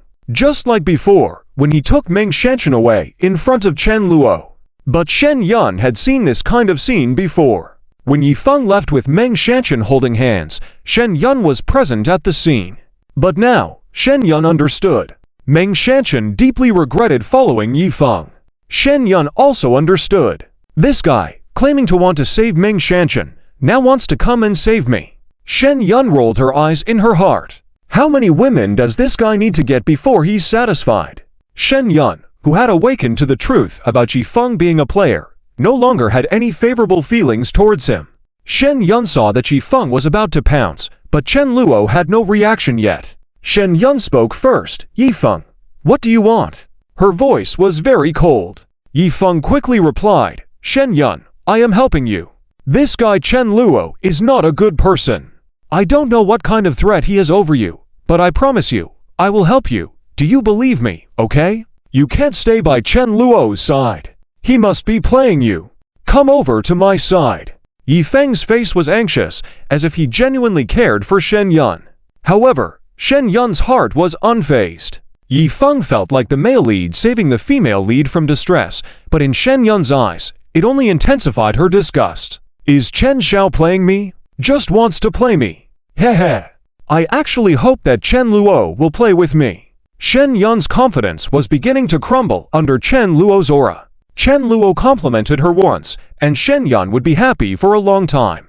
But in Chen Luo's mind, there was someone named Lin Yun that he cared about. Shen Yun realized that Yifeng, with his bulldozer attitude, was not the one for her. Shen Yun continued to berate Yifeng, stating that he was weak and couldn't even protect the woman he liked. Yifeng felt the pressure building as he struggled with his emotions. Shen Yun, on the other hand, resolutely refused Yifeng and threatened to call the police if he didn't leave. This shocked Yifeng, making him question his actions and behavior. Shen Yun's words seemed to hit Yifeng like a bolt of lightning.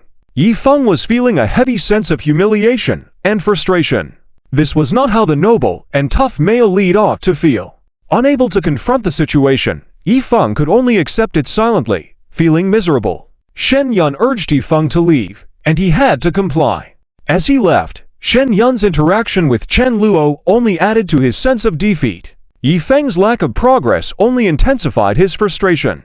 This state of defeat was further emphasized when Yifeng received a picture from Chen Luo, causing him to feel on the edge of collapse. In the following days, Chen Luo occasionally checked on the progress of the film shoot and inquired about Shen Yun's writing progress. He believed that his work could now proceed smoothly. Meng Shanshan had been eager for a new role and Chen Luo had prepared a new script sample to offer her. This gesture made Meng Shanshan ecstatic. She thought Chen Luo's talent was incredible. He quickly provided her with a new script. Although it was just a rough outline, it implied that the leading role was likely hers. Meng Shanshan saw this opportunity as a sign of being on the right track with Chen Luo.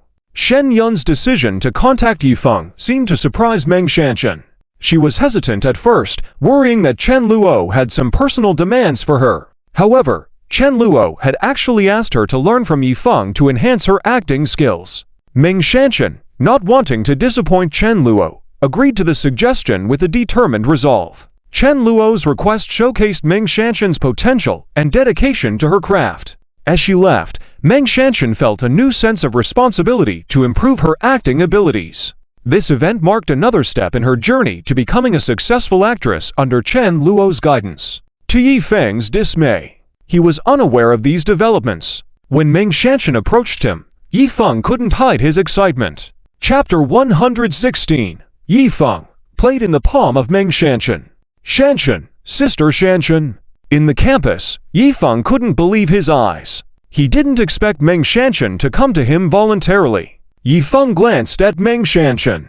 Today, Meng Shanshan was dressed very innocently light blue top paired with a white pleated skirt. She was wearing white sneakers on her feet, her fair thighs exposed. She looked like a goddess of sports. Plus, she tied her hair into a high ponytail, the level of prettiness enough to make Yifeng drool. Mostly, Yifeng hadn't won Meng Shanshan over yet. Whether it was his inner desire for Meng Shanshan or the system mission, it made Yifeng really want to have a deeper communication with Meng Shanshan at this moment. Originally, he thought he had missed the opportunity. That guy, Chen Luo, used some means. It was truly despicable. But unexpectedly, today, Sister Shanshan took the initiative to come over. Yifeng immediately felt that Meng Shanshan had come to her senses. Well, I think Sister Shanshan must still think that I'm better. It's probably because that Chen Luo is exposed for who he really is, that Sister Shanshan changed her mind. Yifeng wouldn't act like Chen Luo.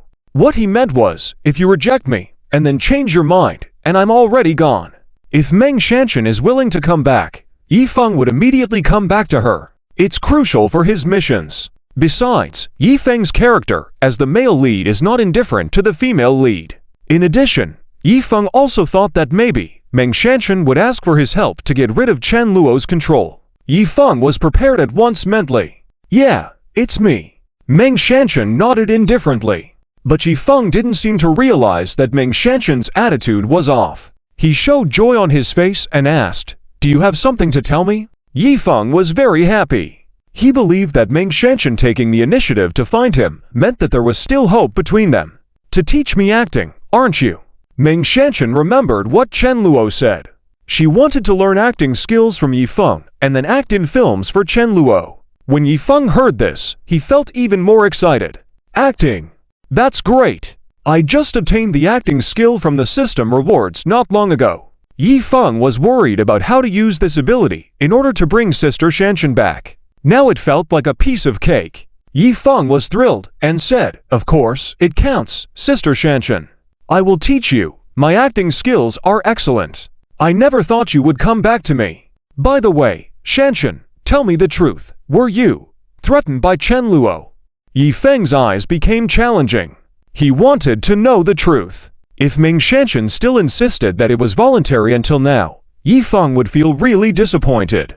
However, what startled Yifeng was when he heard Meng Shanshan calmly say, "Yes, Chen Luo said if I didn't go with High Chapter 117, the two young misses make an appearance." Chen Luo completely stuns the two ladies. In Chapter 117, the two young misses make an appearance. Chen Luo completely stuns the two ladies. Yifeng couldn't believe it. These past few days, was the warmth shown by his sister Shanshan all just an act? How could this be possible? Does Shanshan not like me? Yifeng was shocked. He couldn't accept this fact. Yifeng recalled the past few days, Shanshan's smiles towards him, and their joyful conversations. The relaxed atmosphere, was it all fake? But why? Hasn't Shanshan already left Chen Luo? These days, Yifeng has been cautiously observing Shanshan in secret. He was sure that Shanshan really had no contact with Chen Luo.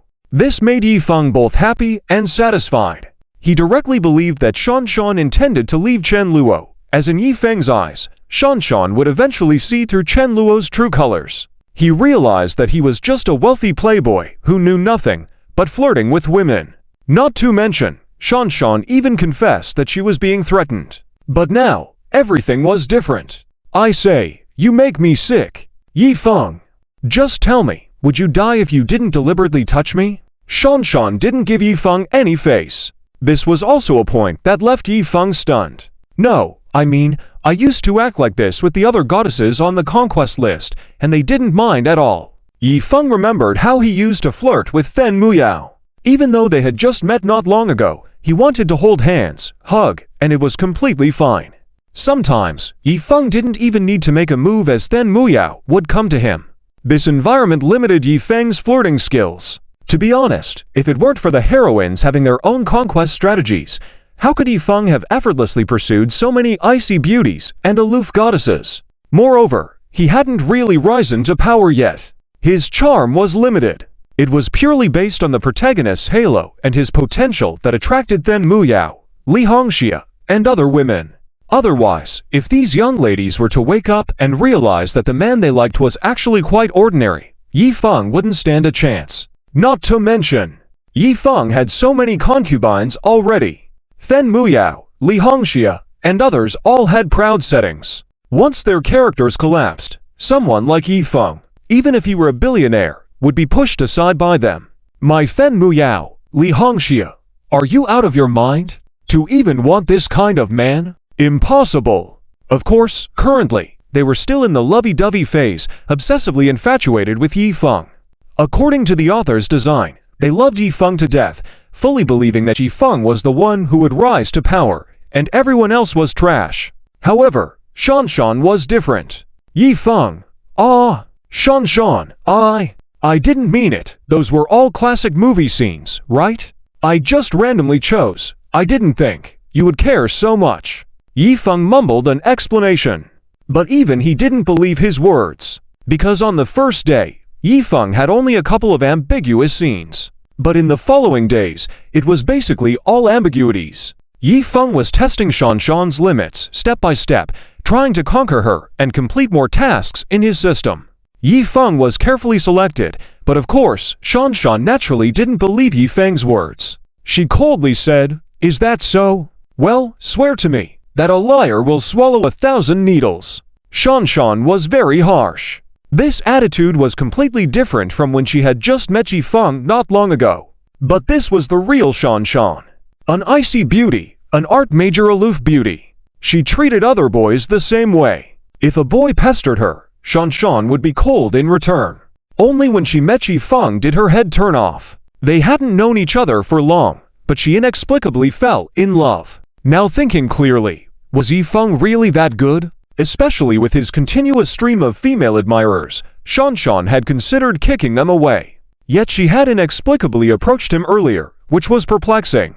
Luckily, Shanshan had now come to her senses. She wouldn't degrade herself any longer. And Shanshan's words left Yi Feng speechless. He was choked, unable to speak. In the end, Yi Feng could only apologize. "All right, I'm sorry, Shanshan.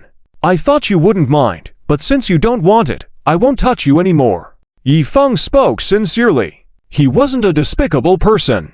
Since Shanshan didn't want it, he could restrain himself. The tasks and missions were not as important as the female protagonist herself. Yi Feng wasn't in a hurry. By maintaining a good relationship with Shanshan here, Yi Feng could engage more deeply with other goddesses. Yi Feng believed that he could win over Shanshan with his personal charm. This was the confidence of the male lead. But Yi Feng was clearly overthinking. There was no future between him and Shanshan. Shanshan, in the future. "Hey, Yi Feng, do you think I'll continue to learn from you?" Shanshan's words were mocking, with a hint of antagonistic expression. Yi Feng realized at this moment, no, everything was orchestrated by Chen Luo. Was Shanshan still being threatened by him? Yi Feng's strange train of thought once again came into play. He didn't blame Shanshan, but instead pushed all the blame onto Chen Luo. This was Yi Feng's basic move. After all, the male lead and the antagonist couldn't get along. But Yi Feng's thoughts weren't wrong. It was indeed Chen Luo's idea. And what shocked Yi Feng was that at this moment, Chen Luo suddenly appeared behind Shanshan. "Shanshan, be careful," Yi Feng instinctively warned, still thinking Chen Luo was up to something with Shanshan. In Yi Feng's eyes, Chen Luo was synonymous with a villain, a bad boy leader. He now looked angry and furious. Yi Feng said, "Chen Luo, what are you planning to do to my sister Shanshan?" Even in this situation, Yi Feng was concerned about the female lead. He had originally decided to give up. But at a critical moment, Shanshan came back to find him, giving Yi Feng hope. Following the spirit of the harem male led, Yi Feng didn't want to easily let go. Joking, Shanshan was also a beautiful woman. How could such a beauty fall into the hands of these disgusting young masters? Yi Feng's sense of justice was driving him to act as a hero.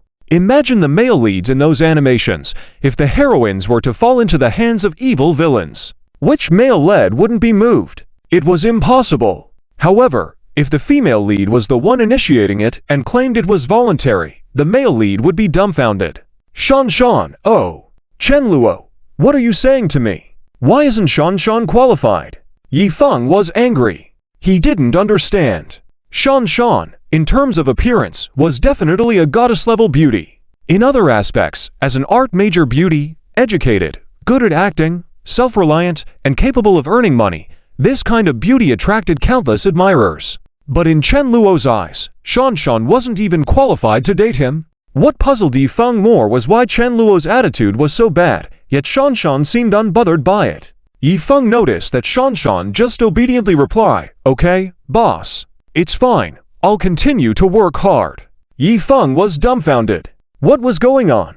This Chen Luo, what does he know about Shan's leverage to make her so obedient? Yifeng even hoped that he could control Shan like that, making her obedient. After all, Yifeng wanted to complete his tasks effortlessly. It can be said that Yifeng also had some potential for turning dark. Then, when Shan had just finished speaking to Chen Luo, she suddenly turned toward Yifeng and said, "When I'm talking to my boss, why are you interrupting?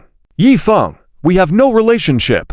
Whether I'm qualified or not, it's not up to you to answer for me." Shan didn't give Yifeng any face. Yifeng was left speechless, unable to say anything.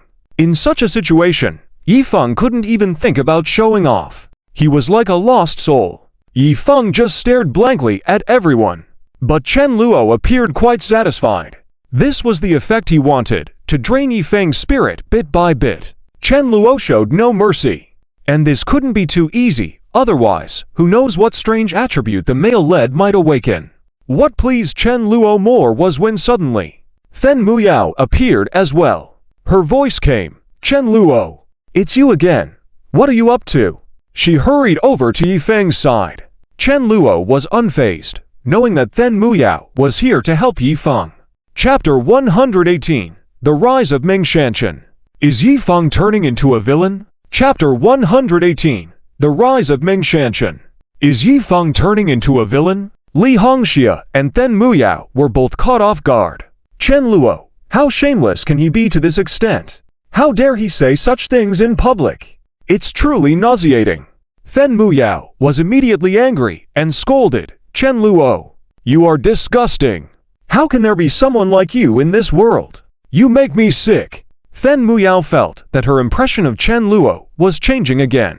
She originally thought Chen Luo was just ignorant and liked to play with women, but he should know where to draw the line.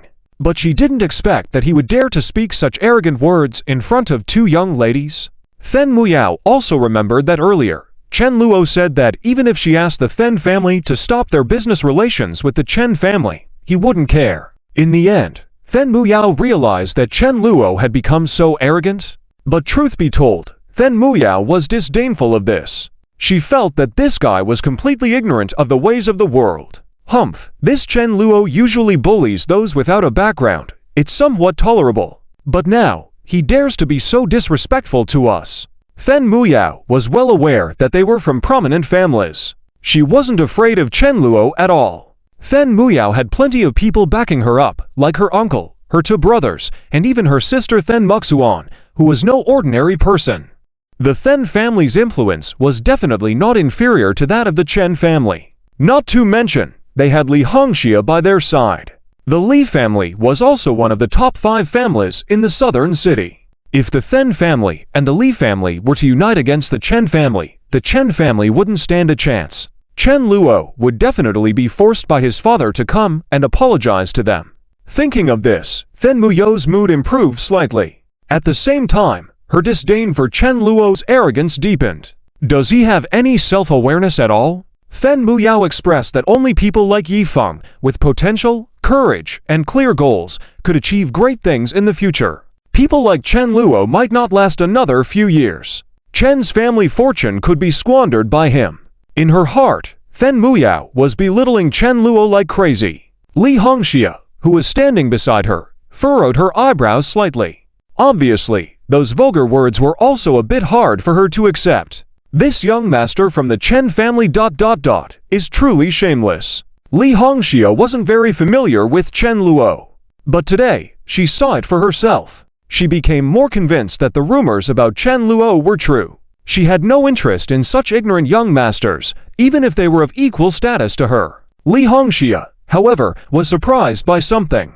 After Chen Luo finished speaking, Meng Shanshan, who was beside him all this time, only showed a hint of surprise in her expression.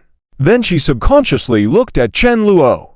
The two girls saw Meng Shanshan's eyes, like there was a bit of anticipation. Li Hongxia wasn't clear about Meng Shanshan's background, but Then Muyao naturally felt that Meng Shanshan wasn't like that kind of person. However, now Then Muyao's thoughts had changed. She now looked down on Meng Shanshan in her heart. Humph, this woman, her true colors are finally revealed. I probably misunderstood her before. Then Muyao would no longer see Meng Shanshan as someone of her own kind. She looked at Meng Shanshan like she would at those female antagonists in Tang Kao's novels, her eyes filled with disgust. Chen Luo, on the other hand, didn't seem to care at all. Hearing Then Muyao's scolding, Chen Luo coldly smiled and said, "Is that so? I'm disgusting. Then don't you think that person beside you is disgusting too?" When Chen Luo said this, Then Muyao was stunned, then showed an expression of disbelief. What is Chen Luo saying? Is he crazy? How can he dare to say that Yezi is disgusting? Yezi is such a good person, honest, kind, brave, ambitious, not afraid of powerful people. Isn't it clear from how he attracts other young ladies? Yezi's charm is endless. How many times stronger is Yezi compared to you, young master of the Chen family? Then Muyao couldn't understand it. How could Chen Luo say that Yifeng is disgusting? Li Hongxia, also, was somewhat disdainful. Li Hongxia, young master from the Chen family, I didn't expect your mouth to be so sharp. But, Then Muyao, and I probably have lost interest in your party. In that case, I wish you a pleasant party and have more fun. Compared to Then Muyao's direct personality, Li Hongxia seemed much more composed. After she finished speaking, she intended to take Then Muyao and Yifeng away. At this time, Yifeng was still a bit lost. Although he recovered quickly after being taken away by Then Muyao and Li Hongxia, he had heard the conversation between a few people, but he couldn't help but think about Meng Shanshan's actions towards him earlier. Yifeng felt a bit lost. He couldn't understand what he had done wrong. Why did Shanshan's sister become so close with Chen Luo? Yifeng couldn't accept it. Before leaving, Then Muyao scolded again. Chen Luo, let me tell you, you can't compare to Yezi. In the future, Yifeng will definitely surpass you. Don't think that just because of your noble status, you can look down on anyone. Wait and see. I believe that soon, Yezi will make you regret deeply. His future is limitless. Then Muyao made a bold statement.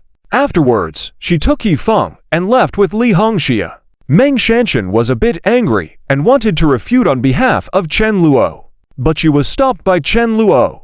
Meng Shanshan, boss, that woman said that, don't we have to fight back? Meng Shanshan seemed to have become tougher. She was picking up some antagonist traits. She believed that even without Chen Luo's support, if Tang Kao dared to bully her, Meng Shanshan would definitely fight back. Perhaps she would even become a more ruthless female antagonist than Tang Kao in the future. Chen Luo, of course, we have to fight back, but there's no need to just engage in a war of words. Let reality speak for itself. I believe that Miss Then will soon come to realize the truth and know what kind of waste her beloved man truly is. As Chen Luo spoke, a hint of fierceness flashed in his eyes. He knew that there can only be one winner between him and Yifeng.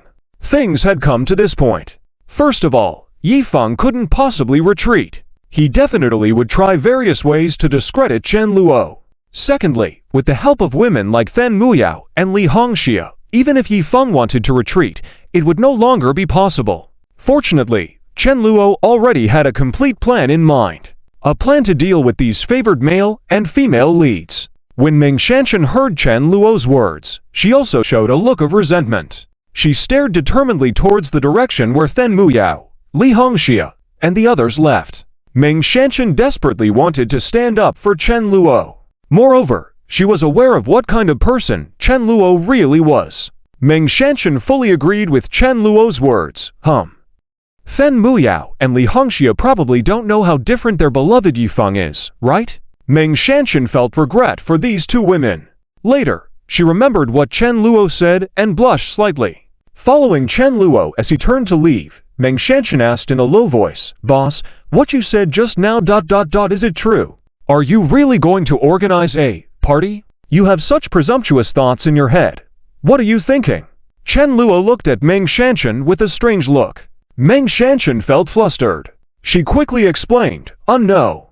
I was just asking casually. I'm not really interested in joining, in my heart. Chen Luo stared at her silently. This gaze made Meng Shanshan feel a bit nervous. She hastily went on, never mind, I was just asking randomly. I'm not really interested in joining, I swear. Chen Luo stopped his approach. He said, is that so?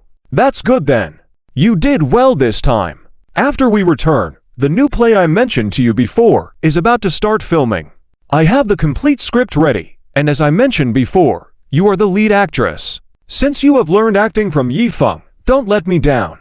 After saying this, Chen Luo turned and left. Meng Shanshan's eyes betrayed a hint of disappointment. It didn't work out, did it? She knew where Chen Luo's affections currently lay. Meng Shanshan also wanted something more, but it seemed quite difficult. However, Meng Shanshan quickly regained her sense of determination.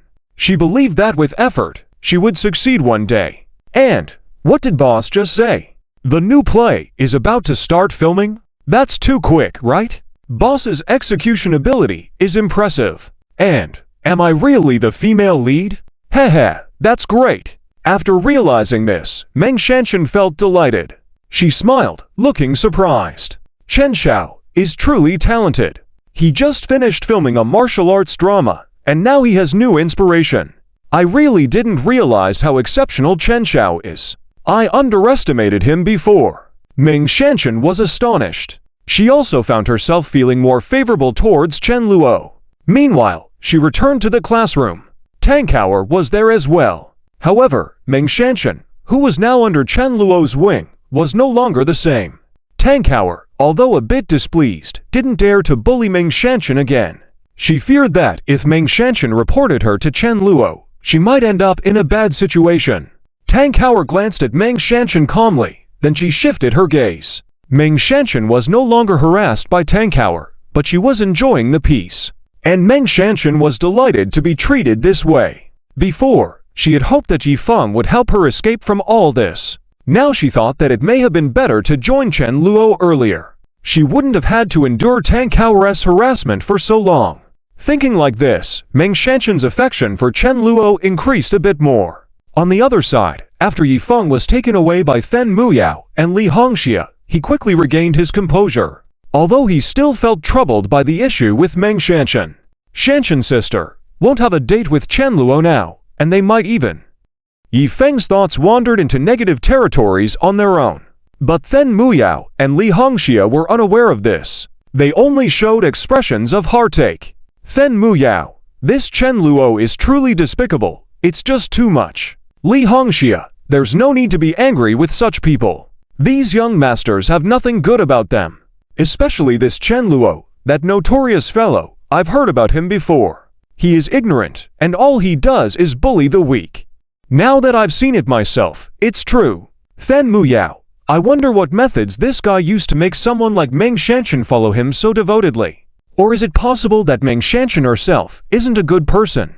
Fen Muyao still had some doubts in her heart. Moreover, she had witnessed not only Meng Shanshan's behavior, but also that of Xia Qingyu, Shen Yun, Zhang Xiaoyu, and others with Chen Luo. She hadn't paid attention to it before. Her heart was devoted to Yifeng. Li Hongxia, I bet she does, based on the way she's acting. It's clear that she's doing it willingly. Humph, truly foolish, but it's normal for someone like her not to see the potential in little brother Yezi, isn't it? Fen Muyao, Hongxia, thank you so much for today. If you hadn't been there, I really didn't know how to get rid of that guy. To be honest, I'm actually afraid that Chen Luo might get aggressive. Fen Muyao still felt a bit worried about this. She expressed that if Chen Luo were to pursue her or have any intentions towards her, she would definitely resist with all her might. This wasn't entirely impossible. Such people who were lawless could do anything. As for Chen Luo's comment earlier about Yezi being disgusting, both women disregarded it entirely. Ha, does he think Yezi is disgusting? This young master from the Chen family really dares to say anything. Fen Muyao and Li Hongxia were both disdainful. They believed it was absolutely impossible. In their opinion, compared to Chen Luo, their little brother Yezi was the perfect male god. Li Hongxia, don't worry. This guy shouldn't be stupid enough to go that far. If he tries to harm you, your family will definitely stand up against the Chen family for you, right? Besides, I'm here to help you too. Since we both like Yezi, it's normal to help each other. Li Hongxia's words made Then Muyao blush a bit. She was exposed by the other beautiful woman, and it was a first for her. Then Muyao was unfazed by this. On the contrary, it made her feel more affection towards Li Hongxia. Li Hongxia was in her sophomore year, a year older than Then Muyao. So she smiled and said, Hongxia, are you close with Yezi? Li Hongxia, well, I'd say we're okay. I met him on an online forum, and we chatted a bit. I found that he understands business well, so I added him as a friend. Later, I found out that we're both from South City University. After that, he invited me to meet, and I went. Unexpectedly, he's such a handsome younger brother. Yezi is articulate, and he has a good understanding of investment and management. How could someone like him be the kind of person Chen Luo described? Heh. Li Hongxia remembered the days when she first met Yezi. She fondly remembered them. Li Hongxia felt that Yezi was truly a beacon shining into her life. Originally, Li Hongxia thought that she might end up alone for the rest of her life. Because there was no guy who could catch her interest, whether it was someone talented from a humble background or a young master from a family of similar status. Li Hongxia had no interest in any of them. Yet, when she met Yezi, she knew what it meant to be moved. She knew what it meant to have a love at first sight. She looked at Yezi, and her face showed a faint blush that was barely discernible. Yezi had captivated her. At that moment, Yezi expressed with a forced smile, "You have high praise for me, Hongxia. Thank you, but I will try." Then Muyao, Yezi, are you feeling better? I was afraid you'd never come back to yourself. Then Muyao was pleasantly surprised and said with a smile, Yezi, the situation with Shanshan's sister did impact me quite a bit, but now, I'm fine. I'm no longer thinking about these things. Mulan, Hongxia's sister, tonight, I'll treat you to dinner, alright? How about having fried noodles? Yezi shrugged and said. Then Muyao, yay. Yezi is treating us. I want to eat tasty food. Li Hongxia also smiled slightly. Alright, I rarely eat such food, but since it's your treat, I'll take the opportunity to try it. Upon hearing the responses from the two women, Yezi felt very relieved. He believed this was how the story should progress. With his charm, how could it be difficult to capture the hearts of the designated goddesses in his system? This is all because of Chen Luo. Yezi thought about Chen Luo, and a shadow of difficulty passed through his eyes. Chapter 119. Tankower, who was bullied. Arrogant young master Du from the Du family. Tankower, who was bullied. Arrogant young master Du from the Du family. Then Muyao and Li Hongxia, regarding Yifeng's invitation to have fried noodles, had no objections at all. This is the benefit of having a male lead. As mentioned earlier, not to mention having fried noodles. Even if Yifeng invited them to ride bicycles, they would be very willing, giving up their own comfortable luxury cars to follow Yifeng. Because Yifeng is the male lead. In the novel world of modern evil young master, the female lead is infinitely accommodating towards the male lead. As for Yifeng directly inviting the two of them together, this is nothing at all. Then Muyao and Li Hongxia, after this event, had already become good sisters. And deep down, they knew that only by joining hands could they not be easily bullied by Chen Luo. Even better, they might be able to retaliate more easily. This is naturally a good thing. And Yifeng's dark thoughts were not currently strong. After all, he had Then Muyao, Li Hongxia, Che Jingyan, and other beautiful women by his side. The identities of these people are extraordinary. Although their relationships were not very deep at the moment, Yifeng believed that these young ladies would absolutely not be easily threatened by Chen Luo. Not to mention, standing on Chen Luo's side. If that were the case, Yifeng would probably cry to death. He thought about it, and his mood improved a lot with the remaining beautiful women by his side. Apart from the goddesses in the school, Yifeng's development outside of school had already begun. Regarding Fagang and other old masters, Yifeng actually didn't care much. He was more concerned about people like Su Siwan, Gu Menyan, Zheng Weiwei, etc. Yifeng had already added Su Siwan's contact information. Yifeng didn't know Gu Menyan, Zheng Weiwei, Su Jiru, and the other girls yet. They only existed on the system's strategy list. But this also gave Yifeng endless expectations. He looked forward to the day he would meet these beautiful women. He believed there would definitely be a good story with them. A sunny smile reappeared on Yifeng's face. He felt that he should focus on Then Muyao, Li Hongxia, Che Jingyan, and the others right now. After all, these young ladies could provide him with significant help. Yifeng expressed that he couldn't lose the watermelon while picking sesame seeds. This time, he was really going to let go of Meng Shanshan, Zhang Xiaoyu, Xia Qingyu, and the other girls. Even if they turned back, Yifeng would have to carefully consider it. Of course, Chen Ruoxu was not forgotten by Yifeng. The game they developed together was making great progress. I believe that when this game is released, it will definitely cause a huge sensation. Yifeng wasn't worried about Chen Ruoxu, because they had already done everything together. Otherwise, Yifeng wouldn't have spent so long ignoring Chen Ruoxu and focusing on pursuing other female leads. In Yifeng's eyes, Chen Ruoxu didn't have much value left to pursue. Even though Chen Ruoxu still had romantic feelings for Yifeng, she didn't care about his actions and behavior at school. She would even greet them openly when she saw Yifeng walking with other beautiful women. Of course, Yifeng would respond naturally and not ignore Chen Ruoxu. Chen Ruoxu had been busy helping Yifeng with the game during this time. She was in a good mood and felt that, when this game goes online, it will definitely earn a lot of money for me and brother Yifeng. By then, that money will also have a place. Yes, besides wanting to help Yifeng finish the game, Chen Ruoxu also needed to earn some money for herself. She had urgent needs. And Chen Ruoxu missed her beloved brother Yifeng every day, immersing herself in the library. The production of this small game was coming to an end. Tankower had been feeling a bit depressed recently. In the original work, she was originally set as an antagonist by the author specifically to target Meng Shanshan. Her role was to humiliate Tankower in front of Yifeng, leading to Meng Shanshan's increased affection for him. But now, everything was different. Tankower had been tamed by the young master of the Chen family she admired. But Meng Shanshan had actually also joined forces with the young master Chen. And with Chen Luo speaking up, Tankower, even if she had countless grievances against Meng Shanshan, could only endure silently. Every day in class, seeing both sides ignoring each other, Tankower actually felt some inner doubts. Why does this woman deserve the appreciation of young master Chen? Did her visit to young Master Chen that night please him so much? But based on what I've seen, it doesn't seem like young Master Chen and her got very close afterward. Tankower expressed her confusion. But she did feel envy. She also wanted the chance to go to young Master Chen's room alone.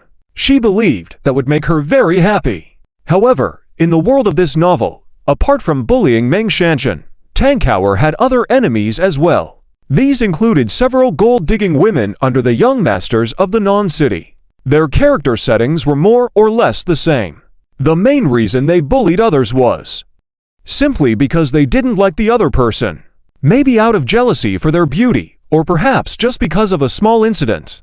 And Tankower's few enemies consisted of the tough women following non-city Du Young.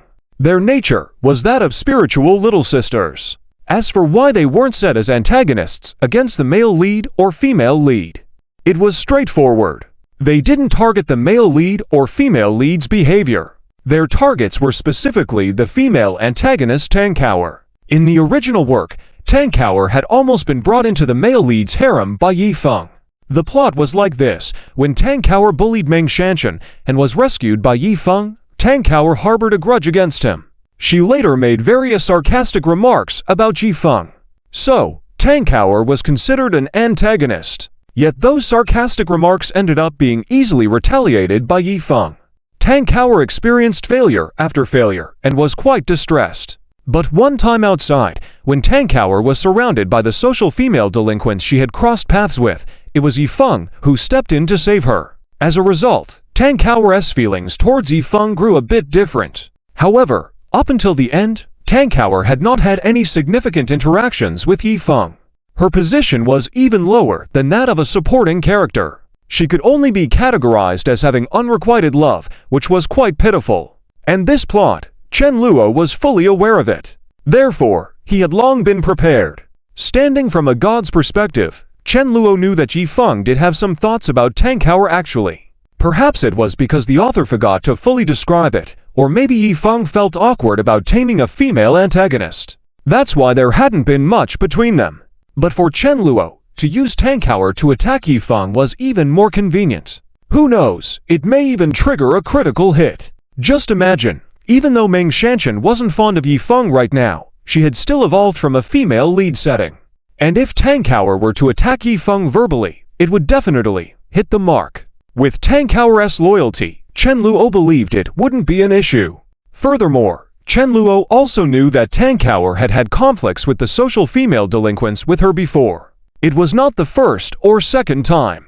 So, he quickly received the news. Young master, Tang Hao is being bullied by Du Zhengping at Tiagong Bar. Zhao Long said.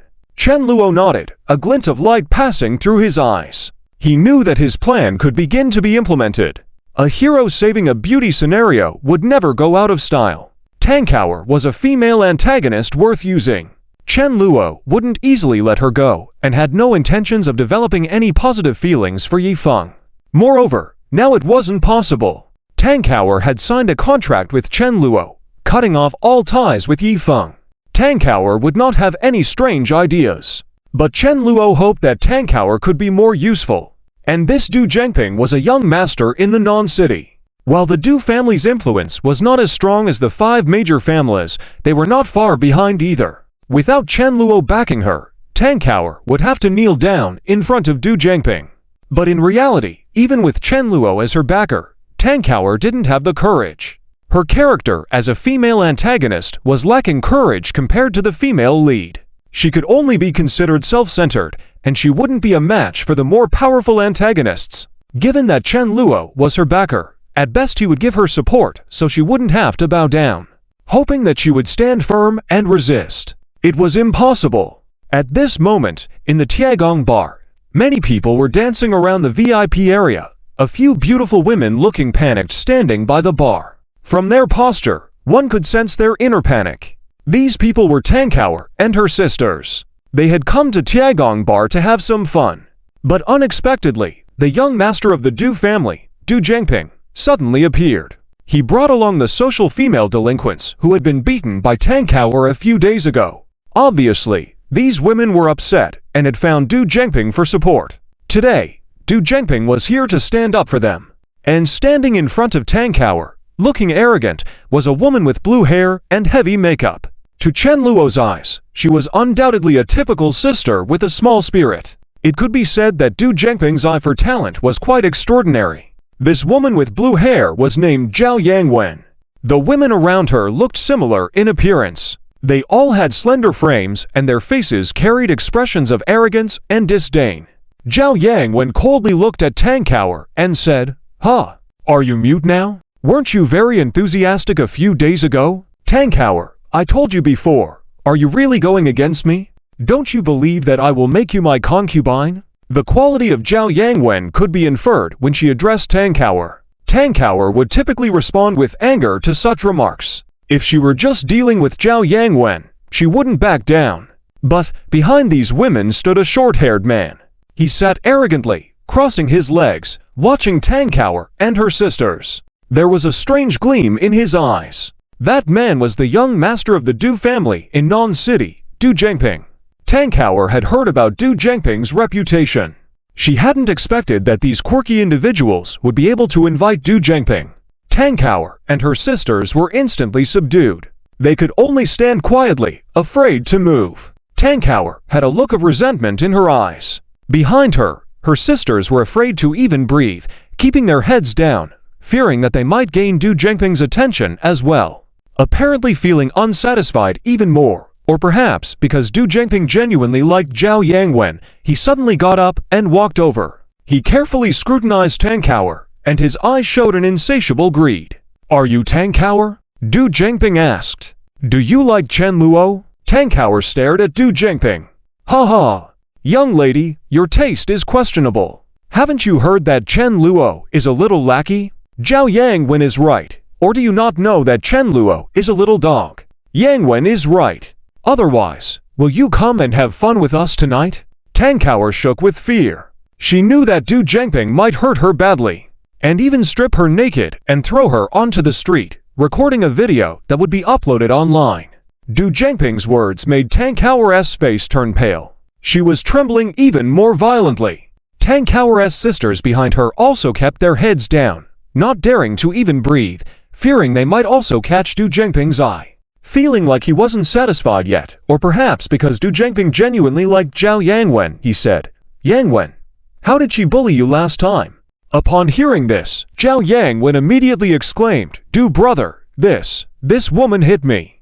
Du Zhengping, then you should strike back. Let her learn who calls the shots. Du Zhengping didn't have any intentions to treat Tang Kaoer gently. He wanted to have dominance over Zhao Yangwen, but he didn't want to hold back his treatment towards Tang Kaoer. It could be said that Du Zhengping had some twisted quirks. Generally, most women couldn't tolerate his odd requests. But Zhao Yangwen could satisfy Du Zhengping in every way, whether she was to be his pet dog or engage in even more humiliating acts. It said a lot about Du Zhengping's character. Besides, Zhao Yangwen felt that it was enjoyable. After all, she was going to be played with anyway in the future. But being toyed with by someone like Du Zhengping with authority and power would come with many privileges. Hearing Du Zhengping's words, Zhao Yangwen was delighted. She applauded his demands, and her positive feelings for Du Zhengping grew even stronger. For her, she truly enjoyed her time with Du Zhengping. "Yes, Du brother, I, Zhao Yangwen, will always be your loyal puppy." The words stirred something in Du Zhengping. He was already feeling eager to continue training Zhao Yangwen. However, now he was also interested in Tang Kaoer. If he could make her his devoted puppy too. "What are you guys doing?" Tang Kaoer suddenly looked up.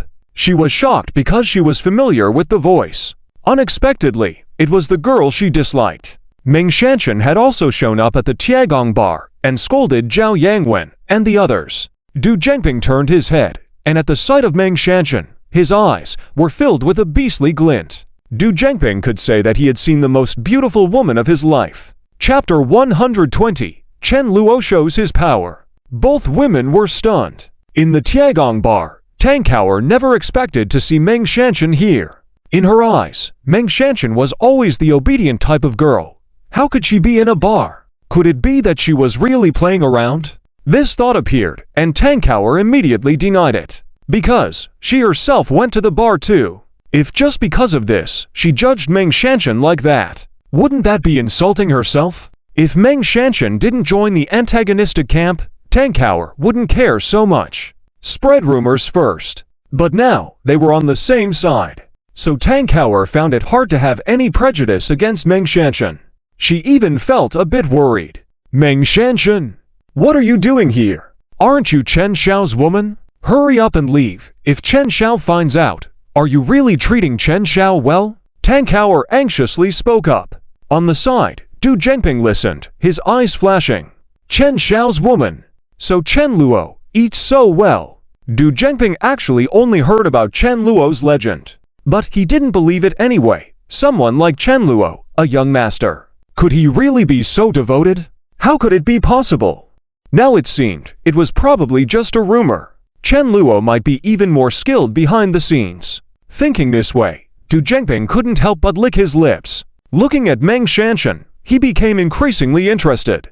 Damn, compared to Chen Luo, the women I've been with are really damn ugly. Du Zhengping didn't know where Chen Luo found such a beautiful goddess. Were there still such top-quality women at South City University?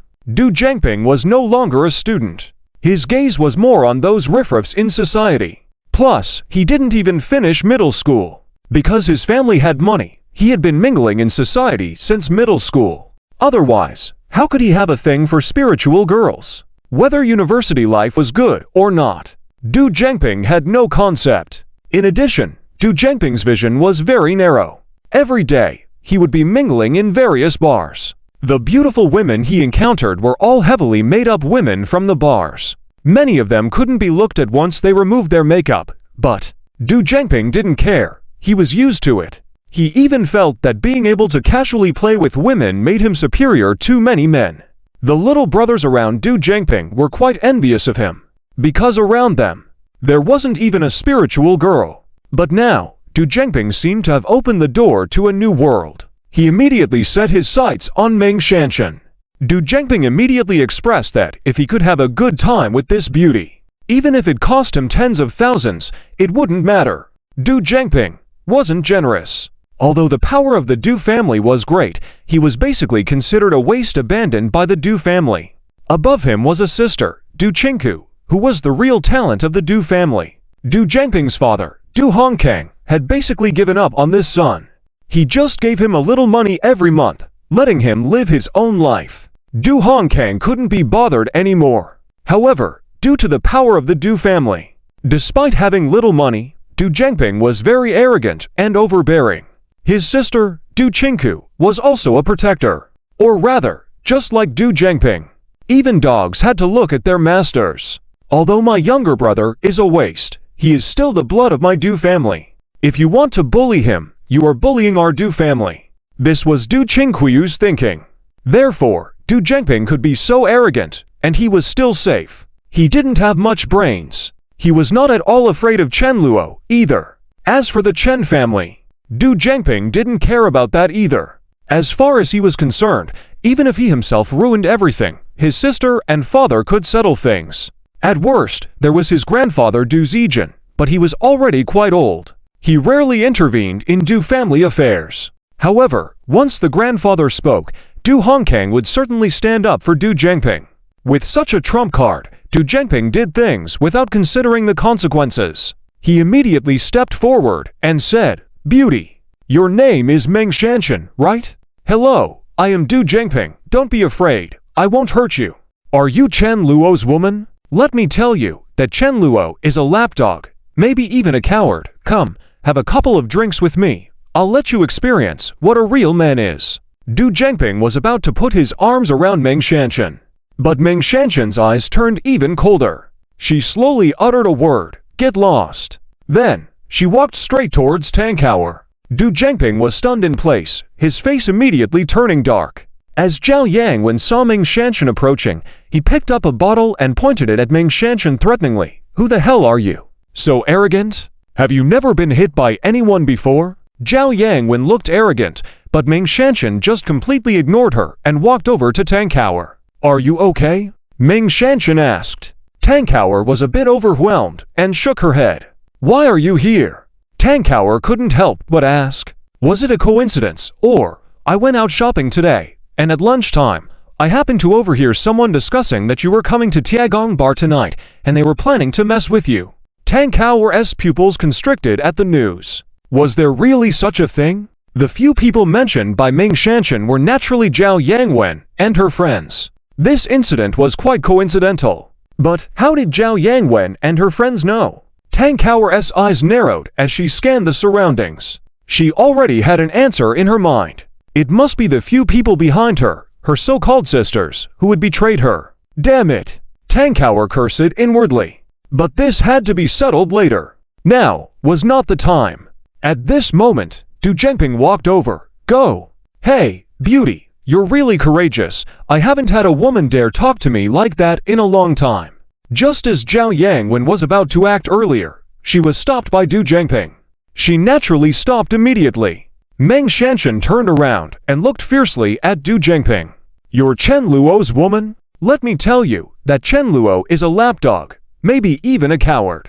Come, have a glass with me. I'll show you what a real man looks like," Du Zhengping said, as he tried to hug Meng Shanshan.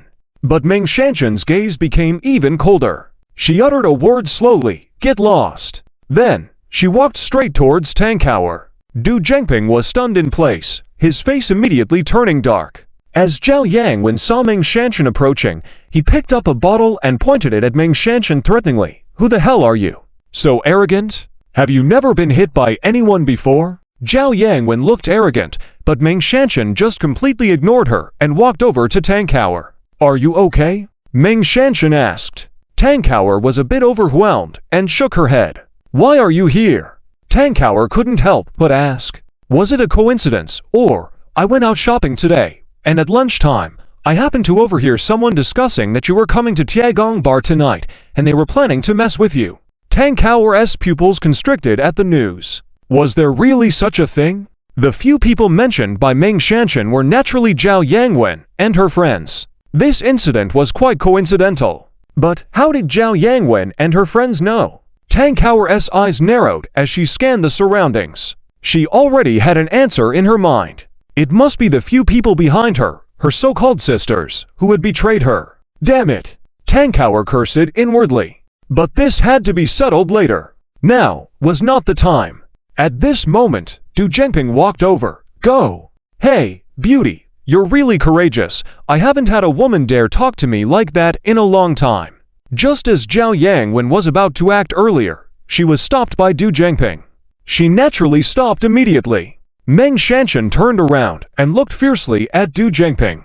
You're Chen Luo's woman? Let me tell you that Chen Luo is a lapdog, maybe even a coward.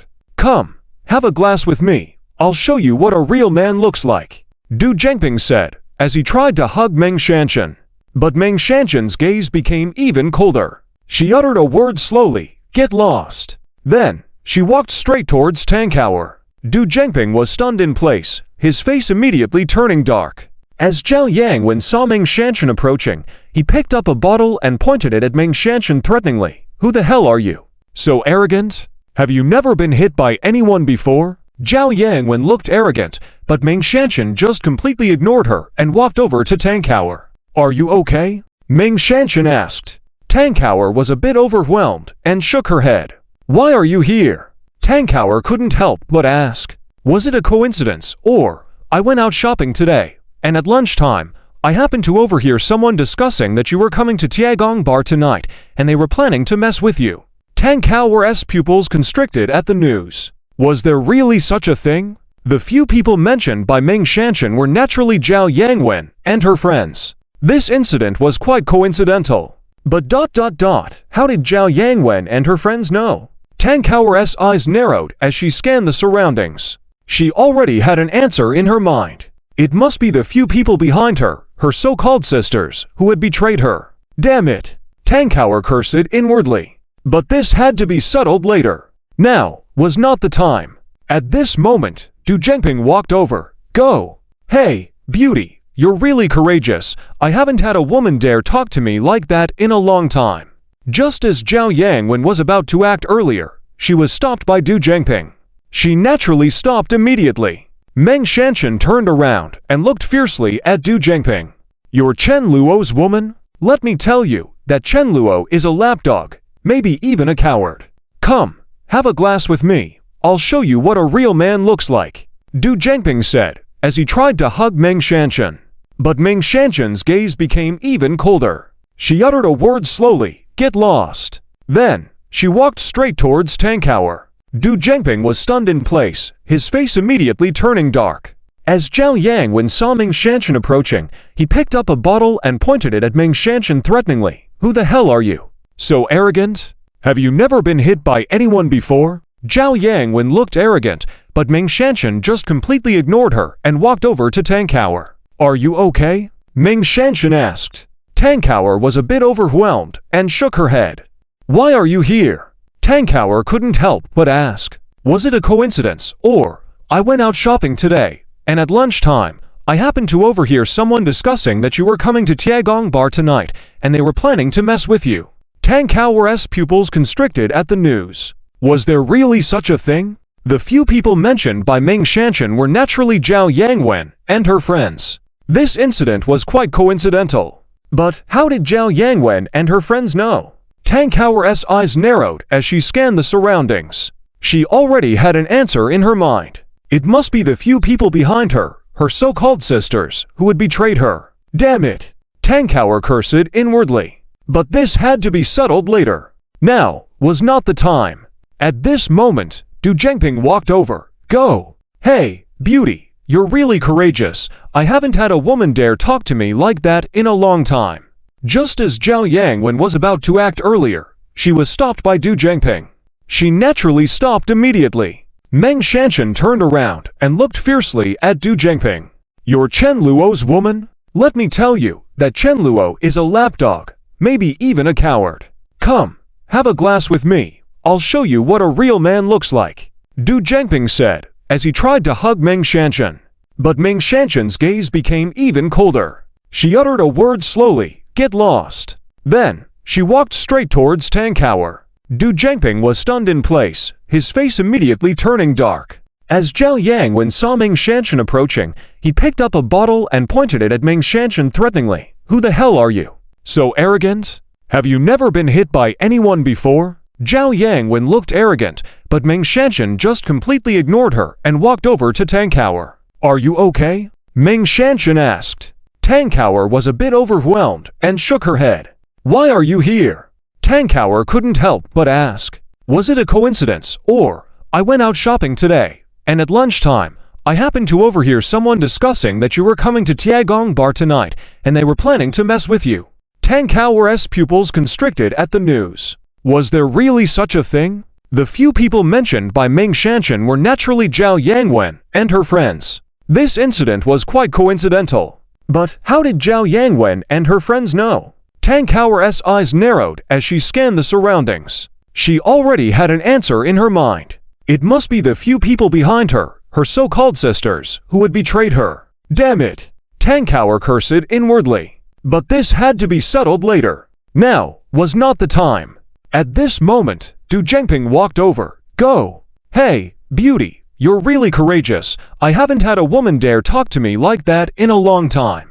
Just as Zhao Yangwen was about to act earlier, she was stopped by Du Zhengping. She naturally stopped immediately. Ming Shanshan turned around and looked fiercely at Du Zhengping. "You're Chen Luo's woman? Let me tell you that Chen Luo is a lapdog, maybe even a coward. Come, have a glass with me. I'll show you what a real man looks like," Du Zhengping said, as he tried to hug Ming Shanshan. But Ming Shanshan's gaze became even colder. She uttered a word slowly, "Get lost." Then, she walked straight towards Tang Cower. Du Zhengping was stunned in place, his face immediately turning dark. As Zhao Yangwen saw Ming Shanshan approaching, he picked up a bottle and pointed it at Ming Shanshan threateningly. "Who the hell are you? So arrogant? Have you never been hit by anyone before?" Zhao Yangwen looked arrogant, but Ming Shanshan just completely ignored her and walked over to Tang Cower. "Are you okay?" Ming Shanshan asked. Tang Cower was a bit overwhelmed and shook her head. "Why are you here?" Tang Cower couldn't help but ask. "Was it a coincidence, or I went out shopping today, and at lunchtime, I happened to overhear someone discussing that you were coming to Tiagong Bar tonight, and they were planning to mess with you?" Tang Cower's pupils constricted at the news. Was there really such a thing? The few people mentioned by Ming Shanshan were naturally Zhao Yangwen and her friends. This incident was quite coincidental. But how did Zhao Yangwen and her friends know? Tang Cower's eyes narrowed as she scanned the surroundings. She already had an answer in her mind. It must be the few people behind her, her so-called sisters, who had betrayed her. Damn it! Tang Cower cursed inwardly. But this had to be settled later. Now was not the time. At this moment, Du Zhengping walked over. "Go! Hey, beauty, you're really courageous. I haven't had a woman dare talk to me like that in a long time." Just as Zhao Yangwen was about to act earlier, she was stopped by Du Zhengping. She naturally stopped immediately. Ming Shanshan turned around and looked fiercely at Du Zhengping. "You're Chen Luo's woman? Let me tell you that Chen Luo is a lapdog, maybe even a coward. Come, have a glass with me. I'll show you what a real man looks like," Du Zhengping said, as he tried to hug Ming Shanshan. But Ming Shanshan's gaze became even colder. She uttered a word slowly, "Get lost." Then, she walked straight towards Tang Cower. Du Zhengping was stunned in place, his face immediately turning dark. As Zhao Yangwen saw Ming Shanshan approaching, he picked up a bottle and pointed it at Ming Shanshan threateningly. "Who the hell are you?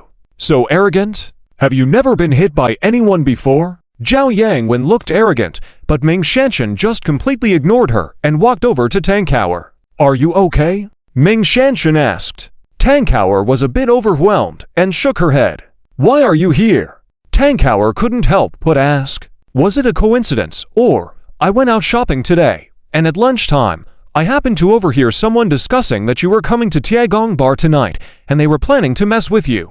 Tang Cower's pupils constricted at the news. Was there really such a thing? The few people mentioned by Ming Shanshan were Chapter 121. Both women's feelings for each other intensify. Du Qinghuiyu's unease. Chapter 121. both women's feelings for each other intensify. Du Qingkuyu's unease. Du Zhengping tried to turn over the couch, but was caught by Zhao Long. His small frame couldn't match Zhao Long's strength. Du Zhengping kept struggling, but Zhao Long was as steady as a rock. With just one hand, he held on to him. "Boss, what if we disable this kid, so he can never do anything again in the future?" Zhao Long inquired. As a loyal henchman of Chen Luo, Zhao Long sometimes felt lucky. The author of City Evil Young Master had given him such powerful henchmen. It had to be said that Zhao Long and Zhao Hu were much more useful than those female leads when it came to dealing with someone like Du Zhengping. He was neither an antagonist nor a supporting character, simply invincible. When Du Zhengping heard Zhao Long's words, he was instantly scared. Truly scared, so much so that his pants were soaked. "Young Master Chen, I was wrong. Please spare me. I'm willing to do anything. I won't dare to do anything like this again. Please, spare me a way out." Du Zhengping was completely flustered. He never imagined that Chen Luo, as rumored, was not a weak lickspittle. On the contrary, he was a demon-like figure. Du Zhengping thought he was already lawless and tyrannical enough. But upon seeing Chen Luo, he realized what true terror meant. Later, Meng Shanshan and Tang Kaoer witnessed the scene. Their eyes were deeply shaken. However, unlike Du Zhengping, the two women felt even more admiration for Chen Luo. At this moment, Chen Luo's image in their hearts suddenly became towering. Tang Kaoer was especially resolute. She was originally set as a female antagonist. Seeing Chen Luo engaging in such antagonist behavior, she naturally liked it. Even Meng Shanshan thought, "This is so satisfying. That disgusting guy deserves such punishment." If Yifeng, the male lead, were to come, at most he would give a small lesson. He would probably let Du Zhengping go, because Yifeng had absolute confidence. Next time, even if Du Zhengping made a comeback to seek revenge, it would only provide him with a new opportunity for showing off. Perhaps it would even lead him to other opportunities. Chen Luo understood that Du Zhengping had little presence in the original story and had no direct conflict with Yifeng. So he was neither an antagonist nor a part of the main character's camp. Thus, Chen Luo categorized him as a supporting character in the sidelines with not much importance. But his sister, Du Qingku, was indeed a fierce character. Du Qingku was set as a female antagonist. The author had not portrayed any interactions between Yifeng and Tang Kaoer in the original story. Despite Yifeng showing interest in Tang Kaoer, the author had never written about it. However, in the end, Du Qingku was taken into Yifeng's harem, following a clear plot. Yifeng and Du Zhengping had no direct connection. Instead, Yifeng clashed directly with Du Qingku, and they had a series of confrontations. Du Qingku eventually acknowledged Yifeng's talent and strength. Afterward, Du Qingku began developing unrequited feelings for Yifeng, the ruthless figure in the business world who took her into his fold. The book also mentioned that Du Qingku had a useless younger brother. That was Du Zhengping. However, there was no significant connection between Yifeng and Du Zhengping. Unlike Yifeng, Chen Luo had no intentions of using Du Zhengping for any personal benefit or to show off. Chen Luo had no interest in that. Even though he knew that Du Qingku, Du Zhengping's sister, was not someone to mess with, Chen Luo remained completely unfazed. Du Qingku was quite intimidating in front of the Du family, but she failed to impress Chen Luo. Let alone, there was the even more formidable figure of Lin Yun behind Chen Luo. A noble background, little boy. As long as Chen Luo didn't go too far, he would spare Du Zhengping's life. After all, if Chen Luo really killed someone, trouble would follow regardless of Du Qingkuyu's reaction. Even in the world of fiction, certain rules had to be followed. Other than that, one could make up anything. Besides, Chen Luo never kept dangerous individuals close to him. Even though he would let Du Zhengping live this time, he would definitely teach the Du family a lesson. Yes, that was his mindset. And his style of acting as an antagonist. Spare you.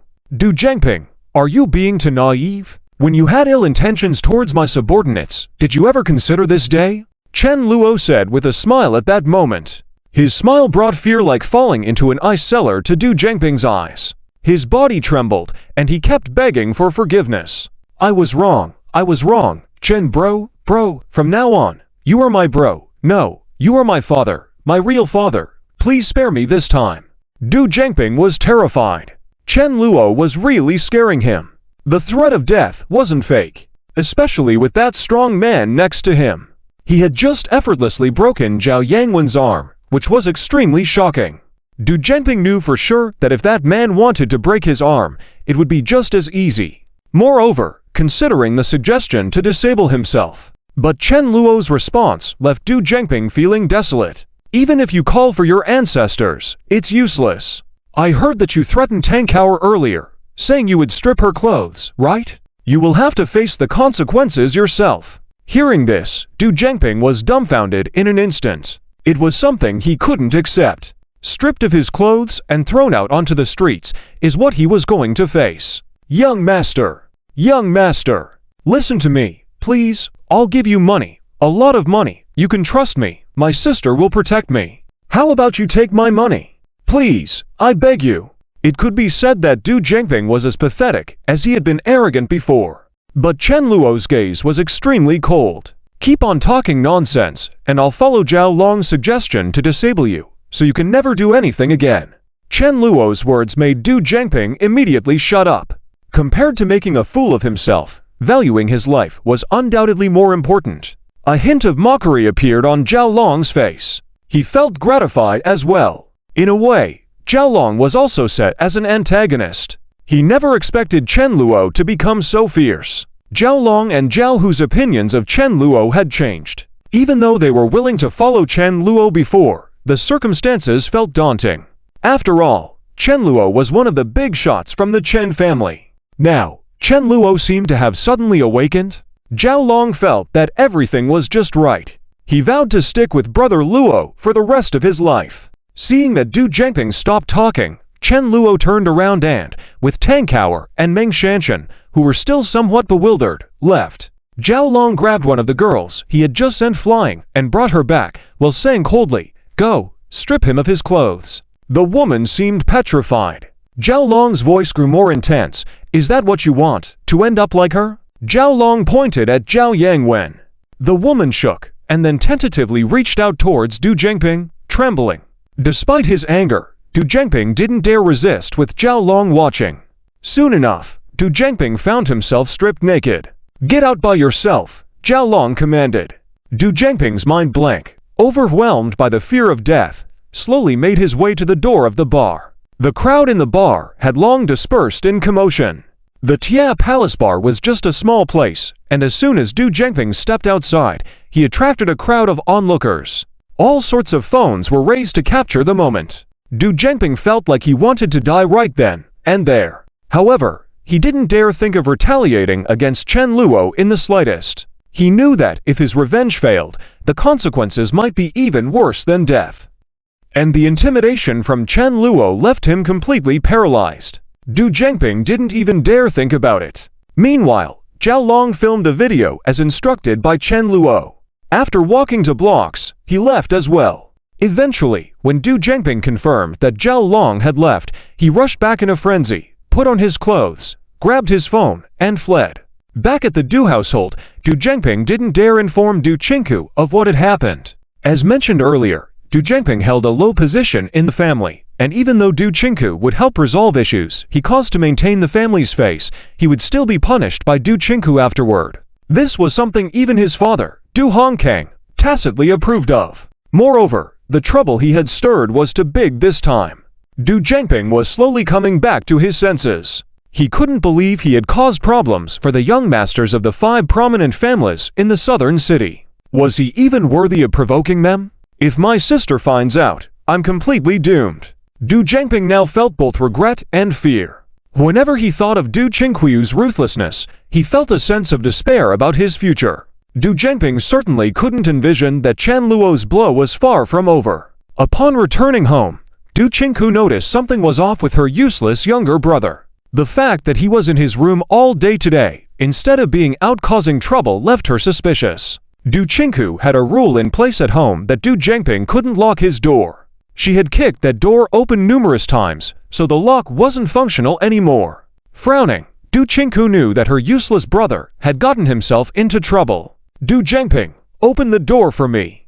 Du Qinghu's cold voice echoed from outside the door. Du Jiangping was immediately terrified. He didn't want to open it, but he couldn't defy his older sister's orders either. So he reluctantly went and unlocked the door. "What's wrong with you today? Forgot my orders. You've even locked the door." Du Qinghui's gaze was icy. Du Jiangping, faced with his fierce sister, felt like he was dealing with a demon despite her beauty. "Nothing, sis, I'm feeling a bit unwell today. Please let me rest alone for a while." Du Jiangping struggled to maintain a composed facade. Du Qinghu, however, frowned. She saw right through Du Jiangping's issues. Instead of probing further, she left. Once she was gone, she immediately instructed her subordinates, "Go check if Jiangping has caused any trouble outside recently." "Yes, miss." A competent woman nearby nodded. Du Qinghu looked outside, feeling somewhat uneasy, sensing that trouble might be looming over the Du family. Chapter 122, The Deeds of Du Qinghu. Lin Yun's Reward. Du Qinghui's intuition was still quite accurate. Although in the setting, the world of urban evil young master didn't have such advanced short videos yet, it was still in the internet age, and news spread quickly. So, with a random check by the people under Du Qinghu, they found out that Du Jiangping had streaked to streets outside Tiagong Bar. When Du Qinghu saw the video, her face turned green. "This is simply outrageous." Du Qinghu was furious. As mentioned earlier, her idea was that even if her brother was useless, he couldn't be bullied by just anyone. However, Du Qinghu wasn't a fool. She knew Du Jiangping's character. If the other party wasn't a tough guy, Du Jiangping wouldn't have been in such a sorry state. Relying on the identity of the young master of the Du family, outside, basically, only Du Jiangping bullied others. She had indeed never seen her brother so frustrated. So, who did it in the end? Du Qinghu coldly asked. The punishment for Du Jiangping would have to be saved for later. Right now, she had to help her foolish brother vent his anger to maintain the face of the Du family. Furthermore, Du Qinghu wanted to see who dared to be so bold. Didn't they know that Du Jiangping was the young master of the Du family? Next to Du Qinghu, the capable woman holding a folder immediately answered, "Qinghu's sister." It was young Master Chen from the Chen family. This woman's name was Du Wenying, also part of the Du family, but a branch. She was Du Qinghui's cousin and also her secretary. Her abilities were outstanding, meticulous in her work, and a capable lieutenant under Du Qinghu. Du Qinghu, Chen Luo. From one of the 5 great families? This Chen Luo, it sounds familiar. Du Qinghu frowned. She wasn't familiar with Chen Luo.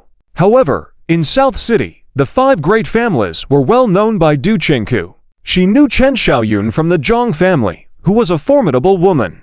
Even if Du Qinghu was foolish, she wouldn't actively provoke the powerhouse that was the Chen family. There was a gap between the Du and Chen families. If a confrontation truly happened, it would end badly for the Du family. Thinking about it, Du Qinghu couldn't help but think, is this guy an idiot? How dare the young master of the Chen family provoke him? Is he asking for trouble? If he wants to die, let him die on his own, don't drag the Du family into it. Du Qinghu had run out of patience with Du Jiangping. She couldn't understand how her own brother turned out to be such a useless person. He was as useless as mud. Du Qinghu could only attribute it to how spoiled he had been by their grandfather since childhood, and how their father had indulged him back then. Even when he bullied others, their family unconditionally supported him. When Du Jiangping hit his rebellious phase, his actions went beyond the boundaries of the law. Du Hongkang had cleaned up after him many times, but finally gave up. It was time for this kid to face the consequences of his actions. If Du Qinghu didn't value the Du family's status in society, she wouldn't bother dealing with this troublemaker. Of course, although she said she wouldn't care, blood ties were still there. Du Qinghu knew she had to protect Du Jiangping, even if it was Du Hongkang in his place. She couldn't bear to see her own child being killed by someone else. That was unacceptable. What a disgraceful lot. Du Qinghu gritted her teeth, seething with anger. At that moment, Du Wenying quietly reminded her, "Qinghu sister, don't forget that Chen family young master, Chen Luo, was the one who licked a girl for a long time. We discussed him 2 years ago." Du Wenying's reminder made Du Qinghu have an epiphany. She had a look of realization on her face and said, "No, this Chen Luo, I remember, is a bootlicker. It's said that to make that girl happy, he could do all sorts of uncalled for things. He shouldn't be so audacious to make Zhangping strip naked and streak, right? In Du Qinghui's eyes, Chen Luo was just a bootlicker and a wimp. This was normal because in the original work, Chen Luo's original body wasn't involved in major events. He was well protected by his 5 sisters and only had feelings for Xia Qingyu. However, everyone had prejudices against these young masters. This was also due to the author's setting. Additionally, in the original work, Chen Luo was constantly put in his place by the male lead, Yi Feng. Yi Feng was the one who was feared and respected. Chen Luo, on the other hand, became a background character and a joke. However, when Du Qinghu said this, Du Wenying's expression seemed odd. She said, "Qinghu sister, it seems. It's not like that. Take a look at this video." Du Wenying handed her the phone. Du Qinghu was skeptical, but when she saw the video in which Chen Luo ordered his men to break the blue-haired girl's arm, Du Qinghu's pupils dilated. So vicious. Even someone like Du Qinghu, who considered herself ruthless, wouldn't dare to do such a thing. Was this how ruthless the young master of the Chen family was? But Du Qinghu also knew. In South City, the 5 great families were practically unstoppable. If the young master from the Chen family acted like that, it'd probably be no big deal.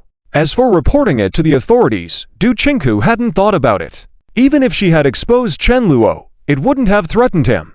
After all, it was a strong man who inflicted the injury. Du Qinghu was aware that the Chen family had numerous ways to help Chen Luo escape unscathed. Furthermore, taking this action might lead to retaliation from the Chen family. Hence, Du Qinghu didn't consider this move. She was now taken aback by Chen Luo's actions. Du Qinghu hadn't realized that the young master of the Chen family, who she always underestimated, had such power. That could spell trouble.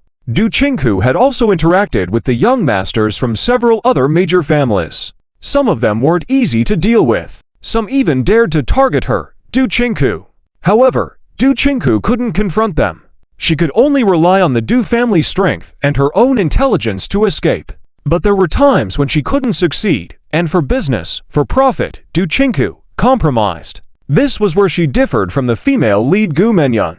In the author's setting, Gu Menyan, despite being 30, was still a virgin. She was waiting for the male lead. In contrast, Du Qinghu wasn't that lucky. She didn't have the halo of the female lead.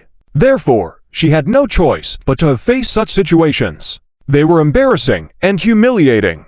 Consequently, Du Qinghu was well aware of the horrors of these young masters. She had a clearer understanding of the 5 great families than Du Zhangping. Particularly regarding the Zhang and Li families, Du Qinghu knew that they had connections from the upper city. Their true power was beyond what the Du family could compare with. Furthermore, Du Qinghu realized that maybe the other major families weren't as simple as they seemed on the surface. Otherwise, why were they able to maintain their status as the 5 great families? Of course, these were not concerns for Du Qinghu at the moment. This was actually bad news for her.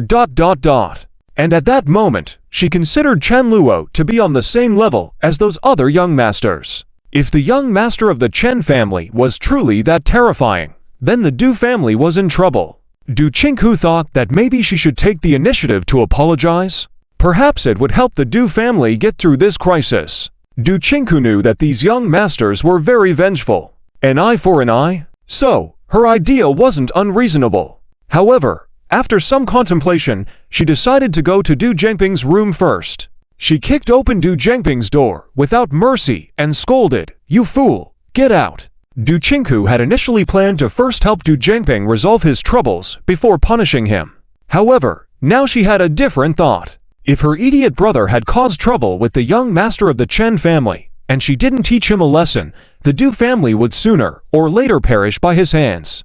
Can you even touch the young master of the Chen family? Du Qinghu was unsure and somehow produced a whip. It was her weapon, also used as a prop for punishing Du Zhangping. When she struck him with the whip, "Damn it! Sister, ease up. Du Zhangping was immediately numbed. He knew all too well about Du Qinghui's methods. In truth, it had been a long time since Du Zhangping had been beaten like this. But each time he received punishment at home, he would end up half dead. Du Zhangping knew he had caused real trouble this time. On the Du family side, they were facing difficulties. Meanwhile, things were quite relaxing for Chen Luo. Since helping Tang Kaoer, Chen Luo noticed that Tang Kaoer was very obedient to him. Today, Chen Luo visited the film set again. Tang Kaoer saw him and ran over with a smile on her face, saying, "Boss, good morning." Chen Luo looked at Tang Kaoer, who was wearing a white jacket and a pleated chestnut-colored skirt, her sexy black stockings attracting a lot of male attention. Her looks were just as eye-catching as the female lead. Tang Kaoer had dressed up especially for Chen Luo. She decided that from now on, every time she dressed up, it would be for Chen to see. She was willing to wear anything, no matter how embarrassing, just as long as Chen wanted to look. However, Tang Kaoer was aware of Chen Luo's good relationship with the girl named Lin Yun. So, she didn't overstep any boundaries. She was content to stay by Chen Luo's side. That was enough for her. Chen Luo casually nodded, "Good morning." Chen Luo was just here to inspect things. Later that night, he would continue hanging out with Lin Yun. Meng Shanshan was also getting ready to shoot a new drama. She received the complete script from Chen Luo. Meng Shanshan opened it and found it was a movie called Pineapple City's Richest Man. The title was odd, but after reading her part in the script, Meng Shanshan felt that this movie might have potential. She found it to be a novel and interesting movie idea. Meng Shanshan admired Chen Luo's talent even more. As for the issue of Tang Kaoer possibly being betrayed, as part of the female antagonist, she had some tactics to deal with her sisters. Under Tang Kaoer's coercion, she finally managed to get one of them to confess. It was one of them who took Zhao Yangwen's money and revealed Tang Kaoer's whereabouts, leading to her being targeted by Du Zhangping. Naturally, the consequences for that woman weren't great. Tang Kaoer and her female antagonist friends gave her a harsh lesson. They showed her what the repercussions were of betrayal. Meng Shanshan was also present at the scene and gave the woman a few kicks. She expressed that the feeling was awesome. Meng Shanshan and Tang Kaoer seemed to understand each other better now. Night fell. On the South City Highway, Chen Luo drove his diamond sports car, taking Lin Yun for a spin. Lin Yun was in a great mood. She had heard about the incident at the Tiagong bar. However, this time, she didn't intervene. Lin Yun had previously stated that she would listen to Chen Luo from now on. If Chen Luo didn't need her help, she wouldn't act on her own, unless Chen Luo encountered trouble. Nevertheless, this was just a minor issue, and Chen Luo didn't pay it much mind. After driving a few rounds, Chen Luo took Lin Yun to a high-end restaurant to enjoy some good food. Lin Yun felt even happier. She couldn't believe that Chen Luo was so attentive to her. Lin Yun said she was feeling great. After having their fill, they headed to an internet cafe. Lin Yun had been eagerly anticipating this. "Chen Luo, little brother, are you ready?" Lin Yun was excited. Chen Luo was equally determined. "Bring it on, Sister Lin Yun." "Heh, game on." Lin Yun put on her headphones and entered game mode. They played several rounds, and Lin Yun only reluctantly closed the game, feeling unsatisfied. "That was fun Lin Yun expressed that she had a great time playing that night. Chen Luo was also very content. "Let's go, Sister Lin Yun, I'll take you back," Chen Luo said. Lin Yun smiled and nodded. However, before leaving, Lin Yun suddenly gave Chen Luo a bank card. She said, "Chen Luo, this is for you." Chen Luo was puzzled. "Sister Lin Yun, why are you giving me a bank card?" Lin Yun replied, "You've been performing well lately, often coming out to accompany me. This is my reward for you. Don't worry, there isn't much money on it." Chen Luo asked, "How much is on it?" Chen Luo was taken aback. Lin Yun replied, "Just 50 million. The password is your birthday." Chen Luo was left speechless. "Wait, Sister Lin Yun, this is quite sudden, isn't it?" Chen Luo was completely shocked. He suddenly felt a bit confused. What was the kind of rich woman he had become involved with? It seemed that he didn't know Lin Yun as well as he thought. Now, Chen discovered how difficult it would be to assess the strength of the nobles in the world of urban evil young master. Chen only knew they were very formidable. In this novel world, there were some special organizations that also wielded significant power. Yet, they seemed to be below the nobles. This made Chen Luo feel even more sympathetic towards the antagonist Chen in the novel. He insisted on licking the female lead Xia Qingyu, yet discarded such a powerful female antagonist, which was. Chen Luo felt he had to fill in. However, at that moment, holding the hot bank card, Chen Luo had a spontaneous idea. He said, "Sister Lin Yun, how about you don't go back tonight?" As soon as those words left his lips, Lin Yun's face turned as red as a boiling kettle. Chapter 123. The Love Between Chen Luo and Lin Yun. Du Qingqiu's Decision. Chapter 123. The Love Between Chen Luo and Lin Yun. Du Qingqiu's Decision. Chen Luo, what's going on today? Lin Yun's heart was pounding. She never expected that Chen Luo would suddenly say such words. Lin Yun was completely unprepared. She had suddenly given Chen Luo 50 million, simply because she wanted to be kind to him. Just like what her best friend Ying had said, when you like a man, you should be unconditionally kind to him. Lin Yun had never been in love before, so she naturally treated Ying's words as gospel. Moreover, she also thought it made sense. If Chen Luo turned back, she naturally had to cherish him 100-fold. What was 50 million after all? If it wasn't for Lin Yun's previous pocket money, she would have used it to buy a manor for Chen Luo. Lin Yun could give Chen Luo more. As for Chen Luo's sudden request, Lin Yun didn't actually think of refusing.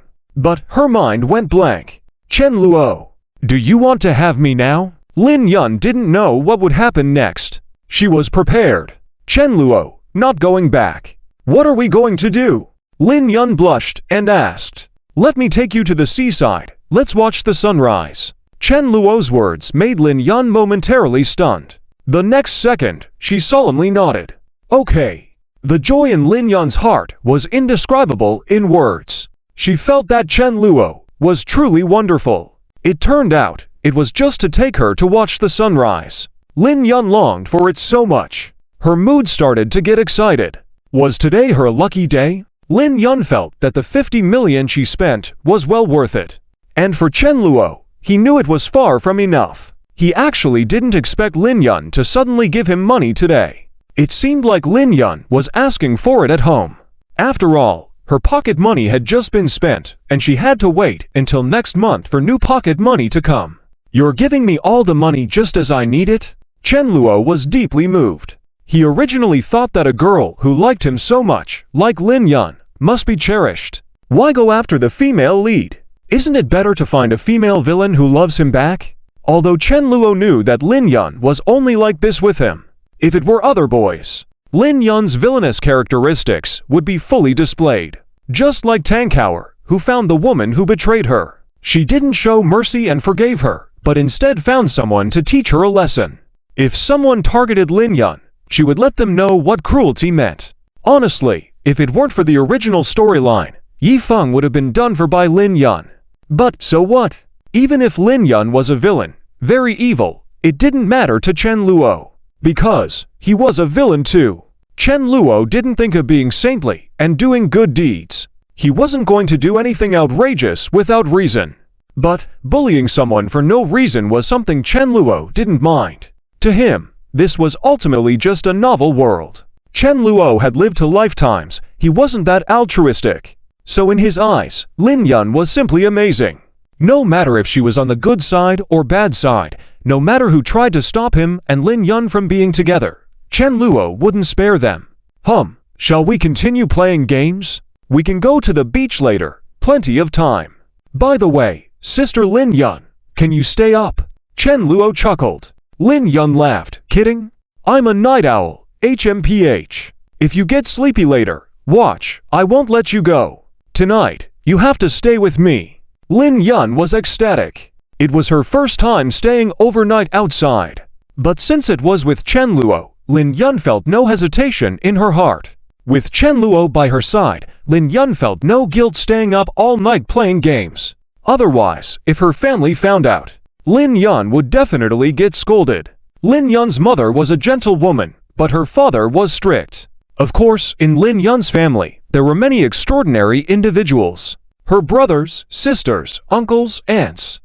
In the novel setting, they were all extraordinary. Otherwise, they wouldn't have become nobles. Lin Yun's family power was very influential. Later on, the two of them continued to play games passionately. Chen Luo could see that Lin Yun wasn't completely satisfied earlier, which is why he made the suggestion. Chen Luo hoped to make Lin Yun happy and let her do what she wanted. Lin Yun's identity was not ordinary. With Chen Luo's current abilities, if he wanted to win over Lin Yun and let her live carefree, that wouldn't be possible. If Chen Luo didn't rise in power and surpass Lin Yun's family influence, Lin Yun would inevitably be influenced by her family. She would be forced to do things she didn't like or want to do. This was inevitable. It was fate. Chen Luo didn't plan to change fate like Yi Feng did, but he was willing to modify everything for Lin Yun. Chen Luo watched Lin Yun's excited face as she played games, and he felt a warmth in his heart. Lin Yun was the softest part of his heart. No matter how bad of a female villain she was, in Chen Luo's eyes, she was a treasure. If Lin Yun couldn't change, then Chen Luo would accompany her and be bad together. And if Lin Yun found out about Chen Luo's thoughts, she would probably be so excited that she would directly pounce on him. Then she would punish him on the spot before having him cooked as mature rice. Lin Yun still wasn't sure if Chen Luo had endless love for her. Being able to live this kind of life with Chen Luo already satisfied Lin Yun.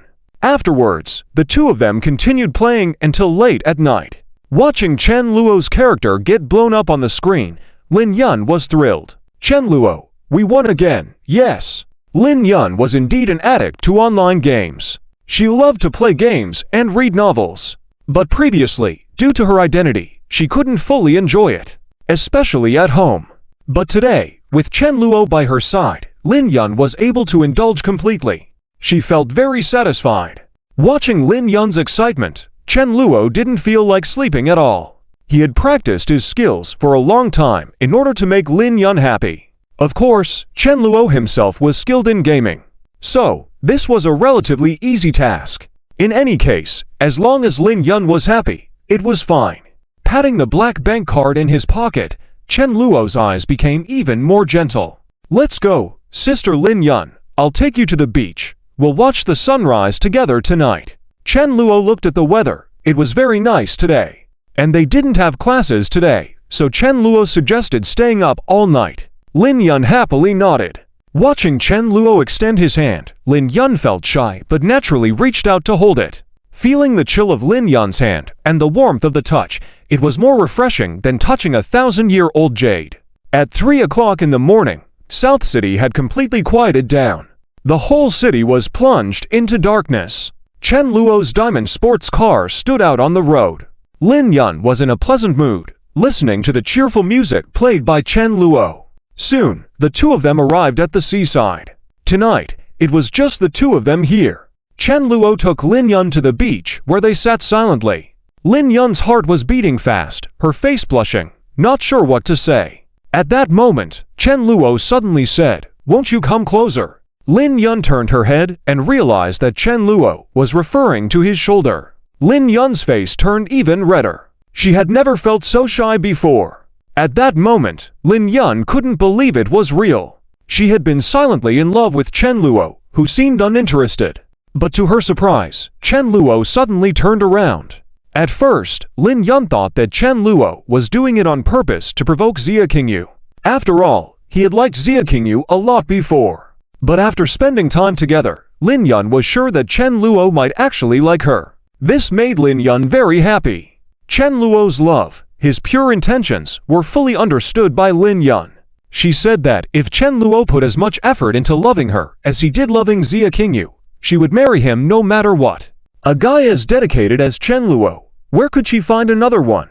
Lin Yun thought that the guys her family had introduced to her, who were even more powerful than the Chen family's legacy, were quite repulsive. Even if they seemed gentlemanly on the surface, Lin Yun knew that behind closed doors, they were all the same. Lin Yun had only ever met one person like Chen Luo. And after getting to know him, she realized that Chen Luo wasn't just dedicated, he also had his own ideas. Lin Yun knew about his investments, movie productions, and various plans. So she was willing to support Chen Luo unconditionally because she believed in him. "Can I?" Lin Yun cautiously asked. In the moonlight, Chen Luo saw Lin Yun's black hair cover a part of her cheek, making her look even more beautiful. Suppressing the excitement in his heart, Chen Luo smiled. "Of course, this place is just for you. It's yours exclusively." Chen Luo's words deeply touched Lin Yun. She looked at Chen Luo and suddenly kissed him. Then she immediately leaned her head on Chen Luo's shoulder. The smile on her face couldn't be hidden anymore. and Chen Luo felt the warmth on his cheek. He felt incredibly happy. He vowed that he belonged to Lin Yun in this lifetime. No matter how pretty or how much other female leads or villains liked him, Chen Luo had no interest in them. Lin Yun was the best. Soon, the night began to fade. Lin Yun and Chen Luo didn't feel sleepy at all. Watching the bright light in the east, both of them were very excited. Chen Luo took a few photos, some with Lin Yun leaning on his shoulder, her hair fluttering in the sea breeze. Others showed him and Lin Yun sitting there, striking poses. They even turned around, taking a photo with the sunrise behind them. These photos would become their most beautiful memories. Lin Yun was truly moved. She never expected to meet a treasure like Chen Luo. In that moment, Chen Luo seemed perfect in Lin Yun's eyes. She had completely fallen in love with him. After sending Lin Yun back, Chen Luo went back to rest. This wasn't a world of cultivating immortals, and Chen Luo wasn't like Yifeng, strengthening his body through systematic training. After staying up all night, Chen Luo was definitely going to have to catch up on sleep the next day. Lin Yun was the same. After bidding each other good night, they both fell asleep. It was only in the afternoon that Chen Luo woke up. He wasn't sleepy in the morning, but felt the urge for a nap in the afternoon. Chen Luo couldn't resist it. But now, he was back at full power. "I'm awake, Sister Lin Yun."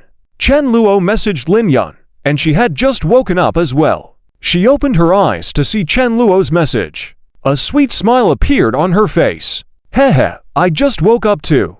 Chen Luo, would you like to have dinner together tonight?" Lin Yun still wanted to stick with Chen Luo. Chen Luo was about to agree when he suddenly noticed a friend request on his phone. "Proudflower wants to add you as a friend note, Du Qingku." Seeing this name piqued Chen Luo's interest. Du Qingku. He had been planning to visit the Du family. The matter with Du Zhengping still wasn't resolved. But he didn't expect Du Qingku to take the initiative. Naturally, Chen Luo wanted to see what she was up to. Regardless, Chen Luo wasn't worried. No matter if Du Qingku wanted to make amends or start a war, he wasn't afraid. After all, in Chen Luo's eyes, even if Du Qingku pleaded for mercy, it wouldn't be enough to save the Du family from destruction. Chen Luo knew that Du Qingku wouldn't go to such extremes for her useless brother. For sure, Chen Luo wasn't going to show too much emotion and replied, "Sure, but I'll choose the venue. I'll tell you where at 9 tonight." Upon seeing this response, Du Qingku had a premonition that she might have to make a sacrifice tonight. With a heavy heart, Du Qingku closed her eyes. She was disappointed at the thought of giving in. There wasn't much she could do, apart from comforting herself in her heart. It was all for the greater good of the Du family. If she didn't figure out how to handle Lord Chen, the Du family would face even more difficult situations in the future. After all, the Du family had commercial ties with several other powerful families. If the Chen family said a word, it could put the Du family in a very difficult position. No matter what, the Du family was one of the 5 great families. Although the Du family had influence, it wasn't enough compared to the 5 great families. If there was a conflict with the Chen family, the Du family's chances of winning were too low. This was something foolish Du Zhengping clearly didn't understand. Lying face down on the bed, he was unable to move. His back had been severely injured. But compared to what Du Qingku was about to do tonight, Du Zhengping's injuries were insignificant. In fact, Du Qingku even felt some resentment towards Du Zhengping. Why did she have such a foolish brother? Du Qingku wasn't someone who only sighed and complained. She felt that after seeing her brother's tragic fate tonight, she had seen through everything. That was enough to make her rise, firm and determined. She began selecting her battle attire for the night. Since the decision had been made, Du Qingku was determined to please Lord Chen. Du Qingku decided she needed to dress herself up nicely. Even though she was in her 30s, she looked in the mirror at her perfect figure and believed that she could match any 20-year-old girl. She was well maintained. "I believe Lord Chen will spare the Du family," Du Qingku spoke firmly to herself. Chapter 124, Shai Lin Yun. Chen Luo's villainous face. Lin Yun had no idea about Du Qingku's thoughts. Chen Luo naturally was completely unaware as well. He didn't really care. On the contrary, Du Qingku's attitude was somewhat unexpected to Chen Luo. In his impression, Du Qingku was indeed a tough person in the workplace. She could suppress her competitors by any means necessary, employing ruthless tactics. She herself was not easy to talk to. Chen Luo remembered a scene from the original work where someone provoked Du Qingku. In the end, that person's small company, both publicly and privately, was all dealt with by Du Qingku. The person himself was violently beaten by the people Du Qingku had sent. It could be said to be extremely unreasonable. If it were someone else dealing with Du Qingku, they would definitely be trembling in fear. Just the aura emanating from Du Qingku was enough to make many feel intimidated. But for Chen Luo, he didn't care. He expressed that if Du Qingku wanted to test him, then he would show her what true terror meant. However, if Du Qingku behaved herself, Chen Luo didn't mind taking her along for the ride. At this moment, Du Qingku was clueless about Chen Luo's thoughts. On her end, she had changed into her fighting attire. Du Qingku had taken a shower and sprayed on some perfume, a posture that could easily charm numerous men. She had changed from her usual tough workplace style. Tonight, Du Qingku was wearing a gold dress with shimmering starlight, exuding full charm. She stepped in elegant white high heels, looking lively. Her slender figure made people want to embrace her. Du Qingku posed in front of the mirror, feeling quite satisfied. This should please Chen Luo, right? Since Du Qingku had made up her mind, she didn't hesitate. Of course, while Du Qingku had her own desires, she also had choices to make. If that young Master Chen acted arrogantly and unreasonably, Du Qingku would have no choice but to close her eyes and treat it as a dream.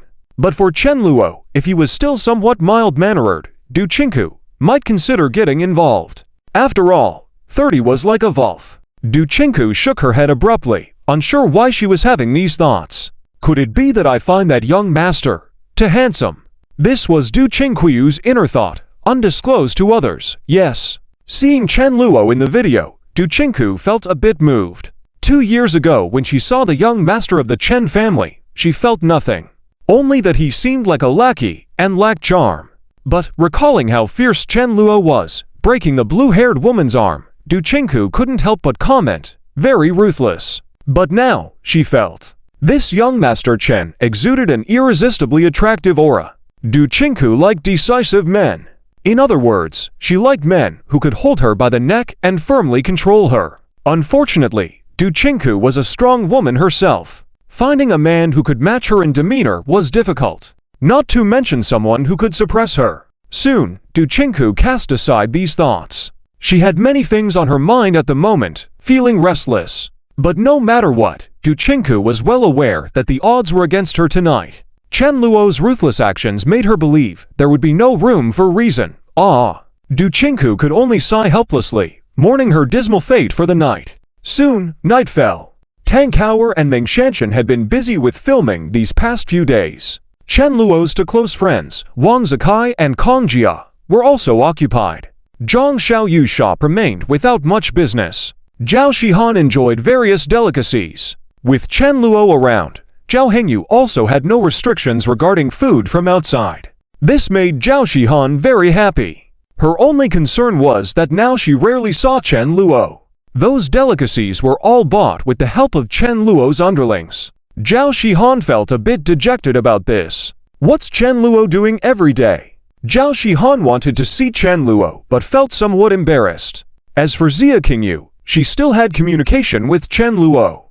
However, most of it was work-related. Dream Bar was now very popular. Everything was proceeding smoothly. Chen Luo's business empire was gradually taking its first steps forward. With these female leads helping to make money for him, Chen Luo was in high spirits. Of course, the main objective was not just about making money. Rather, it was about having these female leads help him make money. Yi Feng, on the other hand, was not faring well. This was Chen Luo's real goal. Tonight, he first wanted to suppress the Du family before bringing Du Qingku into the fold. Ultimately, Chen Luo aimed to engulf the entire Du family. If Du Qingku cooperated, he would leave her a position. But if she didn't comply, Chen Luo swore that Du Qingku would endure the consequences. Not dwelling on Zhang Xiaoyu, Du Qingku, and the like, once Chen Luo saw Lin Yun, his eyes and mind focused solely on her. Lin Yun for the night wore a loose white t-shirt with wide light blue jeans, carrying a shoulder bag. She looked relaxed and lazy, making it hard to believe she was the heiress of $1 billion family. Her fiery red hair added to her full charm. Chen Luo couldn't help but gaze intently, especially when Lin Yun saw him for the first time and flashed a bright smile. Ah, the female villain. To Chen Luo, Lin Yun was his pure white moonlight in his heart. Characters like Xia Qingyu and Zhang Xiaoyu had to step aside. Parking the car elegantly, Chen Luo, amidst the envy of many peers, took Lin Yun along and left. Lin Yun was still cheerful outside. But as she sat in the car, she began to feel shy. In fact, until now, Lin Yun was somewhat in disbelief. She had indeed progressed this far with Chen Luo. While others might see various flaws in Chen Luo, for Lin Yun, he was the most perfect man in the world. Chen Luo, what are we having for dinner tonight? Lin Yun blushed uncontrollably every time she thought of their private scene from last night. I've made a reservation at a high-end Western restaurant. I'll take you there later. And then I have to meet someone, Du Qingku from the Du family, Chen Luo said, not hiding anything. Why should he? If he were to hide it from Lin Yun, wouldn't it seem like he had done something wrong? Chen Luo wouldn't do that, as he understood Lin Yun. This lovely girl had full trust in him. Therefore, Chen Luo wouldn't do anything extreme. Upon hearing this, Lin Yun didn't have any doubts or different thoughts. She merely asked, Du Qingku, why are you meeting her? Listening to this, Chen Luo looked at Lin Yun with a doubtful gaze, as if saying, are you sure you don't know anything? Lin Yun felt embarrassed under this look and hurriedly said, well, of course, I know about what happened between you at the Heavenly Palace Bar. Was it about Du Zhangping? Chen Luo wasn't surprised. After all, this was the world of fiction. Lin Yun, being a wealthy heiress, may have more formidable methods than he thought. Ordinary people might have heard about that news, not to mention Lin Yun. Chen Luo nodded and said, yes, I'm slowly taking over the Du family. To begin with, I'll open a gap with Du Qingku. All right, if you need any help, feel free to ask. I'll definitely assist you, Lin Yun assured confidently. Chen Luo smiled slightly. Don't worry, elder sister Lin Yun. If I encounter someone I can't handle, I'll come to you. After all, I'm your little brother. You have to protect me then. This seemingly touched Lin Yun, and she promptly responded, I will protect you at all costs. Chen Luo, no matter what sacrifices have to be made, I'll safeguard you. However, once she finished speaking, Lin Yun seemed to realize she had blurted out her innermost thoughts. Chen Luo's hand on the steering wheel trembled slightly. Huh? He was somewhat surprised, watching Lin Yun lower her head, blushing, and remaining silent. Chen Luo didn't press further. His heart, however, seemed to be filled with a warm feeling.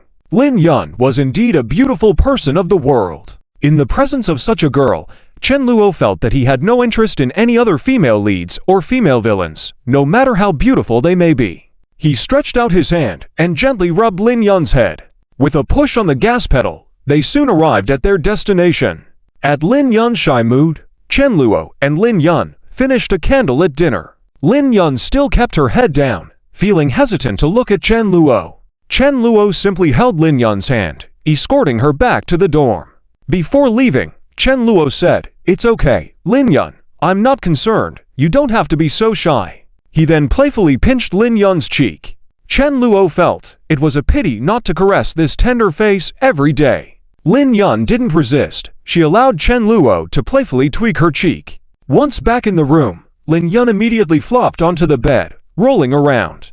Her inner shyness erupted all at once. Lin Yun covered her face with a pillow.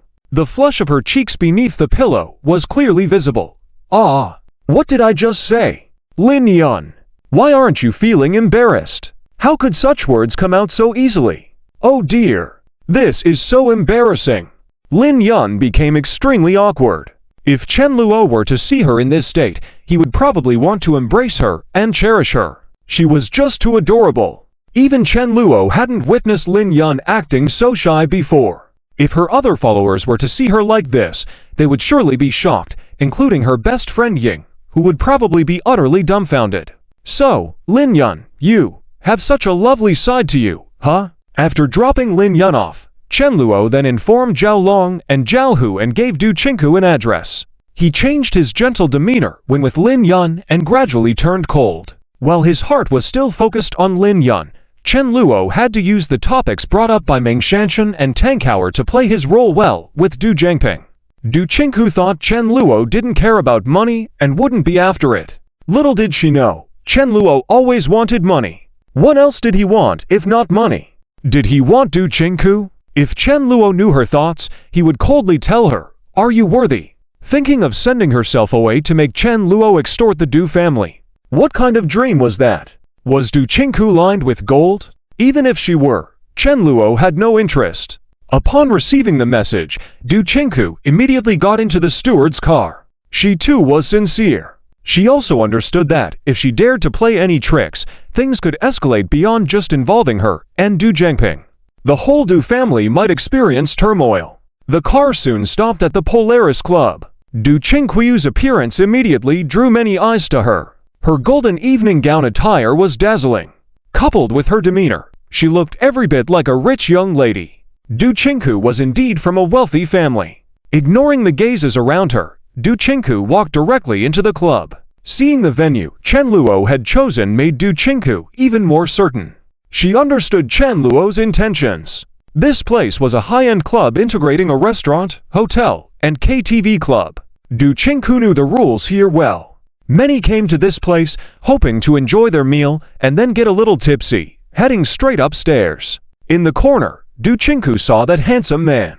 Her heart raced, but she quickly regained her composure. Walking over gracefully, Du Chinku, wearing an apologetic expression, called out, "Young Master Chen. Chen Luo, have a seat." Chen Luo's expressionless face spoke, as Du Chinku elegantly took her seat. She was beginning to feel apprehensive about what might happen next.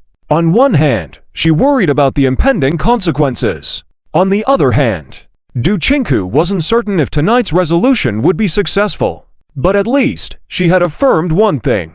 If she didn't come to apologize on her own, then she believed that later, the Du family would undoubtedly face Chen Luo's revenge. Du Chinku was well aware that someone as ruthlessly hands-on as Chen Luo would not just give her a slap on the wrist. These young masters, when they acted, were resolute. "Mr. Chen, I'm truly sorry about my brother's actions. I will compensate for him, and I hope he'll overlook our Du family's mistake. Perhaps in the future, our two families might even have more collaborations." Du Chinku humbled herself. Her gentle tone was quite rare, given how cold and dominating she usually was in front of others. However, Chen Luo was in no rush. He needed to see Du Chinquiyu's true intentions to determine whether he should take retaliatory action against the Du family. If successfully acquiring the Du family was a possibility, that would definitely be a good thing. It would also save Chen Luo the trouble. Judging from the current situation, Du Chinku did indeed seem quite sincere. Chen Luo was initially concerned that she might have brought someone with her. But according to Zhao Long's report, Du Chinku had come alone. This already indicated her true sincerity. "Take it easy, Manager Du. We can chat slowly. Come, have another drink." Chen Luo smiled, snapping his fingers. A server immediately brought over a bottle of red wine and poured Du Chinku a glass. Du Chinquiyu's face turned pale, becoming more convinced that she might not be able to escape the night as she thought.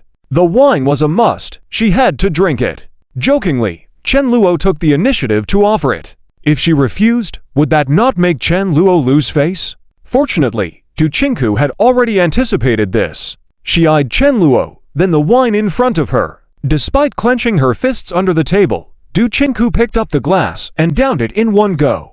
Chen Luo smiled even wider. Yes, that was real sincerity. "Have another one," Chen Luo chuckled. He truly looked like a villain at that moment. Meanwhile, Du Chinquiyu's heart fluttered, and her face began to take on a rosy hue.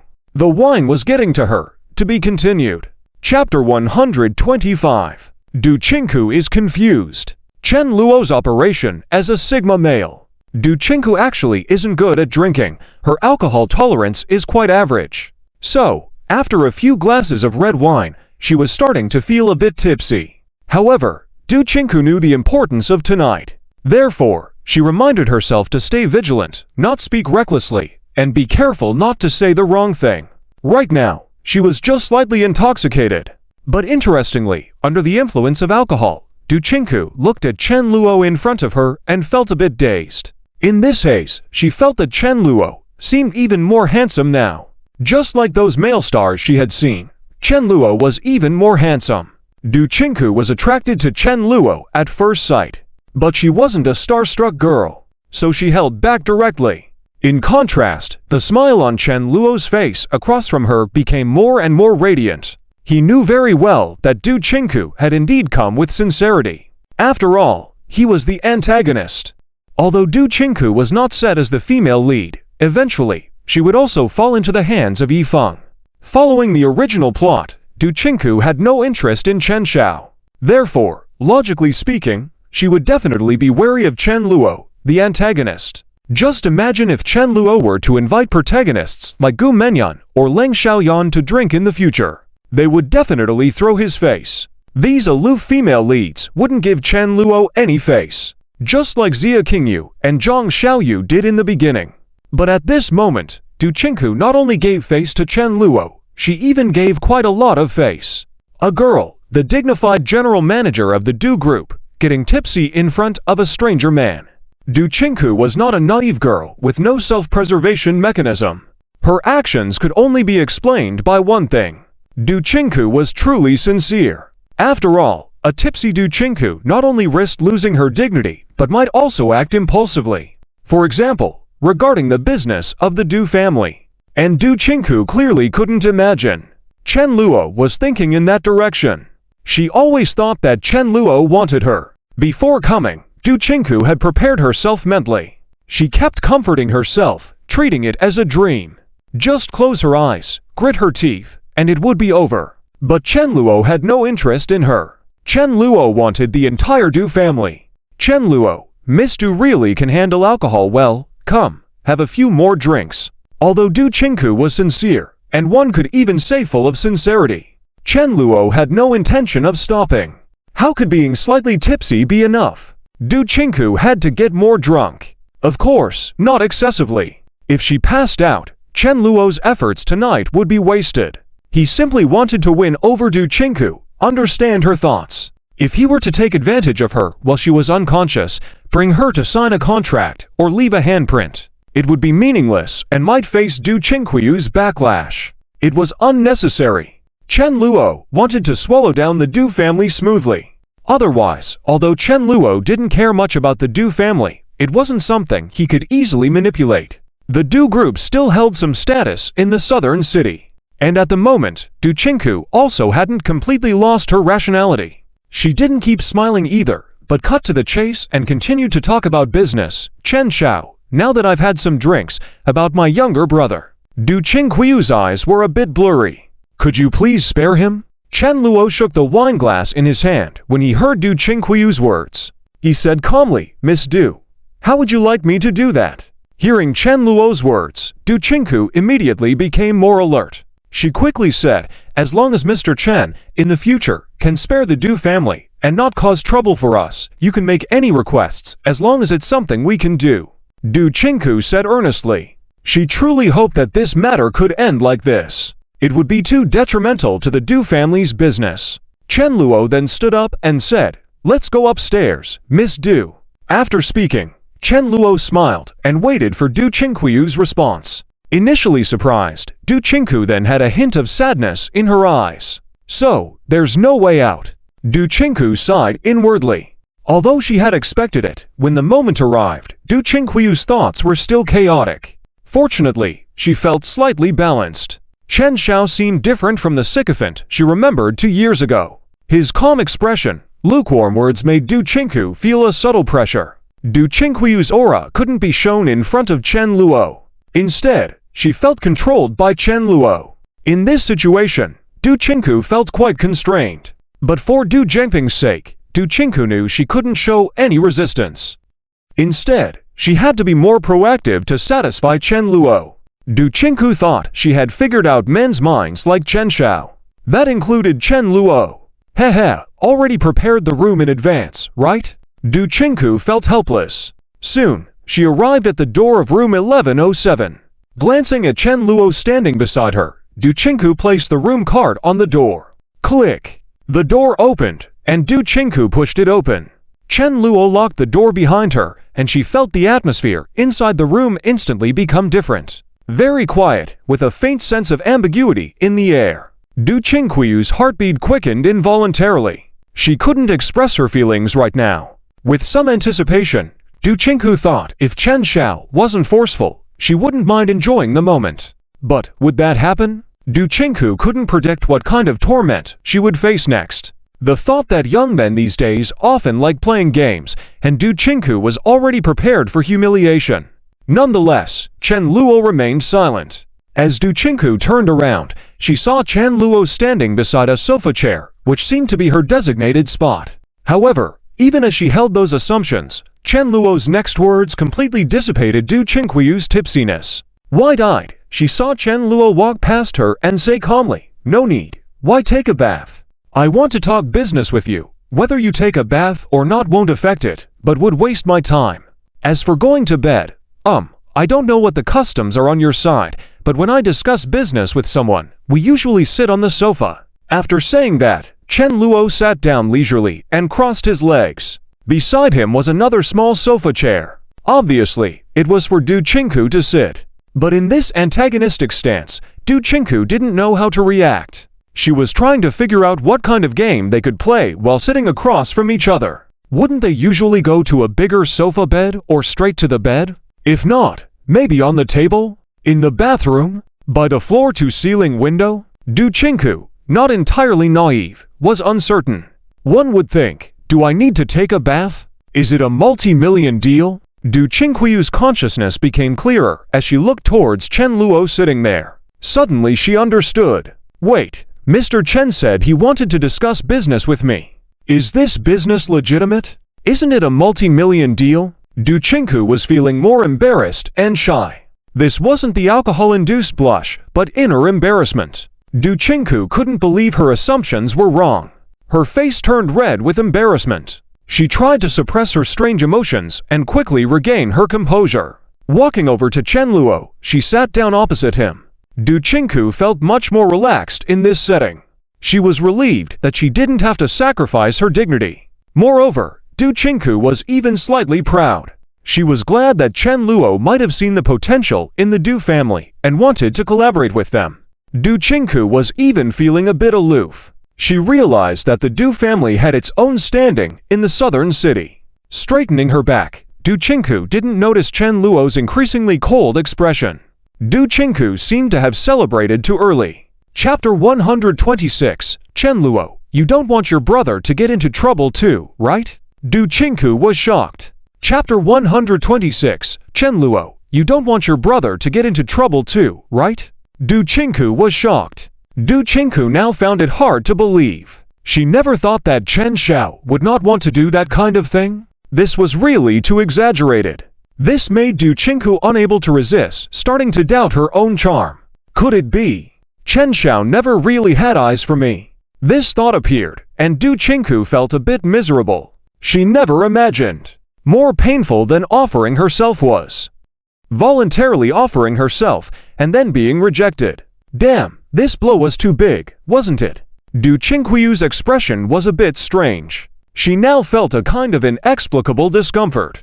Damn it, I've been preparing for so long, even imagined so many poses, even prepared myself to be insulted in various ways, and in the end, Chen Xiao didn't even have that idea.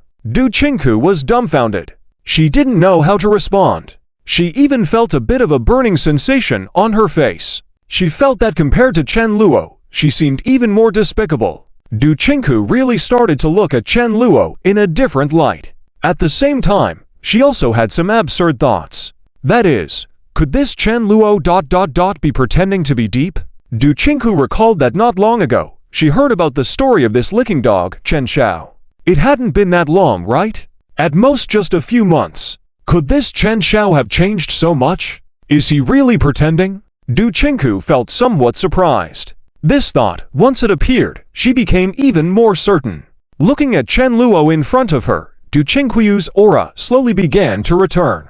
Her expression was completely different from before, no longer filled with entanglement and fear. Instead, there was a hint of pride.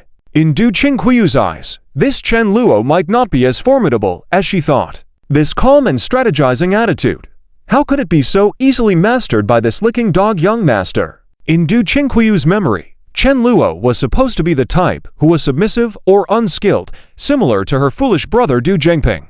But now it seemed. Is this Chen Luo actually a hypocrite? Yes? The more Du Qingku thought about it, the more it made sense. Otherwise, how could Chen Luo not take advantage of the opportunity presented to him?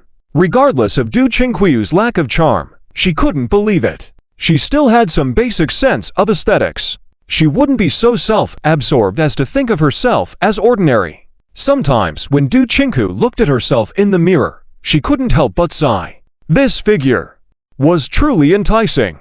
Sometimes, even when Wen Ying saw her, he would light up with joy, looking very eager. If even women couldn't resist, let alone a normal young man in his prime? With this thought taking root, Du Qingku began to feel more confident. In her eyes, Chen Luo didn't seem so terrifying anymore. Or maybe, he was actually more gentle towards women.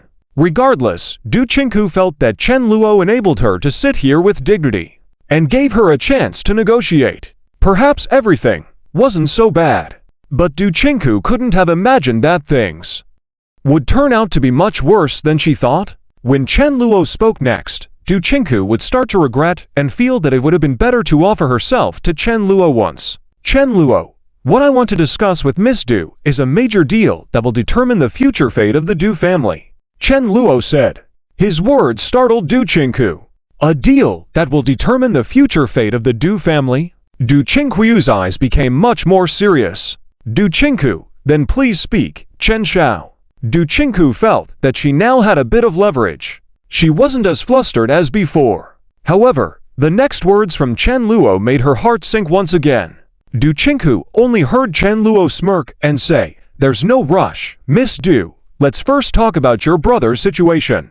A lump sum, 50 million. I believe you've also seen those videos of mine, right? That girl named Zhao Yangwen is now lying in the hospital with a broken arm. She needs several months to recover. I wouldn't mind your brother experiencing some hardships or perhaps turning him into a lifelong cripple directly. You don't want your brother to get into trouble either, right, Miss Du?" Although Chen Luo had a smile on his face, his tone was extremely cold. After listening, Du Qingku's previously relaxed expression instantly froze. She was taken aback. She never expected Chen Luo to turn the conversation so harshly and speak such cruel words. 50 million? If I don't agree, he'll turn my brother into a cripple. Du Qingku was shocked to the core. She had just thought that Chen Luo was a soft persimmon, all bark and no bite. But in just a short amount of time, she was surprised again.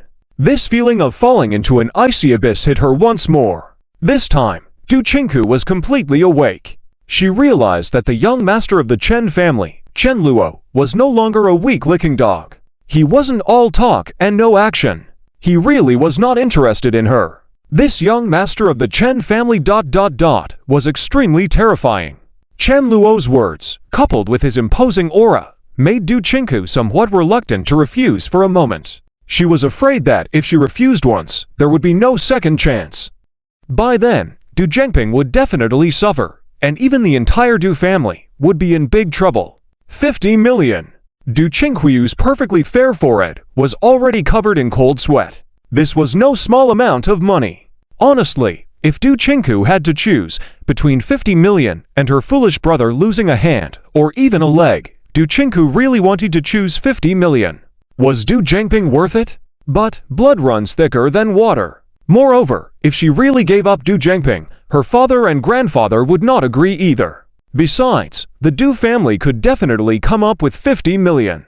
In the end, Du Qingku couldn't cross that line in her heart. She couldn't sell out Du Zhengping. After weighing her options, Du Qingku could only compromise and say, "I understand, Chen Xiao, according to your words, 50 million. Please spare my brother and the Du family." Du Qingku also tried to negotiate.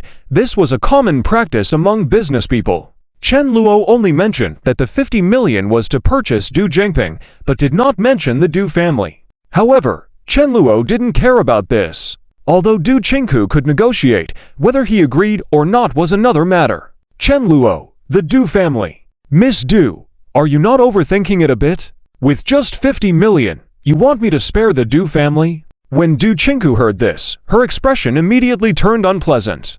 Her momentum weakened once again. Chen Xiao, our Du family did nothing to offend you.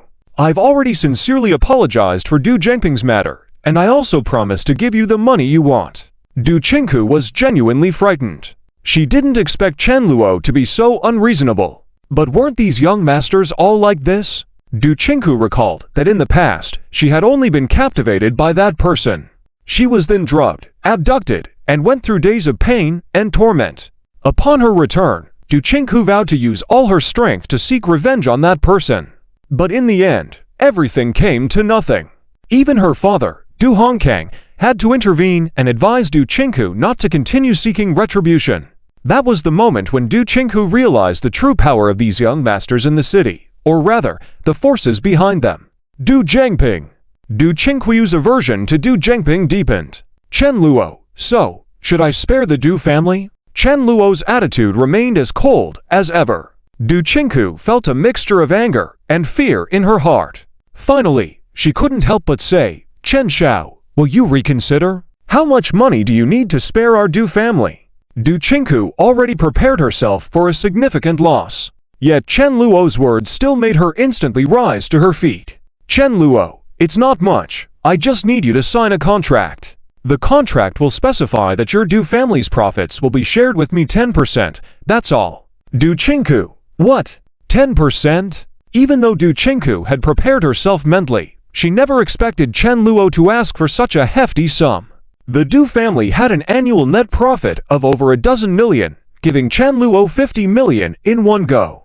Du Qingku could agree to this. However, having to give Chen Luo 10% of the profits every year in the future was outrageous. To an average person, giving over $10 million each year would be astronomical. Even for the Du family, that amount was not a small sum. Dividing 10% of the profit without a say. Du Qingku felt that even her own father would probably choose to hand over Du Zhengping rather than agree to this. No, she should fight back against the Chen family. This was simply unbearable. Du Qingku, Chen Xiao, are you dreaming? Do you really think our Du family can be manipulated so easily? Impossible. Let me tell you, even if you make my brother suffer, I will not agree. But let me also tell you, if you dare lay a hand on me, my father, my grandfather, they will confront your Chen family head-on. Du Qingku was red-faced with excitement, her chest heaving, her complexion slightly flushed. She was overcome with emotion, as she couldn't fathom how Chen Luo could have the audacity to make such demands. I cannot. Du Qingku sighed softly. She didn't have the authority to sign this contract on behalf of the Du family. So despite her strong position as the general manager of the Du family, she knew her signature would carry weight. Although, I'm sorry, Chen Xiao, while I have full faith in your abilities, I cannot make decisions on behalf of the Du family. I am sorry, but could you reconsider and offer a different arrangement? How about this? I'll give you 1 billion, and we'll consider this matter settled. Can we agree on that? Or perhaps, we can reach a different agreement between you, us, and the Chen family. We can collaborate on many business ventures. Du Qingku was indeed a businesswoman. Even as she spoke, she began to seek benefits for herself. Chen Luo smiled lightly and didn't find this inappropriate. But he wasn't the kind of person who would treat Du Qingku with kindness. With a snap of his fingers, a few burly men immediately appeared in the room. Standing behind Chen Luo were none other than Zhao Long and Zhao Hu, the two brothers. Seeing these tall, strong men, each with a lecherous and greedy smile, Du Qingku's complexion turned deathly pale. Chen Xiao, what are you doing? Du Qingku took a few steps back, her face filled with fear. Chen Luo, Miss Du, did you think I was negotiating with you? You should also know what consequences you'll face if you don't agree, right? Chen Luo's words left Du Qingku utterly hopeless. This Chen Luo was truly a demon. Du Qingku had initially thought that Chen Luo was all talk and no action, just a soft persimmon. But now, he had surpassed her expectations. The way he was able to stand by and watch her be toyed with so ruthlessly was absolutely terrifying, to say the least. Du Qingku gazed around in despair. When she saw the men standing beside her, each wearing lecherous and greedy smiles, she felt her legs go weak. She suspected that Chen Luo may excel at playing these kinds of games, but she never expected him to play this big. At this moment, Du Qingku only had one thought in her mind. I absolutely cannot fall into their hands. No matter how tough she was, she definitely couldn't withstand that. She would likely be completely wrecked. And Du Qingku knew, if her foolish brother could be filmed running around naked, then could she expect to escape unscathed? Are all these young masters so lawless? Even thoughts of death were beginning to form in Du Qingku's mind. No, in her heart, Chen Luo should be the most ruthless of them all. When she was drugged and abducted before, it was only because that person had been in a beastly state. However, Chen Luo didn't show any interest. Instead, he watched her being played with by someone else with terrifying self-control. This sent chills down Du Qingku's spine. Du Qingku realized that she only had one path left. I agree. Chen Xiao, I agree. Du Qingku agreed in defeat. Chen Luo's face immediately lit up with a smile. He changed his cold demeanor into a warm one and extended his hand, saying, Miss Du, you're very easy to talk to. I wish us a pleasant cooperation. Du Qingku despaired and closed her eyes. Soon she opened them again and shook hands with Chen Luo. Afterwards, under Chen Luo's watchful eye, she signed the contract. From now on, we are business partners, Miss Du. If you have any issues, you can come find me. Oh, Miss Du. To celebrate our successful cooperation, I have an additional surprise for you. Regarding the person who drugged and kidnapped you 3 years ago, I'll help you get the justice you deserve. When Chen Luo said this, Du Qingku's pupils instantly dilated. She stared at Chen Luo in shock. Her eyes were filled with an extremely intense sense of astonishment. Chen Xiao, what? What did you say? Chapter 127. The misunderstanding between Then Muyao and Li Hongxia. Chen Luo triggers a confrontation. Then Muyao is shocked. She didn't expect that after meeting Chen Luo today, unexpected things kept happening one after another. 3 years ago, the incident where she was played by some wealthy young master and fell into a daze was not widely known. After all, it was not a glorious matter. Both the Li family and the Du family were eager to conceal it. So, except for the initial outbreak when Du Qingku wanted to cause a stir and was unwilling to let things go silently, only a few people came to know about it. Soon after, the news was blocked. Many related comments on the internet were also deleted by the Li and Du families contacting relevant personnel. 3 years had passed, and this matter was no longer mentioned. Du Qingku herself had stopped recalling it. She would rather truly forget this part of her memory so that she could live more relaxed. And Du Qingku was certain that Chen Luo from 3 years ago must still be that weak and submissive image. How could he know? Du Qingku was even more shocked. Of course, this was not an impossible thing. Although Du Qingku felt that Chen Luo's father, Chen Tian, would not be bored enough to discuss such matters with Chen Luo, his friends appeared to be influential and wealthy young masters. He might have overheard it from them. Therefore, Du Qingku did not dwell on this too much. What surprised her was, Chen Luo said he would help her seek justice. But the person who bullied her back then was the young master of the Li family. And that person was Li Hongxia's brother. That guy was already on his way to become the next head of the Li family, and his status might be even higher than Chen Luo's. Not only did he demonstrate exceptional talent in business, but he excelled in other areas as well. This wolf in sheep's clothing was now seen as a handsome, wealthy man in the public eye, and there were countless women who secretly admired or liked him.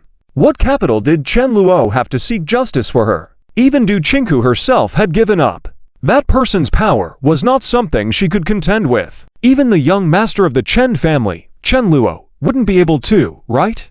Du Qingku felt that perhaps she needed her elder sister, Chen Xinyun, to intervene for it to be possible. But if this matter wasn't handled well, it might backfire. Du Qingku was utterly disgusted by that person who showed a gentlemanly facade on stage, but made her remember his ferocious expression when he humiliated her. Du Qingku felt disgusted. The man was named Li Mingsh, Li Hongxia's eldest brother. He was also a well-known wealthy young man in the southern city commercial circle. Handsome and amiable, he was highly respected in the wealthy circle of the southern city. Most importantly, Li Mingsh had a nickname, the Loving Husband. In the eyes of others, Li Mingsh was exceptionally kind to his wife, Yan Jingyao. He was very caring towards her in public, and even private occasions where he was secretly captured treating his wife with gentleness. This made countless women in the southern city, including Li Jian admire Yan Jingyao greatly. At the same time, Li Mingshi held a remarkable position in the Li family and was deeply loved by his younger brothers and sisters, especially his third sister Li Hongxia. Li Hongxia admired her elder brother so much. Only a few people in the Li family knew Li Ming's true nature, a fact even his wife Yan Jingyao was unaware of. Du Qingku, Chen Xiao, I appreciate your help, but this difficulty is too much. I don't know how you plan to seek justice for me, Du Qingku said. Her feelings towards Chen Luo had changed at this moment. Du Qingku never expected Chen Luo to suddenly say such things. To be honest, if Chen Luo could really help Du Qingku make Li Mingshi pay the price he deserved, then Du Qingku would have to sign the contract with Chen Luo. It was unbearable for her. Looking at Li Ming's righteous and unbridled appearance, Du Qingku felt a tingle of anger. Not only Li Mingshi, but there was also another young master from one of the 5 prominent families in the southern city, who did something indecent to Du Qingku. Du Qingku had sworn that as long as she was alive, she would never give up the opportunity to seek revenge. Chen Luo, this matter has nothing to do with you. I have my own plans. You can leave now, Miss Du. Chen Luo's words left Du Qingku with a strange feeling in her heart. She looked at Chen Luo with complex emotions. Just the fact that Chen Luo could say such things was enough for Du Qingku to express her gratitude. After all, even her family wanted her to let things go. And Du Qingku's personality would never truly give up investigating the truth. She just had no one to support her. As the general manager of the Du Group, she found it almost impossible to confront someone of higher standing. Now, Chen Luo's words opened a crack in Du Qingku's heart. She also sensed that Chen Luo was different from other young masters, or men in general. Du Qingku started to feel a bit favorably towards Chen Luo. Thank you, Chen Xiao, Du Qingku said. Chen Luo waved his hand and had no intention of continuing the conversation with her. He simply let her leave. Du Qingku was astonished by Chen Luo's words tonight. They stirred something within her. Whether it was the contract that Chen Luo signed with the Du family, promising to double their profits within a year, or his determination to help Du Qingku seek justice, Du Qingku was deeply impressed. She even thought that the 50 million had been well spent. As she walked away, Du Qingku couldn't help but feel grateful towards her foolish younger brother. If it weren't for Du Zhengping, I probably wouldn't have had any contact with Chen Xiao, Du Qingku mused, her thoughts clouded. Perhaps this was a blessing in disguise. At that moment, Du Qingku suddenly noticed familiar faces as she walked out of the Star Gathering Club. Heh, isn't this young Master Chen Luo? The Star Gathering Club. Young Master Chen Luo knows how to have fun. A voice that Chen Luo was familiar with rang out. He remained composed. Standing on the stairs with Du Qingku, Fen Muyao, Li Hongxia, and Yi Feng happened to pass by. Fen Muyao, upon seeing Chen Luo, couldn't contain her anger. She spoke openly without giving Chen Luo any face, especially when she saw the Star Gathering Club. Although she had never been inside, Fen Muyao had heard of the place. She recalled that some people would directly go upstairs to book a room after eating and drinking there. And when Fen Muyao finished speaking, she noticed the woman behind Chen Luo. This person looked somewhat familiar. Fen Muyao felt like she had seen her somewhere before, but she couldn't quite remember. At that moment, Li Hongxia's voice came through. Hey, isn't this Miss Du Qingku? Miss Du, you're with Chen Xiao. Li Hongxia was unaware of her elder brother Li Ming's affairs. She didn't hold any favorable impression towards Chen Luo either. When she saw Chen Luo and the Star Gathering Club for the first time, Li Hongxia immediately concluded that this Chen Xiao was here to have fun. However, upon spotting Du Qingku, Li Hongxia was surprised. Is Chen Luo really with Du Qingku today? Li Hongxia found it hard to believe. She thought that Chen Luo could fool around with ordinary women, but Du Qingku was the general manager of the Du Group. Would she submit to Chen Luo? Although Li Hongxia had no good feelings towards Du Qingku, she was characterized as a female villain, and her way of doing things differed greatly from Li Hongxia's values. But she felt certain that Du Qingku was not an easy woman. But because they were both from the antagonist camp, Li Hongxia didn't dwell on it. She immediately regarded Du Qingku as someone who would get involved with Chen Luo.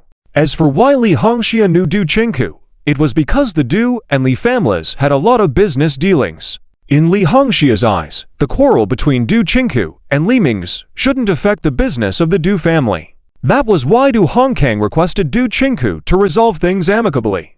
After hearing the two women's words, Chen Luo didn't react much. But Du Qingku was starting to get angry. She didn't care about Then Muyao, but Li Hongxia. He was one of the people Du Qingku hated the most.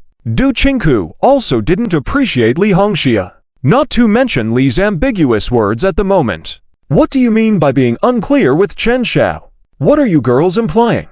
Du Qingku said coldly. Miss Li Hongxia, stop overthinking it. Chen Xiao and I are here to discuss business, don't jump to conclusions. Li Hongxia's character was somewhat moody. She smiled and said, of course, Miss Du, I understand. Li Hongxia's words made Du Qingku's expression even more unpleasant.